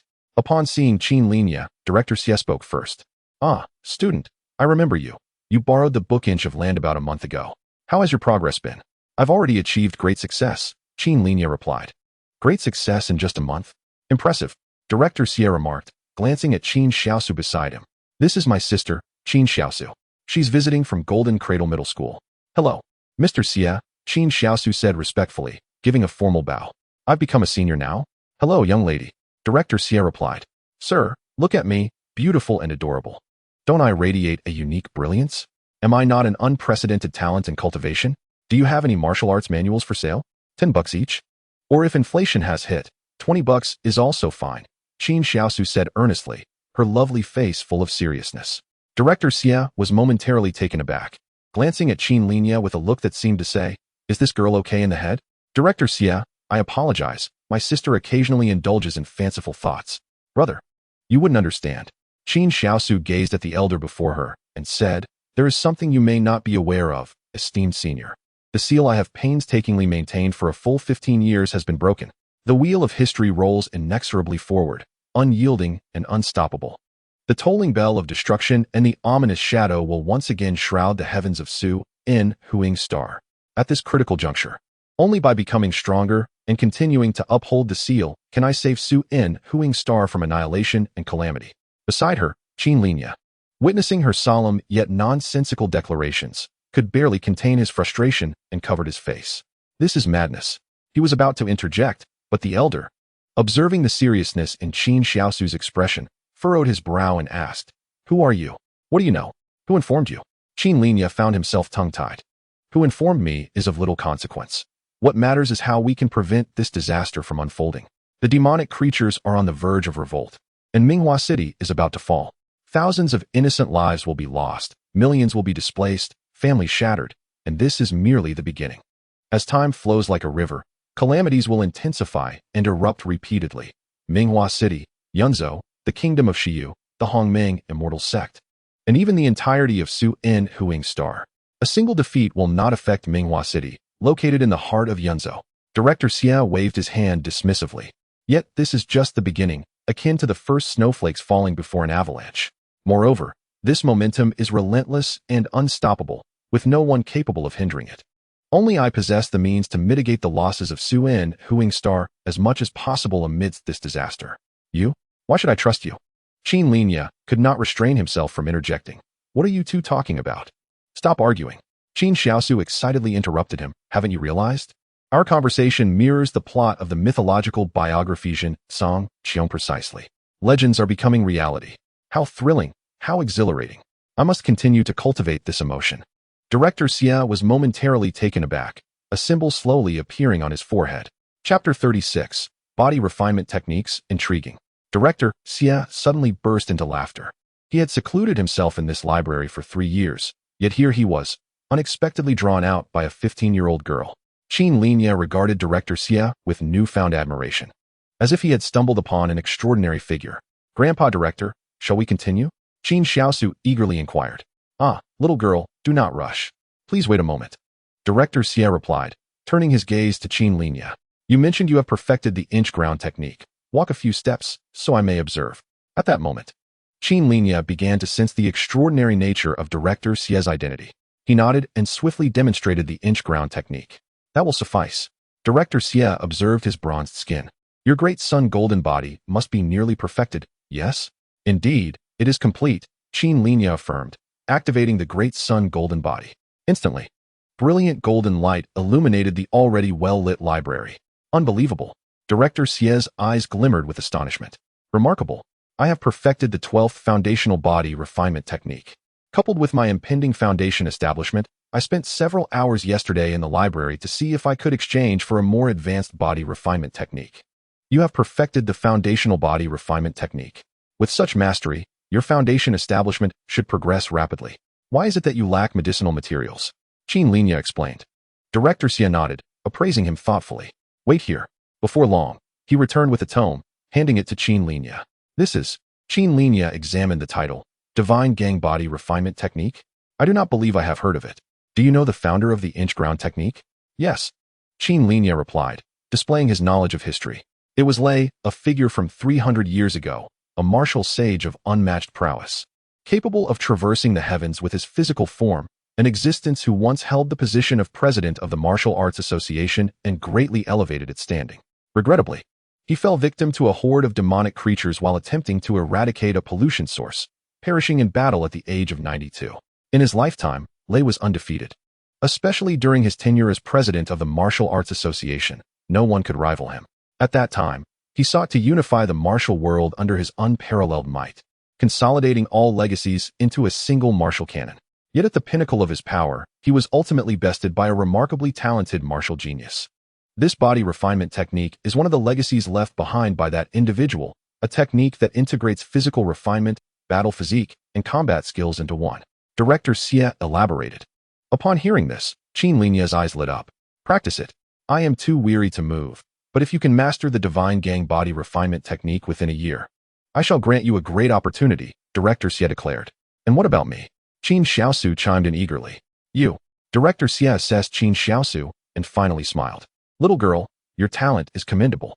Did you consume any extraordinary treasures in your youth that altered your aptitude? Extraordinary treasures that alter aptitude? Qin Linye suddenly recalled the reason behind Qin Xiaosu's parents' service. It seemed to be linked to a top-tier extraordinary item. Grandpa Director, you flatter me, Qin Xiaosu replied, slightly embarrassed. I seem to have a connection with you, and you are pursuing the path of the Sword Immortal, correct? I possess a technique called spatial meditation. Let us see if you can master it. Director Xie said, retrieving another volume of techniques. I will certainly master it, and uphold the peace of the world. Qin Xiaosu declared earnestly. Ha ha, whether you succeed or not is up to you. If you cannot, I shall assist you in exchanging it, Director Xie chuckled, waving his hand. Now, off you go, you young people should attend to your own affairs. Thank you, esteemed elder. I will strive to master the divine gang body refinement technique as soon as possible, Qin Linye promised. He intended to practice the divine gang body refinement technique. If it truly proved to be exceptional, it would signify that this elder's origins were indeed remarkable and likely serve as a catalyst for his rapid growth and success. Grandpa Director, I shall return to visit you soon. Qin Xiaosu waved as they departed the library. As the two exited, Director Xie reflected on his brief exchange with the young girl and could not help but chuckle softly. How amusing. Perhaps this is fate between us. He had sought solitude by hiding in this secluded corner, only to have his identity inadvertently revealed by a young girl. This child might indeed be a serendipitous encounter or possess an extraordinary intuition, sensing something ambiguous. Let us see if she can master the spatial meditation technique. With that thought, he retrieved a phone from the drawer of his desk and sent a message. Quick, thank me. Praise me. Outside, Qin Xiaosu proudly lifted her chin. Qin Linye scrutinized her for a moment before finally remarking, consider yourself lucky to have stumbled upon this. Little leaf, your attitude is unacceptable. Don't say I didn't warn you. Now is the time to curry favor with me. By doing so, when opportunities arise, I might just take you along for the ride. Otherwise, well, I'll handle the chores at home today, Qin Linye said. Is that so? Qin Xiaosu arched an eyebrow, a smug smile gracing her lips. And what else? Today, I wash the clothes at home. Not bad. In the future, whatever meals you desire, I shall pack them for you. Moving on. Well, you see, I have to mop the floor, do the laundry, and also take care of your daily needs. With so much on my plate, I want to be able to pick you up from school this afternoon. Just in case. The next afternoon at 5 o'clock, Qin Linye arrived at Golden Cradle Middle School. Unlike the First High School, Golden Cradle is a private institution and boasts the highest graduation rate in Minghua City. Naturally, its tuition fees are also the most exorbitant in the city, without exception. Qin Linye lingered outside the school for less than half an hour before classes at Golden Cradle ended. Soon, he spotted Qin Xiaosu and two classmates exiting the school. Upon seeing Qin Linye, she let out a cheer and dashed over. Brother, you came to pick me up? Yes, Qin Linye replied, glancing around. Let us head back. Okay. Qin Xiaosu waved goodbye to her classmates and linked arms with Qin Linye as they joyfully made their way home. However, Qin Linye's gaze was scanning the surroundings. Before long, his eyes landed on a newly arrived car. Behind the wheel sat a gloomy man he had encountered twice before. The man observed Qin Linye and Qin Xiaosu walking side by side, furrowing his brow. Then, as if struck by a thought, he sneered and quickly drove away. This scene filled Qin Linye with a sense of foreboding. He feared that this man would not easily relent. Yet, with the man's demeanor, even if he reported it to the security office, they would likely dismiss it. For the time being, he could only say, you should apply for self-study for the next month. After all, cultivating internal energy requires a tranquil environment. This month will be an excellent opportunity to make some progress, laying a foundation for transforming it into true energy in the future. Self-study? You're allowing me to self-study? That is wonderful. Qin Xiaosu exclaimed happily. Qin Linye noted the man's departing figure and memorized his license plate number. He knew that one could evade temporarily, but not indefinitely. This issue required resolution. He needed to uncover the identity and intentions of that man. Chapter 37. Attempt. Qin Linye visited his residential community and retrieved a copy of the man's video from the surveillance footage. Armed with this information, he went to a law firm and explained his situation. Mr. Qin, based solely on the video evidence, we cannot file a lawsuit against the individual, as he has not engaged in any substantial harassment. Attorney Qin Linye informed him. Is there any way to prevent him from continuing to harass my sister? His actions, in a sense, constitute psychological harassment, disrupting her normal life and studies. It's quite challenging. The individual has not taken any tangible actions, nor has there been any verbal confrontation or provocation. Let me rephrase. If I were to confront him and the incident escalated to the security office, if he continues to appear around my sister, could I claim he has a vindictive mindset and act in self-defense? That suggests an infinite right to retaliate, does it not? There is indeed such a concept, but it applies solely to martial artists or cultivators, Qin Linye clarified. Clearly, given Qin Linye's youthful appearance and lack of an aura befitting a martial artist, he could not be categorized as such. After pondering for a moment, Qin Linye stated, I want to know his specific information. Investigating someone's private information will cost 50,000, Qin Linye replied. Based on the video, the individual lacks strong counter-surveillance awareness, and he should leave various clues about his identity in his daily life. My role would be to gather and summarize the scattered information he inadvertently reveals. Beyond that, we are powerless. One request, I want his address. After a moment of thought, Qin Linye nodded slightly. We will do our utmost. All right, I will await your call. Qin Linye soon returned home. On the sofa, Qin Xiaosu lay sprawled out, her small feet kicking playfully. With no school, she had almost reverted to her daily routine of waking up, having breakfast, reading on the sofa, lying in bed reading, having lunch, napping, waking up to binge-watch shows, having dinner, and reading again at night. Hey, Xiaosu, are you not practicing anymore? I am practicing. I'm working on the phase meditation technique that Grandpa Xie taught me. How do you practice that? The phase meditation technique is a method that enhances one's mental will by empathizing with others. When perfected, it allows one to align their heart with the celestial heart, observing the movements of the sun and moon and grasping the greater principles of the universe. Thus, immersing myself in the lives of protagonists from novels and biographies perfectly embodies the essence of the phase meditation technique, does it not? Now, please do not disturb my reading or my practice. Qin Xiaosu replied without turning her head. That makes so much sense. I cannot argue against it. Is that even possible? Absolutely. I asked Grandpa Xie, and he praised my talent. Huh. How did you ask him? On Ding Ding. I added his Ding Ding number. All right, I need to practice now. With that, Qin Xiaosu donned her headphones, lay back on the sofa, and immersed herself in her practice. If you can master the phase meditation technique, I'll jump out of the window, Qin Linye muttered. Yet, since that seemingly mysterious and profound Director Xie deemed her method viable, Qin Linye retreated to his room and took out the divine strength refining technique. He had quite a few methods he needed to cultivate. The Great Sun Golden Body, the divine strength refining technique, the star-piercing technique, and he was also practicing the inch-ground technique. In addition to these techniques, he had to find time to study books on the double-slit experiment, quantum suicide, quantum immortality, and S.C. Dinger's cat, aiming to cultivate the life-saving skill of quantum immortality. Now, he possessed 3 skill points and 1 attribute point. If he wished, he could elevate the Great Sun Golden Body to the 7th level of perfection and simultaneously perfect the inch-ground technique. However, to maintain his genius persona, he allocated 2 skill points to advance the star-piercing technique to minor completion after its initiation. Furthermore, he had to pay attention to the so-called promise of perfecting the divine strength refining technique within a year as suggested by Director Xie. He examined the divine strength refining technique. It is a comprehensive method that integrates body refinement, battle physique, and combat skills. In the 3 stages of minor completion, major completion, and perfection, the physical body gains a supplementary effect equivalent to 3 body tempering sessions, indirectly enhancing the martial artist's potential. Additionally, strength and resilience are significantly bolstered, accompanied by 9 accompanying combat techniques, eliminating the need to seek another martial art to practice. After attempting to practice for several hours, Qin Linye could already conclude that this technique was even more exquisite than the advanced Great Sun Golden Body. If he could master this refining technique, it would complement the star-piercing technique perfectly.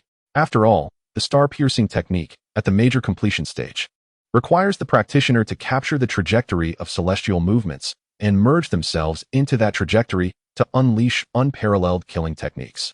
Throughout this process, the practitioner's physical body would endure immense stress, with even a martial artist's physique facing the risk of collapse upon merging with the celestial trajectory. The divine strength refining technique is more comprehensive than the great sun golden body, so he would focus on mastering the divine strength refining technique next. Qin Linye contemplated for a while and made a decision in his heart. It was a pity that the great sun golden body had already reached the perfected stage. With just 2 more skill points, he could absorb the essence of the rising sun at dawn. For now, he intended to devote his energy to the divine gang body refinement technique. The extraordinary spectacle of standing atop Cloud Mountain and inhaling golden light seemed distant. However, during the initial training of the divine gang body refinement technique and the starry assassination technique, he could not neglect the acquisition of skill points. His financial situation did not permit him to challenge the 6-headed blood wolves again. Thus, he was left with no choice but to attempt a conjecture. If successful, he would no longer need to toil through waves of ferocious beasts. Qin Linye picked up his phone and dialed Song Baogui's number. Qin Linye? Hello, Minister Song. I hope you can assist me in applying for a promotional event. Are you planning to challenge the 6-headed blood wolves? Your recent live streams have maintained a high viewership, so ordinary recommendations would not pose a problem. However, for a specific promotional event, sufficient hype is necessary. After all, continuously battling ferocious beasts can lead to viewer fatigue. Rest assured, this time it is not the 6-headed blood wolves I will be facing, Qin Linye replied. I will confront a raging ape. A raging ape? Song Baogui was somewhat taken aback. Isn't it the wind ape? The combat prowess of the raging ape is comparable to that of the blood wolves. Yet it lacks their biting power and is inferior in terms of physical damage. It is merely more aggressive than the blood wolves, exhibiting a ferocious onslaught. And upon entering a furious state, its blood circulation accelerates, placing it in a peculiar state akin to frenzy, thereby enhancing its strength. Hence its name, Raging Ape. You have already fought 5 blood wolves, and now you wish to take on a raging ape?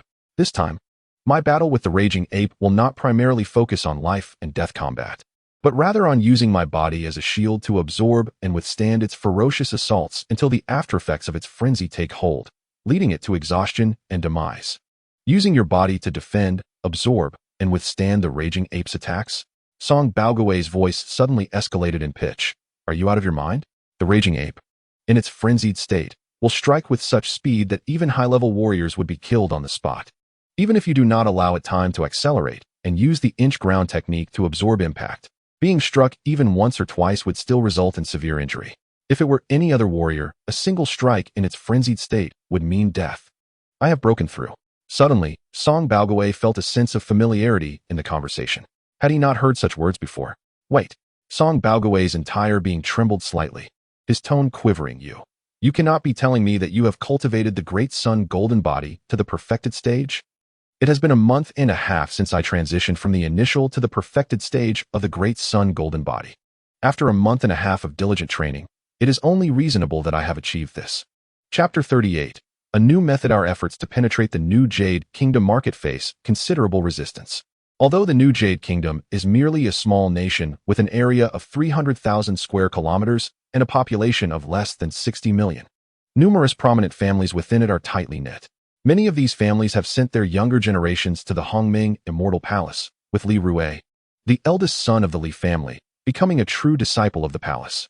To avoid provoking this significant figure, we must adhere to the rules of the New Jade Kingdom. At this moment, Sha Yanzhou was engaged in casual conversation with 3 others. Sha Station had developed rapidly over the years, with a market value surpassing 15 billion. While its scale was not insignificant, its foundation was still shallow due to the short duration of its establishment. They had yet to invite martial sects and grand cultivators to join, and the current leadership remained with the 3 martial masters, including Yang Rui. What did they say? The video live streaming industry is dominated by the Shui family of the New Jade Kingdom. They intend to determine whether to allow our Sha Station to enter the New Jade Kingdom market based on a martial artist duel. The response came from another peak martial master at Sha Station, Lian Cheng, who had undergone body refinement 28 times. This is the customary practice and survival strategy of the New Jade Kingdom. If a formidable dragon arrives, they will not resist, but rather seek a cooperative win-win situation to avoid losses. If the visitor is merely a fa of strength, they will strike decisively to expel them. Thus, this duel is critical for our Sha Station's successful entry into the New Jade Kingdom. Have we discerned what kind of strong warrior the Shui family will dispatch? We are investigating, but require some time, Lian Cheng replied. Sha Yanzhou nodded. At that moment, a knock echoed from outside. Boss, come in. Song Baoguei entered. Boss, one of our streamers with nearly 200,000 followers, 10,000 stars. Hopes we can assist him with a promotional event. Requesting promotional support with less than 200,000 followers? Sha Yinzhou looked at Song Baoguei with some dissatisfaction. Even those 5 streamers with over 10 million followers need solid reasons when applying for promotional support. What rationale does he have to warrant our investment in resources for promotion? 10,000 stars. That name sounds familiar. Is it the one called Qin Linye? He seems to have been challenging ferocious beasts recently, honing his skills through life and death battles. Yang Rui appeared to have pieced something together and inquired. Challenging ferocious beasts. Life and death battles? What is his age? If he is young, we might consider nurturing him. Lian Qing stated. It is he, Song Baoguei affirmed, adding, he has just turned 18, but his cultivation is not at the high-level warrior stage. He is at the 6th step of foundation establishment. The 6th step of foundation establishment. Lian Qing exclaimed. Such cultivation level challenging ferocious beasts? Engaging in life and death battles? The last time I saw him, he was still at the 5th step refining organs. It was precisely because of his low cultivation that he attracted nearly 200,000 followers. Yang Rui chuckled. A practical talent for slaying ferocious beasts at the foundation stage. It is no wonder Minister Song made a special trip to me. However, even though he possesses some topicality, if we are to redirect resources towards him, he must have substantial skills to warrant it. Sha Yinzhou remarked. This is what I am about to convey. Song Baoguei took a deep breath. This young man, Qin Linye, gained prominence due to his extraordinary martial talent. 3 months ago, he began cultivating the Great Sun Golden Body, and within just a month, he had already progressed to the initial stage. Sha Yinzhou and Lian Qing were somewhat taken aback. A month? No more than 2 months, Yang Rui interjected. I can attest to that. The primary reason for his request for promotional support is that he intends to demonstrate his progress in cultivating the Great Sun Golden Body once more. For it has been a month and a half, and he has already reached the perfected stage. This is impossible. Both Yang Rui and Lian Qing exclaimed simultaneously. To cultivate the Great Sun Golden Body to perfection in 3 to 4 months? How could that be possible? I believe Qin Linye would not fabricate such a flimsy lie. Moreover, not long ago, when he battled the Blood Wolves, professionals noted a significant surge in his progress with the Great Sun Golden Body. Perhaps it is precisely through repeated life and death battles that he has stimulated his potential, allowing him to achieve such rapid advancement in a short time. Stimulating potential through life and death battles should not be so exaggerated. Lian Qing resolutely shook his head. Yet, it is not without precedent. History records instances of individuals who, through relentless pressure on their limits, have broken through repeatedly in a remarkably short time, ultimately standing at the pinnacle of the world. Yang Rui, reflecting on his understanding of Qin Linye, ultimately turned to Sha Yinzhou. If he truly cultivated the Great Sun Golden Body to perfection, it would undoubtedly generate considerable buzz. And we could establish a favorable relationship through this opportunity. Yang Rui, do you genuinely believe someone could achieve the perfected stage of the Great Sun Golden Body in 4 months? Li Lianqing gazed at him. In this world, there exists a species known as geniuses, whose potential and achievements transcend our capacity for measurement. Yang Rui remarked. Sha Yin pondered for a moment before quickly responding. The Great Sun Golden Body itself possesses an astonishing heat. The fact that Qin Linye was able to cultivate the Great Sun Golden Body to perfection in just 4 months showcases a talent surpassing that of the Bodhi Dragon Sun. Perhaps he will be regarded as the new Bodhi Dragon Sun, effectively transferring the fervor surrounding the Bodhi Dragon Sun onto him. I wholeheartedly support a vigorous promotion of him. After speaking, he glanced at Yang Rui. However, for the sake of prudence, I would appreciate it if you could make another trip to Minghua City. Of course. Song Baoguei interjected promptly.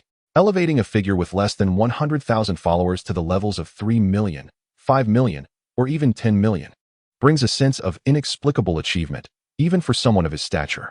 He eagerly anticipated the moment the livestream commenced and how Qin Linye would astonish the world. This time, Yang Rui and Song Baoguei acted swiftly. That afternoon, they boarded a plane to Minghua City and verified the true caliber of Qin Linye's Great Sun Golden Body overnight. Once the results were in, Sha Station began an extensive promotional campaign across all major platforms. For months to perfect the Great Sun Golden Body, the second Bodhi Dragon Sun. The Bodhi Dragon Sun has a successor. Let us gather on October 20th to witness the birth of a new historical record. Not only did the main battle of Sha Station feature similar headlines, but many public accounts and other advertising pages echoed the same sentiment. Furthermore, Sha Station created a dedicated homepage for Qin Linye. detailing his journey in cultivating the great sun golden body and featuring videos of him battling ferocious beasts in life and death struggles. With this large-scale influx of attention, within just 2 days, the views on Qin Linye's videos surpassed 10 million. His follower count skyrocketed from under 2 million to 4 million, a staggering leap, making the prospect of reaching 10 million followers in the future not merely a dream. With this newfound attention, as long as Qin Linye consistently produced quality videos, his monthly income would undoubtedly exceed 100,000, even without any advertising revenue. The showdown captivated everyone's attention, leading to a situation on October 20th where the Tunglong Swordsmanship Hall was packed to the brim. The training ground, accommodating thousands, was overflowing, with thousands more outside eager to witness this historical moment. This illustrated the transformative power of New Age media in driving traffic. The last time Qin Linye achieved minor success in cultivating the great sun golden body within a month, it was already a record. Yet, even with Yi Video's collaboration, the livestream garnered only 5 million viewers. This time, however, the peak viewership soared past 10 million. His influence transcended the virtual realm, prompting fans to travel thousands of miles to Minghua City's Tunglong Swordsmanship Hall, all to witness this miracle. Qin Linye had truly made a name for himself. Should he choose to debut, the popularity he commanded would rival that of second-tier celebrities. Yang Rui observed the crowded training room and remarked. Song Baoguei nodded in agreement. This livestream attracted not only media attention, but also the previously unseen director of the Minghua City Swordsmanship Hall, who personally attended to cheer for Qin Linye, accompanied by director Xia. Fortunately, after numerous life and death battles with ferocious beasts, Qin Linye's mindset and composure were vastly improved compared to 3 months prior. Even in front of 1,000 spectators, he remained unfazed, demonstrating the formidable prowess of the perfected great sun golden body over the course of 10 minutes, effortlessly fending off the relentless assaults of a raging beast. When the beast collapsed from exhaustion, the crowd erupted in cheers. Among them, Principal Wu from the first middle school of the city wiped the sweat from his brow and sternly addressed Wang Hong. Did you see that? Had I not insisted you apologize to Qin Linye, his current popularity would have exposed your actions. Would you still have a place in the education system? So, do not harbor any illusions. Ensure that the necessary medicinal supplies are compensated. Understood. I will reimburse in full immediately. Wang Hong nodded emphatically. He gazed at the illuminated figure on stage, the focus of everyone's attention, feeling a sense of relief. It was fortunate that he was prevented from resorting to other measures before Principal Wu stepped in. Otherwise, even with a higher cultivation level than Qin Linye, based on the latter's ability to defeat 5 adult ferocious beasts, dealing with him would have been a trivial matter.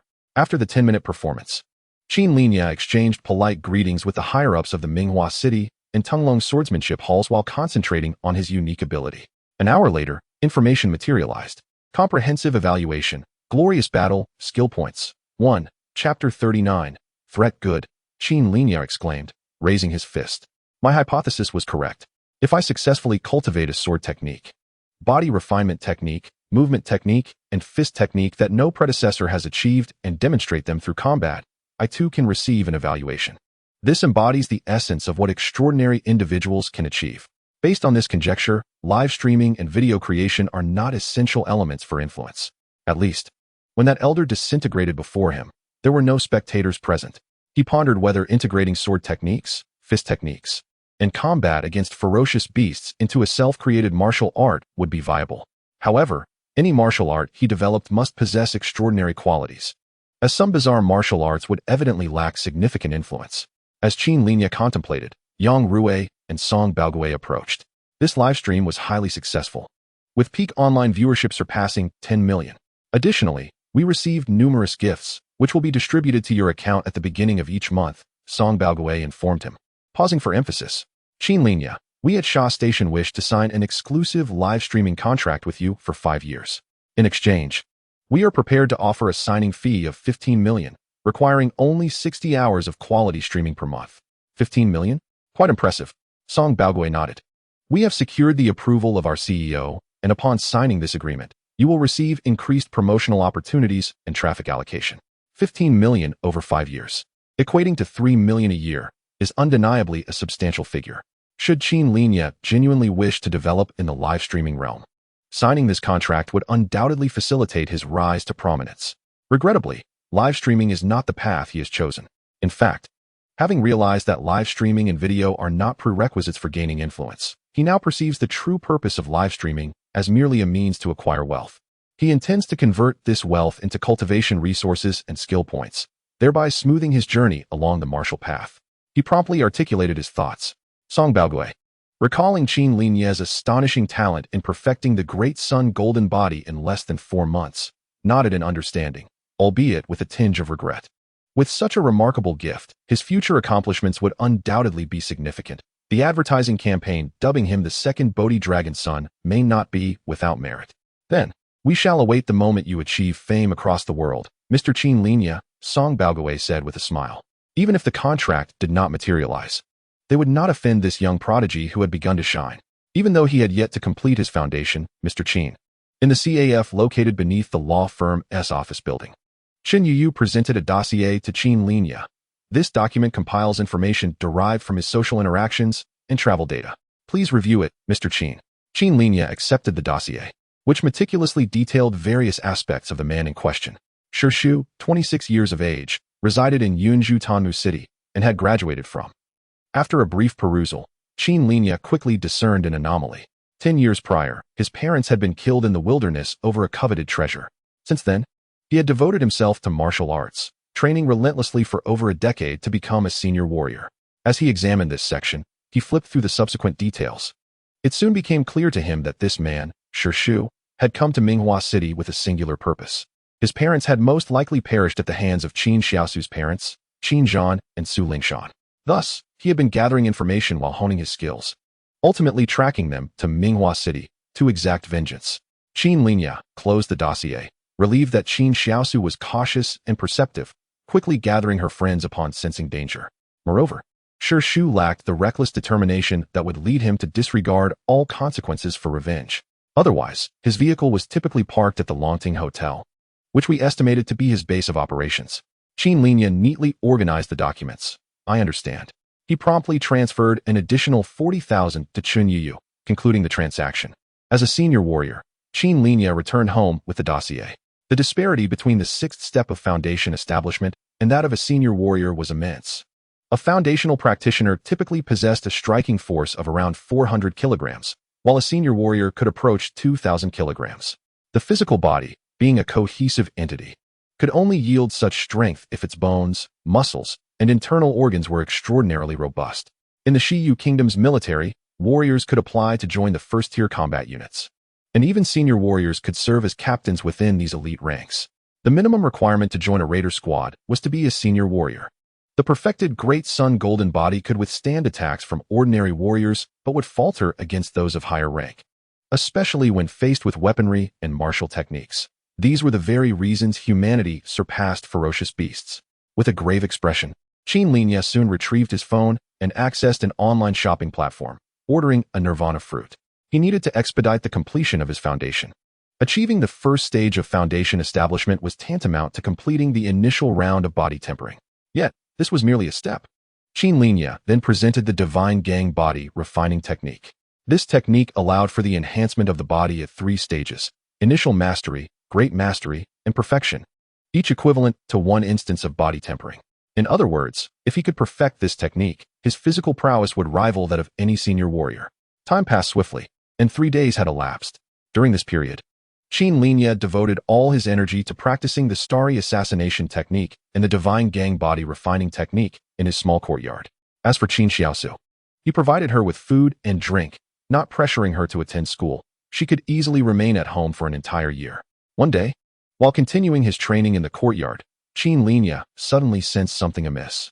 His gaze shifted, quickly landing upon a figure not far away. Shu. Qin Linye's pupils constricted. This man, exuding a palpable aura of hostility and murderous intent, had reappeared at his doorstep. Terrifying. At that moment, the man also noticed Qin Linye's scrutiny, his expression devoid of emotion as they locked eyes. In this instant, Qin Linye contemplated many things. He wanted to call family members or elders, but he knew intuitively that no one would heed his call. No one would come to their aid, just as they had relied solely on one another for the past 4 years. Ultimately, he could depend only on himself. I have already turned 18, Qin Linye mused. Memories of battling ferocious beasts over the past months flashed through his mind, swiftly suppressing the fear and anxiety that arose from the presence of this senior warrior. He surveyed the pedestrians in the community and the cameras at critical intersections, stepping forward. What do you intend to do? The grievances of the previous generation should not be inherited by the next. Moreover, Xiaosu's parents have received their just punishment and have been serving at the Panshir fortress ever since. Do you know who I am? Shu replied. Indeed. You ought to think carefully. Once you embark on this irreversible path, your life will be ruined. Qin Linye responded, as long as there is no evidence against me. What is to stop me? Can those lofty cultivators really utilize their powers to trace back such trivial matters? Shu regarded Qin Linye with a cold laugh, tilting his head defiantly. Why not attempt to take action? Did you not speak eloquently in the video? The disputes between warriors are life and death. The victor lives, and the vanquished dies. Thus, I offer you an opportunity. Strike. Qin Linye remained motionless. The retaliatory rights of warriors far exceeded those of ordinary individuals. Shu's eyes turned icy. Afraid to act? Then brace yourself, and remain alert, steeped in this fear and unease. Blood debts can only be repaid in blood. And with a single lapse on your part, that little wretch's life will be mine. Without hesitation, Qin Linye pulled out his phone. Hello? Is this the security office? I wish to report a crime. Shu's expression shifted, followed by a mocking smile. Do you think that will be of any use? Qin Linye remained silent. Their community was situated in a bustling area of the city, and the security office responded swiftly. Within 5 minutes, police cars arrived, sirens blaring. Who made the call? I did, Qin Linye replied directly. This man has threatened to kill my sister and has stalked her multiple times, lurking in our community for nearly a month. I have video evidence of him following her. Stalking? Anyone can walk the public roads. Am I not allowed to pass by? Moreover, I simply found this community appealing and wanted to consider renting here, so I walked through a few times. Is that a crime? Shu shot a sarcastic glance at Qin Linye. I have evidence. Qin Linye produced a recording device. With a click, he played back Shu's threatening words directed at Qin Xiaosu. You? Shu's expression shifted dramatically from one of mockery to alarm. You set me up? Given that I am a streamer with 400,000 followers, it is only reasonable for me to carry recording devices and filming equipment. Qin Linye replied with a calm smile. You are Qin Linye, the streamer? A security officer seemed to recognize him, and his demeanor shifted slightly. With this recording as evidence, we will detain him administratively. At that moment, 2 of his colleagues stepped forward and swiftly handcuffed Shu. Due to the rampant presence of martial artists, the security personnel were armed, and even though Shu was a senior warrior, he dared not confront the 4 officers. Especially since the team leader was also a senior warrior. You disgrace the warrior code. Shu's face darkened to an extreme. Using your strength to bully the weak. And yet you speak as if you embody the spirit of a true warrior, Qin Linye retorted. Soon, with clenched teeth and a look of unwillingness, Shu was escorted to the police car by the 2 security officers. As soon as the stone tree was taken away, the guard who recognized his identity remarked, since he has not actually harmed you, we can only detain him for a maximum of 15 days. While speaking, he picked up his phone. My surname is Zhao. Please add my ding-ding number. Inform me immediately if anything arises. Thank you, Officer Zhao, Qin Linye responded. Officer Zhao nodded, turned, and quickly departed in his vehicle. 15 days. Half a month. Qin Linye's expression grew grave. The divine strength refinement technique was exceedingly difficult. Within half a month, he would not be able to even grasp the rudiments. However, having practiced the starry assassination technique for over a month, he had begun to discern some insights, despite the considerable gap between him and advanced warriors. If he could master the starry assassination technique, he would have to resolve this matter. Chapter 40. Ambush. 3 days, 6 days, 9 days. Time slipped by swiftly. Before long, 10 days had passed. During this period, Qin Linye devoted all his energy to the starry assassination technique. Under the pressure and threat of an advanced warrior, he practiced day and night, not daring to slacken for a moment. Today, it seemed as though he had suddenly grasped something. The swordsmanship of assassination appeared to have merged with a peculiar rhythm. The flash of his sword moved with a speed that had increased by 30% compared to before. This rhythm was the Earth's movement, the gateway to the starry assassination technique. Qin Linye's mind immediately focused on the ability panel. Starry assassination technique, first tier. It was achieved. A smile graced Qin Linye's face. The gradation of this technique was not categorized into novice, minor success, major success, or perfection, but rather divided by tiers. Advanced skills. Particularly distinct from the seemingly blue Great Sun golden body, the information regarding the starry assassination technique glimmered in gold. Blue and gold. There must be a hierarchy among advanced skills. During this time, in addition to refining the starry assassination technique, he had intensely studied the self-cultivation of master assassins, acquiring various assassination techniques, hoping to combine them with the starry assassination technique to transform his prowess into combat strength. Now that he had mastered the first tier, he unhesitatingly used a skill point to elevate it to the second tier. At the moment he ascended to the second tier, Qin Linye felt as though his brain had been struck fiercely by a giant hammer. A sudden wave of dizziness overcame him, and his body fell straight down. In that instant of falling, he distinctly perceived that the world before him had become extraordinarily clear, as if someone with severe myopia had suddenly regained normal vision. Previously elusive trajectories became faintly visible. The world was suddenly transformed. Yet, the excruciating pain on a mental level prevented Qin Linye from continuing to observe. He lay in the courtyard, dizzy for several minutes, until that sensation gradually receded. Even so, the fatigue in his mind compelled him to rise immediately, and he hurried to his bedroom, collapsing onto the bed. He slept for 3 hours. After this period, he awoke, and the fatigue in his brain had somewhat alleviated. Following a brief rest on the bed, he rose again and exited to the living room. In the courtyard, Qin Linye concentrated, sensing the changes brought about by the second tier of the starry assassination technique. After a moment, he suddenly drew his sword. It seemed as though his sword had merged with a unique rhythm, and the process of thrusting became exceedingly effortless. It felt as if an inexplicable force was enhancing his body, making his sword strike faster and fiercer. This was the second tier of the starry assassination technique. My sword speed had increased by 50%. Qin Linye glanced at his remaining skill points. Buzz. The second tier of the starry assassination technique soared to the third tier. The familiar sensation of dizziness washed over him once more, even more intense than before. Prepared this time, Qin Linye promptly assumed a meditative posture to restore his mental clarity. When night fell, he opened his eyes. The rhythms of the world had become even clearer. He immediately grasped his sword and began practicing again. The speed of his strikes surged from 30% to 50%, ultimately doubling. Speed and strength have always been directly proportional. The increase in sword speed naturally elevated its power as well. Next, he needed to find a fierce beast to test whether he could achieve a glorious battle evaluation using the starry assassination technique without any live broadcast. As Qin Linye contemplated, his phone buzzed with an incoming message. It was Officer Zhao. Shu has been released on bail by his lawyer. We cannot stop it. Be cautious, and contact me immediately if there is any movement. Bail. Qin Linye's heart sank.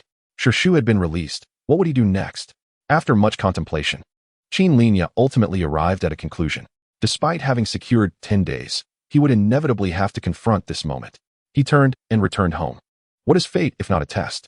Qin Xiaosu was still sprawled on the sofa, engrossed in a book of indeterminate genre, shaking her head as she flipped through the pages, her adorable ponytail bouncing rhythmically. Qin Linye cast a glance at her before retreating to his room. Having been detained for 10 days, Shu's resentment would undoubtedly have reached its peak. Furthermore, given that he was not particularly cunning, it was highly probable that he would act tonight. Images flashed through his mind as he recalled a narrow alley. This alley was one of 2 essential routes into their community, not wide and devoid of surveillance cameras. Any individual harboring murderous intent would instinctively avoid the main thoroughfare. Especially since Shu had been outmaneuvered by him through video evidence, he would deliberately steer clear of appearing in front of cameras. Thus, the likelihood of him taking that alley was over 90%. In a direct confrontation, I have no hope. I must rely on the speed enhancement of the minor tier starry assassination technique for assassination, Qin Linye mused. Moreover, he needed additional preparations. Unfortunately, the firearms industry in the Shiyu Kingdom was not well developed. Once one reached the martial artist stage, the usefulness of firearms diminished almost entirely. Ordinary individuals could not utilize them, and those who could found them ineffective. An hour later, Qin Linye had gathered all his equipment and appeared at the corner of the alley. To this end, he purchased a long-lasting 1,000 yuan phone, activated the video, and concealed himself in the darkness, facing the opposite side of the alley. It was too late to elevate the starry assassination technique to perfection. During the process of enhancement, I would experience 2 to 3 hours of mental fatigue. Now, nearing 9 o'clock, Shu could strike at any moment. Thus, Qin Linye redirected his focus to his character attributes. Strength 6, Constitution 7, Agility 6, Spirit 8. With 1 attribute point and 2 skill points remaining. Although my attributes would gradually rise with my cultivation, using them now felt somewhat wasteful. Nonetheless, Qin Linye unhesitatingly allocated his remaining attribute point to agility. His body became lighter, his senses sharper, and his reaction swifter. Qin Linye meticulously attuned to this transformation. Time flew by. It was already 10:30. Suddenly, Qin Linye opened his eyes. On the phone recording, a shadowy figure brandishing a sword approached silently. They were here. The figure he beheld, he had observed no fewer than 100 times over the past 10 days. Instantly recognizing his identity, Shu. Qin Linye gripped his sword tightly, wholly immersed in the rhythmic movements of the stellar assassination technique. He was gathering momentum, preparing to unleash the most breathtaking strike of his life. 10 meters, 9 meters, 8 meters. The two figures in the video drew ever closer. At the moment Shu turned, Qin Linye made his move. The blade gleamed. This strike was nearly one with the natural order of the universe. Though swift as a shooting star, it emitted no sound of breaking air, as if the very flow of energy had merged into the sword, amplifying its silent ferocity. The prolonged buildup had culminated in Qin Linye's most spectacular and perfect strike in 18 years. But that was not all. The great sun golden body was fully activated. In the pitch-black surroundings, a blinding golden light erupted. When one is suddenly confronted by bright light and darkness, instinctively one squints, almost losing sight altogether. Warriors are still human. Shu had evidently not undergone professional training. This is bad. Shu's face changed dramatically. Yet, even as a high-ranking warrior, faced with Qin Linye's unparalleled assassination, he could only manage a slight evasion. Swoosh! Blood erupted. In an instant, Qin Linye's sword pierced through Shu's chest, exiting from his back. "It's you?" Shu roared, blood surging as he aimed a punch at Qin Linye. "You're seeking death. Die!" Qin Linye growled, refusing to evade, allowing the punch to land on his body, channeling all his vitality into his arm. The sword that had penetrated Shu's body was suddenly yanked downwards. Bang! Swoosh! The force dissipated. Qin Linye was blasted away, crashing heavily against the wall. Shu looked down at his body, nearly torn in half. His eyes filled with resentment. Ultimately, he collapsed to the ground, powerless. Chapter 41. The Legendary Battle Huff. Qin Linye gasped for breath. The retaliatory punch from Shu as he lay dying sent him flying, causing his internal organs to churn. Fortunately, he had completed the refining of his organs. His lungs were robust, and given that Shu had been pierced by his sword, and they were so close, he could not unleash his full power. Such an attack was insufficient to shatter the formidable defense of the great sun golden body at the perfected stage. "I've killed." Qin Linye gazed at Shu. Killing a man seemed no different from slaying a ferocious beast, dressed in black and wielding a sharp sword. Shu had clearly intended to eliminate both him and his sister that night. His act of killing could only be deemed self-defense. Had he not acted at this moment, it would have been him and Qin Xiaosu who perished. The Xiyu kingdom maintained a strict legal system, but martial heroes often transgressed the law. Powerful warriors and cultivators emerged in droves, and factions like the innate sect occupied territories like kings without crowns. Even the mighty Xiyu kingdom could not encompass all, especially with the dangers posed by ferocious beasts, corrupted creatures, and sources of pollution in the wild. Hence, as long as conditions allowed, everyone practiced martial arts. For this world had never known peace. Qin Linye forcefully controlled his emotions, stepped forward, and sheathed his sword. Not only the sword, but he also cleared away any potential evidence. After completing these tasks, he cast one last glance at Shu before turning away, avoiding the surveillance cameras, and returning home. He knew the security department would undoubtedly harbor suspicions. However, his underdeveloped cultivation was his best cover. "I hope nothing goes wrong." Qin Linye sat on his bed, emotions swirling, unable to find calm. If exposure were inevitable, there might still be some leeway. After all, Shu and his companions had initiated the persecution. In some respects, his actions could be seen as justifiable self-defense. Even if he were to face trial, the death penalty or life imprisonment seemed unlikely. The worst outcome would be serving at the border outpost. Yet if he were to serve at the border, where warriors were not, it would be exceedingly perilous. His only reliance would be his unique abilities. Qin Linye concentrated his thoughts, patiently awaiting developments. 40 minutes, 45 minutes, 50 minutes, 55 minutes, an hour passed, and soon a wave of information flashed through regarding his abilities. Comprehensive evaluation, legendary battle, attribute point 1, skill point 1. At last, Qin Linye felt a slight easing of his previously tense demeanor. My conjecture was correct. The so-called global influence and live broadcasting bore little relation to one another. Even though I did not broadcast the life and death struggle with Shu, my abilities activated smoothly, leading to this evaluation. In a moment, Qin Linye seemed to realize something, his mind sharpening on that information. Wait, Legendary battle. This was not merely a glorified battle that increased skill points by 1. It also augmented attribute points and skill points concurrently. This, Qin Linye pondered, quickly arriving at a conclusion. The designation of legendary battle arose because I had slain a high-ranking warrior. The gap between his foundational cultivation and that of a high-level warrior was 2 realms apart.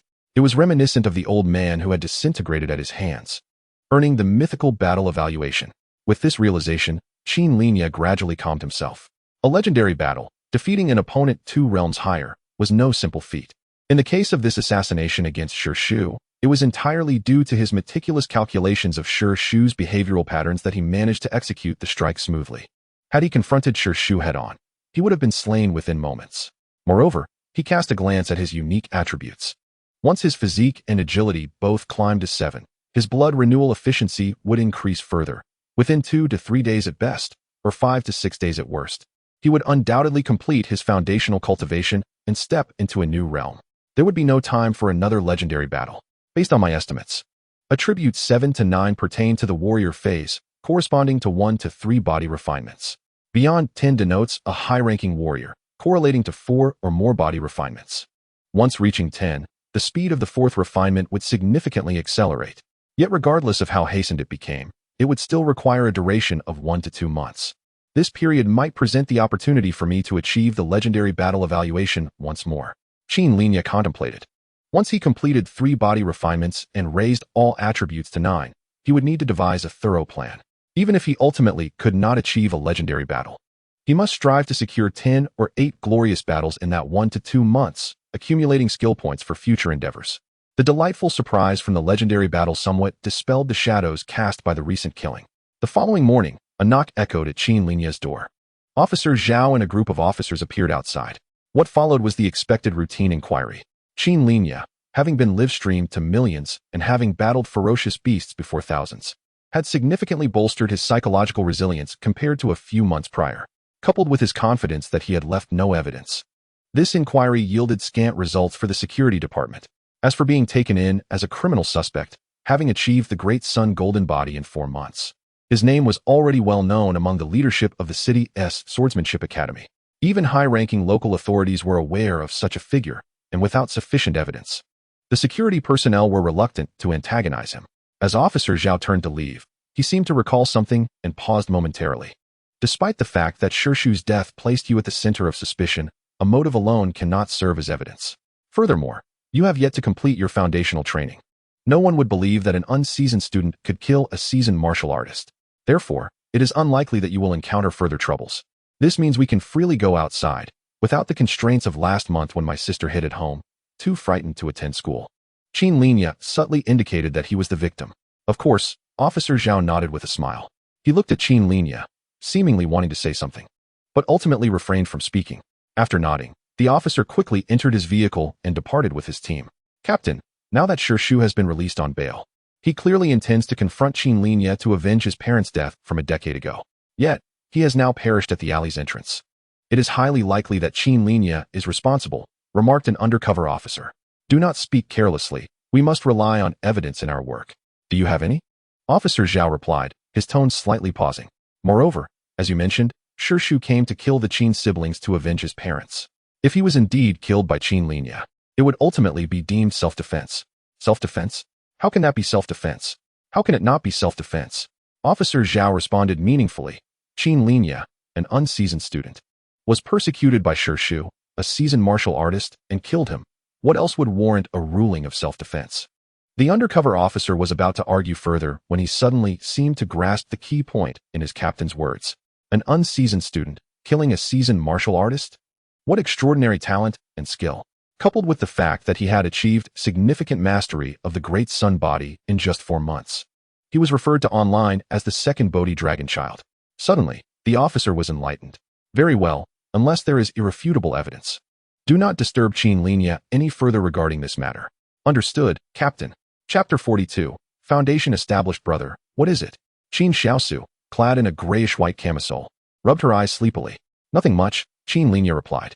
Considering that his sister would surely languish if she stayed home any longer, he added, it's been over a month. You should return to school. It's still early. Go cancel your self-study sessions lest your academic performance falters. You must learn to distinguish between the characteristics of ferocious beasts and demonic creatures. Huh? What? Go change your clothes. Oh, Qin Xiaosu appeared somewhat displeased, as if the days of eating and sleeping were coming to an end. For safety's sake, Qin Linye personally escorted Qin Xiaosu to school. Upon returning home, he resumed perusing the tome on the Divine Essence Body Refinement Technique.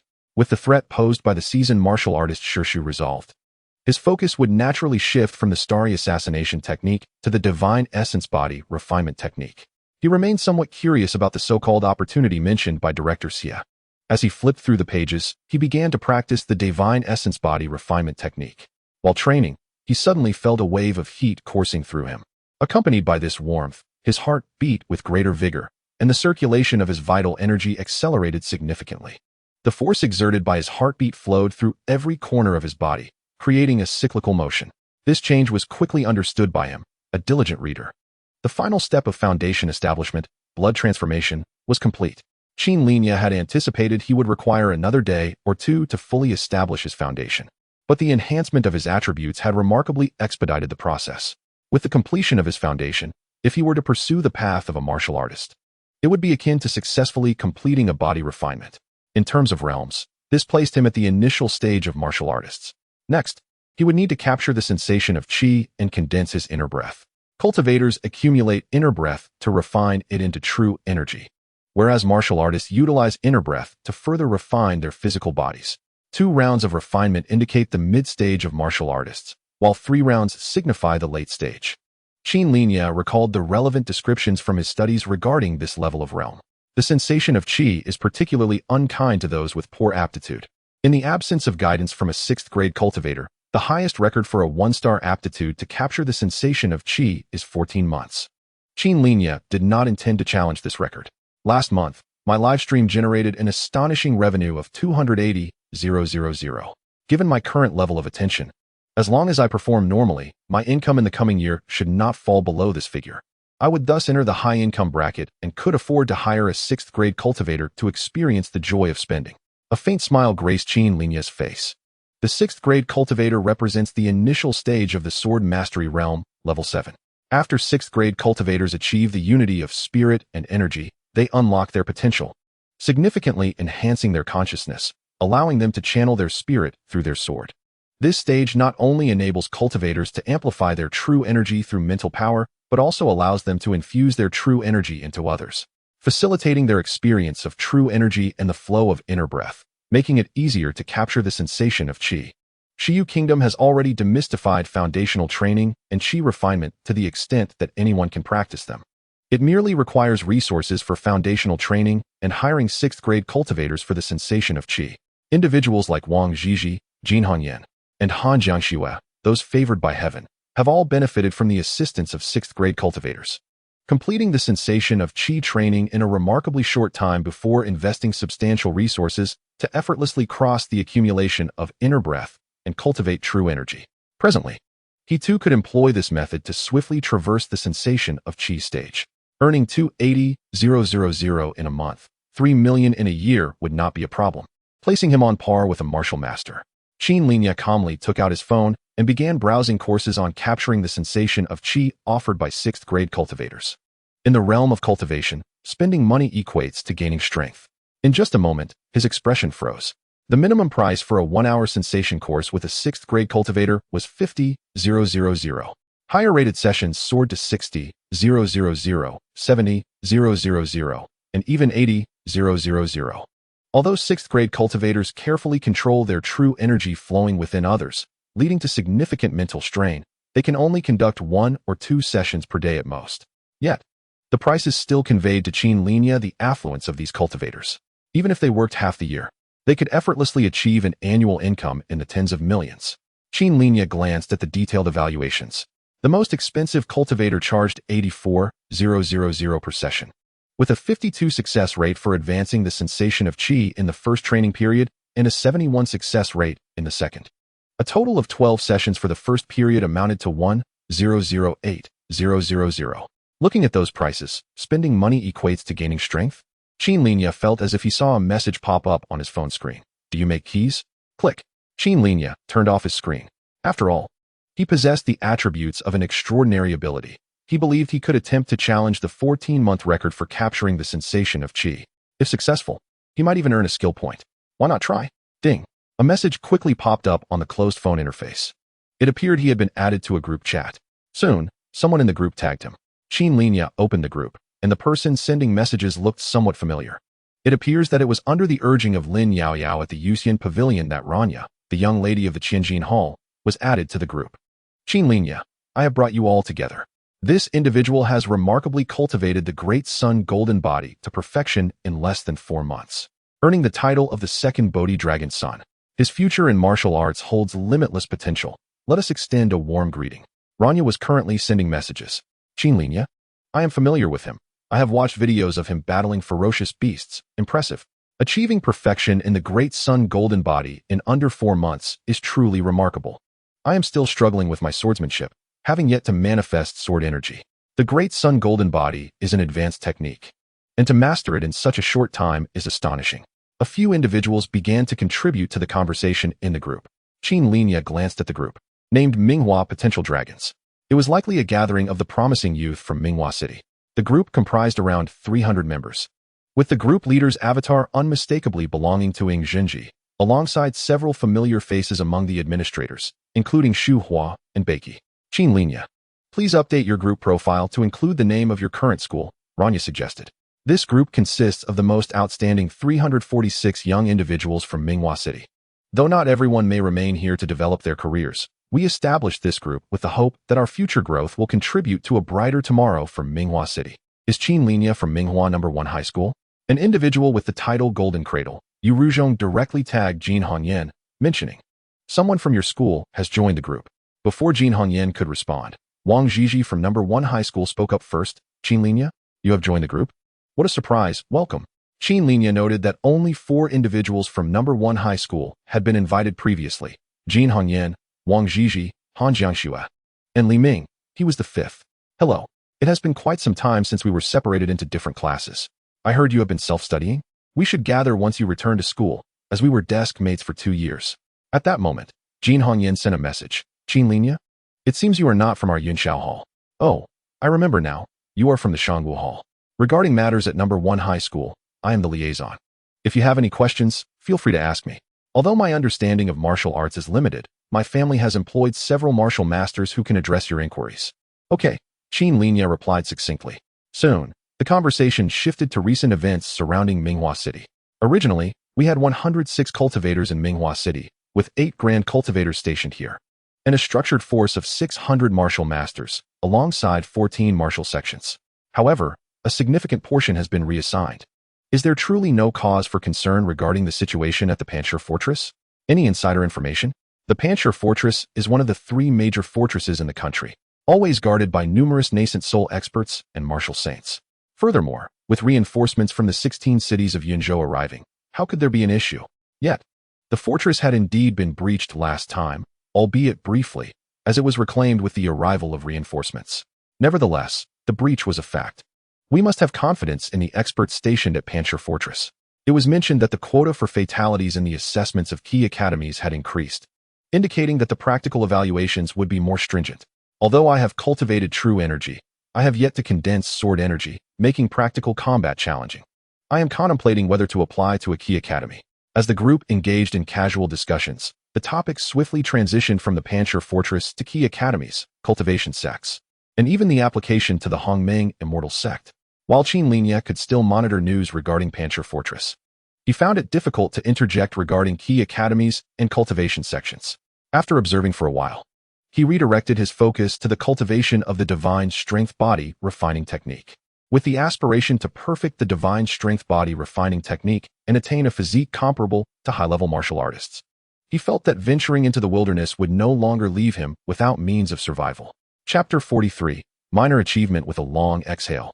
Qin Linye concluded a session of practicing the Divine Strength Body Refining Technique. It had been over 2 months since the Shirshir Tree incident.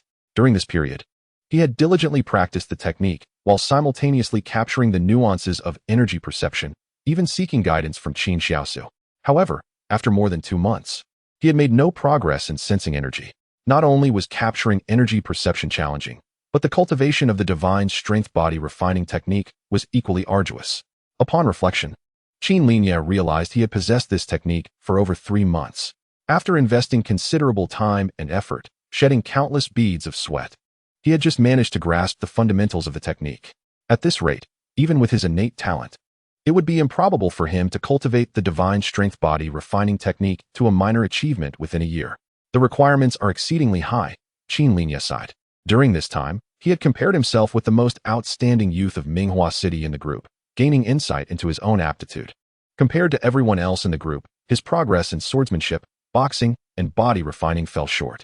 Even the so-called prodigies, Ing Zhenji, Ranya, Xu Hua, Beiki, Jin Hongyan, and Wang Zhizhi, who aspired to enter key academies, were no exception. Yet this remarkable aptitude, which nearly eclipsed that of his peers in Minghua City, still failed to meet the standards set by Director Xie, who had achieved a minor accomplishment in the divine strength body refining technique within a year. Director Xie's discernment truly is a rare gem. Fortunately, once the divine strength body refining technique is mastered, it can be enhanced with skill points. Qin Linye examined his attribute panel. The divine strength body refining technique, like the Great Sun Golden Body and the Stellar Assassination Technique, belong to the realm of advanced skills. Its color akin to that of the Stellar Assassination Technique, golden. However, the cultivation paths of the Great Sun Golden Body, Stellar Assassination Technique, and Divine Strength Body Refining Technique diverged. The Great Sun Golden Body not only enhances the resilience of the skin at each stage, but also effectively defends against cuts from blades, with the intensity of the golden light manifesting stronger with the practitioner's vitality. Calculating the correspondence of basic skills to foundational, martial, and high-level martial artists. Advanced skills correspond to martial masters, martial sects, and martial saints, with the defensive augmentation of the Great Sun Golden Body remaining relevant even up to the saintly realm. Conversely, the Divine Strength Body Refining Technique is primarily a method for body refinement. While it incorporates a form of boxing and passively increases physical defense, its primary function is to hone the practitioner's physique, enriching the vitality and enhancing explosive strength. Having just entered the first level of the Divine Strength Body Refining Technique, Qin Linye felt a surge of unknown power manifesting within him, illogically augmenting his body, causing both his strength and physique to ascend rapidly. The intensity of this culmination of months of diligent practice rivaled, if not surpassed, the improvements he had experienced with the Great Sun Golden Body. Even though he believed that his endurance to pain had been honed beyond that of ordinary men through the trials of the Great Sun Golden Body and the Starry Assassination Technique, he could not help but emit muffled groans, his physical form nearly collapsing under the strain. The agony persisted for less than half an hour, and as the effects of this tempering began to dissipate, Qin Linye emerged as if he had just been pulled from the depths of water. Indeed, he gritted his teeth. Feeling the intensity, after resting for half an hour, his mental state slightly recovered, and he pressed on. Having just ascended to the second level of the Divine Energy Body Refinement Technique, he climbed to the third level once more. The familiar sensation of pain surged back. The potential of mankind is limitless. With a low shout, Qin Linye forced himself to combat the anguish with sheer willpower, even throwing punches. Thus, another half hour passed. Achieving minor success, Qin Linye focused his spirit on the attribute template. The third level of the Divine Energy Body Refinement Technique corresponded to minor success, primarily emphasizing the tempering and strengthening of the physical body, resulting in an increase of 1 point in both strength and constitution. In a certain sense, this was akin to exchanging 2 skill points for 2 attribute points. He still had 1 skill point and 1 attribute point remaining. Indeed, attribute points were far easier to acquire than skill points. Qin Linye gazed at his attribute panel. Strength and agility stood at 7, while constitution and spirit were at 8, marking him as a mid-level martial artist. After acclimating to his newfound strength, he planned to hunt a ferocious beast. Having spent less than 3 months mastering the arduous Divine Energy Body Refinement Technique, he should also be entitled to a skill point. Then, he would seek out Director Xie to inquire about the opportunities he spoke of, if those opportunities were linked to the progress of the Divine Energy Body Refinement Technique. The saved skill points and the additional ones could all be invested into this technique, potentially elevating it to full mastery. The prospect excited Qin Linye. In the stage of full mastery of the Divine Energy Body Refinement Technique, his strength and physique would undoubtedly soar, allowing him to hunt high-level ferocious beasts with ease, akin to how he dealt with ferocious beasts during the foundational stage, thus accumulating a new wave of skill points. With a stroke of luck, He might even achieve a few legendary battles in the months when his attributes surpassed 10 and his body underwent transformation. At last, I have discovered the proper usage of my unique abilities, Qin Linye mused, promptly taking out his phone to contact a ferocious beast. Although his earnings had slightly declined over the past 2 months, he had still accumulated 440,000. With such income at his disposal, he was reluctant to touch Qin Xiaosu's money, generously repaying her the debt he owed and spending 150,000 to purchase 2 spirit stones for her cultivation through the channels of the Shuangzi group. Acquiring a mere display ferocious beast was well within his means. At the Tunglong Sword Training Hall, Qin Linye set aside his sword to utilize his fists, relying on the minor success stage of the divine energy body refinement technique to obliterate a ferocious beast with the Extreme 9 style. The entire process was executed with effortless precision and remarkable skill. As Qin Linye exited, Zhang Mai and a dignified middle-aged man approached him, smiling and greeting. Mr. Qin, come to practice your sword? Perhaps also refine your fist techniques. Indeed, martial artists, unlike sword practitioners, cannot afford to neglect their fist techniques. Zhang Mai introduced the man beside him. Mr. Qin, this is our chief instructor, Qi Yunfeng, at the Tunglong Sword Training Hall. Upon hearing this name, Qin Linye quickly recognized the identity of the middle-aged man before him, the strongest ally of the Tunglong Sword Training Hall.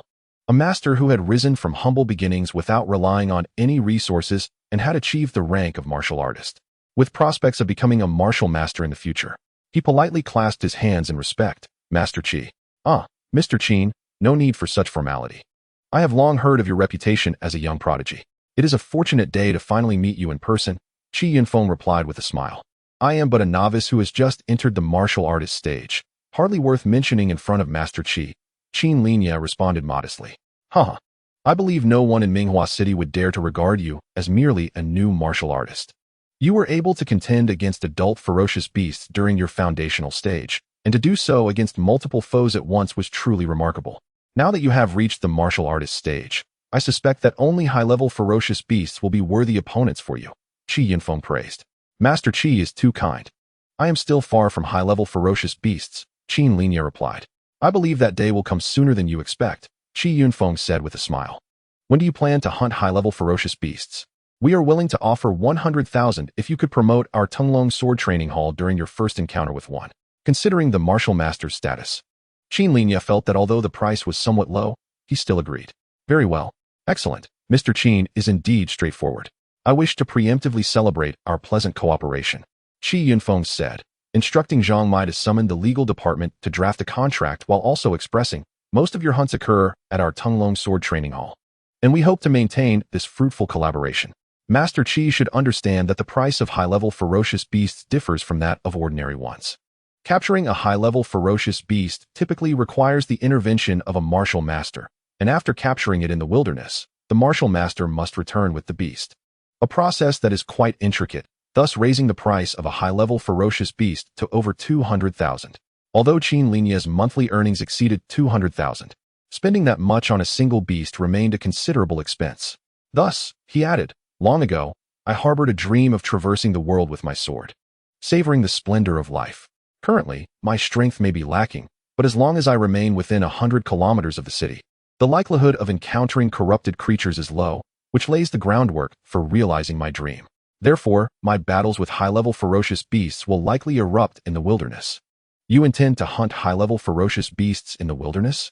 Qi Yunfeng exclaimed in astonishment. Indeed, Qin Linye nodded. Of course. I will wait until I possess sufficient strength to protect myself before venturing forth. Qi Yunfeng regarded Qin Linye with admiration, saying, in that case, I was presumptuous. Not at all, Qin Linye replied with courtesy. Soon, the legal department arrived, and a promotional agreement was signed. Although Qi Yunfeng adjusted the promotional fee from 100,000 to 200,000, Master Qi is quite generous, Qin Linye noted. I lack the courage to frequently venture beyond the city, but I hold great respect for those martial artists who dare to brave the wilderness teeming with ferocious beasts and corrupted creatures, gradually exploring the world, Qi Yunfeng remarked. But it is merely youthful recklessness. The wilderness is fraught with peril, with countless ferocious beasts and magical creatures. To coexist with nature and sing its praises is no easy feat, Qin Linye responded with a smile. Qi Yunfeng observed Qin Linye, stating, I can discern the truth behind a person's words. Hearing this, Qin Linye waved his hand and turned to leave.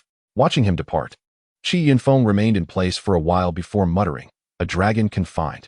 Huh, a confined dragon? Zhang Mai, standing nearby, regarded this pillar of the Tunglong sword training hall with astonishment. Mr. Qin is merely a martial artist, yet you regard him as a dragon among men? Do you hold him in such high esteem? I have a premonition that Qin Linye is still bound by some unknown force, constrained and sealed. However, that restraint is gradually loosening. One day, when he breaks free from these shackles, he shall soar on the winds, dominating the vast expanse and soaring through the heavens. The entire Shiyu kingdom will resound with his name. Chapter 44. Additional Drama Overall Evaluation. A Glorious Battle, Skill Point. 1. Qin Linye sensed this information, his expression calm. To this day, the mysterious power has been somewhat deciphered by him. Apart from the singular occurrence of the mythical battle, he has engaged in the glorious and legendary battles, and he possesses the means to replicate them. By adhering to this pattern, he is confident that he will soon no longer lack skill points. It won't be long. Although Xiao Su's swordsmanship assessment was unsuccessful, thanks to his mastery of inner energy, he was able to advance to the 11th grade. By this time next year, he should be preparing for the entrance examination of the Cultivation Academy. The academy, with its closed management, necessitates on-campus residency. Coincidentally, around that time, he will have sufficiently amassed his attributes to reach the critical threshold of 10, elevating his physical strength into the realm of advanced warriors. With the physique of an advanced warrior, as long as he refrains from venturing into the deep mountains and ancient forests inhabited by monstrous creatures, he would be safe. Qin Linye unconsciously extended his left hand and gently clenched it. The world. He then raised his gaze to the sky, contemplating the cosmos. After a moment of tranquility, he concealed all the swirling thoughts in his mind deep within his heart. Upon reaching his doorstep, a woman who appeared to be around 24 or 25, exuding a hint of arrogance, confronted him. "You must be Qin Linye. And you are?" he inquired. "Listen closely," she replied, tilting her head to reveal her swan-like neck. "I am Yu Ruoyan, an assistant instructor at the Primordial Tao Institute, a direct disciple of the esteemed Taiwei Jinren, one of the 12 true individuals of the institute. At 26, I have attained the pinnacle of innate realm, achieving the unity of spirit and energy. Is that clear enough for you?" "Quite clear," Qin Linye nodded, confirming his unfamiliarity with her. "Please step aside. You are blocking my path." "You." The woman's brows furrowed in anger, but she abruptly recalled something, letting out a cold laugh. "Are you trying to provoke me into losing my composure and retreating? It's no wonder you managed to deceive my junior sister Yao Yao, even leading her to borrow high-interest loans and transfer money to you." At this, she spat disdainfully. "Scoundrel." "Lin Yao Yao?" Qin Linye paused, casting a glance at Yu Ruoyan. "You are her senior sister?" "Indeed. Junior sister Yao Yao is exceptionally talented. Within a year at the Primordial Tao Institute, she has continuously broken through barriers to attain the innate realm.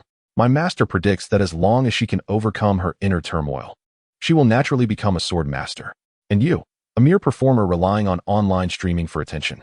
Though Qin Linye's literary skills were not as refined as those of Qin Xiaosu, having lived together for 10 years had led him to surmise the unfolding situation.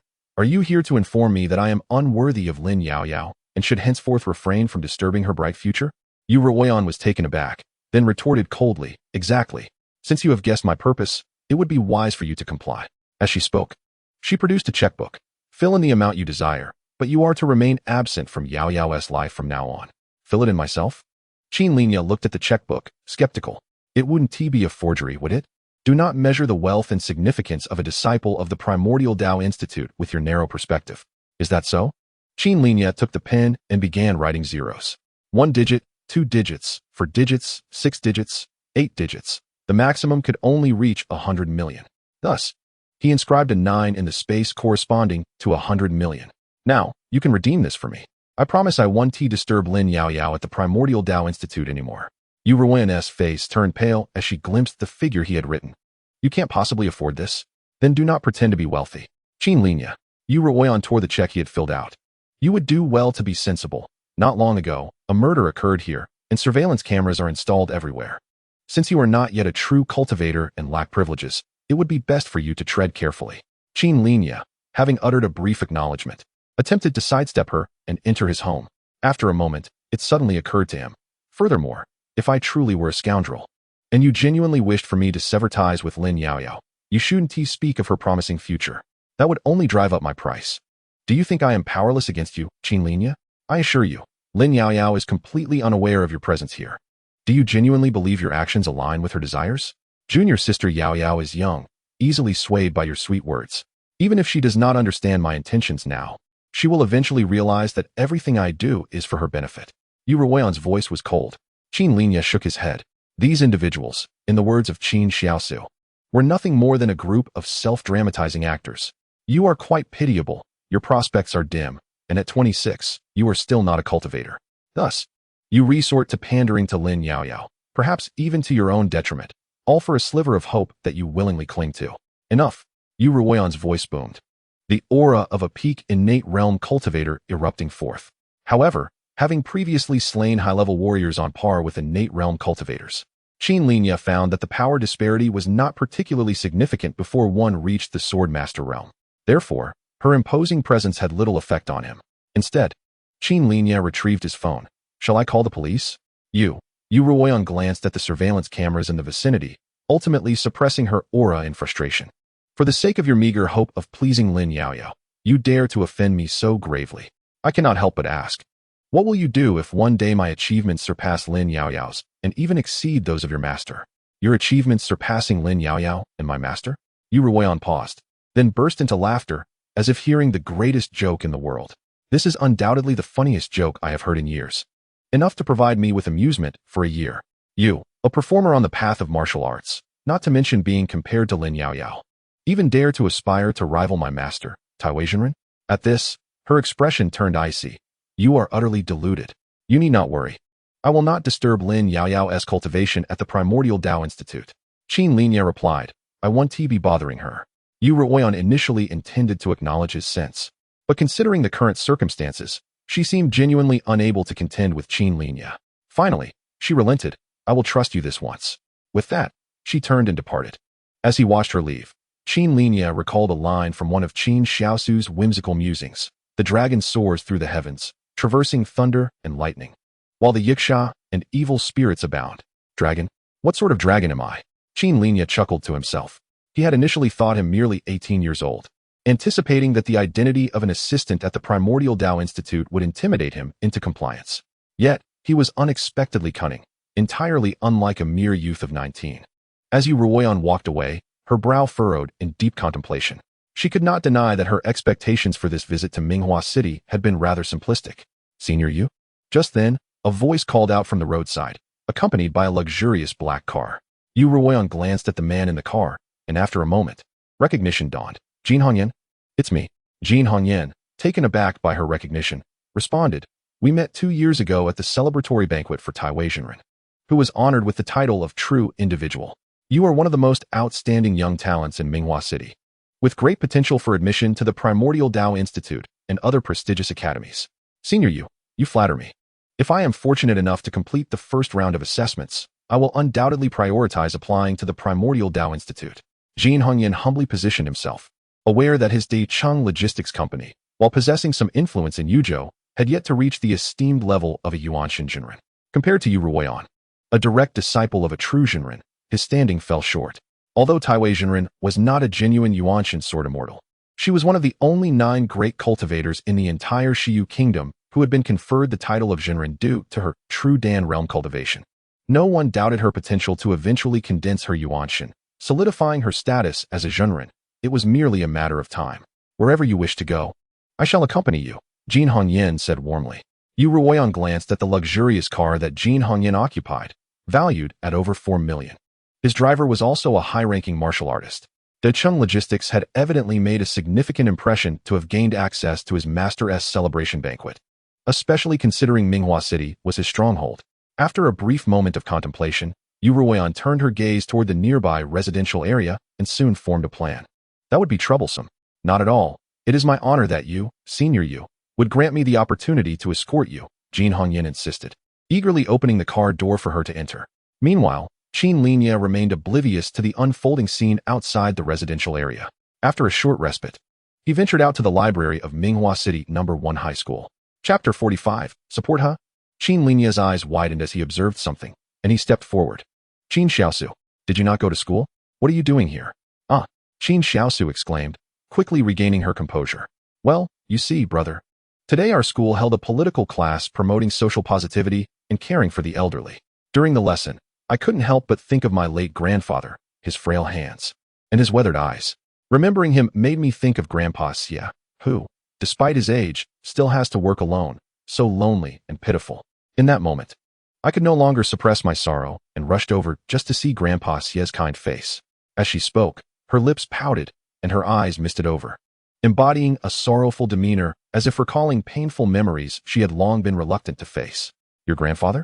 Qin Linye's lips twitched. Explain to me how you remember his appearance when he passed away when you were just 1 year old. How could I not remember, brother? How can you lack such basic knowledge? Let me enlighten you. Babies exhibit light perception at 30 weeks gestation. By 1 month, they can see objects up to several centimeters away and develop a sense of depth. By 3 months, they can distinguish colors and coordinate their hands and eyes, attempting to touch objects of interest. By 6 months, their depth perception is fully developed, allowing them to see distant things. I was already 1 year old. How could I not remember my grandfather's appearance?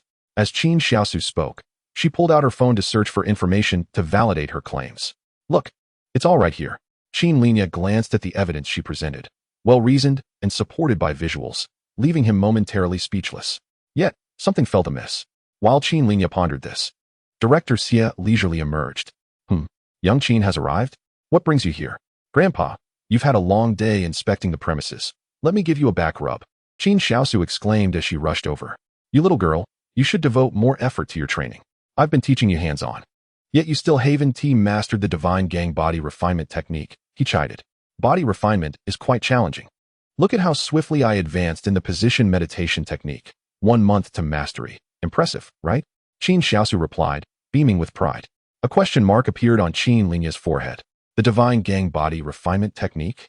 Has Qin Xiaosu also begun practicing it? Did Director Xie not say that one should specialize in a single technique? Why can she practice two concurrently? Unaware of Qin Linye's thoughts, Director Xie glanced at him lazily before suddenly becoming alert, his eyes widening. Young Qin, have you achieved minor success in the divine gang body refinement technique? Indeed, Senior Xie, your insight is remarkable. The divine gang body refinement technique is undoubtedly the most challenging skill I have ever attempted. Fortunately, after 3 months of diligent practice, I have finally reached a minor accomplishment. With that, Director Xie stood up, his seemingly frail body emanating a remarkable aura that, if even a whisper escaped, could stir the winds. However, before Qin Linye could fully grasp this aura, it dissipated entirely, as if it had never existed, leaving behind an ordinary-looking elder in his 60s. Quite impressive.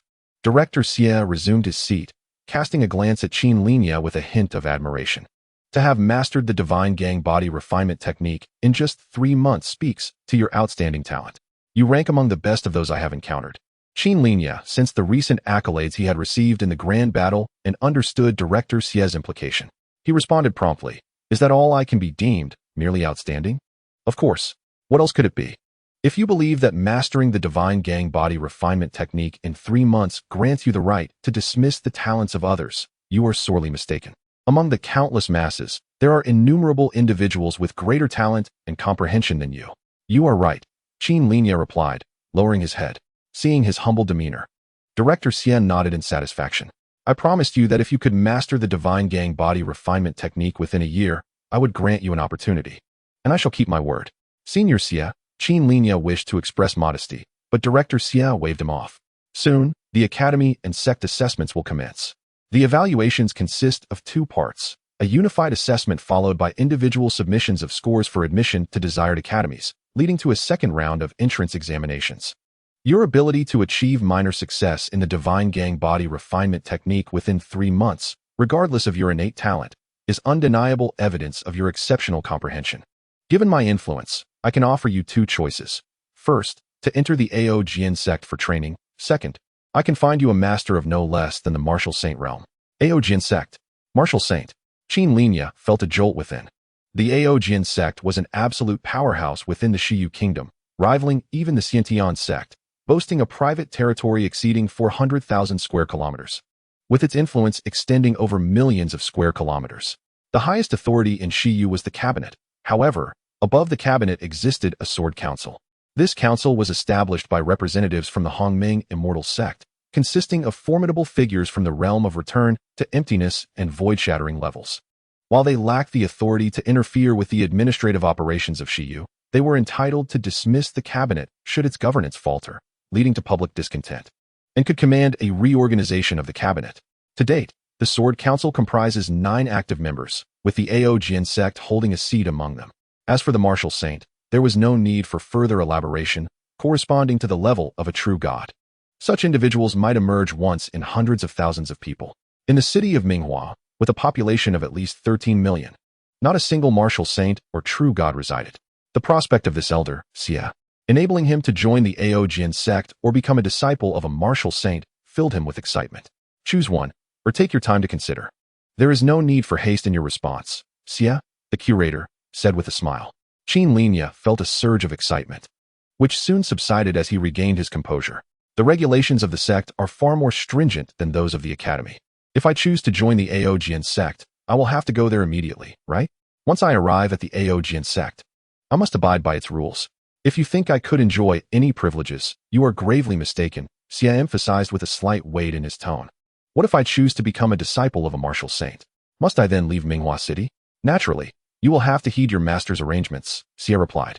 After a moment of hesitation and struggle, Qin Linye resolved, thank you for your kindness, but I must decline. Huh. Xia looked at Qin Linye, scrutinizing him with a gaze that traveled up and down. Did I hear you correctly?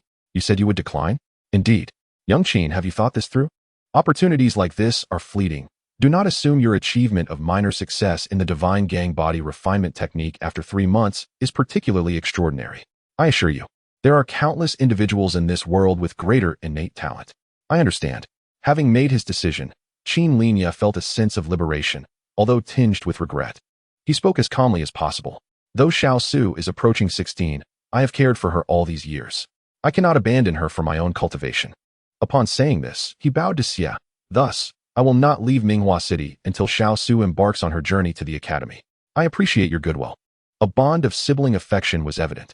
Hearing Qin Linye's reasoning, Xia regarded him with newfound respect. Meanwhile, Qin Xiaosu gazed at her brother with gratitude. Brother, you are so good to me. Foolish girl, if I do not treat you well, who will? Qin Linye chuckled, affectionately ruffling her hair. Qin Xiaosu turned to Xia. Her smile warm. Grandpa Xia, let this matter rest. My brother's opportunity is his own choice and does not require your concern. Since I promised him a chance if he could refine the divine gang body refinement technique to a minor success within a year, I must honor that commitment. Otherwise, I would be untrustworthy. Xia waved his hand. Grandpa Xia, there is no need for such formality. If my brother's decision has caused you any sense of loss of integrity, he may seek your guidance for any uncertainties in the future, and if you feel inclined, you may assist him, Qin Xiaosu said cheerfully. That is acceptable. Huh. Suddenly, Xia seemed to catch on. Is this another scheme? Little girl, you have quite the mind, he remarked. Hee hee, Grandpa Xia, are your shoulders sore? Let me give you a massage. All right, no need for flattery. I will contact you both to find a place where you can cultivate martial arts and practice immortality together. Chapter 46. The phone call. This is wonderful. We can attend the same academy for further studies, and that means we won't have to part. Upon exiting the library, Qin Xiaosu appeared exceedingly delighted. Qin Linye glanced at her. In truth, he yearned more for access to several top-tier techniques rather than being recommended to a particular sect by Xia. In today's world, cultivation was widespread. Basic and advanced techniques could be easily found online. However, the top-tier methods capable of guiding one through tribulations to achieve immortality were heavily guarded. In fact, 99 of elite combat techniques were inaccessible to ordinary individuals, and the remaining fraction required enrollment in prestigious academies or sects, alongside a period of rigorous evaluation before they could be learned. Although he understood that most top-tier skills were beyond his reach as a mere martial artist, he believed that early exposure to these elite techniques would spare him from wasting time on ordinary and advanced skills. Qin Linye. At that moment, a melodious voice called out. He turned to see Wang Zhizhi, adorned in a flowing yellow checkered dress, approaching gracefully. I heard from other students that they spotted you at school. I thought they were joking. I didn't expect you to really come to school. Have you finished your self-study? Not yet.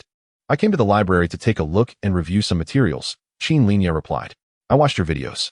From the moment you declared your intent to practice the star-piercing technique, which is reputed to be one of the most challenging advanced sword techniques, to the video showcasing your minor success in under 3 months, it is truly impressive.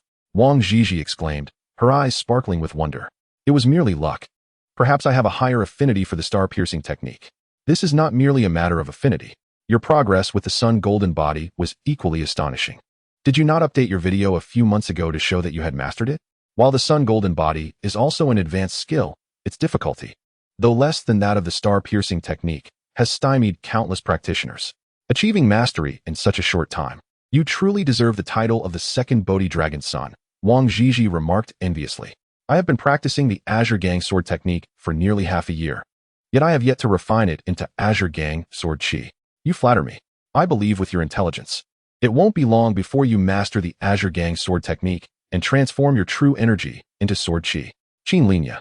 We have been desk mates for 2 years now. My 18th birthday is on the 3rd of next month. May I invite you to my birthday party? The 3rd of next month? Today is January 5th. Qin Linye gazed at Wang Zhizhi's charming face, understanding that declining her invitation was the prudent choice. However, after 2 years of being desk mates at that moment, Qin Xiaosu nudged his shoulder. Brother, I'm hungry, but it's only 5 o'clock. I didn't eat enough at lunch. I'm starving. All right then, I'll take you to eat. Qin Linye looked at her with indulgence and then turned to Wang Zhizhi, saying, if I have time on the 3rd of next month, I will attend. You must come. If you don't, I will be very sad. Wang Zhizhi replied with a radiant smile. At that moment, a voice called out from the side, Zhizhi, there you are. Teacher Tan's class is about to start. Soon after, a tall and refined figure, Jin Hongyan, renowned as the emblem of Minghua High School, emerged from the side. He cast a glance at Qin Linye and greeted him with a smile. Ah, Qin, you're here too. Attending class at the martial arts hall? In truth, the classes at the martial arts hall were not particularly enlightening. Even Wang Hong himself was of mediocre caliber. Attending his lectures was hardly more beneficial than seeking a private instructor at a prestigious dojo. I came to the library to read, he added. Indeed. The library at our school boasts a considerable collection. It is wise to explore it more often. Jin Hongyan inquired with a smile. What were you discussing just now?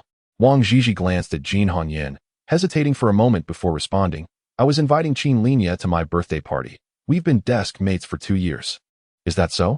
Class is about to start, Senior Jin. I must take my leave, Wang Zhizhi said, waving at Qin Linye. Remember to come, Qin Linye. With that, she turned and departed. All right, enough dawdling. Everyone has left. Let's go grab a bite, Qin Xiaosu urged, pulling Qin Linye along. I know. Qin Linye nodded at Jin Hongyan before following Qin Xiaosu out. As both parties turned away, the smile on Jin Hongyan's face gradually faded. Shortly thereafter, a young man approached. Zhang Jiufeng, a fellow classmate of Qin Linye and Wang Zhizhi. Brother Yan, what's going on with Qin Linye? Wang Zhizhi seems to treat him differently, he remarked. He should be just an ordinary classmate, he added, casting a glance at Jin Hongyan. In truth, Wang Zhizhi's relationship with him had cooled recently, primarily due to his closeness with Han Jiangxue. He was unwilling to forsake Han Jiangxue, while simultaneously keeping Wang Zhizhi hanging, which naturally bred discontent. Ordinary classmate. Jin Hongyan recalled a conversation he had not long ago with Yu Ruoyan and swiftly turned away. Once he reached a secluded corner, he took out his phone and called his driver and bodyguard, Zhang Shu. Young master, you are aware of the events that transpired in the car this afternoon, he stated. Yes, I do not wish to relinquish a favor owed to a prospective true being disciple. You know what to do. Understood, young master. Should we eliminate him directly? His current identity is somewhat sensitive. A cleanup could attract media attention. Just cripple his legs. I am not a monster, Jin Hongyan replied coldly. I understand. I will find an appropriate justification. Is there anything else, young master? That will suffice, Jin Hongyan said. Then pondered Qin Linye's newfound abilities and the way he had ignored him, narrowing his eyes slightly. Wait, what is your command, young master? My father always taught me to either not offend others, or if one does, never to show mercy. Otherwise, it is a dereliction of responsibility toward one's own safety. If he loses his legs, the media attention on him will inevitably wane, and we can dispose of him once he is no longer in the spotlight. I will make arrangements immediately, Zhang Shu affirmed from the other end of the line. Good. Jin Hongyan ended the call and gazed toward the entrance of Minghua High School. This commoner, seeking attention, truly believes that a modicum of talent grants him the freedom to act as he pleases? The world has seen too many talents perish prematurely. Even the 29-year-old martial sovereign, Bodhi Longzi, met an untimely end. What chance does a mere martial artist like you have? Jin Hongyan resumed his thoughts, dismissing the notion with a scoff as he headed toward Yunshao Pavilion. 1 attribute point and 2 skill points remain. Qin Linye noted as he sensed the data displayed by his abilities, quickly focusing on the remaining skill points. Although I managed to slay a high-level martial artist with the starry assassination technique through a surprise attack, achieving a legendary battle. Facing a high-level ferocious beast head-on is not without its risks. Moreover, he had previously killed a high-level martial artist. Should he now slay another high-level beast, he could not guarantee a glorious battle reputation. It was not worth the risk. With the 2 remaining skill points, he decided to invest in the divine energy body refinement technique, thus attaining strength comparable to a third-stage body refining martial artist. Qin Linye concentrated on the divine energy body refinement technique for a moment, and soon, 1 skill point disappeared. The sensation of his body being internally crushed and reformed surged within him once more. 4 hours later, a pale-faced Qin Linye diverted a portion of his energy to perceive his status. Strength, 8. Constitution, 9. Agility, 7. Spirit, 9. Basic skills, advanced skills, Great Sun Golden Body, Level 5. Starry Assassination Technique, Level 3. Divine Energy Body Refinement Technique, Level 5. Attribute points, 1. Strength, Constitution, and Spirit had all increased by 1 point. Observing these figures, Qin Linye finally felt that the torment of the past few hours had not been in vain. The increase in strength and constitution was expected, as he had pushed the divine energy body refinement technique to its peak. However, the rise in spirit warranted contemplation. The enhancement in spirit was likely related to the starry assassination technique. When he elevated it to level 3, his spirit had undergone 2 rounds of refinement, though this had yet to reach the threshold for a change in attributes. Now, as he strengthened the divine energy body refinement technique, the physical torment simultaneously refined his mental will, thus breaking through that threshold and raising his spirit attribute from 8 to 9. In other words, the divine energy body refinement technique bolstered strength and constitution, while the starry assassination technique enhanced spirit. Skills like the earthly step increased agility. Qin Linye possessed a superior technique to the earthly step, the Qianquan step given by Master Yi, yet due to constraints of skill points and available time, he had not practiced it. It seemed he would need to carve out time to practice and address his agility shortcoming. Dingling. At that moment, Qin Linye's phone rang, displaying an unfamiliar number. He answered, and a subdued voice quickly came through. Xiao Yi. Qin Linye paused, recognizing the voice. Uncle Qin, it's me, Xiao Yi. Time is of the essence, so I'll be brief. Take Xiao Su on a trip to Jingzhou, return in half a month, or at the latest, set off tomorrow. After a brief commotion on the line, the call abruptly ended. Chapter 47. Life and Death Combat. Take Xiao Su to Jingzhou for a trip and return in half a month at the latest tomorrow? Qin Linye pondered as he listened to the beeping tone on the line, quickly connecting the dots. He immediately logged into the Minghua Qianlong group. As usual, the group was bustling with activity. Qin Linye swiftly checked the statuses of Yingjinji, Renya, Shuhua, and Beiki, only to find that none of them had been active since morning. While this could not definitively indicate anything, it suggested a certain foreboding. Uncle Qin and the others were stationed at the Panshir fortress and, due to their past transgressions, often undertook the most perilous reconnaissance missions, frequently departing the fortress to venture into the Yada Mountains in search of demonic creatures and sources of contamination, providing attack coordinates for the Yuanshan sword cultivators. Should there be any disturbances in the Yada Mountains, they would undoubtedly be the first to know. With this thought, Qin Linye felt restless. Glancing at his phone, he noted the time. It was already 11:22. The ticketing software undergoes maintenance from 11 in the evening until 7 the following morning, rendering high-speed train tickets unavailable. Consequently, only regular train tickets can be purchased. Qin Linye accessed an application named Traveler to search for train tickets, only to discover that none were available. The earliest journey was not until 11 o'clock the next day. While he attempted to secure tickets through the app, he decided to visit the train station to see if he could procure tickets from scalpers. Qin Linye soon made a resolute decision. Although it was somewhat exaggerated to venture out in the middle of the night, he believed it was better to trust in the possibility than to dismiss it. Xiao Su, wake up. Qin Linye knocked on the door. Are you pretending to be asleep? Is it not even 11:30 and you are already in bed? Who are you fooling? I'm particularly tired today. Is it so wrong to sleep early? Came Xiao Su's voice, filled with a hint of irritation. When have you ever gone to bed before midnight? Qin Linye retorted. If you don't open the door, I'm coming in. Go ahead. I'm not dressed. So if you have the courage, just come in. She scoffed. You're becoming increasingly disobedient. Qin Linye was at a loss. He certainly could not barge in and drag her from her bed. I'm heading to the train station to buy tickets. You have 1 hour to get up and prepare your clothes. We will depart for Jingzhou in an hour. To Jingzhou? At such an hour? Have you lost your mind? I'm not going. Quickly now, Qin Linye urged, slipping on his shoes and hastily exiting. His residence was located in the city center, not far from the train station, approximately 3 kilometers away. As the streets were nearly deserted at night, he began to run, covering the distance in no time. In less than an hour, Qin Linye successfully purchased 2 tickets for the train to Jingzhou, departing at 2 in the morning from a scalper. However, just as he returned to his neighborhood and had yet to step inside, the darkness and an unusual atmosphere ahead caused him to hesitate. The streetlights had gone out. "Who is there?" Qin Linye called into the darkness. Uncertain if anyone lurked within the 60-meter stretch of blackness, he felt compelled to give a warning. "If you don't come out, I will call the police." In that moment, he pulled out his phone. Qin Linye, a low, menacing voice emerged from the device. "You killed my disciple. Where do you think you can run? Is there truly someone there?" Qin Linye's heart raced. "What are you talking about? I don't understand." "I do not require you to understand. You killed my disciple, Shishu. Now, you must pay with your life." As the voice faded, a figure clad in black surged from the shadows. Blood for blood. With a thunderous stomp, the ground trembled violently as if struck by a colossal hammer. In that moment, the black-clad man's body propelled forward like a cannonball, unleashing an astonishing speed. An advanced martial artist. An unequivocally formidable opponent, stronger than Shishu. Previously, Qin Linye had managed to defeat Shishu through a surprise attack using the starry assassination technique. Yet now, lacking any advantage and without a weapon, how was he to confront someone even more powerful? Retreat? The assailant was clearly intent on murder, and retreating would leave Xiao Su vulnerable. There was no path for retreat. Then, with a resonating hum, Qin Linye felt his entire being surge with energy. His blood coursed fervently, and every sinew and bone vibrated in unison, consolidating all his strength. Without hesitation, he charged toward the black-clad figure. His first move unleashed a devastating strike from the Divine Body Refinement Technique's powerful martial arts. Ultimate collapse. With a fierce roar, Qin Linye's voice reverberated as the force of his strike intensified, surging forward like a mountain crashing down. The sheer momentum striking terror into the advancing black-clad man, causing his pupils to constrict. This is not right.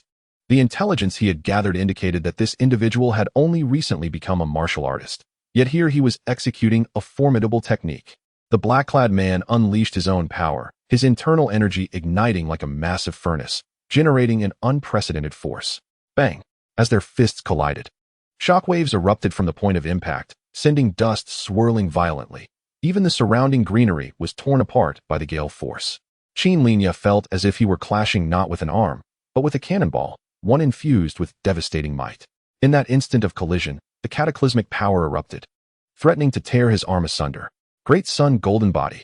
With a thunderous cry, Qin Linye activated the Great Sun Golden Body. Radiant golden light illuminated the darkness. But even as the tremendous force threatened to shatter his arm, he managed to stabilize it, though the overwhelming strength of his adversary still fractured several bones in his hand. With no hesitation, the black-clad man retaliated with a strike that severely injured Qin Linye. The internal energy surged, resembling a demonic sword that erupted forth, channeling through his bones and surging into his left hand, culminating in a colossal sword aimed directly at Qin Linye. As the blade approached, the overwhelming pressure it exerted transformed the air into a vacuum. In that life-or-death moment, Qin Linye dared not let his focus waver. Die? Facing that sword capable of cleaving him in two, he pushed his thoughts to their utmost limit, shaping his left hand into a sword, the rhythm of the world around him crystallizing into clarity. Harnessing this rhythm, his arm transformed into a swift, luminous blade, striking at an impossible angle into the shoulder of the black-clad man as he swung down. The starry assassination technique. Though the black-clad man sensed the impending danger and attempted to evade, the speed of Qin Linye's assault was insurmountable. He felt as though his entire right arm had been pierced by a sharp blade, acute pain rendering his face pale. The fierce strike that had been aimed at Qin Linye lost its ferocity, akin to a balloon that had been punctured. Seizing the opportunity, Qin Linye's left hand transitioned from a blade to a grasp, seizing the man's shoulder from below. A surge of energy erupted from his feet, coursing through his spine and flooding into his left hand, transforming it into a vice-like grip, straining to shatter the black-clad man's shoulder blade. Yet, this was not the end. Even with the limited strength of his left hand, merely shattering the shoulder blade would not secure victory. As he channeled all his strength into his left hand, he twisted his waist, gripping the black-clad man's scapula, lifting his hefty frame of nearly 90 kilograms a foot into the air, and then forcefully slammed him downward. In that moment of reckless abandon, Just as Qin Linye pressed the black-clad man toward the ground, the latter suddenly twisted his body. His right foot extending to regain lost balance, miraculously halting his descent. A terrifying, murderous intent erupted from the black-clad man. At that moment, he abandoned the original plan of breaking both legs and dared not hold back any longer. Qin Linye, you seek death. Chapter 48. The seal is broken. With a low roar, the black-clad man's internal energy surged, echoing like a thunderous wave, transforming him into an ancient beast of terror. Exhibiting a strength that was overwhelming. Not only did he effortlessly break free from Qin Linye's iron grip, but with his newfound balance, his entire body became a rigid force. His tilted head, in conjunction with his shoulders, collided violently with Qin Linye. Bang! As the black-clad man crashed into him, despite the protection of the great sun golden body, Qin Linye felt an explosive force erupt within his chest. It was as if he had been struck by a speeding truck, and he was sent flying 7 to 8 meters, crashing into the wall of a guest house. Bang! The wall trembled, quickly fracturing, and a cascade of sand and stone fell. To propel a person 1 meter high and send them flying 7 to 8 meters, what terrifying power! But that was not the end. The black-clad man, driven by murderous intent, although he too experienced a rebound from the impact, particularly in his head, felt dizzy and nauseous, as if he were suffering from a concussion. Yet, relying on sheer willpower, he forced himself to focus, roaring once more, his formidable physique as a high-level warrior manifesting vividly, transforming him into a human tank infused with ferocity, surpassing any wind ape, bloodwolf, or feral beast Qin Linye had previously slain. During a battle with ferocious beasts, regardless of how dire the situation became, the station warriors of the Tunglong sword technique school would not sit idly by. But this time, the black-clad man was clearly here for revenge on behalf of Shirshu. Blood for blood. If he could not endure, he would die. The black-clad man would kill him on the spot. Buzz. As Qin Linye, feeling as if his bones were shattering, collided with the wall, clarity suddenly returned to his mind. Death. He would be killed. And if he did not wish to be slain by the black-clad man, there was only one solution. To kill him. My greatest advantage does not lie in strength, agility, vitality, or physique, but in my defense. The dual-layered defense of the great sun golden body and the divine gang body refinement technique. This black-clad man bore no weapons. In a clash of fists and feet, my resistance to impact surpasses his. Without any hesitation, pure brute force alone would not suffice to counter the black-clad man's full-powered strike. Qin Linye abandoned all defensive measures, channeling all his strength into his hands, wielding them like swords, ready to strike back, moving from death to life. Stars. Once again, it was the star-piercing technique. Although at the preliminary stage, the star-piercing technique was insufficient to merge him into the starry field. The movements of heaven and earth were vividly clear before him. In an instant, it felt as if the heavens and earth were united in strength. His fists and blades, nearly silent, carved a trajectory that shattered everything in their path. Today, no one can save you. With a fearsome, bloodthirsty aura, the black-clad man charged toward Qin Linye. His fist gathering strength like a cannon, shattering the void and piercing through. The air around him parted like a wave, rolling outward. For an ordinary person, merely witnessing the murderous aura radiating from the black-clad man would sap their will to fight, leaving them trembling in fear. A genius? The second descendant of the Bodhi dragon who achieved the great sun golden body in 3 months? What of it? Death. Under his clenched fist, all must perish. Kill. Boom. The two warriors' most powerful strikes collided in the alley, akin to a cannonball exploding in midair. A visible shockwave radiated outward at the moment of impact. Crash. The glass of buildings lining the alley shattered under the force of the shockwave. The arms of the two men, locked in combat, disintegrated, their strength surpassing the limits of bones and muscles, fracturing inch by inch, blood gushing forth. Ah! The black-clad man roared. His arm felt as if it had struck a truck barreling at 100 kilometers per hour. The terrifying force coursed through him, shattering the radius, ulna, humerus, and scapula, while the remaining force drove through his body, crashing into the right side, bursting forth from his shoulder, causing devastation. Half of his body, all bones, shattered. Relying on his superior physique as a high-level warrior against a novice who had just established a foundation, the black-clad man believed he was invincible. Little did he know, Qin Linye's physical strength had reached the brink of high-level warriors, bolstered further by the divine gang body refinement technique, which enhanced and fortified the flesh. In that one punch, ultimately, defeat. Over a dozen major bones shattered and fractured. The second prior, emanating boundless ferocity, like a high-tier beast, was now sent flying by Qin Linye's overwhelming force, crashing heavily against a wall 4 meters away, scattering debris before collapsing to the ground. Thud! Qin Linye's upper body lost sensation, and he stumbled, nearly losing his balance. That strike seemed to have drained him of all his vitality. His sword hand fell weakly, blood dripping from his arm onto the ground. Drip, drip.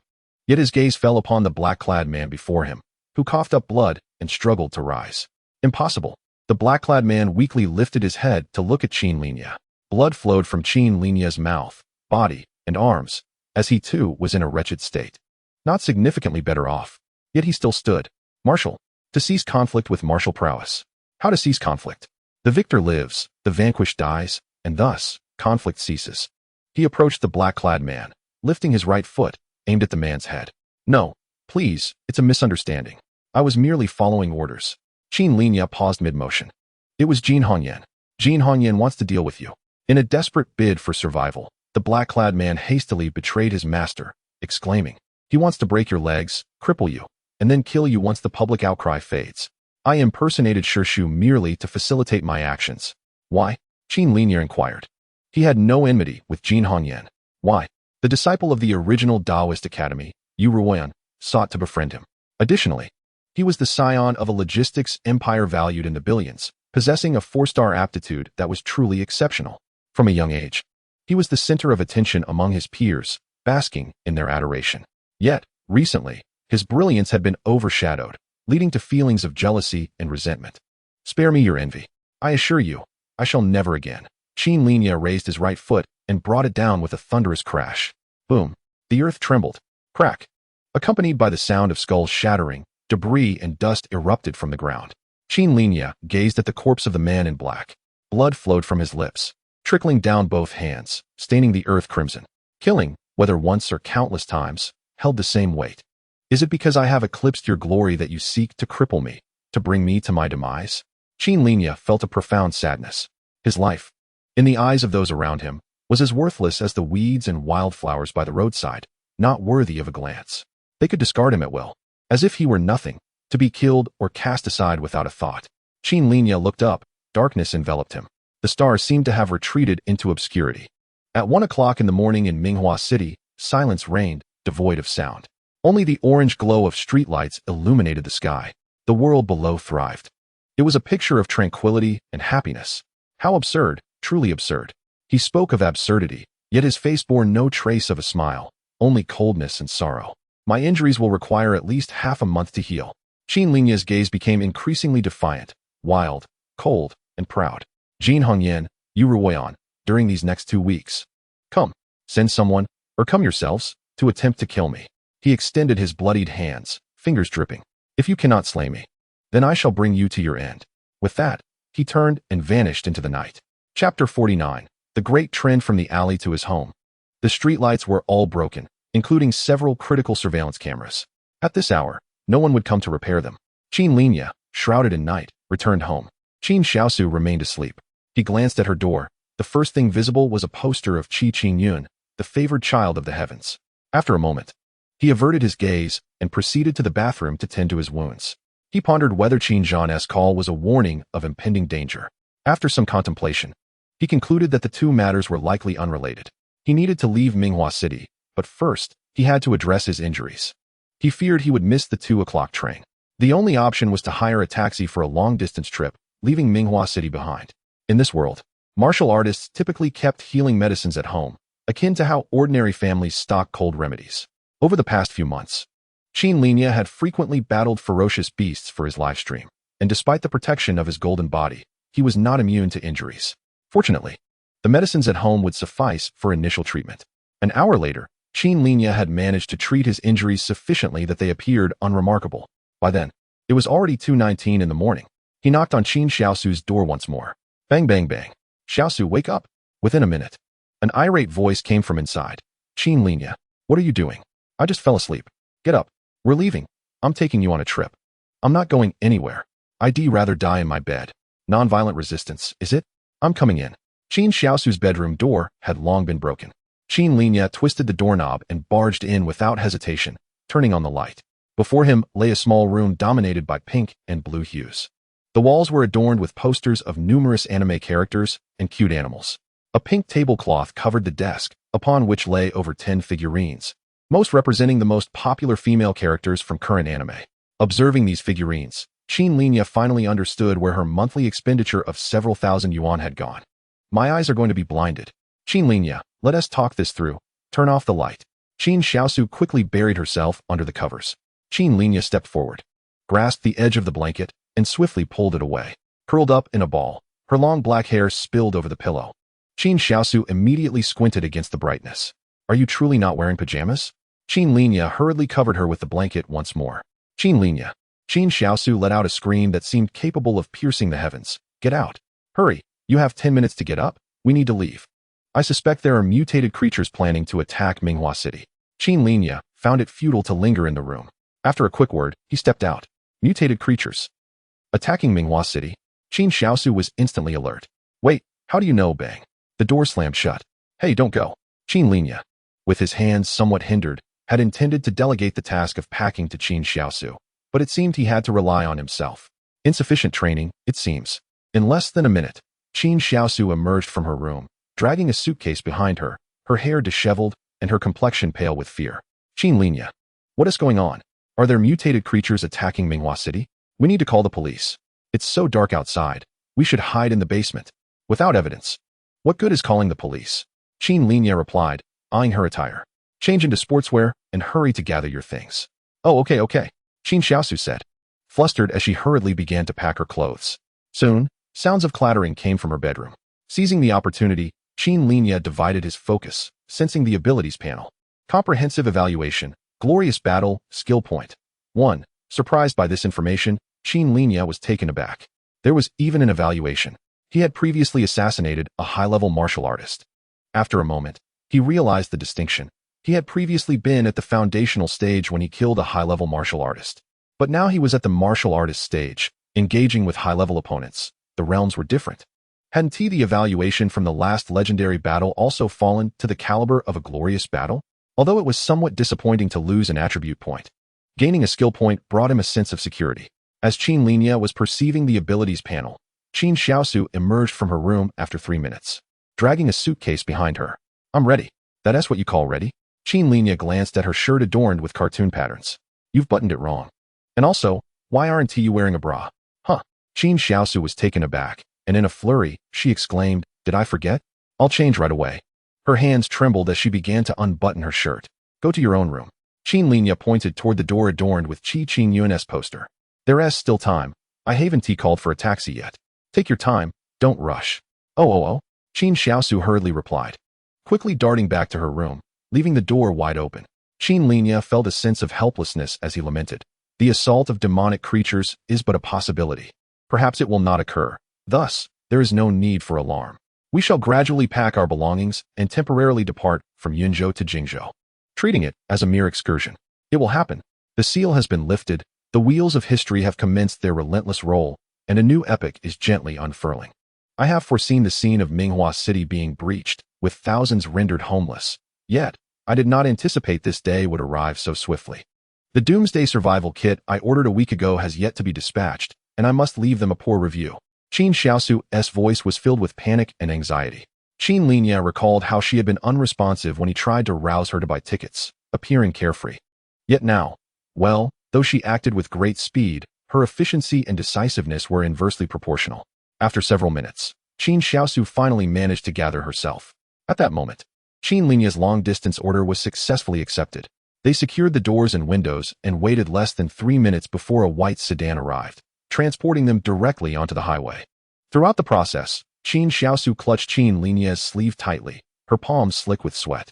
Do not worry, take a moment to rest, sleep a little.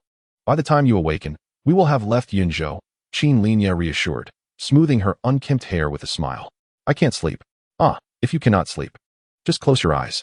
Oh, Qin Xiaosu pouted and complied. Indeed, this sister had been spoiled, utterly useless save for her cuteness, Qin Linye mused inwardly. He was uncertain how he drifted into slumber, but he was abruptly awakened by a deafening roar. What is happening?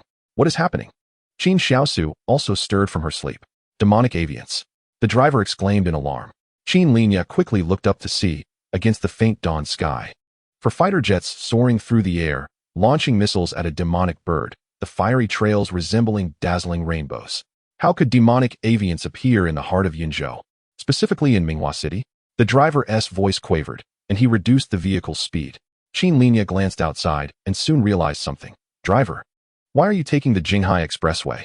The navigation indicates a landslide on the Jingyuan Expressway, hence I detoured to Jinghai. Both the Jingyuan and Jinghai Expressways lead out of Yunzhou to Jingzhou, yet they resemble the two ends of a parenthesis. The Jingyuan Expressway diverts far from the Pancher Fortress, while the Jinghai Expressway is perilously close, merely 400 kilometers away. At that moment, they found themselves within the most proximate section to the Pancher Fortress. Before Qin Linye could utter another word, a blinding light erupted from the heavens.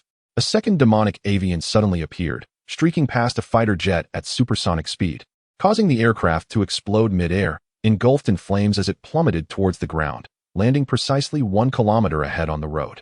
Boom! The explosion overturned vehicles in the vicinity, flames shooting skyward and illuminating the area within a radius of hundreds of meters. Chapter 50. Avalanche. I'm not going. I'm not going. The driver stammered. Together, we will carry the car to the opposite lane and return. We cannot go back. Qin Linye gazed at the flying creatures in the direction of the fighter jets. We must traverse this segment at the utmost speed. I will clear the obstacles. The driver, eyes fixed on the flashing trails of missiles and the sporadic bursts of fire, vehemently shook his head. A war is unfolding ahead, and no one is maintaining order or blocking the highway. The situation is undoubtedly abrupt and urgent. The further we proceed, the more perilous it becomes. Returning now is even more dangerous. The current circumstances indicate that the Pancher Fortress is in crisis. Should the fortress falter, all cities in Yunzhou will confront the myriad ferocious beasts and demonic creatures concealed within the Yada mountain range, with no defenses to safeguard them. The only way to ensure our safety is to leave Yunzhou. The Pancher Fortress is in trouble. We must leave Yunzhou. The driver's face turned pale, but he quickly shook his head. No. My parents and family are in Yunzhou, in Minghua City. At such a dangerous moment, I cannot abandon them. He then turned sharply to Qin Linye and his sister. I will not complete this fare. You can either disembark here, and I shall refund you, or I will take you back to Minghua City. Brother. Qin Xiaosu clung tightly to Qin Linye's sleeve. After contemplating for a moment, Qin Linye made a decisive choice, back to Minghua City. The defensive perimeter of the Pancher Fortress spans nearly 100 kilometers. In other words, to advance, they would need to traverse a parallel band close to the fortress. While this parallel band is 400 kilometers from the fortress, the likelihood of being attacked is exceedingly high. Without a vehicle and with Qin Xiaosu in tow, should they attract the attention of demonic creatures, it would spell doom for the siblings. Returning is equally perilous. The threat of Minghua City being breached and bathed in blood is very real. Yet, he knew of one place that would surely be safe, the library of Minghua City No. 1 High School, where the enigmatic and powerful Director Xie resided. He believed that if he and Qin Xiaosu sought refuge there, Director Xie would undoubtedly intervene. If necessary, he would reveal that his cultivation in the divine body refinement technique had reached a substantial level, in exchange for Director Xie's attention. All right, the driver acquiesced. The two disembarked and cautiously observed the passing vehicles, seizing an opportune moment to swiftly lift their car across to the opposite lane. A sedan weighs under 2 tons. Although Qin Linye's strength, while not on par with advanced martial artists, had reached 8 points, the driver likely had around 7. Together, they managed to hoist the car over the green barrier with relative ease. Soon, they were retracing their route. We're back, Qin Linye remarked. Observing the trees rushing past and the sporadic flashes of fire in the distant sky, feeling a weight in his heart. At that moment, the driver activated the car's radio, and soon, alerts from the traffic channel filled the air, detailing roads to avoid and those closed for various reasons. After listening for a while, Qin Linye began to piece together the situation. The Pancher Fortress had been breached for less than 6 hours, likely around dawn. He wondered how Uncle Qin Zhan and the others were faring. As the vehicle turned back, it was evident that the return journey would not be as smooth as the passage to Yunzhou. The sky continued to resonate with various roars. Occasionally, sword cultivators soared through the air, dispatching demonic creatures, but their numbers were scant. Sword cultivators transformed their entire essence into sword energy, and higher-level cultivators poured their lifeblood into their personal swords. Unless they held absolute advantage, they would never squander their precious energy on pursuing demonic avians. The scarcity of sword cultivators in the skies starkly illustrated the gravity of the situation. The Panchir fortress was overwhelmed. Those rare sword cultivators who occasionally flitted across the sky were not pursuing the beasts, but retreating. Qin Linye felt a heavy heart. He bore wounds upon his body. Even though modern medicine has made remarkable advancements, incorporating various miraculous remedies, his right finger bones were fractured, and recovery would take no less than 10 to 15 days. The left hand fared slightly better, but it could not be restored overnight. If he were to encounter a corrupted creature during this vulnerable time, zzz. This is an urgent news bulletin from the Yunzhou Traffic Broadcasting Channel. A beast tide has erupted at the Pufa Mountain, as the defending troops have been withdrawn and are unable to suppress it. All vehicles passing by are advised to steer clear of Pufa Mountain. Qin Linye's gaze immediately fell upon the navigation map. He was well aware of Pufa Mountain, located approximately 300 kilometers from Minghua City, covering an area of 40,000 square kilometers. This mountainous region, due to its proximity to Minghua, Chaoyang, and Shiguang cities, often attracted teams of scavengers from these cities. Moreover, with the presence of the defending troops, there was little to no room for corrupted creatures to thrive. However, given the sheer size of the 40,000 square kilometer expanse, it was impossible for the martial artists from the three cities to scour every corner. The ferocious beasts had never been entirely eradicated. After all, these creatures, or rather animals, were an integral part of the planet's ecosystem. Take a detour, Qin Linye instructed. The driver nodded, and the vehicle traveled 20 kilometers before swiftly exiting the highway to avoid Pufa Mountain. This calmness persisted for half an hour until a sudden roar and explosion erupted from ahead, accompanied by human screams. Reversing, the driver immediately turned the vehicle around without needing further instruction from Qin Linye. He recalled a recent message he had seen in a group. The station cultivators and martial artists in Minghua City had been largely reassigned to support the Panchir fortress. If that was the case for Minghua City, it was undoubtedly true for other cities in Yunzhou as well. With the main forces diverted, the cities and bases were already in a precarious state. Now, with the Panchir fortress lost, all elite forces in Yunzhou were trapped within it, leaving the entire region in a state akin to a dam bursting under torrential rain. Brother, Qin Xiaosu clutched Qin Linye's sleeve tightly, her delicate face paling with fear. Everything will be fine, Qin Linye reassured her.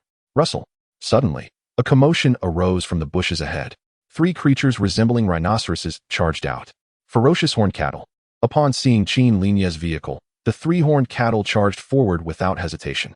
For millennia, humans had hunted ferocious beasts and demon beasts, using their bones and flesh for alchemy and weapon crafting, instilling a deep-seated hatred within these creatures for humankind.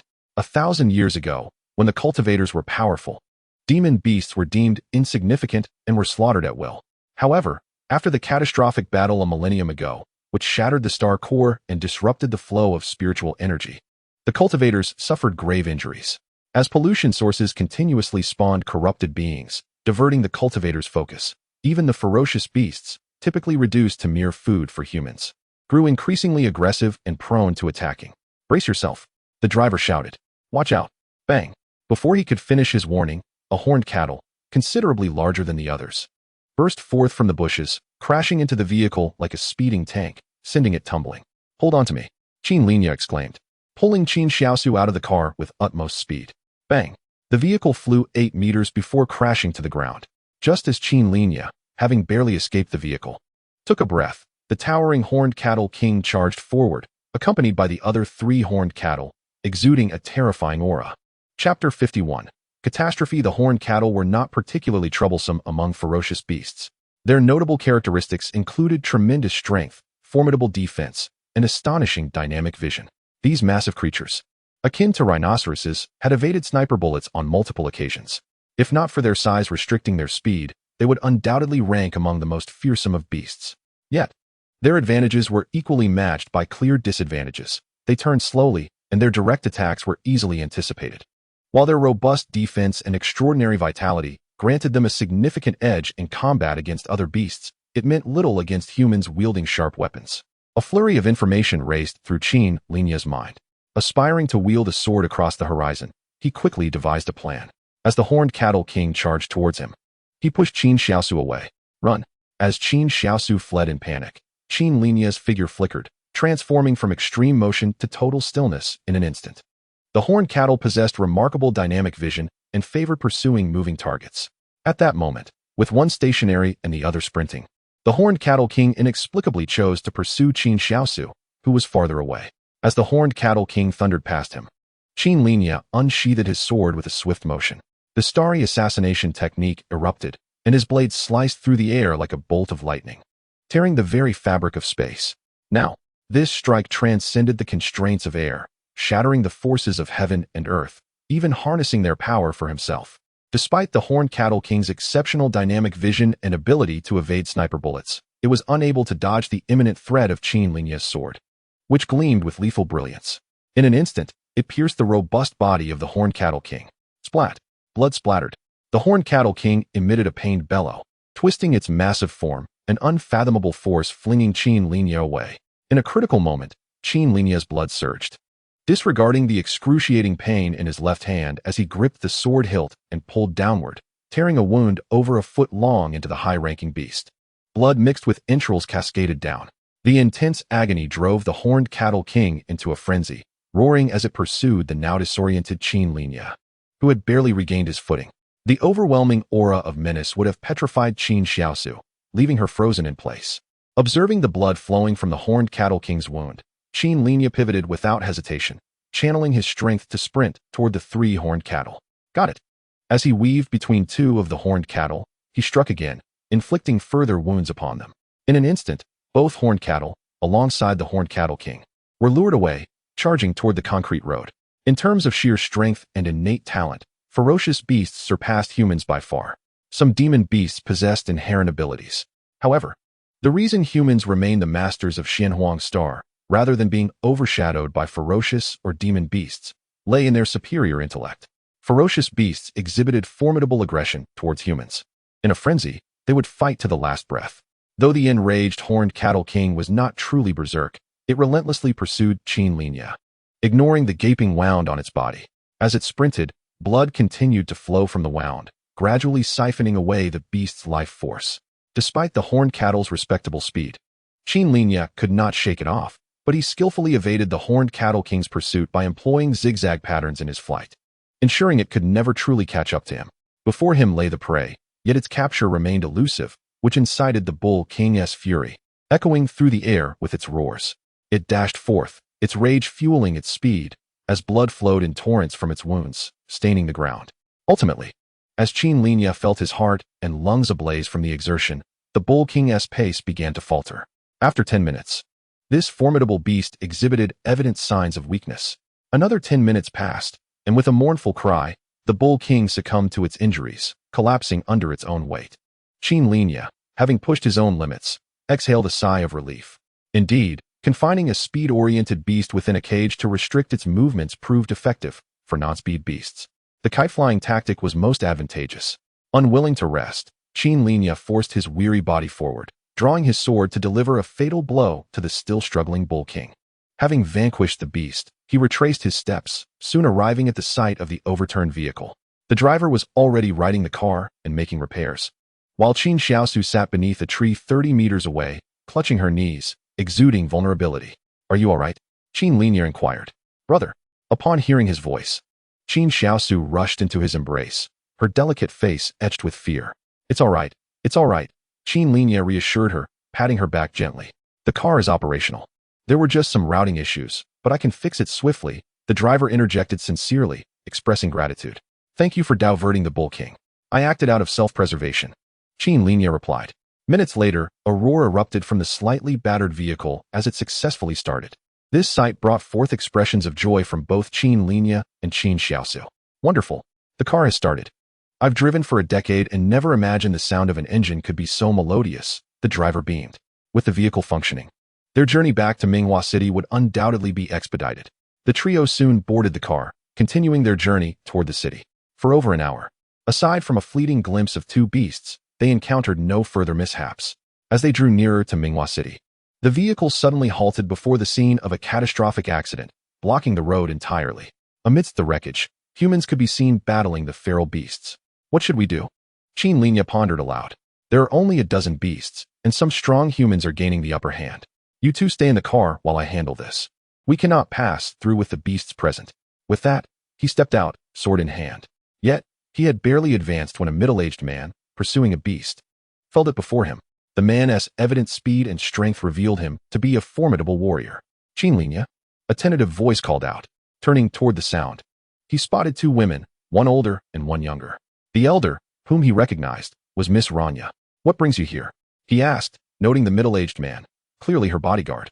Minghua City has been attacked by mutated creatures. We just escaped from the city, Rania replied, her expression tinged with sorrow.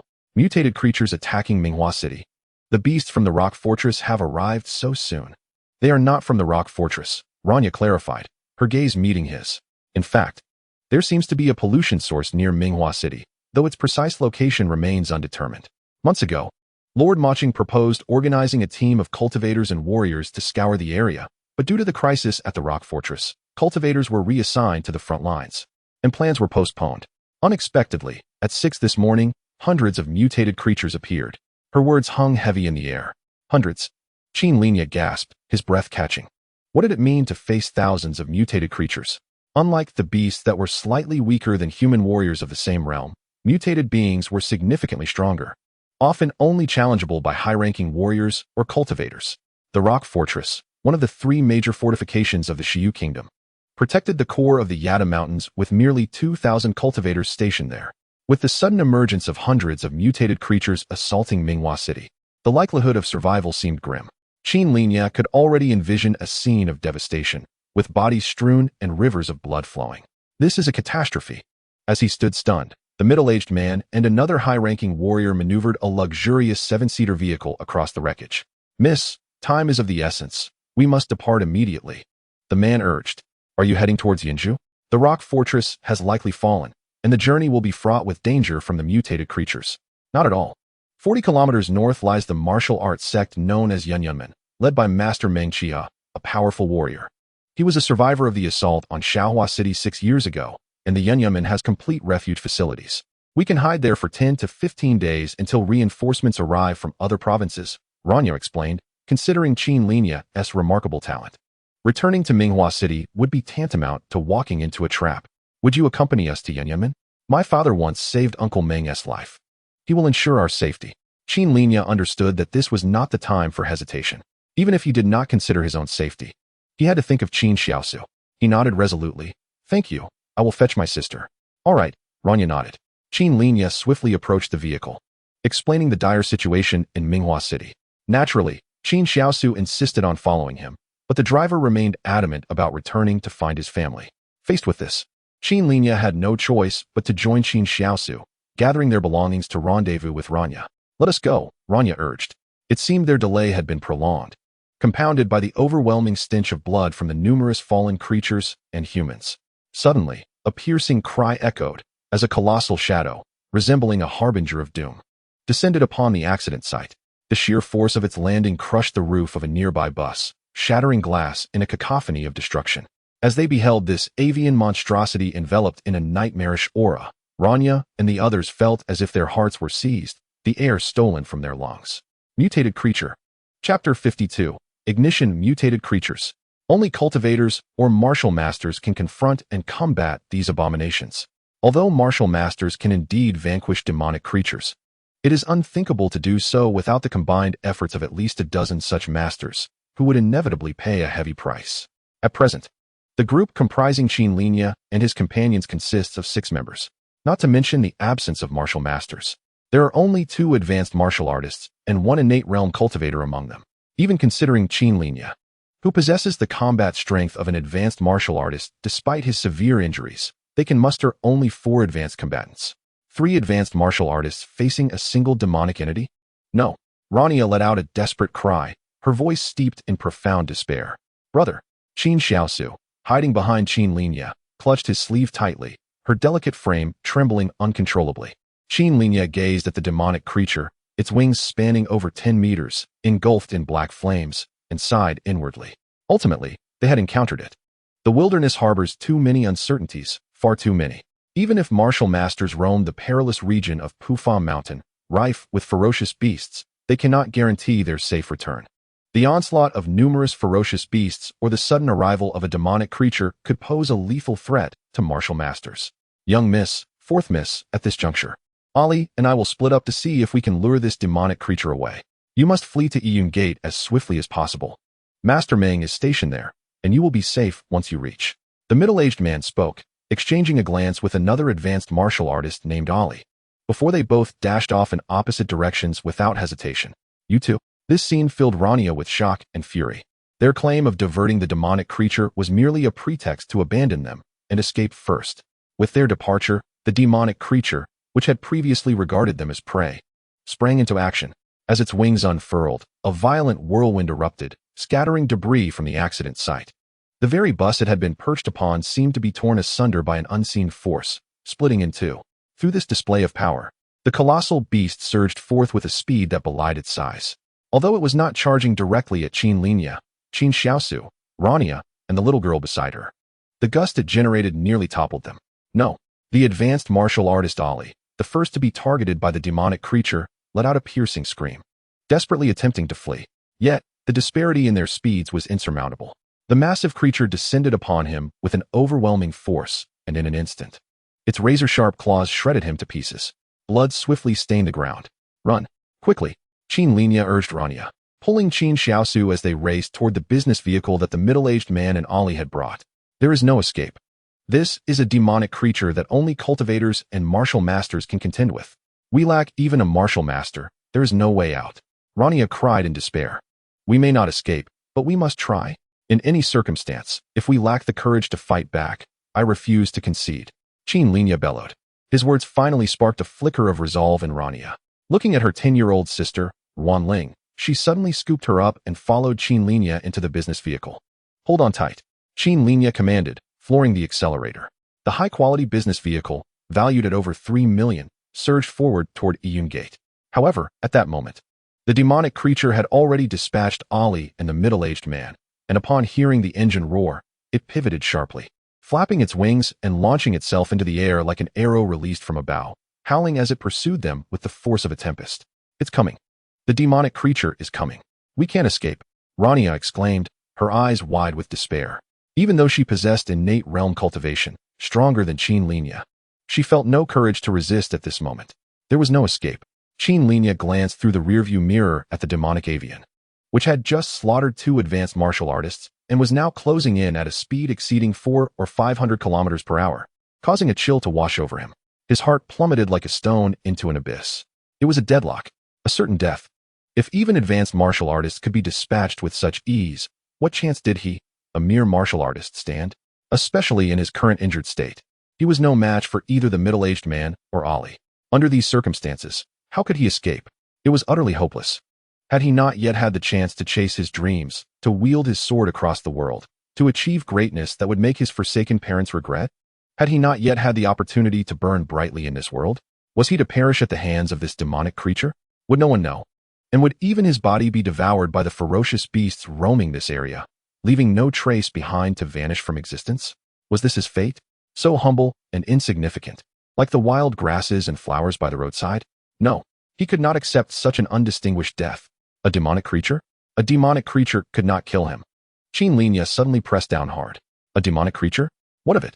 With a fierce heart, roaring like a tiger in the mountains, dragons roar echoing through the heavens. Rania, you drive. I will descend and slay this monster. Qin Linye shouted, gripping his sword, leaping directly from the moving vehicle. Slay the demon? How can a mere martial artist accomplish that? Rania cried out in despair. Brother. Qin Linye glanced back at Qin Xiaosu as he leaped down, offering her a smile that seemed to convey something profound. I am destined to strike against the world. His gaze shifted to the demonic creature. Now less than 50 meters away, he could almost feel the terrifying atmospheric pressure generated by its massive form colliding with the air. It was a force potent enough to crush a person to pulp. Yet, there was no fear in Qin Linye's eyes. To live an unnoticed existence, numb day after day, or to burn brilliantly, even if only for a fleeting moment. He chose the latter. This was his path. I desire to ride the winds and soar to great heights, Qin Linye murmured. In the next moment, his spiritual perception honed in on his abilities. 1 attribute point, 2 skill points. The assassination of the stone tree yielded 1 skill point and 1 attribute point, while the defeat of the Horned Bull King granted him a glorious battle evaluation. He unhesitatingly invested these 2 skill points into the starry assassination technique. Attribute point. May it be as extraordinary as I envision. In an instant, the 3rd level of the starry assassination technique surged to the 4th level. Then in the next moment, it ascended to the 5th level. Mastery. the starry assassination technique reached completion. The distinction between a mastered and a lesser version of the starry assassination technique was profound. The lesser version captured the rhythm of heaven and earth, utilizing it to accelerate the speed of strikes. The perfected art of stellar assassination integrates with the stellar force field, merging one's flesh and blood into the stellar force field. Harnessing its rotational velocity, one can unleash a sword strike at speeds tenfold, dozens of times, or even hundreds of times that of sound. The energy unleashed when any matter is accelerated to 10 times the speed of sound is nothing short of cataclysmic. And what of Qin Linye's full-powered thrust? Yet, to immerse oneself in such a terrifying stellar force field and endure a momentary acceleration of over tenfold places an immense burden upon the body. Even a martial artist tempered 10 times would find it insufferable. Qin Linye could distinctly feel his strike reaching its zenith under the enhancement of the stellar force field, capable of shattering even a city wall into dust with the force of this acceleration. However, he was acutely aware that his physical form was rapidly disintegrating. The greater the compatibility with the stellar force field, the quicker the body would collapse, the more potent the sword strike became. It was akin to a moth drawn to the flame, drawing closer to the fiery core. It burns ever faster, releasing a brilliance that dazzles. With his sword, Qin Linye's stellar assassination collided violently with the corrupted avian beast. Kill. Boom. This creature, capable of effortlessly dispatching 2 high-level martial artists, even against a martial artist alone, met only a path to demise, its head shattered like that struck by a super armor-piercing projectile. A visible shockwave, mingled with crimson mist, erupted in every direction. Chapter 53, Half a Life. Boom. The shockwave, interspersed with blood mist, exploded. Trees and leaves within a radius of several dozen meters twisted and shredded as if caught in an invisible force, scattering countless green fragments. Brother. Just as Ranya settled into the driver's seat, she had yet to grasp the steering wheel when the shockwave from dozens of meters behind caused the vehicle to tremble violently, nearly overturning the speeding car. Through the rearview mirror, she caught a glimpse of the monstrous creature behind her, and her eyes widened in disbelief. She instinctively slammed the brakes, pressing down hard. Screech. The tires screeched against the ground, producing a thin plume of smoke, as Qin Xiaosu and Ranya screamed in unison. What is that? Ranya's mind went blank. What had she just seen in the rearview mirror? The corrupted creature, its head was gone. This creature, only qualified to be fought by true practitioners and martial masters, had its skull obliterated? Even with the tenacity of a fierce beast, and the corrupted creature's life force surpassing that of a mere beast, without a head, it was still doomed. This meant, this creature was dead? Suddenly, Ranya felt a jolt, her mind snapping back to reality. The corrupted creature was dead, which meant she might not have to die. They had survived? She gazed into the rearview mirror, watching the colossal creature tumble backward in inertia, crashing heavily to the ground, raising a cloud of dust. For a long time, there was silence. Was it really dead? Ranya's palms were slick with cold sweat on the steering wheel. Half a minute passed, perhaps a full minute, when a figure rose from beside the creature's carcass. The moment she saw this figure, Ranya felt an explosive rumble in her mind, as if thunder had struck, causing her to tremble uncontrollably. Qin Linye. That was Qin Linye, a student from Minghua High School. A mere martial artist had slain a corrupted creature? Lying on the ground, Qin Linye seemed to still bear the agonizing remnants of having his entire being crushed by an unparalleled force of destruction. At that moment, he truly believed he was destined to die. Fortunately, the extraordinary attribute points did not let him down. His body, already torn apart by the perfected stellar assassination, had been propelled towards the corrupted creature's head, mixing the blood mist of both him and the beast. Yet, just as his body was being crushed, he allocated his remaining attribute point to bolster his physique. His constitution surged from 9 to 10. This growth in physique wrought a transformation that pulled him back from the brink of bodily annihilation. A mysterious energy instantaneously stabilized his crumbling form. Thus, he persevered. He lived. Even as he crashed to the ground, Qin Linye felt as if every part of him had been remolded. The elevation of the stellar assassination technique had left him with a splitting headache, yet he was still alive.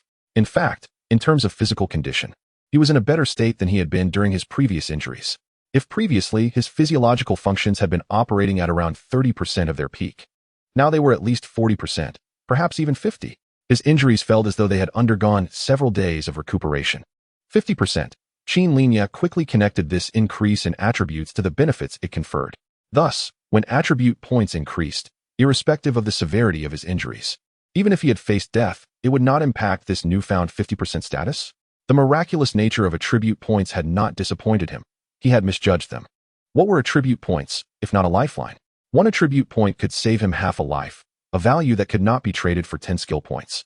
Qin Linye, in her moment of distraction, upon realizing the corrupted creature's demise, Rania rushed forward. She gazed at this evidently youthful figure, her eyes filled with disbelief.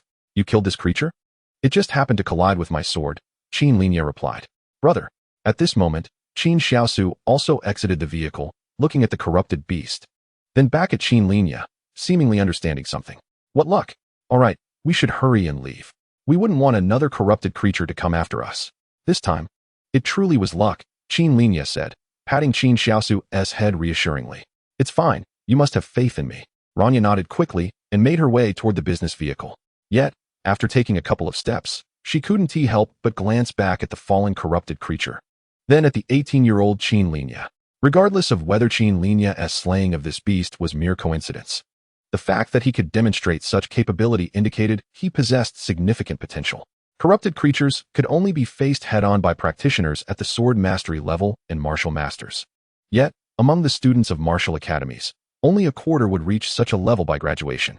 Typically, students entered martial academies at ages 18 to 19, studying for 6 years, meaning they would be around 24 or 25 by then. In other words, at the tender age of 18. Qin Linye has accomplished feats that many graduates from esteemed institutions could scarcely dream of. Qin Linye, how on earth did you manage this?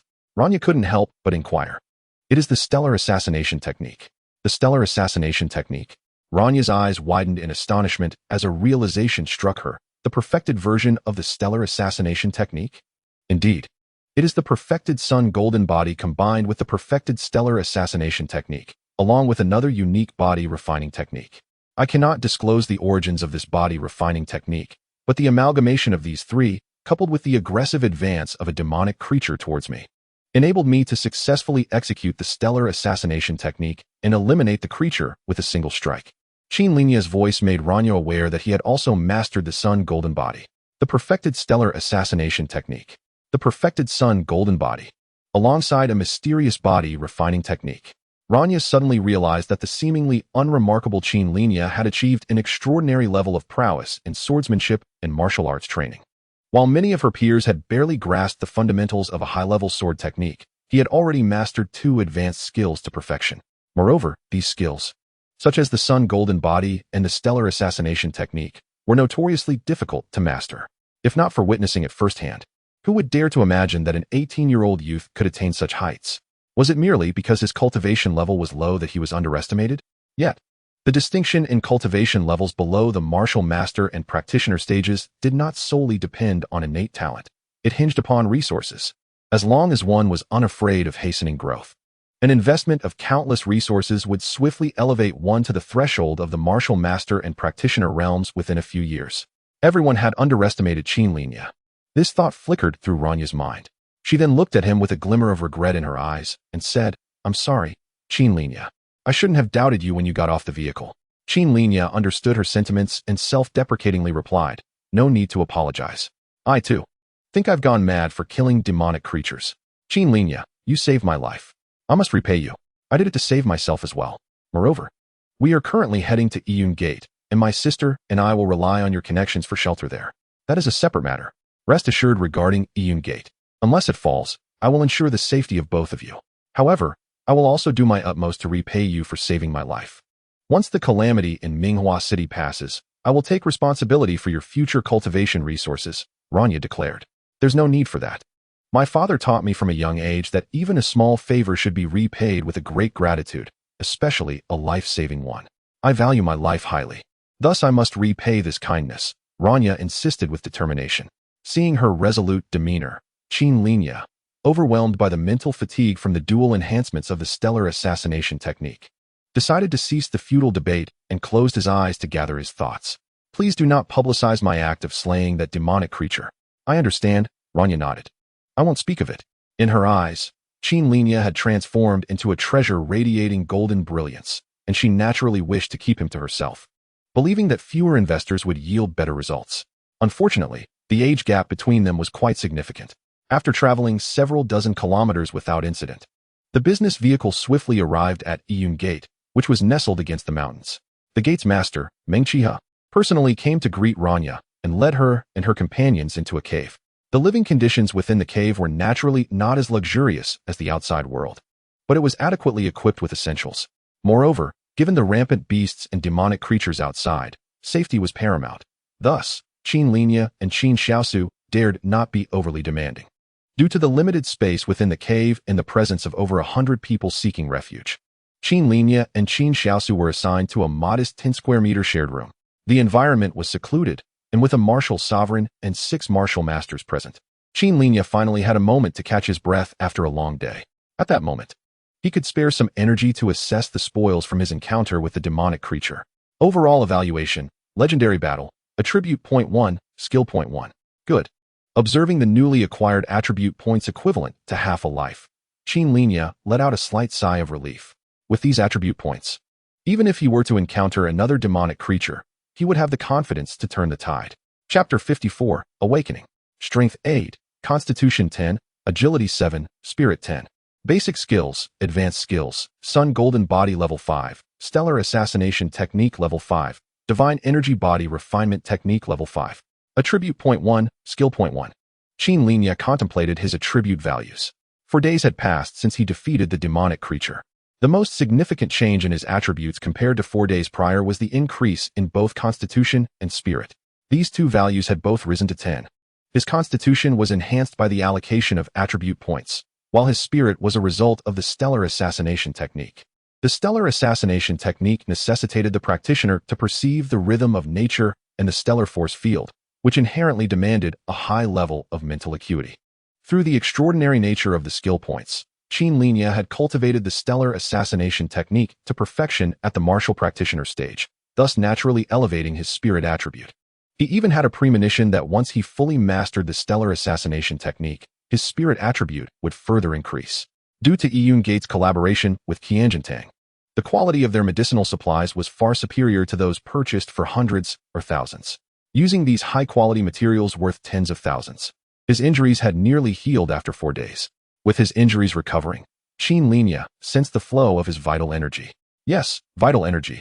The formidable foundation of the Divine Energy Body Refinement Technique allowed him to bypass the energy perception stage and directly enter the internal breath realm, converting internal breath into vital energy, which spontaneously began to refine his muscles and internal organs. The efficiency was remarkable. The perfected Divine Energy Body Refinement Technique inherently provided 2 rounds of body refinement, already paving the way for him.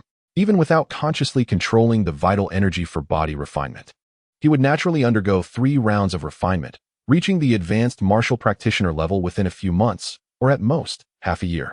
It was akin to a child who, without actively exercising, would naturally grow stronger as their body matured. In a few months, or half a year, Qin Linye mused. This was the time he could utilize to accumulate skill points.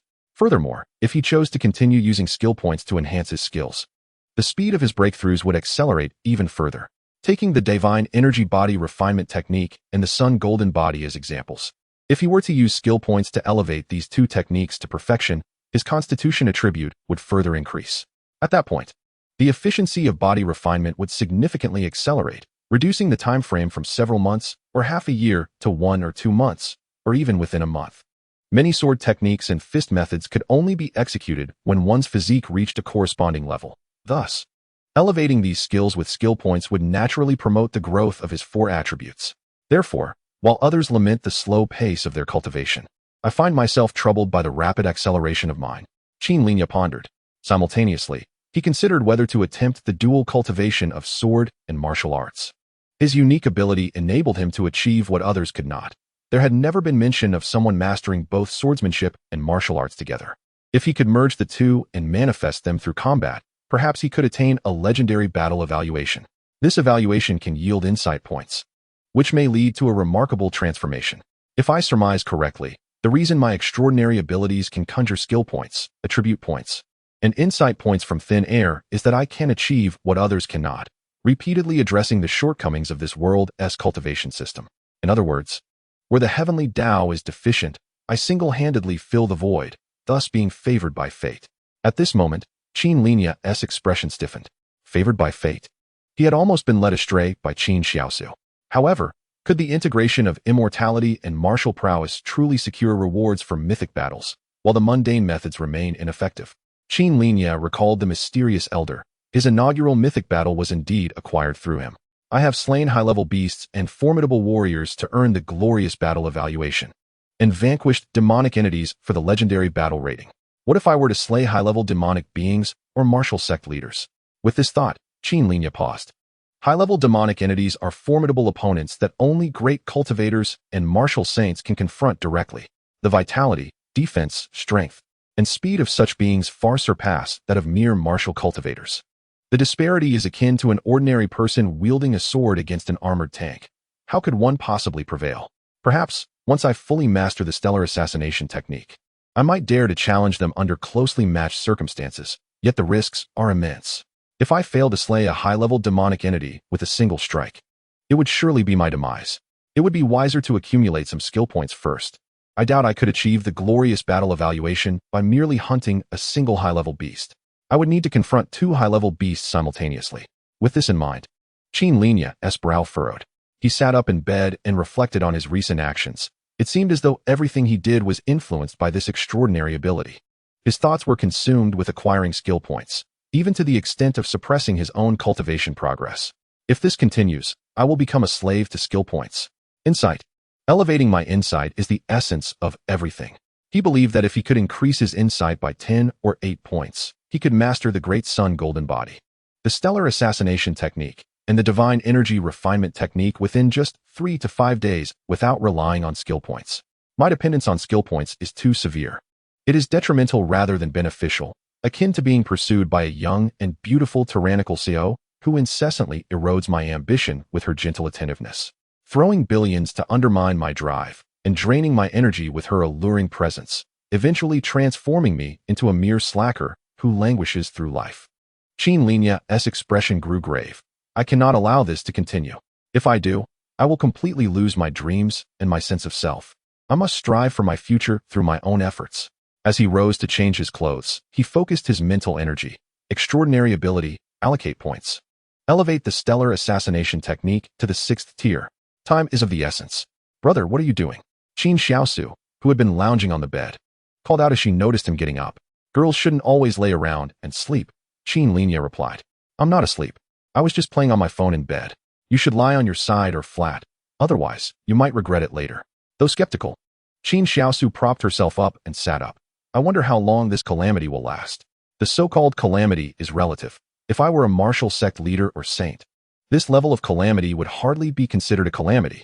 Thus, we can only ensure our safety by growing stronger, so you should take your cultivation seriously.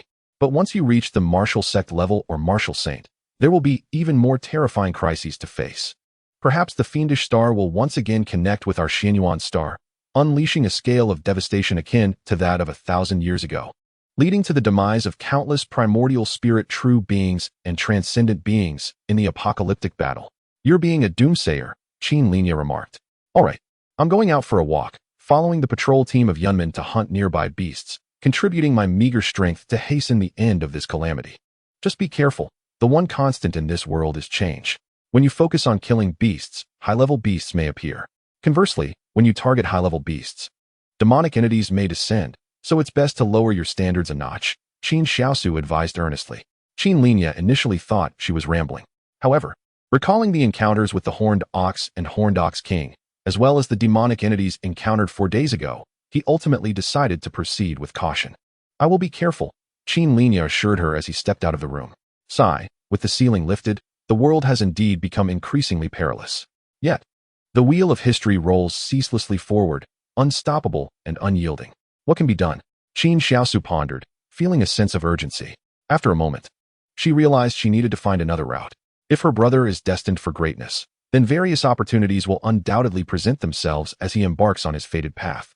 Ancient caves that have lain dormant for hundreds, thousands, or even tens of thousands of years will emerge at his arrival, along with long-lost spiritual herbs and unclaimed flying swords, all eagerly awaiting his selection. I don't need the best. Perhaps I can just pick up a few bargains along the way. With this thought, she happily snapped her fingers. Qin Xiaosu, you clever little fairy. Let us now explore the mythic legends and immortal tales surrounding Minghua City. Chapter 55. Quelling the storm. Skill points and attribute points are but illusions. If I continue to let them influence my cultivation progress, I will struggle immensely once my realm and combat power become disconnected. Only by achieving the mythic battle and obtaining insight points can I face all difficulties and challenges with composure. Qin Linye resolved firmly.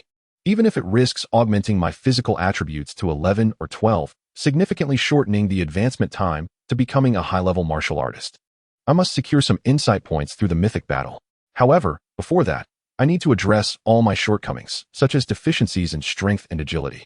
When Qin Linye approached Ranya about the extermination of nearby beasts, she was initially resistant, believing that with his incredible talent, he should simply focus on cultivating diligently to avoid premature demise and achieve unprecedented accomplishments, potentially becoming a martial sect leader. Yet, seeing Qin Linye's resolute attitude left her no choice. She had to take him to meet Meng Qiha's adopted son, Meng Xuanjun, the head of the extermination team. Upon hearing Qin Linye's claim of having slain high-level beasts, Meng Xuanjun welcomed him with open arms. In today's world, most adults over 30 have completed their foundational cultivation, and the heads of middle-class families often possess martial prowess. However, possessing strength is one thing. Having the courage to battle ferocious beasts is another entirely. Not to mention martial artists. Even among high-level martial artists, those who have engaged in life-and-death struggles with beasts are fewer than half. That afternoon, he formed a team of 4 with 3 other martial masters, each leading their respective groups as they set out in 4 different directions from the cave. Each team consisted of a martial master and 5 to 10 high-level martial artists collaborating. This configuration should suffice to handle all dangers, as long as they do not encounter demonic entities. The Yuan is not far from Pufa Mountain and faces numerous threats from ferocious beasts. Unlike Meng Xuanjun and other senior martial artists, Qin Linye ventured forth primarily to accumulate skill points, boldly taking the lead when encountering formidable beasts. Naturally, this allowed Meng Xuanjun and the other warriors in their party to enjoy a more leisurely experience. They lacked the dual defensive capabilities of Qin Linye's divine bulwark and body refinement techniques, and any injury from a beast could necessitate a lengthy recuperation, even with superior healing elixirs. In this context, within a mere 4 hours of exploration that afternoon, Qin Linye dispatched 12 beasts, including 2 high-ranking ones. Regrettably, he encountered the 2 high-level beasts alone and thus could not achieve a resounding victory. The feats of the capable are not to be repeated. He had previously accomplished the solitary slaying of high-level beasts, and achieving such an accolade again would not yield the same glorious recognition. Unexpectedly, he found himself reflecting on the notion that the only person he needed to surpass was himself. Qin Linye chuckled softly. The following day, Qin Linye and his team resumed their expedition. This time, he fortuitously stumbled upon a cluster of beasts consisting of 3 high-ranking and 6 ordinary ones. He boldly engaged 2 of the high-level beasts, leaving the remaining 1 and the 6 ordinary beasts for Meng Xuanjun and the other 6 senior martial artists. With the aid of his divine bulwark, body refinement techniques, and the perfected stellar assassination technique, Qin Linye successfully vanquished the 2 high-ranking beasts, achieving a remarkable victory. Subsequently, he encountered 2 waves of beasts, yet neither could muster 3 high-ranking beasts. Time passed swiftly, and soon 10 days had elapsed. During this period, Qin Linye had achieved 4 remarkable victories, plus 1 additional accolade. Concerned that investing skill points into body refinement techniques and divine bulwark would further enhance his physique, he chose to focus on elevating his stellar assassination technique to its pinnacle, with one of the accolades stemming from the completeness of his technique. However, as time progressed, the next opportunity for him to secure another remarkable victory would require facing 7 high-ranking beasts simultaneously, unless he was willing to delve deeper into Pufashan. Outside the periphery, it was unlikely he would find such a concentration of high-ranking beasts available for slaughter. Although Pufashan occasionally saw extermination teams sweeping through, the emergence of demonic creatures remained a possibility. More powerful fiends had already attained intelligence and would command high-ranking demonic beings to carry pollutants to the wilds infested by beasts. The fall of Minghua City was a direct result of such circumstances. On the journey back to Yunmen, Qin Linye pondered deeply. After half a month, the origins of the calamity in Minghua City had been uncovered. Months prior, the Guardians had sensed the potential for pollutants in the external world and sought to organize cultivators and martial artists for a search. However, the unrest at the Panshir fortress necessitated sending reinforcements, leading to a diminished effort in cleansing the surrounding mountains and fields. As a result, amidst a mountainous expanse of less than 1,000 square kilometers, a fiend, accompanied by pollutants, transformed hundreds of demonic creatures within months, and launched an attack on Minghua City while the Panshir fortress was preoccupied. Thus, it was hardly surprising that some martial artists, venturing into seemingly safe ancient forests, would encounter a plethora of demonic beings. Senior brother, it's over. The calamity has passed. Before Qin Linye and his companions could return to the cave of Yunmen, a man hurriedly approached, his face aglow with excitement. The calamity is over? Are you saying that yesterday morning, the revered Mo Wenjin and Sun Moon Jinjuan, accompanied by 29 primordial spirit masters, descended upon Panshir Fortress? It has been reclaimed. And by 3 o'clock in the afternoon, Jinren Beis and Jinren Guanghua led over 100 cultivators to reinforce Minghua City. The demonic creatures there have nearly been eradicated. Hearing this, Meng Xuanjin could not suppress his joy. Excellent. Truly splendid. I knew these monsters would amount to nothing. It was merely a matter of time before we eliminated them. Half a month had passed. Qin Linye sighed inwardly. Thousands of beasts and fiends had surged past Panshir Fortress, invading the human realm and wreaking havoc for half a month. Who knew what kind of calamity this duration would bring to Yunzhou? The last time such a devastating assault by beasts and fiends swept across a state was 46 years ago in Yunzhou. Currently, many cultivators were collaborating with local defenders and extermination teams to cleanse the wilderness of beasts and fiends. Order would soon be restored, within a day or two at best, allowing them to emerge from their caves once more. The man spoke excitedly. We can finally stop hiding. Meng Xuanjin nodded in agreement. Upon returning to the cave, the atmosphere was indeed jubilant, akin to a festive celebration. Even Qin Xiaosu, who had been secluded in her room, emerged to bask in the sun, exclaiming, "Brother, in just a few days, we can return home. I wonder if everything is all right. Many of my treasures are still there. Let us rest for a day and set off tomorrow," Qin Linye suggested. Though the cave's environment was tolerable, it was hardly idyllic, especially after the signal station had been destroyed by beasts, severing their internet connection. With the external situation calming, he was eager to return. He glanced at his abilities. There were no significant changes apart from his mental attribute, which had risen to 12 due to the completion of the stellar assassination technique. Indeed, it was not 11, but 12. The perfected stellar assassination technique had granted him a 2-point increase in mental attributes. After maxing out the stellar assassination technique, he had 1 attribute point and 5 skill points remaining. He intended to allocate these points during the battle against high-ranking demonic beings, distributing them as circumstances dictated. As long as he could achieve a mythical victory and gain insight points, it would be worthwhile to expend all his attributes and skill points. As the moon waxed and waned, a day swiftly passed. The following morning, Qin Linye, Qin Xiaosu, and the sisters Ranya and Ruanling from Qianjintang, under the escort of the martial artist Meng Xuanjin, set forth from Minghua City, which they had been away from for half a month. Chapter 56. Sudden wealth. We have returned too early, Ranya noted, observing the armored vehicles passing on the road and the distant sounds of gunfire that intermittently echoed. Not to worry, the fiends should have been thoroughly exterminated by the cultivators. The remaining beasts pose no real threat. Even if they were to venture onto the road to cause destruction, both Qin Xiaoyu and I could easily handle it, Meng Xuanjin replied with a smile. You may not know, but in the past 10 days, Qin Linye has likely slain 50 to 60 beasts, including 2 or 3 dozen high-ranking ones. Half of the beasts our team has eradicated can be credited to him. If it weren't for my responsibilities toward Yunmen's legacy, I would have gladly formed a raid team with Qin Linye. I believe the points would have been substantial. In Shiyu Nation and throughout all forces on Shenyuan Star, there are reward systems in place to encourage martial artists to venture beyond the city's safety zones into the wilderness to slay beasts and curb the proliferation of demonic creatures. Slaying a beast yields 10 to 100 points, while high-ranking beasts grant 100 to 1,000, and for demonic beings, it starts at a minimum of 3,000. Points can be exchanged not only for money but also for divine skills, secret techniques, and cultivation resources. Those martial artists without connections rely solely on their points for sustenance. Amidst the chaos, there were around 50 to 60 ferocious beasts and 20 to 30 advanced ones. Ranya calculated briefly, even at an average estimate. This would amount to several thousand points. If one added the points from the demonized creature he had slain outside the insect, the total would at least double. At that moment, her gaze towards Qin Linye deepened with significance. Qin Linye was now exhibiting a trend of soaring success. If the Qianjintang intended to invest, they needed to act swiftly. Brother Qin, though you may not be a high-level warrior, you possess the combat prowess of one. In this case, you can still register as a sweeper, Meng Xuanjin added. I shall register at the Municipal Hunter Association upon my return, Qin Linye replied. Having the identity of a sweeper not only facilitated travel, but also allowed one to utilize points for hidden privileges. The most notable of these was the ability to exchange points for a reduction in prison sentences. A sweeper sentenced to 10 years could, with sufficient points, be released immediately. This was why, at times, one would encounter absurd sentences such as 1,000 years or even several thousand years.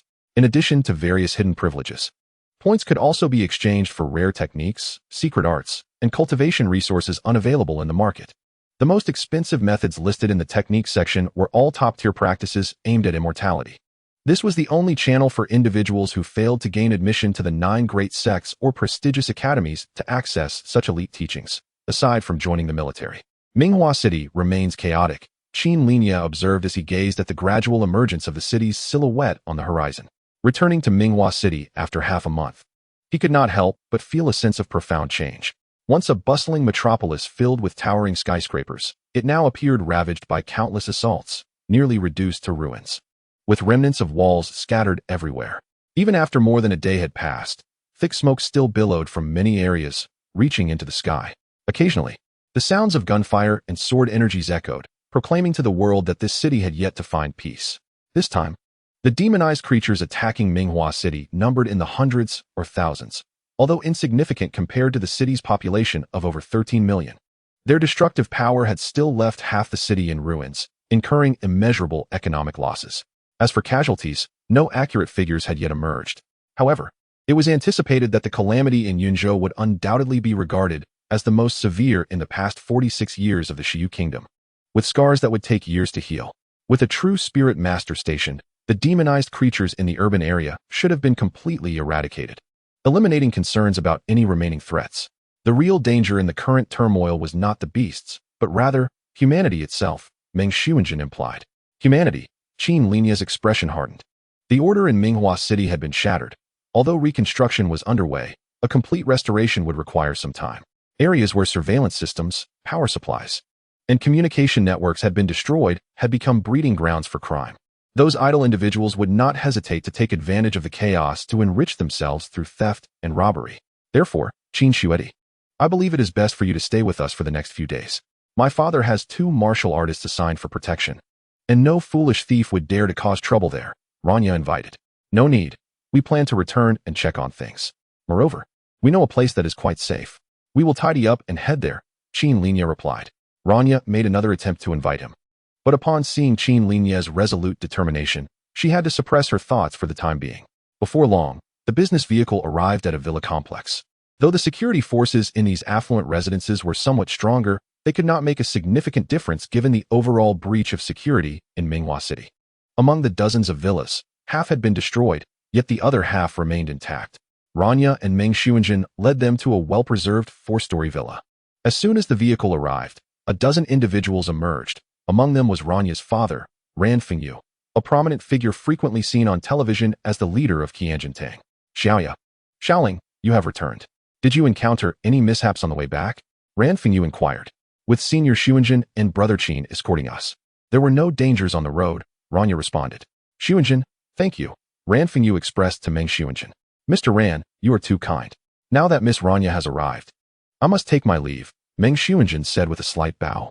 Despite being a martial artist, his status paled in comparison to Ran Fengyu, who had expanded Qianjintang's reach nationwide. There's no rush. Let's have a meal before you go, Ran Fengyu insisted. No, I appreciate your kind offer, but there are many matters requiring my attention, so I can only visit later to apologize to Mr. Ran, Meng Shuanjin replied. Considering that Meng Shuanjin was responsible for all matters concerning the Yun sect, Ran Fengyu did not press him further.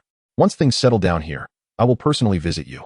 Brother Meng, then we at the Yun sect will await your esteemed presence, Mr. Ran. Meng Shuanjin bowed and took his leave. After Meng Shuanjin departed, Ran Fengyu turned his attention to Qin Linye, disregarding his own status as the leader of a multi-billion-dollar enterprise, and sincerely expressed his gratitude. Mr. Qin Linye, thank you for saving my 2 daughters from the jaws of the ferocious beasts. Your life-saving grace is unforgettable, and from this day forth, your affairs are my own. Qin Linye quickly stepped aside. Mr. Ran, you overstate things. I acted out of self-preservation. There is no need for such gratitude. Moreover, had it not been for Miss Rania leading me to seek refuge in the Yun sect, I would not have endured these perilous weeks so easily. Regardless, You saved the lives of my daughters, and that is a fact. Please, step inside. I am eager to return and check on my family's situation. I appreciate your kindness. Mr. Ran, I hope you understand, Ran Fengyu responded, seemingly aware of Qin Linye's decision from Ranya. Allow me to have Master Nanyuan accompany you to ensure your safety. Ran Fengyu offered. No need. We will visit an esteemed elder who can guarantee our safety, Qin Linye replied. As he pondered, he added, if Mr. Ran truly wishes to express his gratitude, might I borrow a vehicle? Transportation in Minghua City is currently paralyzed, and it would be inconvenient without one. Of course, you may take my car. It is a specially designed vehicle that can withstand even high-level beasts. Simply hide inside if needed, Ran Fengyu promptly signaled. A driver-like man quickly dashed to the garage. Father, have you prepared what I asked for? Ranya interjected. Ran Fengyu nodded, of course. Just place it in the car. All right. Qin Linye, initially reluctant to accept such kindness, found it difficult to refuse upon seeing Ranya's earnest expression. Thank you, he finally conceded. You need not thank me. It is I who should be grateful. Beside them, Ran Fengyu also remarked, both of you are the prodigious talents of the younger generation in Minghua City. The future of this city rests in your hands. I hope you can become friends, supporting and assisting each other. This is only natural. Qin Linye nodded in agreement. At that moment, Ran Fengyu's driver had already brought the car over. You may drive as you please. You should understand that I am not short of vehicles. Ran Fengyu stated. Qin Linye nodded once more. He and Qin Xiaosu then entered the car, their hearts racing as they headed towards their old-fashioned residential community. Inside the vehicle lay 2 gift boxes. Brother, what did Sister Ranya send you? Qin Xiaosu inquired. I don't know, he replied. Shall I open it and take a look? Go ahead. All right, unboxing is my favorite. Qin Xiaosu eagerly opened the 2 boxes. Qin Linye also glanced at the contents through the rearview mirror. Upon seeing what was inside, they both gasped in astonishment. This spirit stone, 50 pieces. Body refining pills, 20. Qi gathering pills, 20. White jade spirit ointment, 10. The total worth of these items exceeds 10 million. In an instant, they felt as though they had struck it rich. Brother, Qin Xiaosu blinked at Qin Linye. Have you sold yourself? 10 million. I've never seen so much money in my life. It would be wonderful if it were all for me. Qin Linye examined the items. The Qi gathering pills, as their name suggests, accelerate the gathering of inner energy, while the body refining pills used in conjunction with the Qi gathering pills significantly enhance the efficiency of physical cultivation. Both the spirit stones and the pills are treasures, each priced between 100 to 150,000, coupled with the miraculous effects of the white jade spirit ointment, starting at 200,000. The total value of this gift exceeds 14 million. With these gifts, even without any skill points or attribute boosts, he was confident he could complete 3, 4, or even 5 rounds of body refinement within a year, advancing to the realm of a high-level warrior. Cultivating immortality requires investment, and the same holds true for martial arts. Warriors consume fewer resources. However, if one is willing to invest, 10 million spent over 2 to 3 years could easily yield a high-level warrior. One should repay even the smallest kindness with great gratitude. This is Sister Ranya's sentiment. We ought to accept it, Qin Linye said. At that moment, he understood that the value of his life and that of Ranya could not be measured on the same scale. For an ordinary person, 10 million would be enough to risk everything. But for the affluent daughter of the Qianjin Hall, 10 million might merely represent her annual allowance. Of course, there was an element of goodwill in this gesture, yet Qin Linye felt justified in accepting these gifts.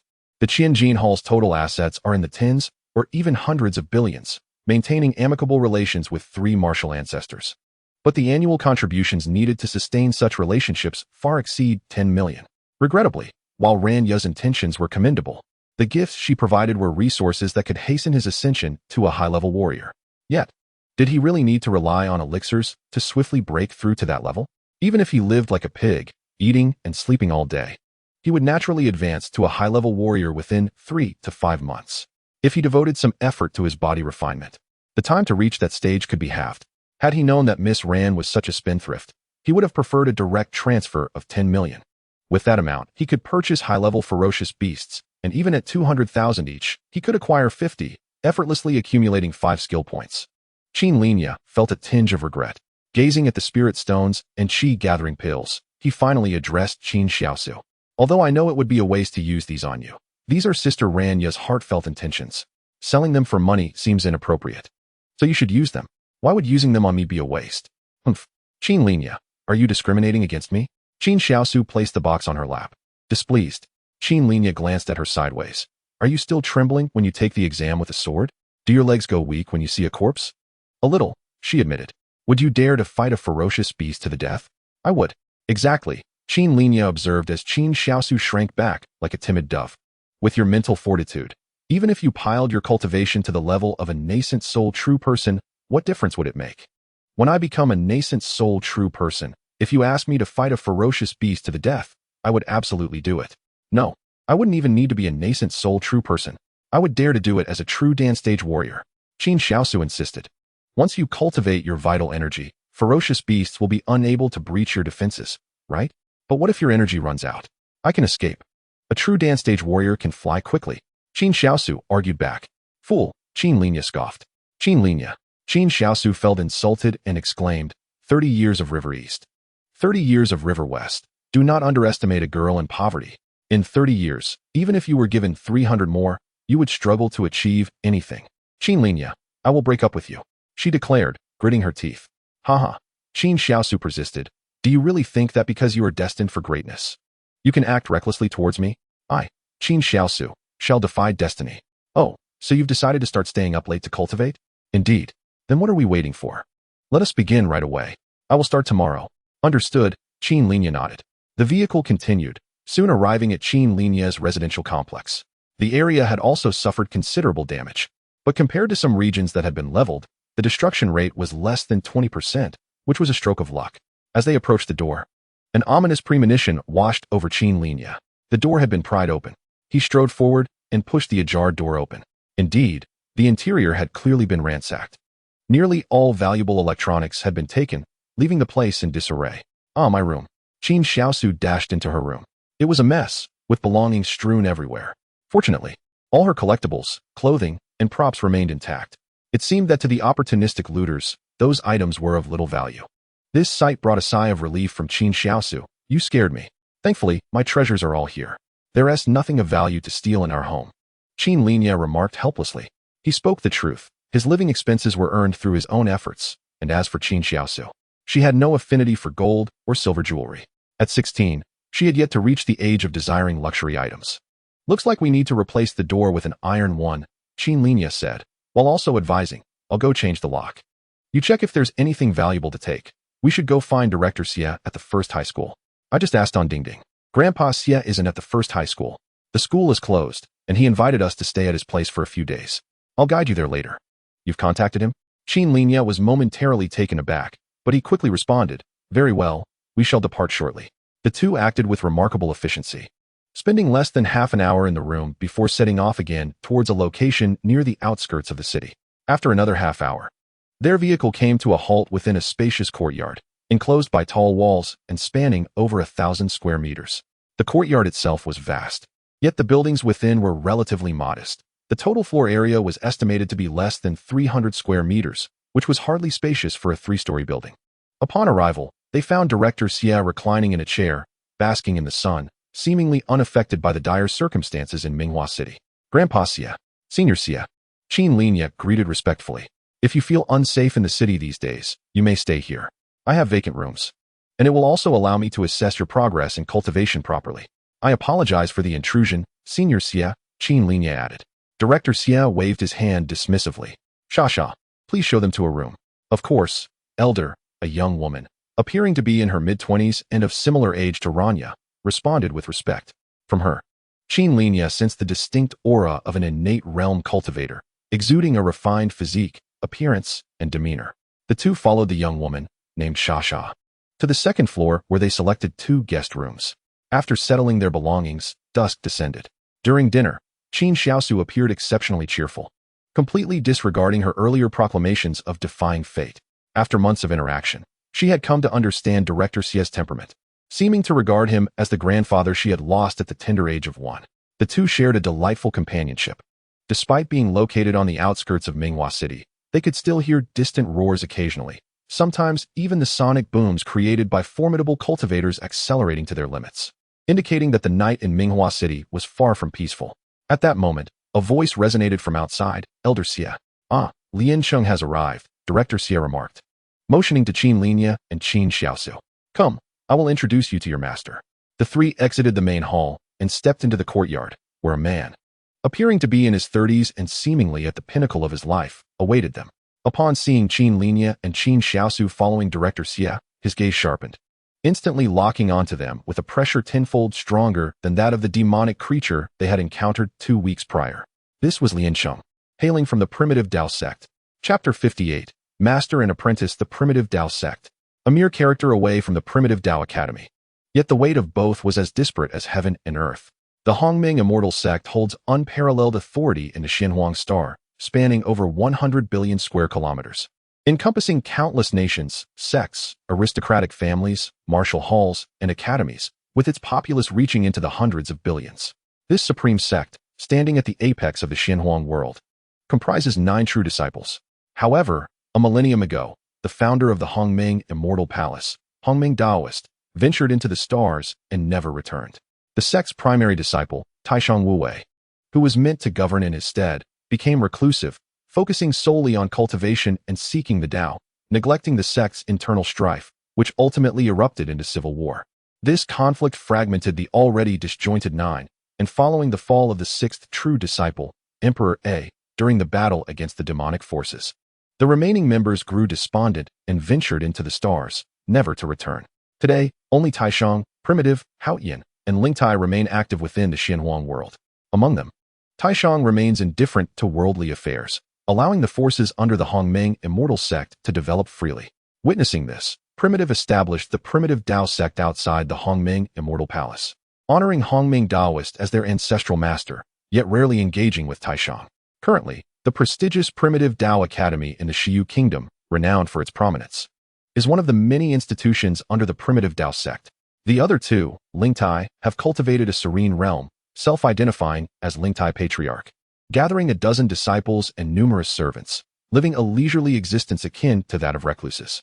Haoyan, on the other hand, is ambitious and unwilling to remain overshadowed by elder brother Taishang, having founded the Divine Court, gaining immense fame and aspiring to compete for the title of the 10th Great Immortal Sect alongside the Hongming Immortal Sect and other top sections. Before them stood Lian Cheng from the primitive Dao sect. Should he successfully recruit them into this sect, it would elevate their status above that of the prestigious primitive Dao Academy, akin to ascending to the heavens and bringing glory to their lineage. Even Qin Linye harbored hopes for such an opportunity. Elder Xie, Lian Cheng greeted respectfully, neither subservient nor arrogant. These are the 2 exceptionally gifted young individuals I mentioned to you. Director Xie gestured towards Qin Linye, stating, "He has mastered the divine gang body refinement technique in merely 3 months. You should comprehend the significance of this accomplishment." The divine gang body refinement technique. Lian Cheng's eyes sparkled with interest. The creator of this technique, Li Xian, was a legendary figure, a seeker of the Tao who sacrificed everything for martial arts. Not only did he defeat the legendary president of the Shiyu Kingdom, Lei, but he also vanquished countless martial artists across half of the Xinhuang Star, establishing himself at the pinnacle of martial arts, earning the title of the mightiest and imposing an era of dominance. The current standing of the martial arts community owes much to Li Xian's extraordinary achievements, allowing martial artists, martial sect leaders, and martial saints to enjoy privileges almost equivalent to those of cultivators and grand cultivators. However, being a seeker of the Tao focused solely on martial supremacy, Li Xian, after reaching the pinnacle of martial arts in the Xinhuang Star, felt there was no one left to challenge him and thus embarked on a journey through the stars. Having been absent for nearly 3 centuries, you have also practiced the divine gang body refinement technique. You should understand that having such talent under your tutelage would only enhance your reputation. I naturally have faith in Elder Xie's judgment. A prodigy who can master the divine gang body refinement technique in 3 months is undoubtedly a treasure I would seek to acquire, Lian Cheng remarked, though a hint of hesitation crept into his voice. But what troubles you? Elder Xie inquired, his brow furrowing slightly in displeasure. It seems my status does not command sufficient respect. Please do not belittle me, Elder. My accomplishments today are entirely due to your support in the past. If you give an order, I shall spare no effort to fulfill it. However, you should be aware that the primitive Dao sect has 8 halls: transmission, scripture, law enforcement, conquest, inspection, personnel, resources, and audit. I am an elder in the law enforcement hall, a position that easily incurs animosity, and there are many who secretly wish for my downfall. Lian Cheng paused, his tone shifting. Under normal circumstances, this would be manageable. As a law enforcement elder, who would dare to disrespect me?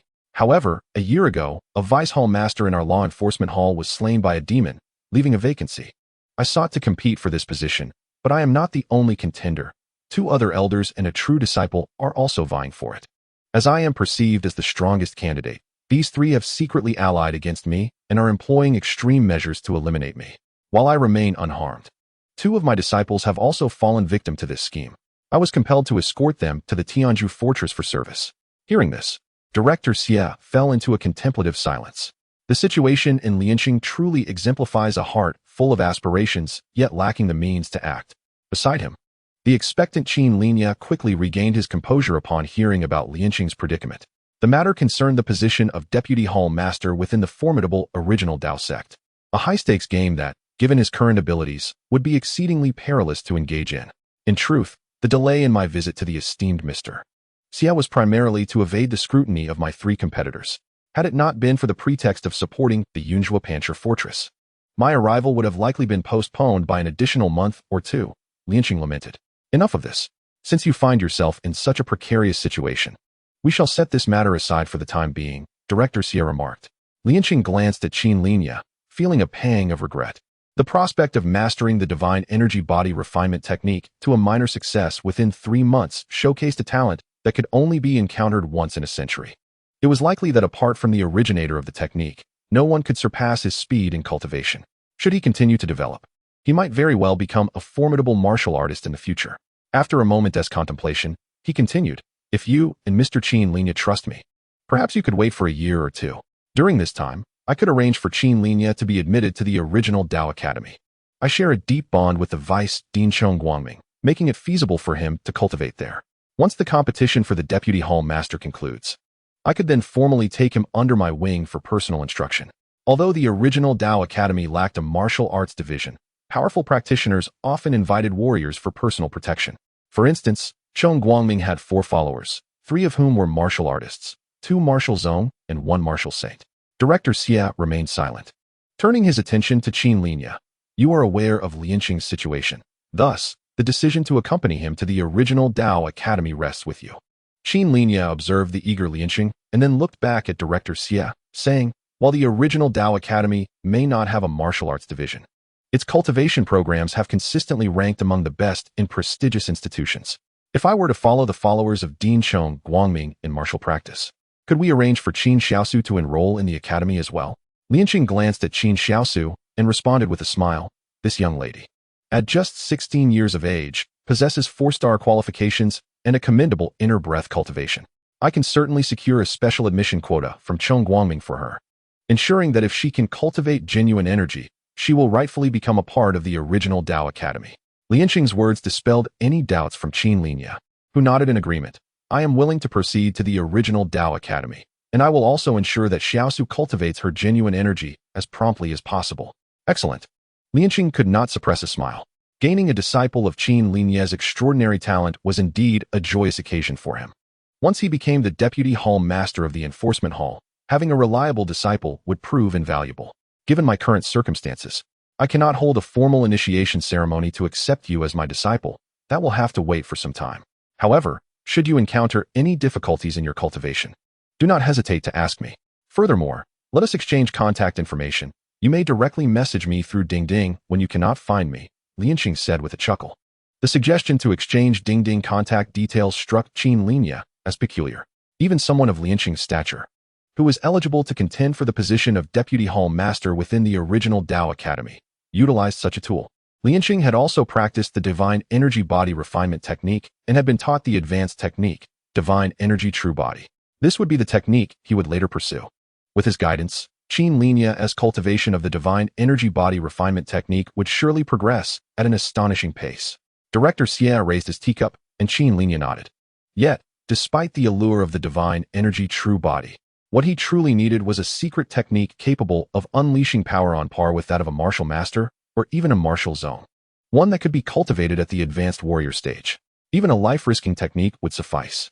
Lianqing and Director Xie exchanged glances, intrigued. What prompts your inquiry?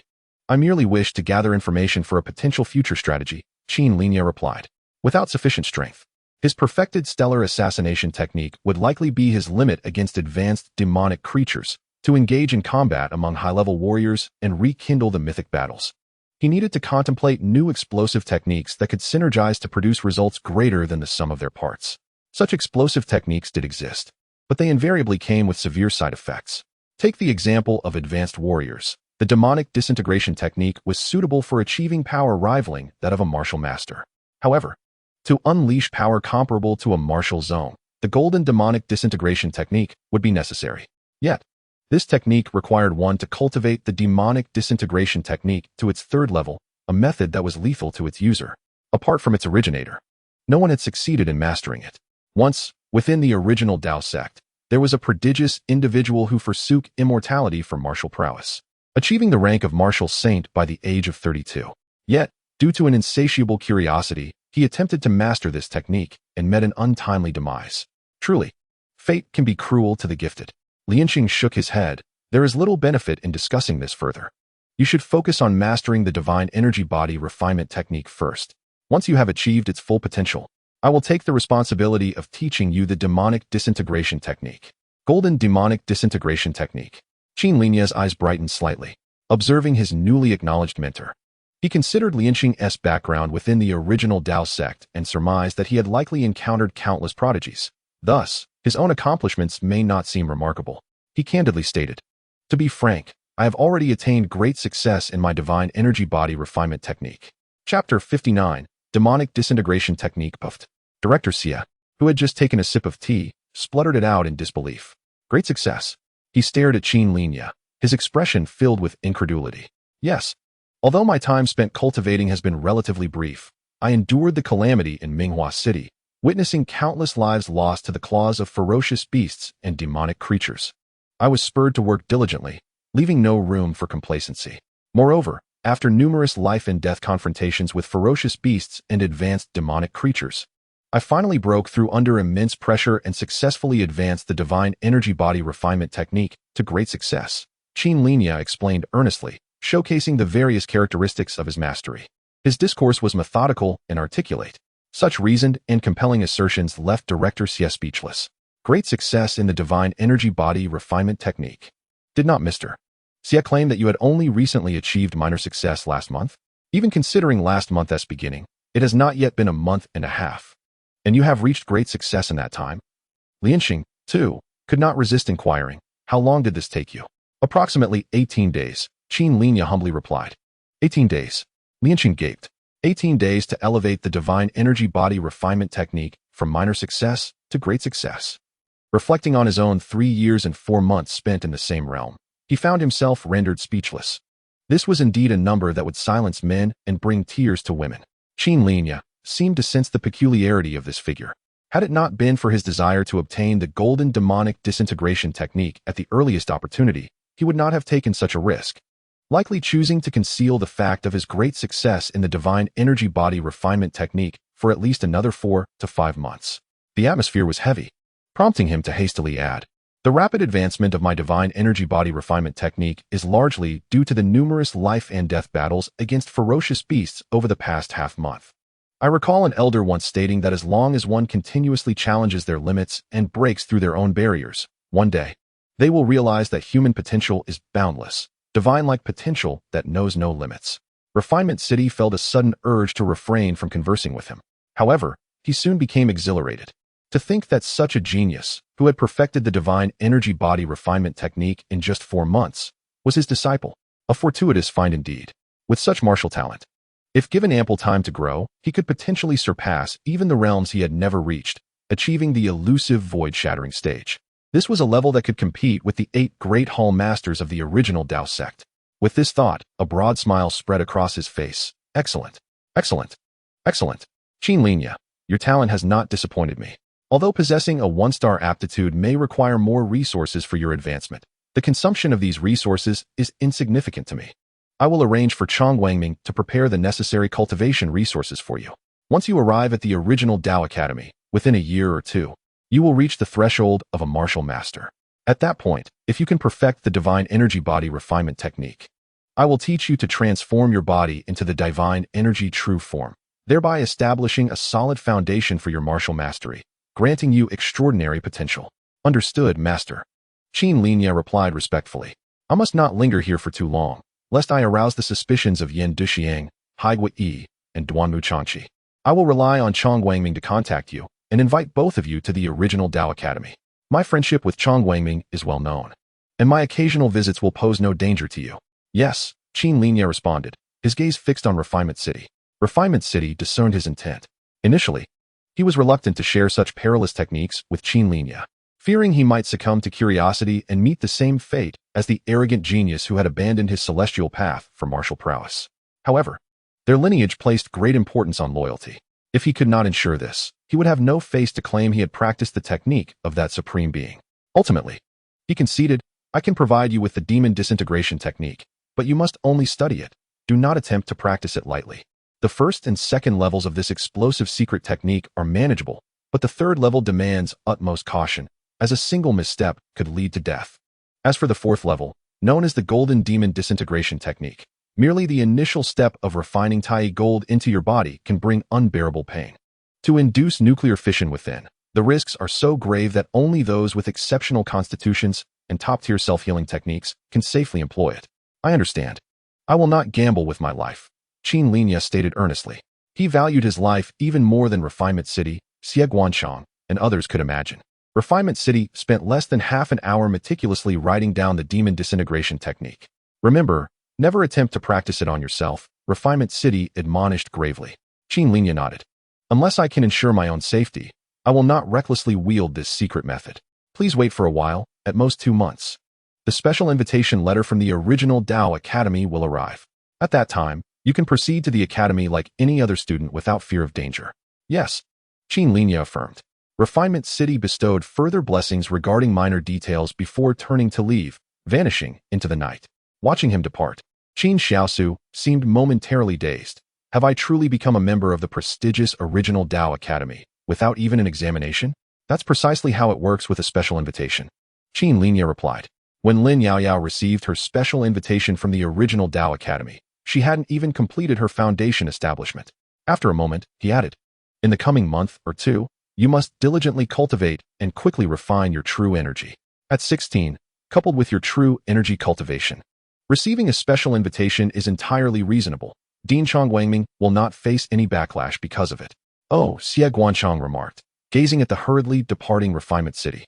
Unable to suppress a sigh, I never imagined he would find himself in such circumstances. I truly wonder if having you as his disciple is a blessing or a curse. Senior Xie, I am immensely grateful for your recommendation. To have the chance to study under a martial saint is a tremendous opportunity. A little risk pales in comparison. Qin Linye expressed sincerely.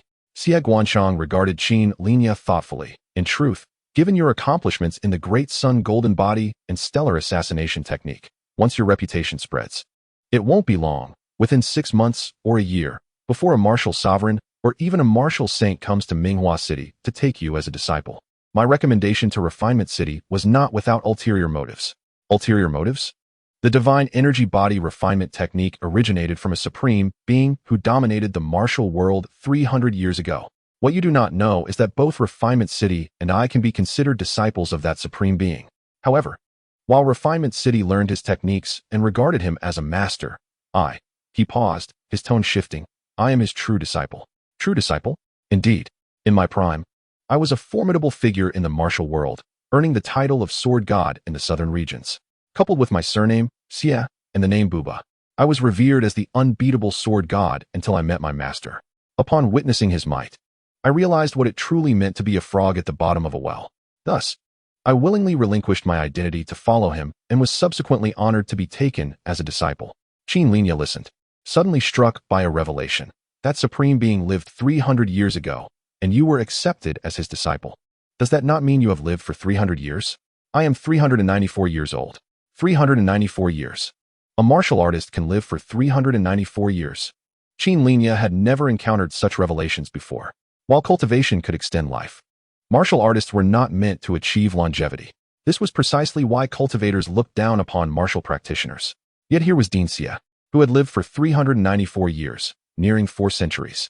My master once bestowed upon me a treasure from the starry skies, known as the eternal life true water, which permanently solidifies a person's state. Hence, while I have gained a lifespan of indeterminate length, I have permanently lost the possibility of further growth in martial arts, Sieb Buba continued, a hint of longing in his voice. Nevertheless, I believe that martial practitioners can indeed attain longevity. It is merely more challenging than for cultivators. I firmly believe that my master is still alive, somewhere amidst the stars. Even at over 300 years of age, Qin Linye listened, captivated by the notion of martial longevity. If martial practitioners could achieve immortality, their development would surely rival that of celestial beings. My master devoted himself to the path. And in order to ensure that future generations of the martial world could produce a contender worthy of his stature, he selflessly made all his techniques public before departing the Xianhuang world, allowing anyone to practice them. Yet, despite 300 years having passed, there have been countless inheritors of my master's legacy, yet not a single one has truly excelled. This fills me with a sense of discontent. I cannot bear to see his legacy fade into obscurity, lost among the masses. As Siebuba spoke, his gaze fell upon Qin Linye, his eyes ablaze with fervor. Yet your achievements have rekindled my hope. A glimpse of the hope to revive the splendor of my master's legacy in the martial world. Upon hearing this, Qin Linye realized the weight of expectations placed upon him. He never anticipated that even as a one-star martial practitioner, he would one day be seen as a beacon of hope. Rest assured, esteemed senior, I shall diligently cultivate the divine bulwark body refinement technique and the divine bulwark true body, striving to master these two grand arts at the earliest opportunity. I eagerly await the day when you will once again elevate these two esteemed practices, leading to your emergence as the second unparalleled master of martial arts. Sieb Bushi gazed at Qin Linye with great anticipation. Chapter 60. Infiltration of the Heavenly Demon Disintegration Technique. Qin Linye perused the tome left behind in the refinement city. It described a method to shatter the body's self-protective mechanisms and unleash the true limits of human strength, appearing rather perilous. Yet, the results are truly remarkable. The first level of the Heavenly Demon Disintegration Technique enables one to prevail effortlessly among peers, while the second level allows for combat beyond one's rank. Upon reaching the third level, even when facing opponents of a higher tier, victory becomes highly promising.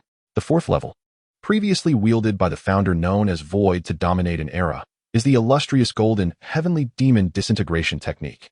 This secret art allowed him, a mere mortal, to defy and slay celestial beings. My physical strength is equivalent to that of an advanced martial artist. If I can master the second layer of the Heavenly Demon Disintegration Technique, I shall be able to confront martial masters directly. Qin Linye pondered. Martial masters. He had been contemplating the relationship between martial masters, cultivators, and demonized beings. In terms of combat prowess, martial masters fall short compared to demonized creatures, yet in certain respects, they should belong to the same echelon. Qin Linye reflected on his character attributes. Each time he achieved a breakthrough in cultivation, it was his physique that met the standards, while his mental acuity lagged behind, preventing a corresponding advancement in cultivation. The most telling evidence being that his mental attribute began at a mere 8. From this, he deduced that his ability to assess the tier of others does not solely rely on the strength of a single attribute, but rather on a comprehensive evaluation of multiple attributes. It is reasonable to conclude that below the age of 25, one belongs to the foundation establishment stage, and under 35, to the martial artist stage, with the standard for advanced martial artists likely falling within 50 points. While total attributes may be equal, the allocation varies significantly. The martial master's strength, physique, agility, and mental acuity are remarkably balanced, devoid of extremes or deficiencies. Conversely, fierce beasts and demonized creatures tend to exhibit heightened strength, physique, and agility, while their mental acuity is comparatively lacking, leading only to madness and destruction. Cultivators, on the other hand, often possess negligible strength, physique, and agility, as even a nascent soul cultivator's physicality pales in comparison to that of a martial master. They may have cultivated a unique attribute, such as true chi or sword aura, and amassed it to considerable heights, leveraging this singular advantage to overpower martial masters. However, they are limited to this one attribute advantage, rendering their structure unstable and their sustainability poor. This delineates the differences among martial masters, cultivators, and demonized beings. Moreover, there may exist two evaluative mechanisms among humans and fierce beasts. The black-clad individual who sought to take his life, as well as the high-ranking fierce beast. The Horned Bull King originally belonged to the same tier. Yet, after slaying the high-ranking martial artist in black, he was able to triumph over the Horned Bull King, earning himself a glorious victory. This serves as evidence. Based on these deductions, Perhaps his mythic battle does not necessitate confronting a high-ranking demonized creature. A martial sect master may suffice. It is somewhat disheartening to note that within the ranks of human martial artists, there exists a fair share of rogues, some of whom pose a greater threat to human society than demonized beings. Their eradication would indeed benefit the stability of human society. Qin Linye glanced outside. It was already the early hours of dawn. Time was of the essence.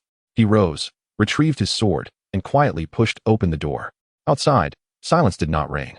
In the distance, towards Minghua City, intermittent booms echoed, accompanied by flickering flames that had yet to extinguish, illuminating the sky. Disasters. Qin Linye began to grasp why those in control of resources and elixirs were reaping such profits.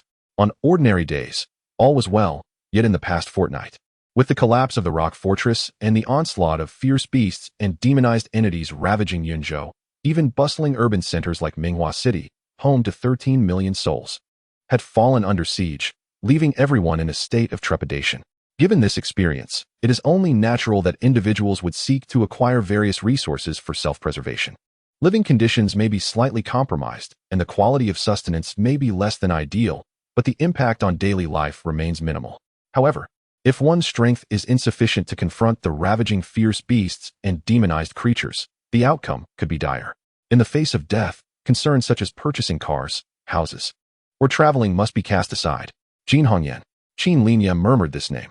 Scaling the wall, he exited the small courtyard. A fortnight prior, he had learned of Qin Hongyan's intention to break his legs and subsequently end his life. Thus, he meticulously researched his background and discovered his residence. Desheng Logistics, a notable enterprise in Minghua City, was not difficult to locate. Following the memory, Qin Linye stealthily made his way towards a villa area 6 kilometers away from this suburban region. As he entered the city, the patrols of martial artists became increasingly apparent, and one could occasionally spot personnel from the guard bureau working late into the night, maintaining order in Minghua City. Yet, despite this, the lack of adequate equipment allowed for numerous criminals to seize the opportunity to plunder, with some even daring to act violently when confronted by the guard bureau personnel. Armed with deadly weapons, their murderous intent was palpable. In this world where everyone practices martial arts, the absence of sufficient power from the authorities to uphold order invites catastrophic destruction. Qin Linye slipped into the shadows, deliberately avoiding crowds, and soon arrived at the villa where the Qin family resided. This villa area had also suffered severe damage. Once home to dozens of households, only 4 remained lit, casting an air of desolation. Qin Linye approached the villa belonging to the Qin family. The villa was not particularly splendid, indicating that its occupants were few. However, martial artists and advanced martial artists were indeed present. Moreover, if his suspicions were correct, there was even a martial master. Although Desheng Logistics could not compare to institutions like Qianjintang or Shajian, it nonetheless employed 3 martial masters. However, these martial masters primarily served to oversee Desheng Logistics, stationed at the headquarters. Were it not for the recent unrest in the city, this villa would not require constant vigilance from martial masters. From this deduction, it was highly likely that only one martial master was present, with a slim chance of there being 2. Whether my prior conjecture holds true will be revealed in tonight's confrontation. Qin Linye donned a prepared black scarf to conceal his face and silently scaled the iron fence to enter the villa. Despite his efforts to elude surveillance cameras, it appeared that the villa was equipped with infrared sensors and other devices. As mere seconds after entering, a commotion erupted from within. Soon, 2 advanced martial artists burst forth, shouting, "Who dares to trespass in Jinyu Bay? This is a private matter. Bystanders, be gone." Qin Linye responded in a low voice, "Private matter? As if you were the experts." Without a moment's hesitation, the 2 advanced martial artists lunged at him from either side. Clang! The sword was drawn. Sensing the unique rhythm of the world, Qin Linye's sword seemed to meld with the gentle breeze and the enveloping night, silent yet astonishingly swift. The 2 advanced martial artists, rushing towards him, barely had time to register the flash of cold light before their arms were pierced by the blade. Ah! Their anguished cries shattered the night's tranquility. Qin Linye sheathed his sword and pressed onward. At that moment, a senior martial artist rushed out from within, accompanied by several others. Observing the 2 individuals who had been pierced in the arm and retreated in fear, the senior martial artist's expression changed. "Who are you? Is there some misunderstanding between us?" Qin Linye remained silent, his gaze fixated upon Qin Hongyan, who had descended from the building after being startled. "I have come for him. Whoever stands in my way is my enemy. Next time I draw my sword, I will show no mercy." "You sound young. Yet you speak with such audacity. At this juncture, a man in his 50s, exuding an extraordinary presence, also descended from the building. His eyes, like bolts of lightning, pierced through to Qin Linye. Speak. Who sent you? Chapter 61. Assassination. The man emanated a robust vitality, clearly a martial master. Such a formidable figure, having tempered his body 10 times and cultivated advanced techniques, possessed a self-sustaining circulation of energy that rendered him nearly invulnerable. He could survive without food for days, endure hours underwater, and withstand even toxic environments. His mere presence commanded authority. Do you intend to meddle in this matter? Qin Linye inquired. I am Jin Tingguang, the uncle of Han Yan. You come to our Jin family seeking revenge without even ascertaining my identity? As he spoke, he appeared reluctant to waste time. Enough? Regardless of who sent you. I will capture you first, break your limbs, and interrogate you at my leisure. With that, without any unnecessary movement, he sprang forward, resembling an arrow released from a bow, swiftly crossing the 10-meter gap to seize Qin Linye. The explosive speed and force converged in his hand, creating a suffocating wind pressure that seemed poised to shatter the space around Qin Linye. How swift! Qin Linye's heart raced. His heightened awareness allowed him to react immediately, retreating rapidly. Yet, Jin Tingguang was even faster. Missing his grasp, he unleashed a powerful strike at the spot where Qin Linye had been standing. The ground trembled as he launched himself like a meteor, crashing through the air, following the retreating Qin Linye with a flurry of punches. Boom, boom, boom. The air echoed with thunderous sounds. 3 powerful punches surged through the void like fists of fury, simultaneously striking Qin Linye's body. Golden light flashed. The retreating Qin Linye was sent flying backward as if struck by a ferocious beast, crashing into the iron railing with a resounding impact. Boom, accompanied by a tremendous noise. The iron railing, adorned with greenery, bent under the force of his impact. The great sun golden body, Jin Tingguang remarked, somewhat surprised. Yet his demeanor remained undaunted. Well trained, but you are still too weak, barely stepping into the realm of senior martial artists. Daring to come to my Jin family to seek death. I shall accommodate you. As he spoke, he pursued once more, his nonchalant demeanor vividly illustrating the might of a martial master. The disparity in attributes was too great. Without hesitation, Qin Linye executed the inchland technique, flipping and darting out of the villa. Leaving? Do you think you can escape? If I, a martial master, allow you to flee, I might as well be dead. Jin Tingguang declared, his words laced with absolute confidence as he followed, bursting into the night. Han Yan, it seems this person is after you. Do you recognize him? Another elder man in the room inquired. I'm not sure, Jin Han Yan replied solemnly. However, the great sun golden body he displayed conjures a fleeting image in my mind. Yet, this image was quickly dismissed. It can't be him. Regardless of who it is, our leader has already acted. He will soon be dead. So there's no need to waste time on a corpse. On the other side, Qin Linye's figure melded into the night, traversing with a speed surpassing that of senior martial artists. The starry assassination technique requires practitioners to sense the rhythm of the world and the starry force field, merging their sword with the cosmic flow. When perfected, not only can the sword integrate into this rhythm, but the practitioner can too. It was this extraordinary connection to the universe afforded by the starry assassination technique that allowed Qin Linye to evade Jin Tingguang's pursuit for several seconds. However, sustaining this for more than a few moments was his limit. His speed paled in comparison to that of the martial master Jin Tingguang. Even the perfected starry assassination technique could not bridge that gap. It was akin to wielding the sharpest sword against a fighter jet. It is time to confirm my hypothesis. Qin Linye adjusted the distance between them, consciously aligning with the movements of the starry force field. Though I cannot discern your technique, even if your method is exquisite, your body, tempered only 3 to 4 times, is ultimately too weak. To endure my pursuit for this long is already an achievement. Surrender your futile struggle. Boom. The ground shook as Jin Tingguang, now only 10 meters behind Qin Linye, propelled himself forward, using the force beneath his feet to catapult like an arrow, instantly closing the gap and launching a devastating punch that echoed like thunder in the air. It is time to end this. Maintaining parallel alignment with the starry force field, Qin Linye escalated the power of the starry assassination technique to its zenith. Merging with the starry force field, an unimaginable force surged through his being. In that moment, he felt as though he were being propelled skyward by a supersonic jet. Kill. In the extreme stillness, the acceleration tore through him. Boom. The martial master, who held absolute advantages in power, speed, and physique against Qin Linye, was suddenly engulfed by a blinding light of sword energy, far surpassing his reaction threshold. This abrupt shift sparked a flash of realization in his mind. The starry assassination technique. Oh no. Yet, despite his awareness, his body could not react in time. In an instant, Jin Tingguang was torn apart by an irresistible force. Flesh and blade collided, shattering into a crimson mist that scattered in all directions. Having slain Jin Tingguang, Qin Linye quickly extricated himself from the state of the starry assassination technique. Nonetheless, the agony of having his being violently torn asunder nearly shattered his nerves. In the throes of this pain, he unhesitatingly redirected the remaining attributes into his physique. Instantly, a mysterious power surged within him, pulling his seemingly shattered body back from the brink of collapse. After several minutes, Qin Linye finally emerged from that death-like agony. Truly a test of one's will. He murmured to himself. Twice, the stellar assassination technique had led to the collapse of his physical form, subjecting him to the harrowing dread of death and profound despair. His will had evidently been tempered, allowing him to confront impending changes and dangers with remarkable composure and serenity. Although his mental attributes remained unchanged, this latent influence was ever present. He even felt that after another 1 or 2 such experiences, his mental value would rise from 12 to 13, leaving behind attributes like strength and agility in a whirlwind of superiority.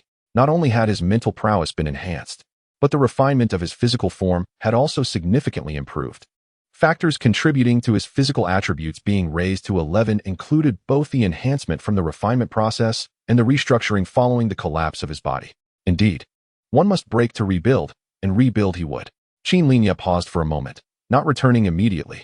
Instead, he chose to wait quietly by the body of Jin Tingguang. 10 minutes turned into 20, then half an hour. It was at the 44th minute that a stir emanated from the direction of the Jin family villa. Jin Tingguang had been pursuing him for over half an hour without return, raising suspicions among the Jin family. Led by a senior martial artist, a group of 3 swiftly approached with lights in hand. This battleground was less than a mile from the Jin family villa, and with the traces left by Qin Linye during his escape, discovery was inevitable. You had your chance. Qin Linye mused silently as he vanished without a sound upon seeing the 3 figures. Why has Big Brother taken so long?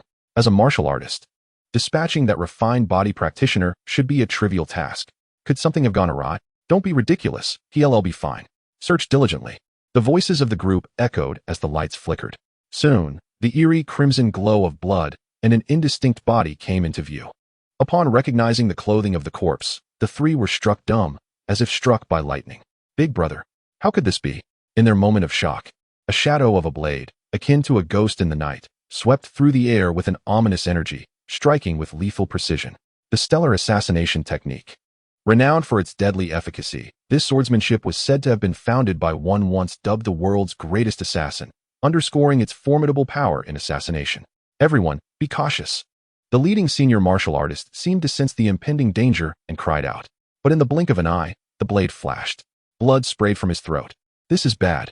Even Jin Tingguang was no match for him. Run, run. The remaining 2 screamed in panic while retreating frantically. Unfortunately, before Qin Linye, these practitioners, having refined their bodies only 2 or 3 times, were scarcely distinguishable from ordinary folk.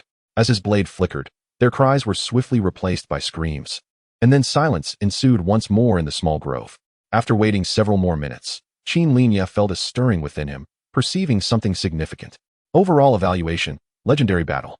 Attribute point 1, skill point 1. A smile graced his face as he absorbed this information. Excellent. His conjecture had proven correct. Humanity and ferocious beasts indeed operated under 2 distinct evaluative mechanisms. Thus, his next legendary battle could very well occur against a martial sovereign. It was time to conclude. Sensing the tumult of energy within him, Qin Linye rose, blending into the night, and made his way back to the Jin family villa. Chapter 62. Mutual destruction at the Jin family villa. Although only an hour had passed, the atmosphere had shifted dramatically. A pervasive sense of unease enveloped the premises. An hour earlier, Jin Tingguang, the family's steadfast protector, had chased after an audacious thief without a hint of return for over half an hour. Subsequently, 3 individuals departed the villa to rendezvous with Jin Tingguang, yet they too had vanished without a trace. Phone calls went unanswered. In an instant, despite the Jin family's unwavering confidence in Jin Tingguang, a foreboding sense of dread began to take root, evolving into palpable terror. How could a mere senior martial artist dare to infiltrate our villa? We possess not only Jin Tingguang as our martial protector, but also employ 2 others. No one would be foolish enough to provoke us. Most likely, He was merely a pawn, meant to lure Qin Tingguang into a trap they had laid. Have you called my father? I have. Second brother is bringing 2 martial artists, and we've contacted the authorities as well. However, the security bureau is currently understaffed, and it will take at least half an hour to mobilize martial experts. In the Qin family's living room, 6 individuals, including Qin Hongyan, were gathered. 4 of them were bodyguards, while one was Qin Hongyan's uncle, Qin Guangzhou. Hongyan, who have you offended? Why are they so intent on targeting us? Qin Guangzhou asked, anger evident in his tone. In just 1 hour, their emotions had undergone a complete reversal, transforming from indifference towards Qin Linye to palpable fear. I have an idea of who it might be, but it cannot be him. He lacks the power and influence to orchestrate this. Thus, his supposed personal vendetta is likely a ruse, aimed at ensnaring us all. Qin Hongyan expressed her unease. We can only hope that Big Brother has been delayed for some reason, Qin Guangzhou replied. Yet their hopes were soon dashed. With a sudden commotion, the figure who had left the villa an hour ago reappeared. Though clad in casual attire and a black scarf obscuring his face, his appearance, while somewhat absurd, evoked no laughter from Qin Hongyan, Qin Guangzhou, or the 4 bodyguards. Qin Tingguang had pursued him, yet now, with Qin Tingguang's silence, he had returned. What could this mean? What have you done to my brother? Qin Guangzhou rose abruptly, his gaze piercing the figure at the door. His voice was fierce, yet it trembled with fear. Bluster. Qin Linye remained silent, advancing with a blood-stained sword in hand. Kill him! Kill him! Qin Guangzhou roared. The 4 bodyguards sprang into action. Yet, rather than employing their years of honed martial skills, they brandished firearms. Seeking death, Qin Linye barked, channeling his energy to its zenith. A brilliant golden light tore through the night sky, overwhelming even the villa's own illumination. Bang! Bang! Bang! As the gunfire erupted, Qin Linye melded with the rhythm of the world, silently advancing towards the 4 bodyguards. His form flickered, and the chilling gleam of his sword sliced through them, leaving a trail of crimson in its wake. After dispatching the 4 bodyguards, Qin Linye pivoted, and in an instant, he and his sword became one, dashing towards the retreating Qin Guangzhou like a bolt of lightning. Clang! As he propelled himself forward, the sound of bullets clattering to the ground echoed. It was clear that 3 bloodstains marred his body. Yet, under the dual protection of the Great Sun golden body and the divine energy refinement technique, his combat prowess remained unscathed, and within moments, the bullets were expelled from his body by the radiant golden light. Stop! This matter is undoubtedly a misunderstanding, shouted Qin Guangzhou of the Qin family during his retreat. Yet, what awaited him was the resolute and fierce sword light of Qin Linye. Sizzle! Blood splattered. Qin Guangzhou's throat was pierced by a sword. A sound of unconsciousness escaped his lips. Simultaneously, a faint stabbing pain emerged in Qin Linye's heart. He swiftly drew his sword, the blade slicing through the air. Clang! A resounding clash of swords echoed through the night sky, as if 2 weapons had met in a fierce confrontation, producing a metallic ring. The Azure Sword Energy. This was the Azure Sword Energy shot by Qin Hongyan, seizing the opportunity. Unfortunately, his Azure Sword Energy was evidently inadequate, shattered by the rapidly rotating sword light of Qin Linye. Only you remain, Qin Linye said expressionlessly. Die! Qin Hongyan roared, his internal energy boiling to the extreme, launching 3 sword energies in quick succession. Whoosh! Whoosh! Whoosh! The sword light in Qin Linye's hand pierced through, utilizing the perfected stellar assassination technique. He effortlessly captured the rhythm of heaven and earth, and with the enhancement of the sword's speed through this rhythm, his sword surpassed Qin Hongyan's Azure Sword Energy in swiftness. As the turbulent air exploded, the 3 sword energies were easily obliterated by Qin Linye. Is that all? You shot out 4 sword energies condensed from within your body in one breath. Qin Hongyan had evidently grown weak, his face pale with a hint of fear. You are Qin Linye. It's you? I sent it? Listen to me explain. I was also compelled. Yu Ruoyan is a disciple of Master Tai Wei. She ordered me to act against you. How could I dare to refuse? The moment you harbored murderous intent towards me. You should have anticipated such an outcome. Qin Linye raised his sword, aiming at Qin Hongyan's head. No, no. Qin Linye, killing is a crime. You have a bright future ahead. There is no need to destroy your path for my death. Those who kill will invariably be killed. At this moment, a beam of headlights suddenly illuminated the area ahead, accompanied by a furious, robust shout. Stop! Hiss! The car door swung open. 2 figures simultaneously burst forth from the vehicle, their speed surpassing even that of a luxury car. Martial artists. 2 martial artists. Father, save me. Quickly save me. Qin Hongyan seemed to grasp at a straw of hope. shouting in delight, while retreating at breakneck speed, attempting to distance himself from Qin Linye. Qin Linye's gaze swept over the two martial artists, himself, and Jin Hongyan's retreating form. Through the keen perception granted by the stellar assassination technique, a line quickly formed in his mind. Currently, this line had yet to connect both points. Thus, Qin Linye swiftly turned and pursued after Jin Hongyan. Or rather, drove him. Save me! Save me! Jin Hongyan cried out, his remaining internal energy pushed to its limits. However, in his frantic flight, he failed to notice the subtle shifts in the positions and angles of the group under Qin Linye's pursuit. In their eagerness to catch up with Qin Linye and rescue Jin Hongyan, the two martial artists had unknowingly formed a straight line, one in front of the other. Just right. As the distance between both sides diminished to less than 30 meters, one martial artist prepared to unleash his energy when Qin Linye, who had been pursuing Jin Hongyan, abruptly changed direction. In the next moment, his figure completely melded into the stellar magnetic field, merging with the terrifying force generated by the rotation of the Huangxing stellar assassination technique. The two pursuing martial artists sensed an impending crisis. Yet Qin Linye's body had already transformed into a bullet fired from a rifle, slicing through the void with a piercing howl and swirling winds, crashing into the nearest martial artist, carrying on unrelentingly towards the second. Bang! Blood mist exploded. The void seemed to be drawn out by an indescribable force, creating a bloody trajectory. Even if it was but a fleeting moment, this blood-red trail extended 50 to 60 meters. In this linear range, air, sound, and life were all torn to shreds. And at the end of this line stood Qin Linye, seemingly completely obliterated, his form unrecognizable. What? The sudden turn of events left the Jin family patriarch and Jin Hongyan in the car dumbfounded.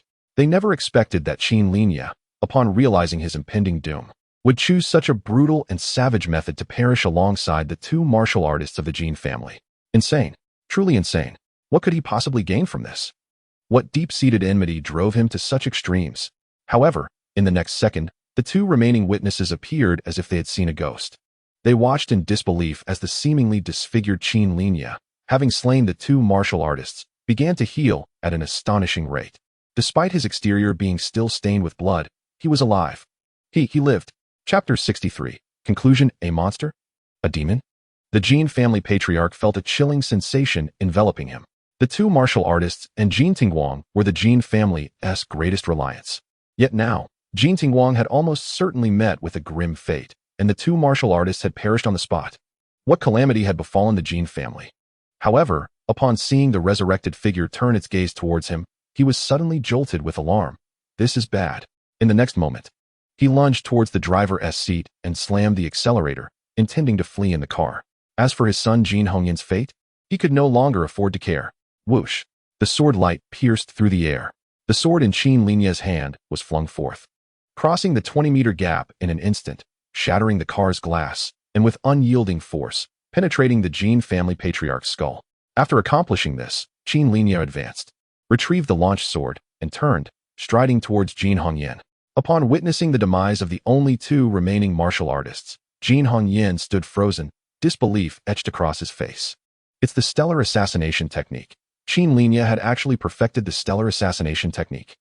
The stellar assassination technique was categorized as high-level swordsmanship precisely because it placed excessive burdens on the body and could only attack in the direction of the stellar magnetic field's rotation, with its power being limited to the speed of that rotation. Otherwise, it would undoubtedly be regarded as an elite sword technique. He had offended someone who mastered a near-elite sword technique and possessed the perfected Great Sun Golden Body, thereby bringing doom upon the entire Jin family. There was no one left to save you now. Qin Linye approached with his sword drawn. No, Qin Linye, spare me. I'm willing to apologize, to pay compensation. For the sake of both being students of Minghua High School, let me go. Sizzle. Jin Hongyan's terrified words had barely left his lips when the cold, piercing sword light already pierced through his skull. His voice was abruptly silenced. Those who kill will invariably be killed. The sword was drawn. Jin Hongyan's form collapsed. Qin Linye gazed at Jin Hongyan, whose eyes still held fear even in death, then surveyed the surroundings. 13. That night, he had killed 13 people. In that moment, he suddenly realized how fragile human life truly was. The vendetta of the stone tree has come to the door, the midnight assault of the black-clad figures. The calamity of the fierce beasts in Minghua City, compounded by the massacre of the Jin family orchestrated by him. Humanity, in its arrogance, perceives life as invaluable. Yet it is as easily reaped as wheat and chives, wave after wave, killed by foes, slain by fierce beasts, extinguished by corrupted beings, or perishing in the pursuit of martial prowess. Life is trivial in the face of death. Yet, beyond oneself, does one's existence truly hold significance in the eyes of others? Who pays heed to the rise and fall of a wildflower by the roadside? Human life is so humble and fragile, yet it persists with unwavering resilience. For what purpose does one endure? For what reason does he train in martial arts? To achieve greatness and fame. He is unwilling to fade into obscurity, unwilling to be a mere tool, endlessly repeating the same mundane existence. He yearns to live resplendently, to make a grand impact, to etch his name into the annals of history. But is this truly the essence of living? Or perhaps his so-called brilliance and fame are merely manifestations of his inner turmoil, stemming from a refusal to be just another face in the crowd, a rejection of being discarded by his parents, and an aversion to a life devoid of accomplishment.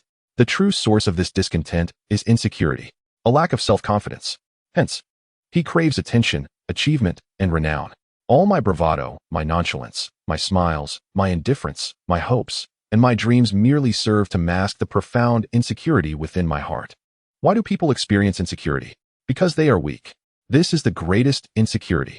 In that moment, Qin Linye's thoughts became remarkably lucid. He gazed up at the starry sky. As the clouds dispersed, the moonlight cascaded down, draping the world in a delicate veil of silver. Never before had he felt such peace. He realized clearly what he must do in the future, to continually strengthen himself, to undergo transformation, to elevate his being, to shatter the limits of martial arts, to break the chains of the spirit, to transcend the shackles of the universe, and to attain immortality, eternal existence. My life. Qin Linye abruptly spread his arms, as if to embrace the world, to hear its cries. Eternity, eternity, eternity, my destiny. Suddenly, a figure materialized silently upon this battlefield. Xiebuzai. Qin Linye assumed he had departed the courtyard unnoticed, but how could he remain concealed from one who resided nearby? Thus, he had stealthily followed, providing covert protection. Yet, he was unprepared for the astonishing scene before him. The perfected Great Sun golden body, the consummate divine energy body refinement technique, the fully realized star-piercing assassination technique. 3 advanced skills, all achieved to their zenith. Among them, the star-piercing assassination technique and the divine energy body refinement technique possessed powers rivaling the pinnacle of skills.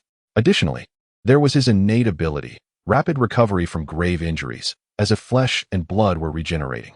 This spectacle shattered his preconceived notions, leaving him both awestruck and incredulous. Qin Linye. The name echoed in Xiebuzai's mind. He recalled the figure that had silently stood beside him for several minutes after slaying Jin Hongyan. He distinctly sensed that Qin Linye had undergone a profound transformation, a transformation he could neither articulate nor define. It seemed to strip away his youthfulness, marking his maturation. This growth allowed him to glimpse a shadow of his own master. Perhaps, the legacy of my master could indeed flourish in your hands. Reviving the glory of the martial arts supreme from 3 centuries past, Xiebuzai mused. As he listened to the distant sirens approaching, his gaze swept over the lifeless form. Certain traces would inevitably remain. At the very least, he needed to thoroughly dismantle the Jin family's surveillance system and obliterate their video backups. Otherwise, if an investigation were to ensue, useful clues could still be uncovered, Xiebuzai remarked, reflecting on the recent transformation in Qin Linye's demeanor. This usually languid librarian's expression gradually grew solemn. A terrifying surge of vitality began to rise within him, brewing. In the next moment, it erupted into a column of radiant blood energy, blazing fiercely, igniting the void. All living beings within a radius of several hundred meters seemed to sense the arrival of a formidable adversary, instinctively withdrawing their presence in sheer terror. With the unleashed vitality, Xiebuzai's form quaked violently, soaring upward, aiming at the Jin family's opulent villa, which spanned over 800 square meters with a garden exceeding 2,000 square meters, and unleashed a thunderous punch. The ultimate void domination. Boom. The force of his strike erupted. The air in front of him, several dozen meters away, seemed struck by a missile, unleashing a cacophony of violent thunder. The villa, nearly 3,000 square meters in area, was forcefully pressed into the ground by an unfathomable power. Crumbling, shattering, the ground rippled in waves, continuously spreading outward. The waves churned the earth, carrying with them a terrifying shockwave that pulverized all structures, flora, and fauna within a radius of several thousand square meters, even sending a car parked outside soaring several meters into the air before crashing heavily to the ground. The violent tremors mingled with clouds of dust swiftly enveloped the area surrounding the villa, extending for thousands of meters. This ought to suffice. There is no longer a need to worry about leaving any evidence. Xie Bu's eye descended, gazing at the vast pit at the center, nodding in satisfaction. Then, with a flicker, he vanished into the night. Chapter 64. A sense of happiness suddenly. 2 police cars, over 300 meters from the Qin villa, came to a screeching halt. Everyone inside the vehicles, hearing the rumble from the direction of the Qin villa and the sudden plume of dust, stared wide-eyed, their faces filled with shock. Among them, 3 squad leaders, endowed with advanced martial prowess, felt as if they beheld a blazing crimson light, almost igniting the entirety of the void. Were they under missile attack? Such power, martial sovereigns, even martial saints. How terrifying. What kind of existence has the Qin family provoked? The squad leaders exchanged glances, each reflecting the fear in the other's eyes. Martial sovereigns, even martial saints. The weight of such figures exceeds what they can manage. The Qin family is doomed. We must return immediately. Report to the Guardian. Let the Guardian decide. One of the leaders resolved swiftly. He had to account for the lives of his subordinates. In a room, Qin Linye closed his eyes. The evolution of his character and growth brought him a profound sense of tranquility. The Xianwang star has always been thus. A millennium ago, the demon star surpassed humanity, leading to a landscape strewn with corpses and suffering souls. Now, humanity is still in the process of recovery, while fierce beasts and corrupted beings run rampant, resulting in unending calamities. The weak must endure the blows. A sense of security, accomplishments, and the realization of dreams. As long as you possess sufficient strength, everything is within your grasp. In this world teeming with sword immortals and demon gods, where the mightiest warriors can cleave mountains with a mere stroke, the strong possess everything, while the weak have nothing. The night swiftly passed. Upon awakening, Qin Linye did not rise immediately. Instead, he focused his mind on his extraordinary abilities. Strength, 8. Constitution, 12. Agility, 8. Spirit, 13. Basic skills and advanced skills. Sun Gold Body at level 5. Star Assassination Technique at level 7. Divine Essence Refinement Technique at level 5. Attribute points, 1. Skill points, 7. The changes in his attributes were significant. His constitution had increased by 2 points, while agility and spirit each saw a modest rise of 1 point. He surmised that this transformation was related to his earlier conjecture that one must first shatter before they can rebuild. Each use of the star assassination technique resulted in the physical body being crushed and reformed, naturally enhancing him in the process. He glanced at the information he had overlooked the previous night: 2 legendary battles and 1 glorious battle. The legendary battles were undoubtedly the slaying of the Golden Court's Guang and the subsequent 2 martial artists, confirming his suspicions. As for the glorious battle, it stemmed from a high-ranking warrior of the Qin family. The skill points acquired overnight, combined with the remaining points, amounted to 7. In comparison to the skill and attribute points, he yearned more for comprehension points. With greater understanding, he could master all techniques independently, liberating himself from the reliance on skill points. Qin Linye withdrew his gaze from the attribute panel, attuning himself to the circulation of his vital energy. The increase of 2 points in constitution had more than doubled the intensity of his internal energy, naturally elevating his refining efficiency. If this continued, even without deliberate body refinement, he would achieve over 4 refinements within a month, stepping into the realm of advanced martial artists. Strength and agility. The disparity between these 2 attributes was too great. While agility could be somewhat compensated through the star assassination technique, the crux lay in strength. He needed to carve out time to practice a technique that would enhance his power and promptly register with the Hunting Association. The Hunting Association offered not only tasks for slaying ferocious beasts, but also missions to hunt down human criminals. The chivalrous often transgressed the law. In today's world, many martial artists and cultivators, emboldened by their skills, disregarded the lives of ordinary people, driven by greed and lust. Those who committed crimes and refused to serve at the fortress, risking their lives, became fugitives, hiding in cities or wilderness, as the strong generally despised restraint. The ruling authorities struggled to recruit powerful individuals, resorting instead to bounties through organizations like the Hunting Association. After a brief pause, Qin Linye stood up and washed up. Before long, sounds emanated from the adjacent room, and Qin Xiaosu emerged, yawning. Observing her languid demeanor, Qin Linye felt an impulse. Had she stayed up late reading novels again? Not at all. I was cultivating. I was refining my qi. Qin Xiaosu, could you please take your training more seriously? I do not expect you to break through to the innate realm this year, but you should at least dedicate more effort to the true Qi realm. I have provided you with those pills and spirit stones.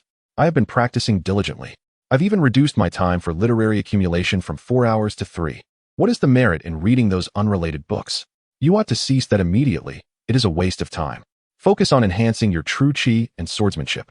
You have yet to master the basics of swordplay. How can you hope to practice advanced techniques?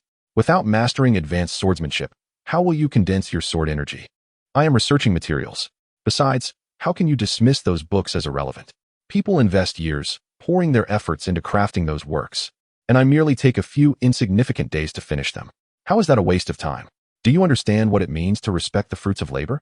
Do you comprehend the maximization of knowledge absorption? Oh, you speak with such reason? Qin Linye stretched out his hand. Hand over your phone, or I shall call uncle and aunt. You are too domineering. Qin Xiaosu glared at him in indignation. I will not count to 3. Qin Linye retrieved his phone, adopting the pose of someone genuinely about to report her. Now, tell me your decision. You. Qin Xiaosu's tone softened. Give me a chance. How shall I grant you that chance? I haven't had the time to read before. Now I wish to finish it all at once. Very well. Go speak with your parents and see if they grant you that opportunity. You want me to surrender my phone? That's tantamount to sentencing me to death. Apologies. But I am your brother. Qin Linye. Qin Xiaosu suddenly raised her voice. I have my own way of cultivating. You cannot force me to live according to your desires. Is that truly your method of cultivation? To achieve success in training, one must not rely on fleeting opportunities. I have identified a potential chance based on the legends left in Minghua City. 800 years ago, a top-notch sword immortal was born there, attaining such heights that he reached the realm of returning void true monarch, known as the true monarch of no birth. If I can unlock that opportunity and obtain the inheritance within, my cultivation will undoubtedly progress by leaps and bounds. Do you truly believe in such tales? You do not understand. History's wheel rolls ever forward. The curtain of chaos slowly rises. All that exists and does not exist will emerge according to fate, and various unparalleled prodigies will illuminate the stars, aspiring to dominate the world and become the stepping stones for destiny. Therefore, I assert that this opportunity is imminent. You have become obsessed. I speak the truth. Qin Xiaosu insisted. Throughout history, everything operates under the law of causation. Just as the sun rises and sets, the tides ebb and flow, everything follows a predetermined order. The great currents of humanity are equally traceable. Since the battle against the demonic stars, the Xianhuang world has lain silent for a millennium. This accumulation of 1,000 years will soon erupt. This unprecedented era is upon us. We must seize every opportunity to stay ahead. Your reasoning is sound. However, I must decline. Qin Linye's expression remained impassive. You. Qin Linye spread his hands. Hand over your phone. Qin Linye. Qin Xiaosu exclaimed in a tone of grievance. You are cruel, heartless, and unreasonable. Wherein lies my cruelty? Wherein my heartlessness? Wherein my unreasonable nature? Where are you not cruel, not heartless, not unreasonable? Even if I am cruel, heartless, and unreasonable, it pales in comparison to your own cruelty, heartlessness, and unreasonable nature. Humph. Am I more heartless than you? More cruel? More unreasonable? Qin Linye, you are the most heartless, cruel, and unreasonable person I have ever met. Qin Linye felt as though she had led him astray and sought to return to the main topic. I will give you 1 month. If, after 1 month, you have not cultivated your true Qi, I shall confiscate your phone. After all, you cannot defeat me at present. Violence will not resolve the issue, Qin Linye. If you continue this way, you will lose me. Qin Xiaosu pouted. A month, Qin Xiaosu. I shall start the countdown today. It is up to you. With that, Qin Linye whistled cheerfully and turned to leave. Whenever he felt weighed down by heavy emotions, teasing Qin Xiaosu would clear away all his gloom. Such is the essence of happiness in life. Chapter 65, Pray the Hunting Association. One of the 6 major alliances of Xianhuang Star. In the realm of the Wanling Society, the Dan Alliance, the Merchant Alliance, the Hidden Alliance, and the Warrior Association, though not officially recognized among the esteemed 9 great sects. Their influence rivals that of these sects and the 24 nations. Their steadfast adherence to neutrality allows them to establish branches and stores in every corner of the land. When Minghua City fell, no faction remained unscathed, and the Hunter Association was no exception. Upon arriving at the Hunter Association, Qin Linye was greeted by the sight of desolation. The Hunter Association boasted a significant number of formidable warriors, and a fierce battle had erupted here during the invasion of demonic creatures, leading to substantial destruction and the collapse of many buildings.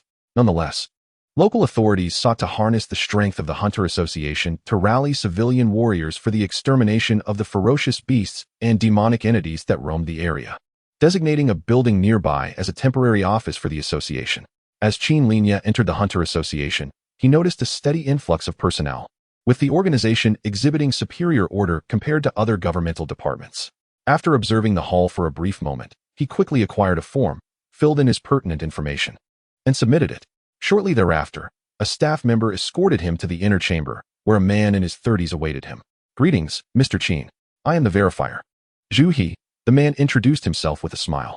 "As a local of Minghua City, I have long been aware of your esteemed reputation and have witnessed your valor in combat against ferocious beasts. I have faith in your capabilities. However, to prevent inadequately skilled warriors from applying to become hunters and facing unnecessary peril in the wilderness, we must adhere to the necessary procedures. I appreciate your understanding." Qin Linye nodded in agreement. While local authorities were eager for hunters to venture forth and purge the ferocious beasts to mitigate the emergence of demonic entities, they were equally reluctant to witness the needless demise of inadequately prepared hunters. The criteria for applying as a hunter required a minimum rank of advanced warrior. The verification process unfolded smoothly, and half an hour later, Qin Linye successfully obtained his credentials. Zhu He, emerging alongside him, remarked with a smile, "Recently, the points for hunters in Minghua City and across Yunzhou have doubled. With your prowess, Mr. Qin, you are bound to achieve great success. Thank you for your kind words." Qin Linye replied, inquiring, "May I now access the bounty board directly using my ID number?" "Certainly," Zhu He responded, pausing momentarily. "However, please note that only those ranked at least as master warriors will appear on the bounty board.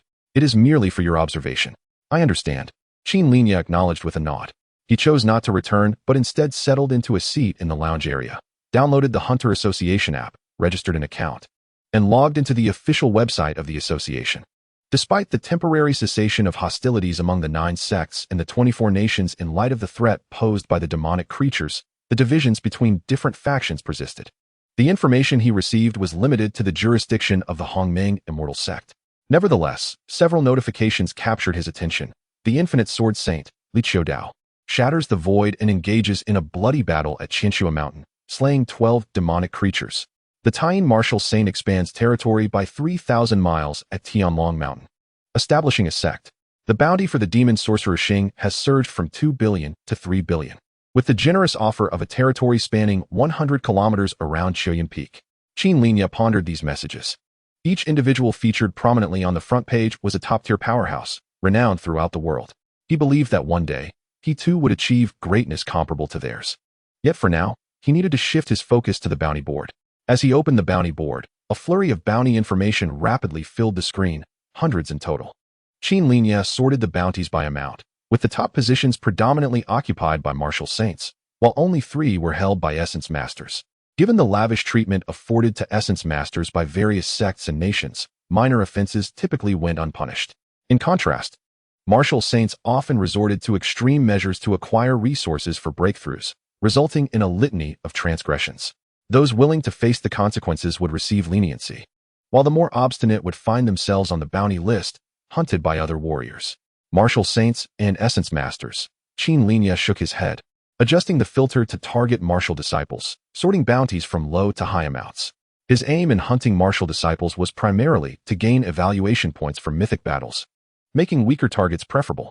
As he searched through the listings, a suitable target caught his eye: Qi Changfeng, a mere 46 years of age and a former disciple of the Bailian sect. Due to the sect's efforts, a master from the Dan Alliance had crafted a 9-transformation dragon pill, known for its remarkable effects on body refinement. Unwilling to accept that this valuable pill would not be his, he lured high-level demonic creatures to attack the Bailian sect's guardians, resulting in the loss of 2 powerful martial disciples and numerous martial apprentices. Seizing the opportunity amidst the chaos, he absconded with the 9-transformation dragon pill and ascended to the rank of martial disciple a year prior. After attaining this status, he appeared to revel in the thrill of mayhem, embarking on a spree of plundering smaller sects and organizations, leaving no survivors and swiftly relocating after each attack. He had never provoked forces of martial disciples or higher, often fleeing at the mere sight of them, and to this day, had evaded capture. The 8 major factions jointly placed a bounty exceeding 10 million, along with a villa located on the outskirts of Taisher City in Jingzhou. That's the one for you. Qin Linye declared. Jingzhou, the largest province of the Xiu kingdom, housed the capital. Although Taisher City was not the capital itself and lay near the border with Jingzhou, the presence of the prestigious primordial Dao Academy led to inflated real estate prices. A villa spanning over 1,600 square meters in the outer ring would cost tens of millions. Upon accepting the mission, Qin Linye swiftly received a tip-off. A diviner had calculated that Qi Changfeng was currently roaming around Mingdao City in Yunzhou. While Mingdao City was approximately 100 kilometers from Minghua City, it similarly boasted dozens of martial arts schools and sects, posing a challenge in locating him. After careful consideration, Qin Linye recalled the lavish gift worth millions presented by Rania. As a public figure, my strength is evident. Qi Changfeng has relished in the thrill of plunder. If I were to reveal my wealth in Mingdao City, he would not let the opportunity slip by. Targeting a well-known individual like myself would be far easier than attempting to rob a place guarded by martial apprentices or potentially backed by hidden martial disciples. After all, even enterprises like the Tunglong Sword School might not be able to produce tens of millions in resources at once. With this resolution in mind, Qin Linye informed Director Xie of his plans and promptly set off in his vehicle towards Mingdao City. Due to its proximity to the Pancher Fortress, Mingdao City had suffered even greater damage. However, the threat posed by ferocious beasts and demonic entities had compelled various factions to band together for mutual protection, leaving Qi Changfeng with limited options for his schemes. Following his plan, Qin Linye arrived at a shop and sold 10 body refining pills. While selling the body refinement pills, he inadvertently revealed the spiritual stones and gathering pills he was carrying, disclosing that these elixirs were gifts from Qianjintang's Ranya. Due to their nature as gifts, he found it inappropriate to sell them in Minghua City and thus made a special trip to Mingdao City for this purpose. Having accomplished this, darkness enveloped the sky as he made his way towards the hotel with these supplies. His methods were rather crude, and astute individuals could easily detect the inconsistencies in his demeanor.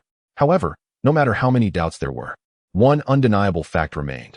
He was only 18 years old this year and had yet to advance to a senior martial artist. His identification and videos could provide ample proof of this. Qin Linye maintained a calm expression. The next step was to see whether Qi Changfeng would fall for it. At that moment, a somewhat surprised voice emerged from nearby. Qin Linye, what brings you here? Turning his head, he saw Wang Zhizhi, clad in a white dress, exuding an innocent charm. Beside her were 2 peers, a boy and a girl, of similar age. What a coincidence. I'm here to sell some items. How about you? She replied. Half a month ago, it was quite dangerous in Minghua City, so we sought refuge in Mingdao City. My uncle is a martial artist, and he has a disciple employed here to guard a pill shop, which feels much safer. Wang Zhizhi came from a well-off family. Otherwise, she wouldn't have been able to complete her internal energy refinement within 6 months after capturing the energy sensation. Thus, his surprise at her having a martial artist uncle was minimal. Zhizhi, this is my classmate Qin Linye, she introduced, her tone imbued with pride. Do not underestimate him as a martial artist. He is truly a genius in the martial arts realm. In less than half a year, he has cultivated the Great Sun Golden Body to perfection and mastered the starry assassination technique. Given time, he will undoubtedly become a formidable master at the martial sovereign level. Is he the one from the 10,000 stars year? The girl beside her exclaimed, her eyes lighting up. I know you. You were able to slay several fierce beasts even before establishing your foundation. Now that you have started body refinement, does that mean you can contend with high-level fierce beasts? Flattery will get you nowhere. High-level fierce beasts are not like ordinary ones, and engaging them requires considerable effort, Qin Linye humbly replied. Effort implies that you can indeed kill high-level fierce beasts? Impressive. My father has 12 disciples, 6 of whom are high-level martial artists, yet apart from his eldest disciple. None have ever killed a high-level fierce beast alone, the girl said, extending her hand. I am Wang Qianqian. It is a pleasure to meet you. Likewise. Qin Linye shook her hand, intrigued by the distinctive names of this family, Wang Zhizhi and Wang Qianqian, wondering what the names of their other family members might be. I've been following your live streams. However, due to the incident in Yunzhou, your broadcasts have been paused for a while. When will you stream again? High-level fierce beasts differ greatly from ordinary ones. Capturing them is significantly more challenging, and the costs associated with purchasing one for a live stream are prohibitively high. Therefore, unless conditions allow, I plan to record and upload videos of my encounters with high-level fierce beasts. The frequency of my live streams will consequently decrease, Qin Linye explained. Wang Qianqian appeared somewhat disappointed. At that moment, an idea struck Qin Linye, and he suddenly inquired, what kind of pills does your uncle's pill shop generally sell? What is its scale? Is it the Ziyun pill shop? They primarily sell ordinary body refinement pills, gathering pills, and qi refining pills, with the occasional high-level body refinement and qi refining pills, valued between 8 to 10 billion. However, last week, a pill master reached an agreement with us to promote a top-tier pill in our shop. This pill not only significantly aids martial artists in body refinement, but is also suitable for martial sovereigns to cultivate. However, its price is exorbitant, around 6 million per pill. Although negotiations are ongoing, it seems they have already fallen through, Wang Zhizhi lamented. 6 million for one pill. A bottle of 10 would cost 60 million. The cost is too high, and if it fails to sell, it could easily lead to a financial crisis. Furthermore, this type of pill does not align with Ziyun Pill Shop's market positioning. Upon hearing Wang Zhizhi's words, Qin Linye felt a sense of unease. A pill master suddenly appearing to promote a pill effective even for martial sovereigns indicated that he was not the only one eyeing Qi Changfeng. This could complicate matters further. Did that pill master fail to reach an agreement with Ziyun Pill Shop? He asked Wang Zhizhi. Yes, otherwise I wouldn't dare to speak of such business matters.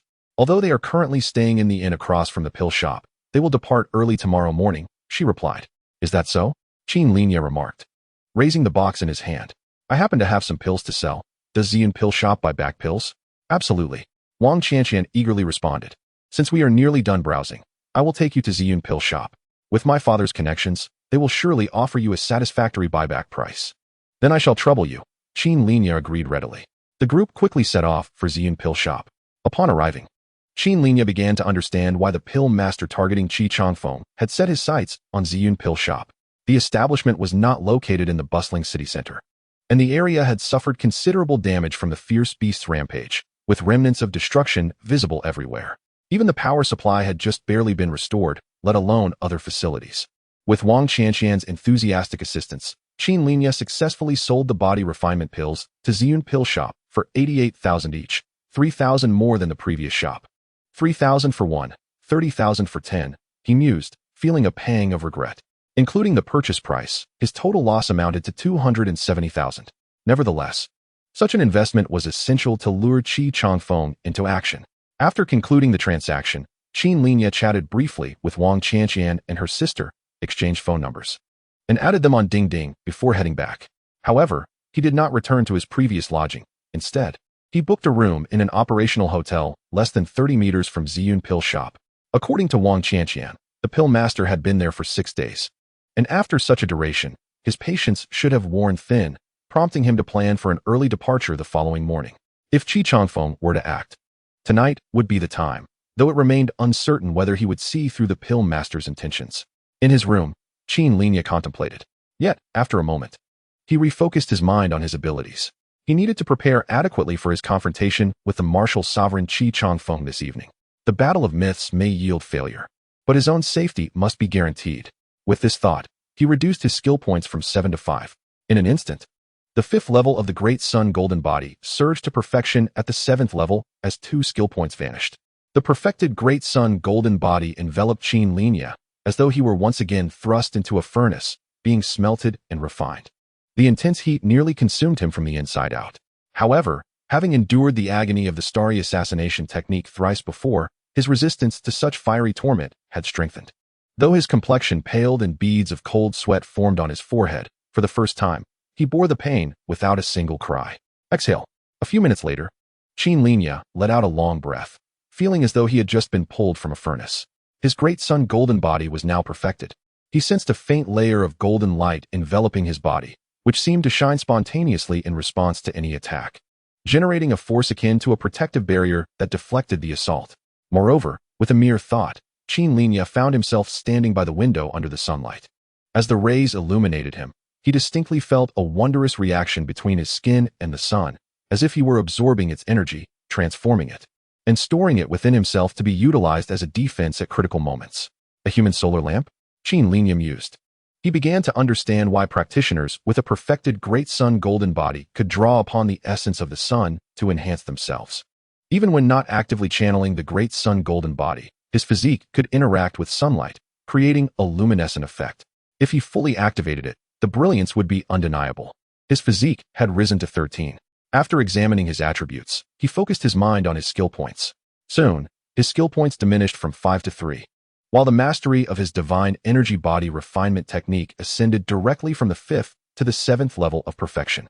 The familiar sensation of pain surged through him again. Yet, at this moment, Qin Linye not only withstood the agony, but also found leisure to delve into the study of Schrödinger's cat, laying the groundwork for his future creation of a quantum immortality method. An hour later, Qin Linye felt the tumultuous surge of vitality within him and shifted his focus to his character attributes: Strength 9, Constitution 14, Agility 8, Spirit 13. Basic skills. Advanced skills: Great Sun Golden Body Level 7, Stellar Assassination Technique Level 7, Divine Energy Body Refinement Technique Level 7. Attribute points: 1. Skill points: 3. Such a physique could rival that of a martial artist who had undergone 10 rounds of body refinement. With this foundation, his refining efficiency would accelerate. If an ordinary person achieved 4 refinements, it would be akin to turning a capital of 10,000 into 30,000. On the other hand, equate to transforming a capital of 100,000 into 30,000. There is no comparison in efficiency.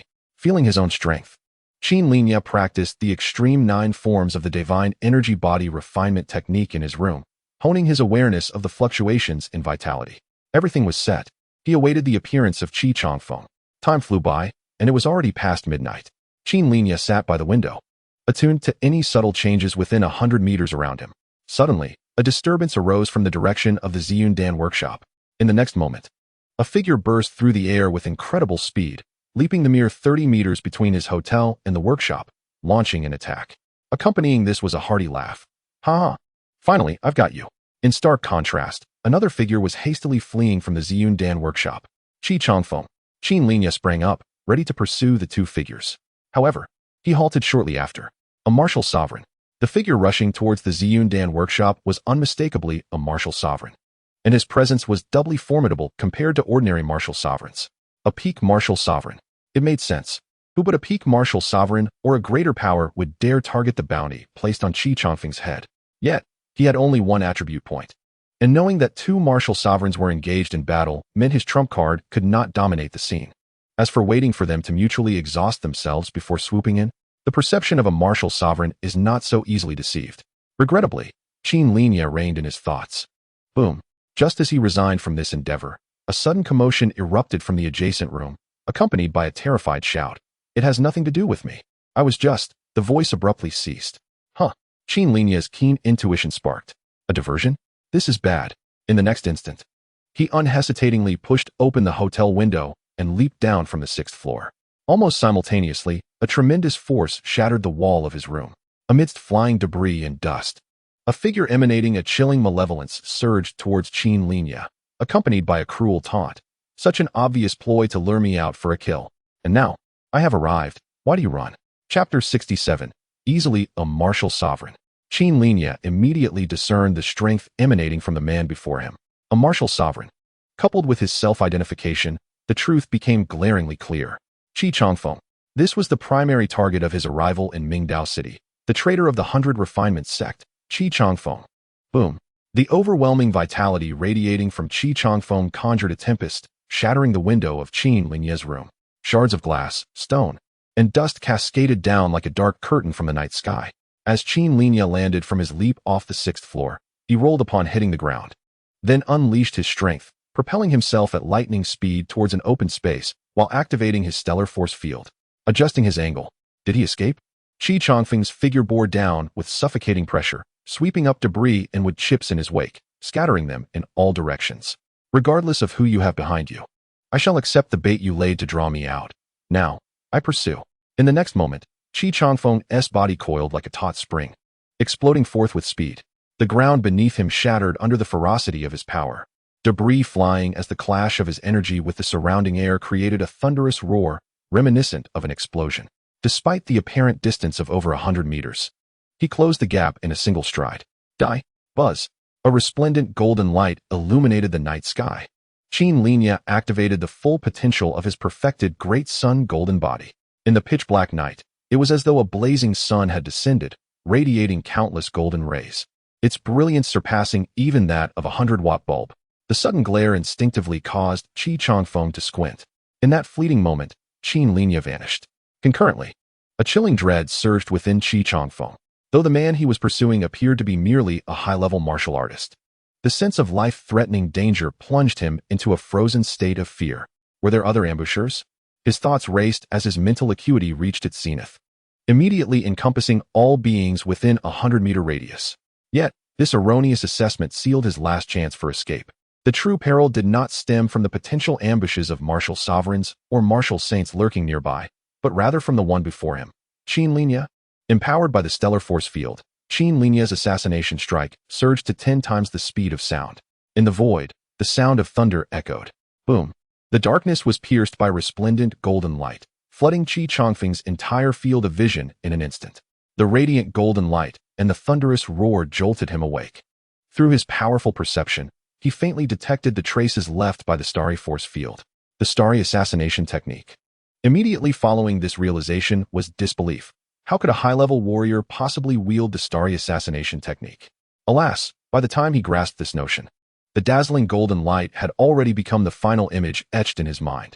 The agony of his torn body swiftly engulfed his consciousness, and until the very last moment of his awareness, he seemed unable to fathom the gravity of the situation. I cannot believe I have perished at the hands of a high-level warrior. Whoosh! The mangled form of Qin Linye appeared 40 meters away.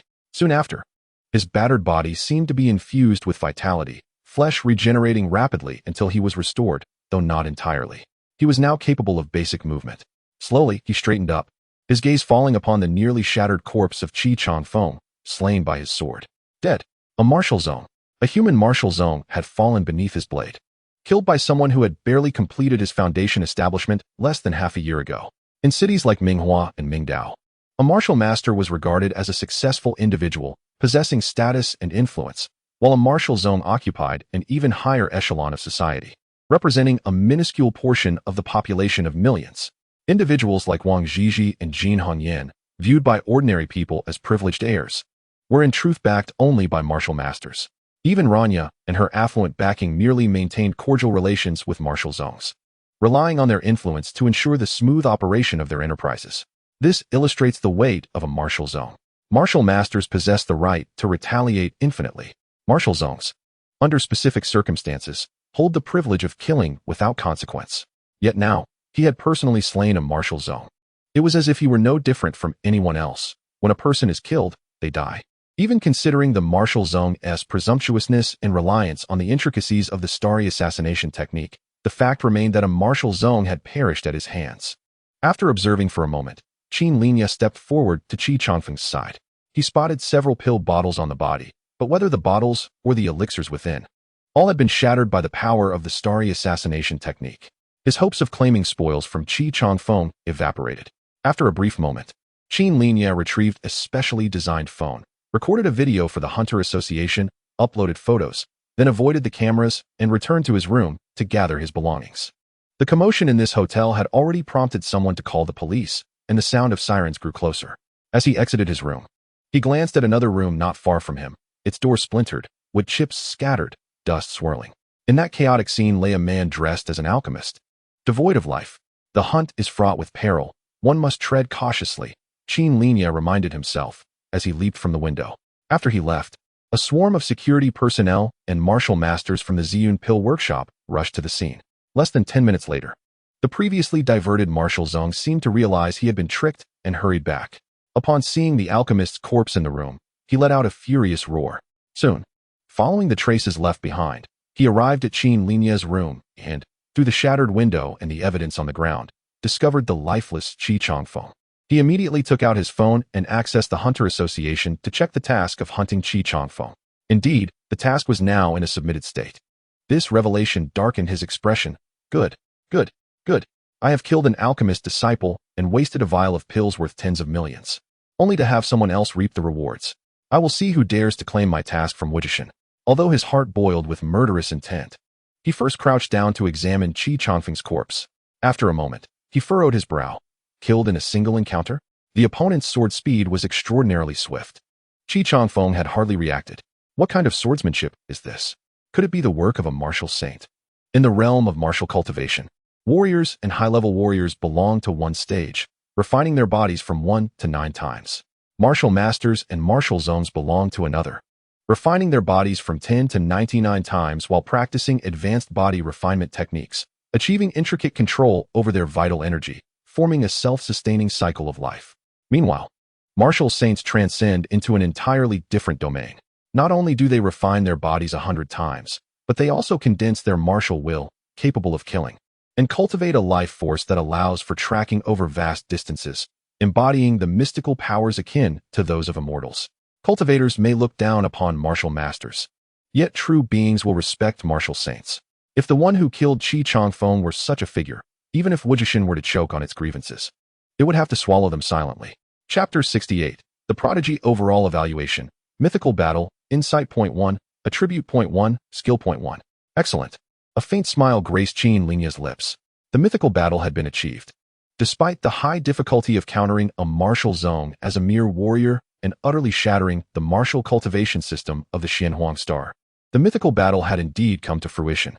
It was hard to believe that, having completed my foundation establishment for less than half a year, I now possessed the ability to combat a martial zone. In this moment, Qin Linye profoundly understood the essence of transcending limitations and transforming the impossible into the possible. Everything is possible. Based on my conjectures, the original intent of the extraordinary ability attributes was to compensate for the flaws in the cultivation system through me. The reason I could execute the mythical battle was due to exploiting the loopholes in the attribute points and utilizing the starry assassination technique. In reality, even without attribute points, it might still be achievable. Historical texts recount a once-in-a-millennium martial prodigy, endowed with exceptional talent and a recovery ability far surpassing that of ordinary individuals, who could recover from even the gravest injuries after a single night's rest. With such a unique constitution, combined with the Phoenix rebirth technique, which allowed him to maintain a sliver of life even amidst fatal wounds, he could certainly wield the starry assassination technique during the warrior stage without succumbing. Qin Linye speculated. Unfortunately, the Phoenix rebirth technique is an unparalleled method from the Zirizan divine court, one of the 9 great sects, and is exceedingly precious, making access to it incredibly difficult. Otherwise, he would not need to fear utilizing the starry assassination technique only when he had attribute points. However, even possessing the Phoenix rebirth technique presents an unavoidable issue. This supreme method requires a martial saint level of cultivation to practice. Qin Linye was not one to hoard his insight points, attribute points, or skill points. Sensing the extraordinary nature of the insight point, he immediately employed it. In an instant, the insight point vanished, and an unprecedented clarity surged within him. His mind seemed to operate at an accelerated pace, allowing him to grasp concepts that had previously eluded him with just a thought. He recalled the foundational boxing techniques, swordsmanship, and body refinement techniques he had practiced, feeling as though he might be able to innovate upon these skills. Though these techniques had already been perfected to their utmost, an innovation may not suit everyone. The results he could achieve would rival those of advanced skills. Not only that, but he also developed entirely new ideas regarding the Great Sun Golden Body, the stellar assassination technique, and the divine might body refinement technique. A subtle inspiration emerged within him, hinting at the possibility of elevating these methods to an even higher level upon achieving their perfection. However, to actualize these inspirations, he knew it would require considerable time for refinement and contemplation. Even so, the idea of integrating the stellar assassination technique with the stellar force field sparked vibrant flashes of insight in his mind. He felt the familiar rhythm of the cosmos. He slightly raised his gaze and, through the window, looked upon the celestial bodies and the luminous moon outside, feeling the profound mystery of the vast universe. It seemed there was an invisible thread connecting these 4 elements, forming an intricate relationship. If he could gradually untangle this thread, it wouldn't be long before he mastered the stellar assassination technique and grasped the essence of the Great Sun Golden Body and the divine might body refinement technique, integrating them into his very being. His comprehension was indeed remarkable. In a sudden burst of inspiration, fragments of the heavenly demon disintegration technique flowed rapidly through his mind. By the following morning, his gaze fell upon his attribute panel. The heavenly demon disintegration technique was at the first level. However, this was not the crux of the matter. The significant point was that under a new category for top-tier skills, it had been newly listed. Top-tier skills. Qin Linye glanced at his 4 skill points and promptly allocated 1. Soon, the heavenly demon disintegration technique ascended to the 2nd level. Although the 2nd level of the technique did not alter his inherent attributes, it significantly enhanced his subtle control over his vitality and strength. The progress was slow, Based on this trajectory, he estimated that he would only reach minor mastery of the Heavenly Demon Disintegration Technique by the 4th level and complete mastery by the 10th level, transforming it into the Golden Heavenly Demon Disintegration Technique. This outcome furrowed his brow. If practiced independently, he could reach the 2nd level of the technique in as little as half a month, or at worst, a month. Attaining minor mastery by the 4th level would not exceed a year. One skill point only saved him at most a month of training. This felt somewhat wasteful to him. He decided to hold on to it for now, planning to maximize its use later when training became more challenging, or when he had accumulated 8 skill points to elevate the Heavenly Demon Disintegration Technique directly to the 10th level, achieving its transformation into the Golden Heavenly Demon Disintegration Technique. Qin Linye cast a glance at his attributes: Strength 9, Constitution 15, Agility 8, Spirit 14. Basic, Great Sun Golden Body Level 7, Stellar Assassination Technique Level 7. Divine Might Body Refinement Technique Level 7. Top Tier, Heavenly Demon Disintegration Technique Level 2. Attribute Points: 1, Skill Points, 3. Whether due to a newfound understanding of the techniques he practiced or an increase in his comprehension enhancing his mental faculties, this attribute had risen to 14. In terms of physique and spirit alone, he was already comparable to a martial artist. Qin Linye sensed the refining effect of his vitality on his physical body. Thanks to the nuanced state of the Heavenly Demon Disintegration Technique, he clearly perceived that completing the 4th round of body refinement would take him no more than 3 days. 3 days were insufficient for him to undertake another mythical battle. To defeat a martial sovereign, he would need to exploit their unpreparedness, and to engage in another mythical battle, he would have to contend with 2 martial sovereigns simultaneously. Even with several attribute points, he lacked the confidence to overcome 2 martial sovereigns at once. Considering the evident advantages and disadvantages of the Stellar Assassination Technique, the mythical battle was out of the question. Without attribute points, he could not even participate in the legendary battle. Thus, he resolved to train diligently for a few days to ascend to the rank of advanced martial artist. At that moment, he guided his vitality to refine his physique. Suddenly, his phone rang. As he glanced at it, he noticed numerous video notifications from Ding Ding numbered by someone in the Minghua Dragon group. Wang Jiji. Qin Linye took a quick look and accepted the video call, soon seeing her charming face filled with concern. Relieved to find Qin Linye seemingly unscathed, Wang Jiji sighed. Qin Linye, are you all right? I'm fine. Aren't you at the Yuhua Hotel opposite my uncle's Danfang? It seems there was a personal vendetta there, with a top expert bursting forth from the 6th floor. I was worried about being caught up in it, so I changed my accommodation, Qin Linye explained. Well, you made the right choice. A great battle ensued afterward. Wang Jiji continued, pausing for a moment before adding, Qin Linye, I consider myself a half-host in Mingdao City. Since you are here, let me treat you to lunch. After all, we were desk mates for 2 years. Miss Wang's invitation is most welcome. But my sister has already called to say she needs my help organizing things at home. She's rather spoiled and can't manage such tasks alone. So I plan to head back to Minghua City soon. I see.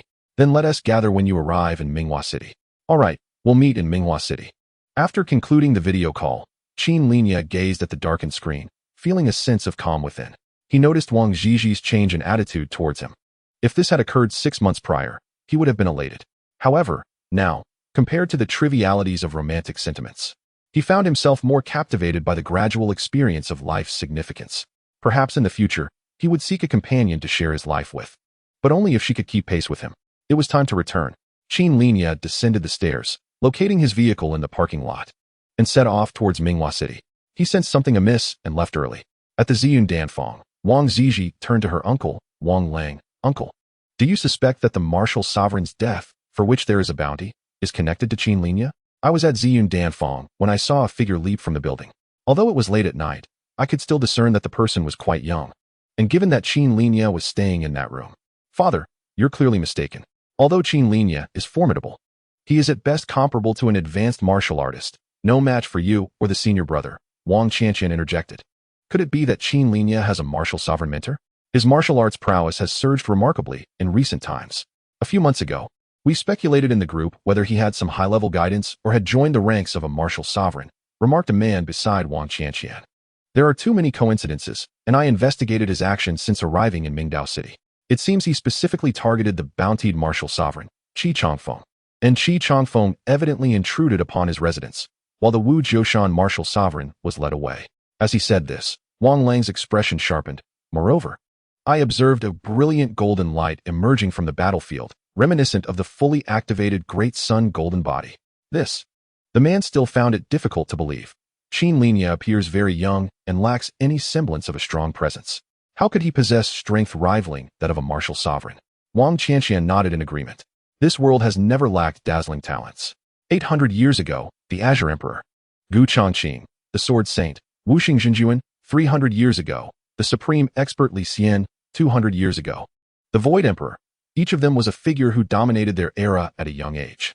Even among our generation, the Wuji Sword Saint Li Qiudao, who is younger than me, has already shattered the void. What extraordinary talent that is.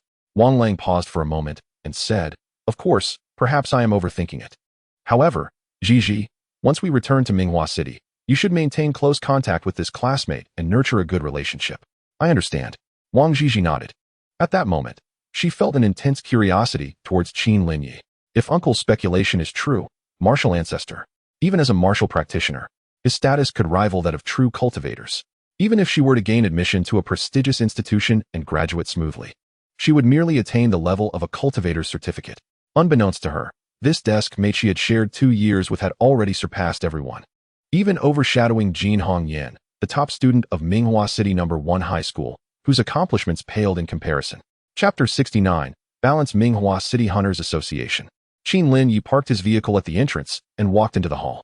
It seemed that due to the returning of those who had fled, the flow of people in the Hunters Association Hall had notably increased within just a day. However, the majority of these individuals were advanced martial artists, with the proportion of martial masters being less than 1/3. As for distinguishing whether they were martial masters, it was quite straightforward.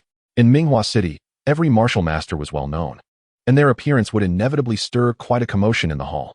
While Qin Linye observed the relatively empty window, 2 individuals swiftly emerged from within. One of them, whom Qin Linye recognized, was the certified personnel, Zhu He. The other person was President Shui. Why was President Shui here? President Shui was a local expert in Minghua City, who had personally slain 2 demonic beings during this calamity.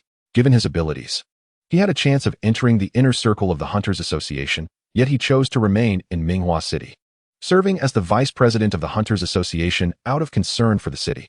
A wave of discussions erupted in the hall. Some martial masters, who considered themselves somewhat distinguished, even clasped their hands in greeting. President Shui politely nodded and, under Zhu He's guidance, promptly approached Qin Linye, inquiring, "Mr. Qin, are you here for confirmation procedures?" "Yes," Qin Linye nodded. "Please, go ahead." President Shui gestured courteously. After a moment of contemplation, Qin Linye did not refuse and was soon led by President Shui to an internal meeting room. This scene sparked considerable discussion in the hall. Unbeknownst to Qin Linye as he departed, among the crowd, Xu Hua, who had met him once, was following her elder, gaining insights at the Hunters Association. Upon seeing Qin Linye personally welcomed by President Shui, a figure of considerable stature comparable to her father and uncle, she could not help but be taken aback. How could this be? Xiaohua, do you know that young man? Her curious uncle asked. To have President Shui personally greet him at such a young age, he must have an extraordinary background and remarkable achievements. At least he is a young prodigy of immense talent. I have heard of young figures of this caliber in Minghua City. He must not be a local, right? Xu Hua hesitated for a moment before replying. He is from Minghua City, and uncle should have indirectly heard his name, just not paid it much attention. I have heard of him. Indeed, uncle may recall that several months ago, a young prodigy managed to perfect the Great Sun golden body in just a few months. Being referred to as the Bodhi Dragon's son, correct? I have heard of him. His name is Qin Linye, isn't it? He has gained quite a reputation in Minghua City. The man said, slightly astonished. Is it really him? Yes, Xu Hua nodded. How strange it is. Although he perfected the Great Sun golden body in a few months, it should not warrant a personal reception from President Shui. At most, when he sought an audience with President Shui, the latter would have met him out of acknowledgement of his name. The man remarked. Xu Hua, equally curious but unable to discern the reason, took out her phone to inquire in the Qianlong group, hoping to learn of any recent feats by Qin Linye. Mr. Qin Linye, the photographs and videos you provided serve as sufficient proof. We have also contacted the staff in Mingdao City, and Qichong Feng has indeed been eliminated. President Shui stated, a look of admiration on his face. Truly, the younger generation surpasses the older. If we were not members of the Hunters Association, how could we dare to believe that Mr. Qin, at such a young age, could achieve such feats? You flatter me. I merely took advantage of Qichong Feng's carelessness to eliminate him, Qin Linye replied. Based on the wounds on Qi Changfeng and our understanding of Mr. Qin, was it you who employed the starry assassination technique to kill him? It is simply unbelievable that a mere advanced martial artist could execute the starry assassination technique. President Cui remarked, seemingly realizing that their inquiries might be seen as prying into Qin Linye's secrets. He quickly added, if it is inconvenient for Mr. Qin to discuss this, we can let it be. Qin Linye glanced at the vice president of the Hunters Association, Cui Zhengming, and was surprised at how thoroughly they understood the situation despite not being present. Indeed, the intelligence department of the Hunters Association was impressive. However, he had showcased the Great Sun Golden Body and the starry assassination technique during his livestream, so it was reasonable for them to have such speculation. He simply smiled and refrained from responding. Seeing this, Cui Zhengming did not press further but personally assisted Qin Linye in processing the relevant paperwork. As interactions with the Hunters Association typically involved notable figures, time was of the essence, and the verification procedures were naturally uncomplicated. Within minutes, the paperwork was completed. Mr. Qin, the reward amount will soon be credited to your account. However, you will need to travel to Taisher City for the villa transfer. Our staff at the Taisher City branch will personally accompany you to handle the transfer procedures, Cui Zhengming informed. Thank you, Qin Linye replied. Mr. Qin, Qi Changfeng was notorious for his misdeeds, yet he fell at the hands of the Minghua City Hunters Association. We wish to promote your achievements to enhance your reputation. What do you think? No need. Qin Linye shook his head. At present, he could make a name for himself among advanced martial artists. But the circle of martial ancestors was still too distant for him. For the sake of safety, he should not step into that realm prematurely. I wish to keep my identity concealed. Concealed?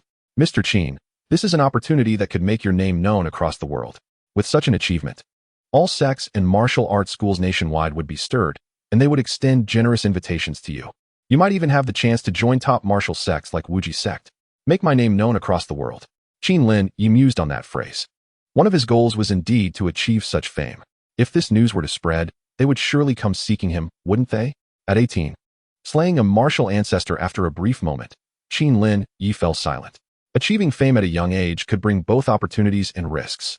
Had this been earlier, he would not have let such an opportunity slip by, but now he understood that as long as he was given ample time to grow, becoming a martial ancestor was far from his final destination.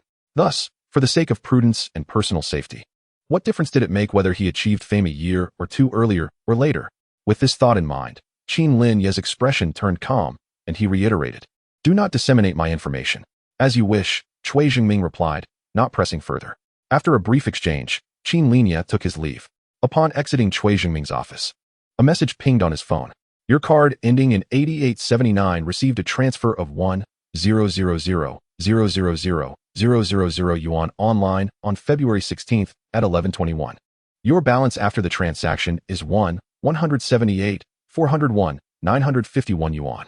Shihe Bank. Staring at the balance displayed on his phone, Qin Linye felt a moment of disbelief.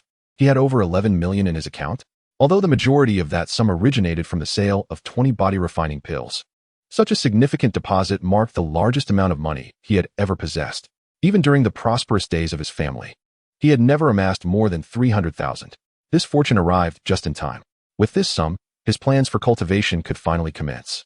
However, upon accessing his Shihe bank account, he quickly found Lin Yaoyao's account and transferred 600,000 yuan in one go. He owed Lin Yaoyao 540,000, and the additional 60,000 would serve as interest. Settling the debt left Qin Linye feeling remarkably unburdened. With a car, a villa, and an 8-digit bank balance, he finally felt as though he had attained a semblance of success in life. Ding ding ding. His phone rang shortly after. Glancing at the caller ID, he hesitated for a moment, but ultimately decided to answer. Hello, it was Lin Yaoyao. Is there something you need? Just a moment. Lin Yaoyao replied, and soon after, a video call request appeared on his screen. As he accepted the call, the image of a girl with bright eyes and a radiant smile filled the frame. It was indeed Lin Yaoyao. She scrutinized Qin Linye for a brief moment, and upon confirming that he appeared well and not consumed by malice, she spoke. I saw the money you sent. Do you not need it anymore? I do not need it now. You should know that I have earned quite a bit from my live streams over the past few months, enough to support my cultivation. However, you, borrowing 500,000, must feel some pressure. Not at all. I'm currently working as an instructor at a cultivation center, which provides me with a substantial income. And my scholarship is about to come through, so I have a steady monthly revenue. Lin Yaoyao continued, you don't need to rush to pay me back. You could use that money to purchase some body refining pills. I've spoken with Ranya from Qin Hall, and she agreed to sell them to you at a very reasonable price. My cultivation is progressing smoothly, and I was fortunate to save Ranya recently. As a token of her gratitude, she gifted me resources worth 10 million that I can utilize for my training. Qin Linye spoke candidly. Upon hearing this, Lin Yaoyao was momentarily taken aback. So, you needn't worry about me. I am doing quite well. Just ensure that your training isn't hindered by financial concerns. It took a while for Lin Yaoyao to murmur, really? After a moment, she seemed to feel that her doubt was somewhat offensive and added, I apologize, I did not mean to imply that I do not trust you. I understand, it is true. I am now a high-level warrior, and in terms of realms, we are on equal footing. As the exceptionally talented individual specially recruited into the primitive Dao Academy, do not let me surpass you. High-level warrior? Lin Yaoyao smiled, brushing her hair aside. That won't happen. The courses at the primitive Dao Academy are quite simple, and I recently took on a master who places great importance on me. She has provided me with ample resources, and under her guidance, I am attempting to comprehend the transformation of unifying spirit and energy. Master. Qin Linye quickly thought of Master Tai Wei and her disciple, Yu Ruoyan. However, he chose not to mention this to Lin Yaoyao. Although Master Tai Wei held the title of master, she was merely a great cultivator, and her realm was comparable to that of a martial sovereign. He believed that with his current comprehension and foundation, he could reach the level of a martial sovereign within a year or two. By that time, he would stand confidently before Master Tai Wei and Yu Ruoyan. Regardless of their previous opinions of him, he would crush any doubts with his absolute strength. You must keep pushing yourself. As a martial artist, resources are less demanding, and with over 10 million at my disposal, I will soon stand on the threshold of becoming a martial master. My talents in martial arts are exceptional. I have already perfected the Great Sun Golden Body and will soon break through to the martial master level. As the one often referred to as the heavenly beauty, do not allow me to leave you behind. How could that be? Do not underestimate my talents. Lin Yaoyao proudly lifted her chin. The next time we meet, I will leave you astonished. At that moment, it seemed she heard some commotion in her vicinity. Is that so? I look forward to it. Qin Linye replied with a smile. If you have something to attend to, please go ahead. My teacher has arrived. Lin Yaoyao added. You will see. All right, I won't keep you any longer. All right. Qin Linye nodded. Just then, Lin Yaoyao appeared to recall something.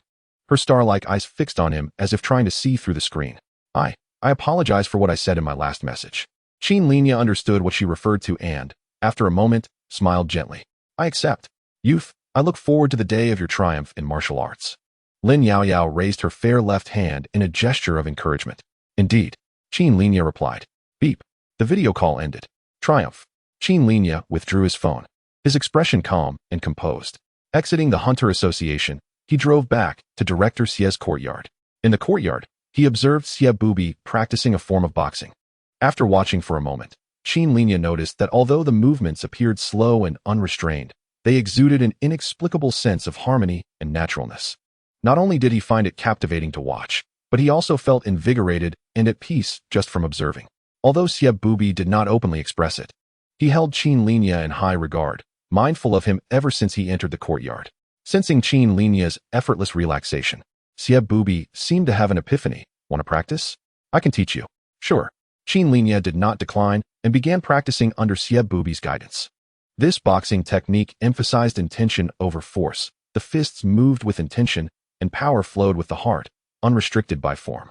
As they leisurely practiced the seemingly health-oriented boxing technique in the courtyard, Qin Linye immersed himself deeply.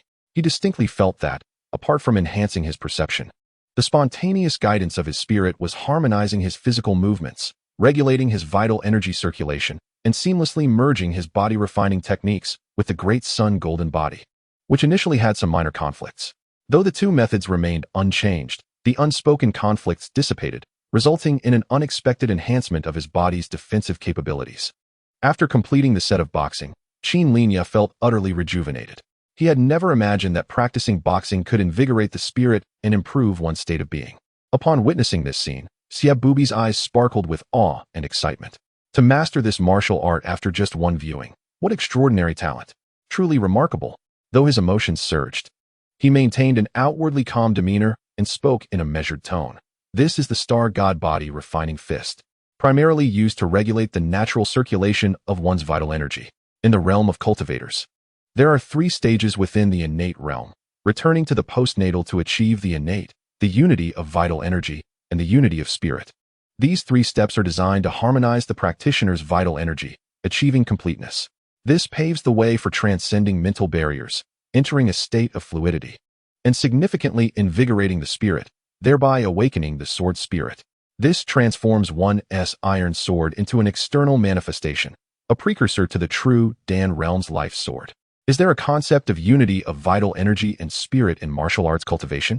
Qin Linye asked, withdrawing his fists. Certainly, Xie Bubi replied. Martial arts cultivation requires meticulous refinement of one's strength from the very start, harnessing blood and energy until one has an intimate grasp of their own power. However, unlike sword cultivators who awaken their innate sword spirit, we martial artists awaken our true divine selves. Since ancient times, there has been a belief that within every cell and acupoint of the human body resides a true divine self. When a martial artist reaches a certain level, they can awaken this true divine self, at which point every cell and acupoint becomes a part of it. This not only allows for extraordinary transformations and regeneration, but also enables rebirth through blood. Even if the body perishes, as long as the true divine self endures, it can reconstruct the body, achieving immortality. As Xie Bubi spoke, a fierce light flickered in his eyes. In the past, my master once reached such a state. He withstood the impact of a nuclear bomb equivalent to thousands of tons without dying, and amidst temperatures reaching billions of degrees. He reformed his body through his true divine self, astonishing the world. It is precisely because of this spectacle that he was revered as the strongest in martial arts, ushering in a new era for countless martial artists. To withstand a nuclear bomb with mere flesh and blood? Qin Linye marveled. That was an era when martial arts overshadowed immortality. Even the supreme immortals of the 9 great immortal sects willingly acknowledged my master, Li Xian, as the strongest. Xie Bubi continued, his eyes gleaming with fervor. Thus, the pinnacle of martial arts cultivation is not inferior to the path of immortality. Qin Linye nodded. While the star god body refining fist may not excel in body refinement, it has a significant effect on regulating one's vital energy. You should practice it more when you have the time. I understand, Qin Linye responded. I wish to cultivate the divine gang true body. May I request your guidance? Senior Xie? Xie Bubi's gaze immediately fixed on Qin Linye. You wish to cultivate the divine gang true body. Have you perfected your divine gang body refining technique? Qin Linye affirmed. Xie Bubi's eyes widened in surprise. His face flushed as his blood surged. You see, I have offended someone, and that person ordered his subordinates to kill me, to avoid living in constant fear and anxiety. I sought them out 2 days ago to settle the matter. During that battle, the enemy had martial masters involved. You should know that human potential is limitless. Coupled with the theory of breaking before establishing and the immense terror of life and death, I was driven by extreme anger and finally seized the opportunity for a breakthrough. After returning, I diligently practiced for 2 days and succeeded in perfecting the divine gang body refining technique. Xie Bubi had a thought he desperately wanted to express. Had he not been secretly observing at the time, he might have almost believed this absurdity. Yet, even so, the elderly man still felt the world's malice. Were it not for the eternal life true water he had consumed, which permanently solidified his physical state, he would have been overwhelmed by his surging blood at that moment and required hospitalization. Fortunately, the quality of the eternal life true water was assured. After a long while, Xie Bubi finally managed to calm the turbulent energy within him through precise control, though his agitated thoughts remained unsettled. Wait a moment. I will fetch you the cultivation method for the divine gang true body. He swiftly dashed to his room, closing the door behind him. The sturdy construction effectively insulated the space, completely blocking out sound. Excellent, excellent, excellent. At that moment, Xie Bubi could no longer contain his joy, exclaiming 3 times in delight. My master, Li Xian, has a worthy successor. He couldn't help but slap the table in excitement. Such extraordinary potential. Within less than half a year, the divine gang body refining technique has been perfected. Qin Linye possesses extraordinary talent. Chapter 71. The Rules of the World. Qin Linye perused the manual for the divine gang true body. After just one reading, he comprehended the various transformations of the technique in his mind. With a bit of practice, he could easily embark on this path. Compared to the comprehensive yet somewhat superficial divine gang body refining technique, the divine gang true body focuses on refining and honing the body, yielding remarkable results in physical enhancement. Moreover, the body refined through this method is particularly formidable in terms of defense and explosive power compared to ordinary martial artists. It appears I must focus entirely on defense. Qin Linye mused, acknowledging his current deficit in strength and agility.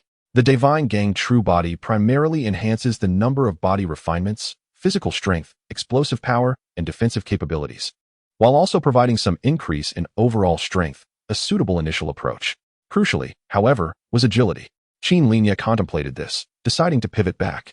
Agility enhances speed and neural response. Yet, when it comes to sheer velocity, cultivators remain unmatched.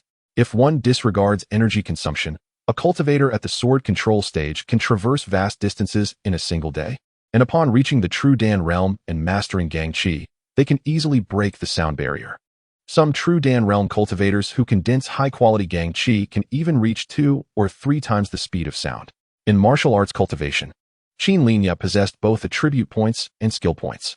As long as he continually allocated these attribute points and supplemented them with skill points, his body refining speed would naturally accelerate, achieving remarkable efficiency without the need for deliberate refinement of vital energy or cultivating internal breath for the purpose of body enhancement.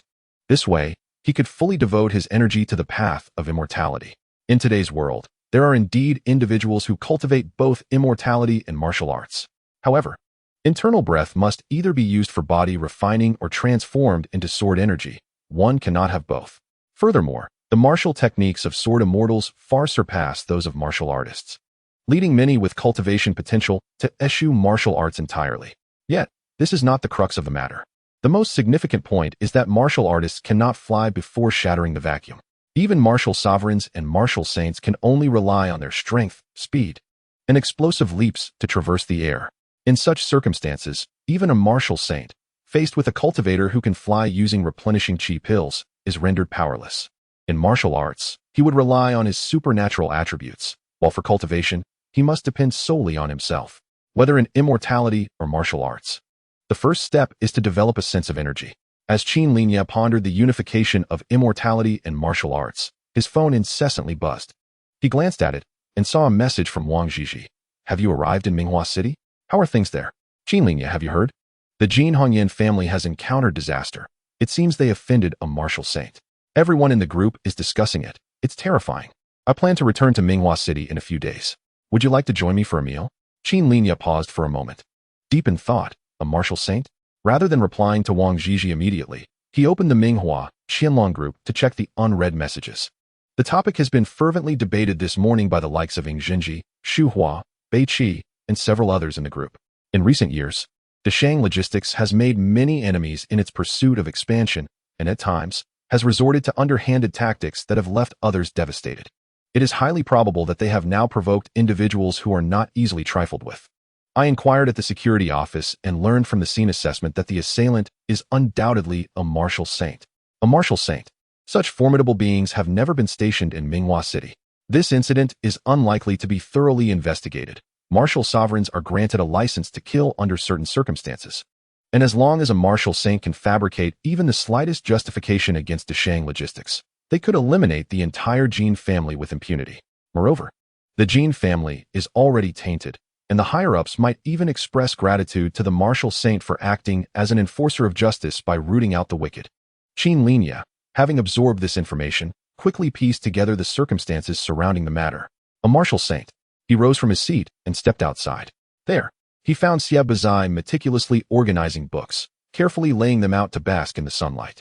His cautious demeanor suggested that these books held special significance for him. Senior Xie, is there anything about the divine manifestation that you do not understand? Not at all. Qin Linye pondered his words before continuing. I apologize for troubling you the night before last. Xie Buzai's actions slowed momentarily as he nodded. In the future, be more vigilant and leave no traces. Although Shiyu Nation is considered a country with laws, it ultimately falls under the influence of the 9 great immortal sects. Consequently, many still adhere to the ancient practices of the cultivation world. Take for instance the Creation sect, the Eternal Divine Hall, the Pangas sect, and the Shiri Divine Court. The concept of a nation is virtually non-existent. Each top-tier powerhouse claims dominion over their territory, and the will of the sect's supreme elders becomes the law of their lands. Qin Linye nodded in understanding. His 12 years of compulsory education had encompassed history and political studies. The notion of a nation is merely a construct born out of the necessity for the high-ranking cultivators, who lack the time and energy to govern the masses. A millennium ago, countless sects battled fiercely, resulting in significant class fractures. Several sect leaders and even transcendent beings fell during that tumultuous era. Xiebazai spoke gravely.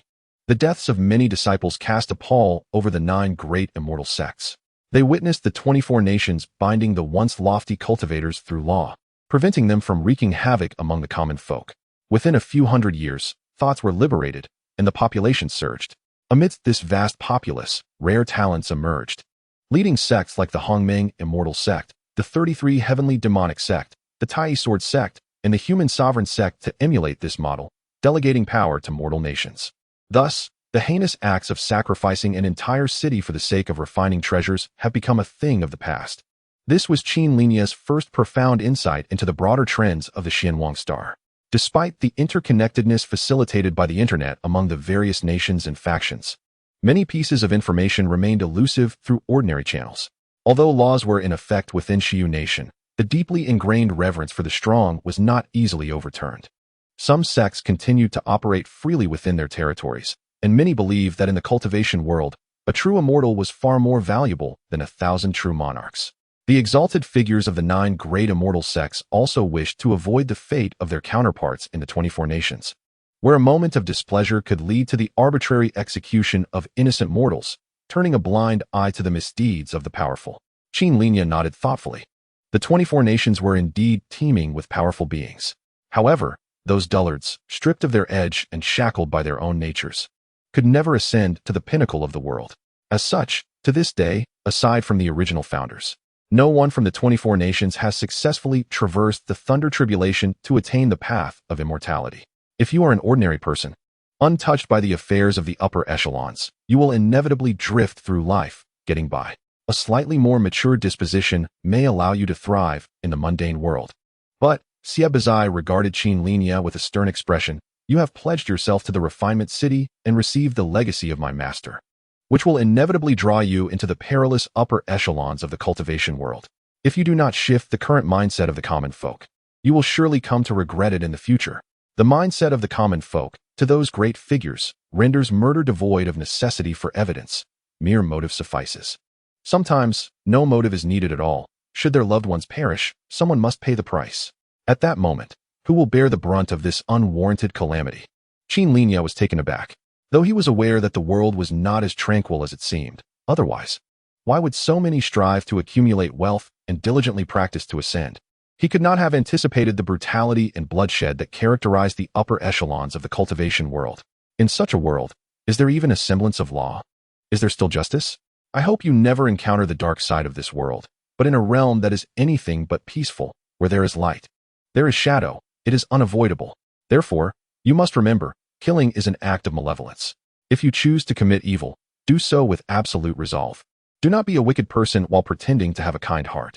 If you can overturn the table, do not shout foolishly. Xiebazai advised. Qin Linye thought of the Jin family, and in particular, Jin Hongyan. Was it simply jealousy of his talents that drove her to seek his demise? Had he not possessed some abilities, would he have faced a fate of being mutilated and left to die in despair, with no one to avenge him, no one to seek justice on his behalf? Death would be in vain. Moreover, it would not end with him. What of Xiao Su? With her almost non-existent ability to care for herself, if he were to perish, would that not condemn her to a similar fate? How is this any different from exterminating his entire family? The perils of the mortal realm sent a shiver down Qin Linye's spine. Have you come to a realization? Indeed. Qin Linye nodded solemnly. He felt compelled to leave a fire in his wake. Xiebazai slightly inclined his head. Eradicating everything at its root can prevent other organizations from wasting resources and allow you to conserve your time, channeling it into more worthwhile endeavors. Though it may seem selfish, in the context of the 9 great immortal sects, this is the correct approach. Chapter 72, Ready to Strike. Time passed. As the military and martial artists continued to purge the ferocious beasts and demonic creatures surrounding Minghua City, order was rapidly being restored. A month later, although remnants of devastation were still visible, the streets bustled with pedestrians. Despite the revival of the economy and order, the vitality of Minghua City had sustained significant damage. The local authorities had yet to disclose the true death toll, yet the population had plummeted from over 13 million to less than 8 million. The more than 5 million missing individuals had mostly relocated to larger cities where true spirits and martial saints resided. But the number of those who had suffered during the calamity still amounted to millions. Carrying groceries. Qin Linye walked through the desolate streets and finally understood why property prices in those larger cities reached tens of thousands. The wealthy continued to flock there. Upon returning to his apartment and opening the newly installed iron door, he made his way to the kitchen to prepare lunch. Half a month prior, he had moved back from Xie Buzai's residence. Despite the spaciousness of Xie Buzai's yard and his indifference to him and Xiao Su residing there, Qin Linye felt more at ease in his own home. As Qin Linye prepared the meal, the living room remained eerily quiet, prompting him to survey the scene. Where was Qin Xiaosu? Just as he was about to make a phone call, a sound at the door announced her return. "I'm back." Immediately, Qin Xiaosu rushed in, swiftly changed her shoes, and plopped down at the dining table. "Serve the rice and dishes. Don't just sit down as soon as you enter." Oh, she replied, darting into the kitchen. Sniffing the fragrant stir-fried chicken with mushrooms, she exclaimed, "It smells wonderful. Brother, your culinary skills have improved again. Where have you been?" Qin Linye took a seat at the table with the dishes. "I was consulting Grandpa Xie about cultivation matters. How is your true Qi training coming along? You'll find out soon enough. The month-long deadline is approaching, and if you fail to cultivate true Qi, don't expect me to go easy on you. I'll make sure you regret it." Qin Linye. Qin Xiaosu slammed down her chopsticks. Don't think that just because your cooking is good, I won't say anything. Violence solves nothing, but it is quite effective. I'm 16 now. If you dare hit me again, I'll report you for domestic violence." "Oh, still have a temper, do you?" Qin Linye dismissed her with a wave. "Children are like that. Their tempers flare quickly and fade just as fast. If all else fails, a good beating will suffice." "I'm not eating anymore." Qin Xiaosu stood up defiantly. "Just wait. When I become stronger, I will take my revenge. I'll whip you until you tremble before me. To do that, you'll need to become a cultivator first. Otherwise, don't blame me if I make you kneel and call me daddy." Qin Linye remained unruffled. "Just wait and see." Qin Xiaosu tossed her head arrogantly, then glanced at the unappetizing food before her. "You dare serve me this terrible dish? I'm throwing it out." With that, she dumped the food into her bowl and dashed to her bedroom. "Hey, Qin Xiaosu." Bang. The door slammed shut. "Don't throw it away. Feed it to the dog." Qin Linye called after her. The room fell silent for 3 seconds, then a bark echoed. Half an hour later, Qin Xiaosu hurried out again. Qin Linye tidied up and practiced the refining techniques of the divine body in the yard. The effects of the divine body refinement were remarkable, but he felt that with some modifications, the results could be even more beneficial for him. Although the divine body was more profound than the body refinement technique, they were fundamentally linked. The day after acquiring the divine body, he successfully entered the first level, and after a month, he had cultivated directly to the third level without relying on any skill points. Now, he was slightly modifying the refinement method to suit his unique physique, and the results were significantly better than before. After 2 hours of continuous practice, a surge of heat radiated from his limbs, filling him with a sense of immense power. Have I refined 6 times already? This peculiar sensation quickly revealed the changes within him. Over the month, he had progressed from 3 to 5 refinements. And after experiencing it twice, he was now quite adept. Indeed, while the refinement process became increasingly challenging, if this trend continued, achieving 9 refinements in 2 months would be well within reach. His physical attributes were exceptionally high, making each refinement feel effortless. After reaching 9 refinements, he would need to enter inner vision to guide his blood and qi to circulate harmoniously, resulting in an endless flow of strength, marking a minor bottleneck. However, Qin Linye was already highly attuned to his body, with perfect control over his blood and qi, and he did not believe this bottleneck would hinder him. Without such a limitation, he could advance to the martial master stage in as little as 3 months, or at most, half a year. Qin Linye pondered while assessing his attributes: Strength 12, Constitution 15, Agility 11, Spirit 14. Basic Advanced, Great Sun Golden Body Level 7, Stellar Assassination Technique Level 7. Divine Body Refinement Technique Level 7. Top Tier, Celestial Demon Disintegration Technique Level 3, Divine Body Level 3. Attribute Points: 1, Skill Points, 5. Both the increase in refinements and the cultivation of the divine body had significantly enhanced his strength and agility attributes. However, due to his already high constitution, the enhancement from refining was not as pronounced. Qin Linye estimated that solely through cultivation, he might not see a change in his constitution until he reached the martial master rank. If he was not mistaken, attributes over 10 indicated a high-level warrior, and those over 14 belonged to the martial master realm. He had only refined 6 times, leaving ample room for growth in both agility and strength. Furthermore, breaking through the divine body would yield a boost in attributes, possibly allowing him to reach the martial master standard of 14 points even before completing 9 refinements. He finally understood why top sects with high-level cultivation methods could easily cultivate exceptional masters. The advantages of advanced techniques virtually smoothed over all bottlenecks on the path of cultivation, coupled with abundant resources, leading to rapid progress. Qin Linye clenched his fists and took a shower, changing into fresh clothes. It would not be long before he reached the martial master realm, so it was time to begin preparing for his advanced warrior point grinding journey. The Great Sun Golden Body, Divine Body Refinement Technique, and Stellar Assassination Technique were all advanced skills, quite suitable for the martial master and martial sect stages, though their efficacy would diminish at the martial saint stage. However, to gain skill points, he would need to confront martial masters with attributes over 14. And to obtain attribute points, he would have to hunt martial sects with attributes exceeding 17. In the current world, advanced cultivation methods were no longer a secret. Martial masters and martial sects surely practiced multiple techniques. Qin Linye thought deeply. Even with the advantage of mastering the Great Sun Golden Body, Divine Body Refinement Technique, and Stellar Assassination Technique, his shortcomings in strength and agility made him hesitant to face martial masters with complete confidence. At best, he could only muster 80 to 90% assurance. Should he encounter a martial master with hidden treasures, he could still find himself in dire straits. To maintain his advantage, he needed to either practice top-tier sword techniques or Qin Linye's gaze fell on the Celestial Demon Disintegration Technique. He had experimented with it over the past half-month and found it was not as straightforward as he had imagined. The entry and minor mastery stages were manageable, but danger escalated sharply in the major mastery stage. Many martial artists had perished during the cultivation of the Celestial Demon Disintegration Technique, including some martial sects and even martial saints. If such figures could fall, Qin Linye did not believe he could withstand the side effects of this explosive secret technique.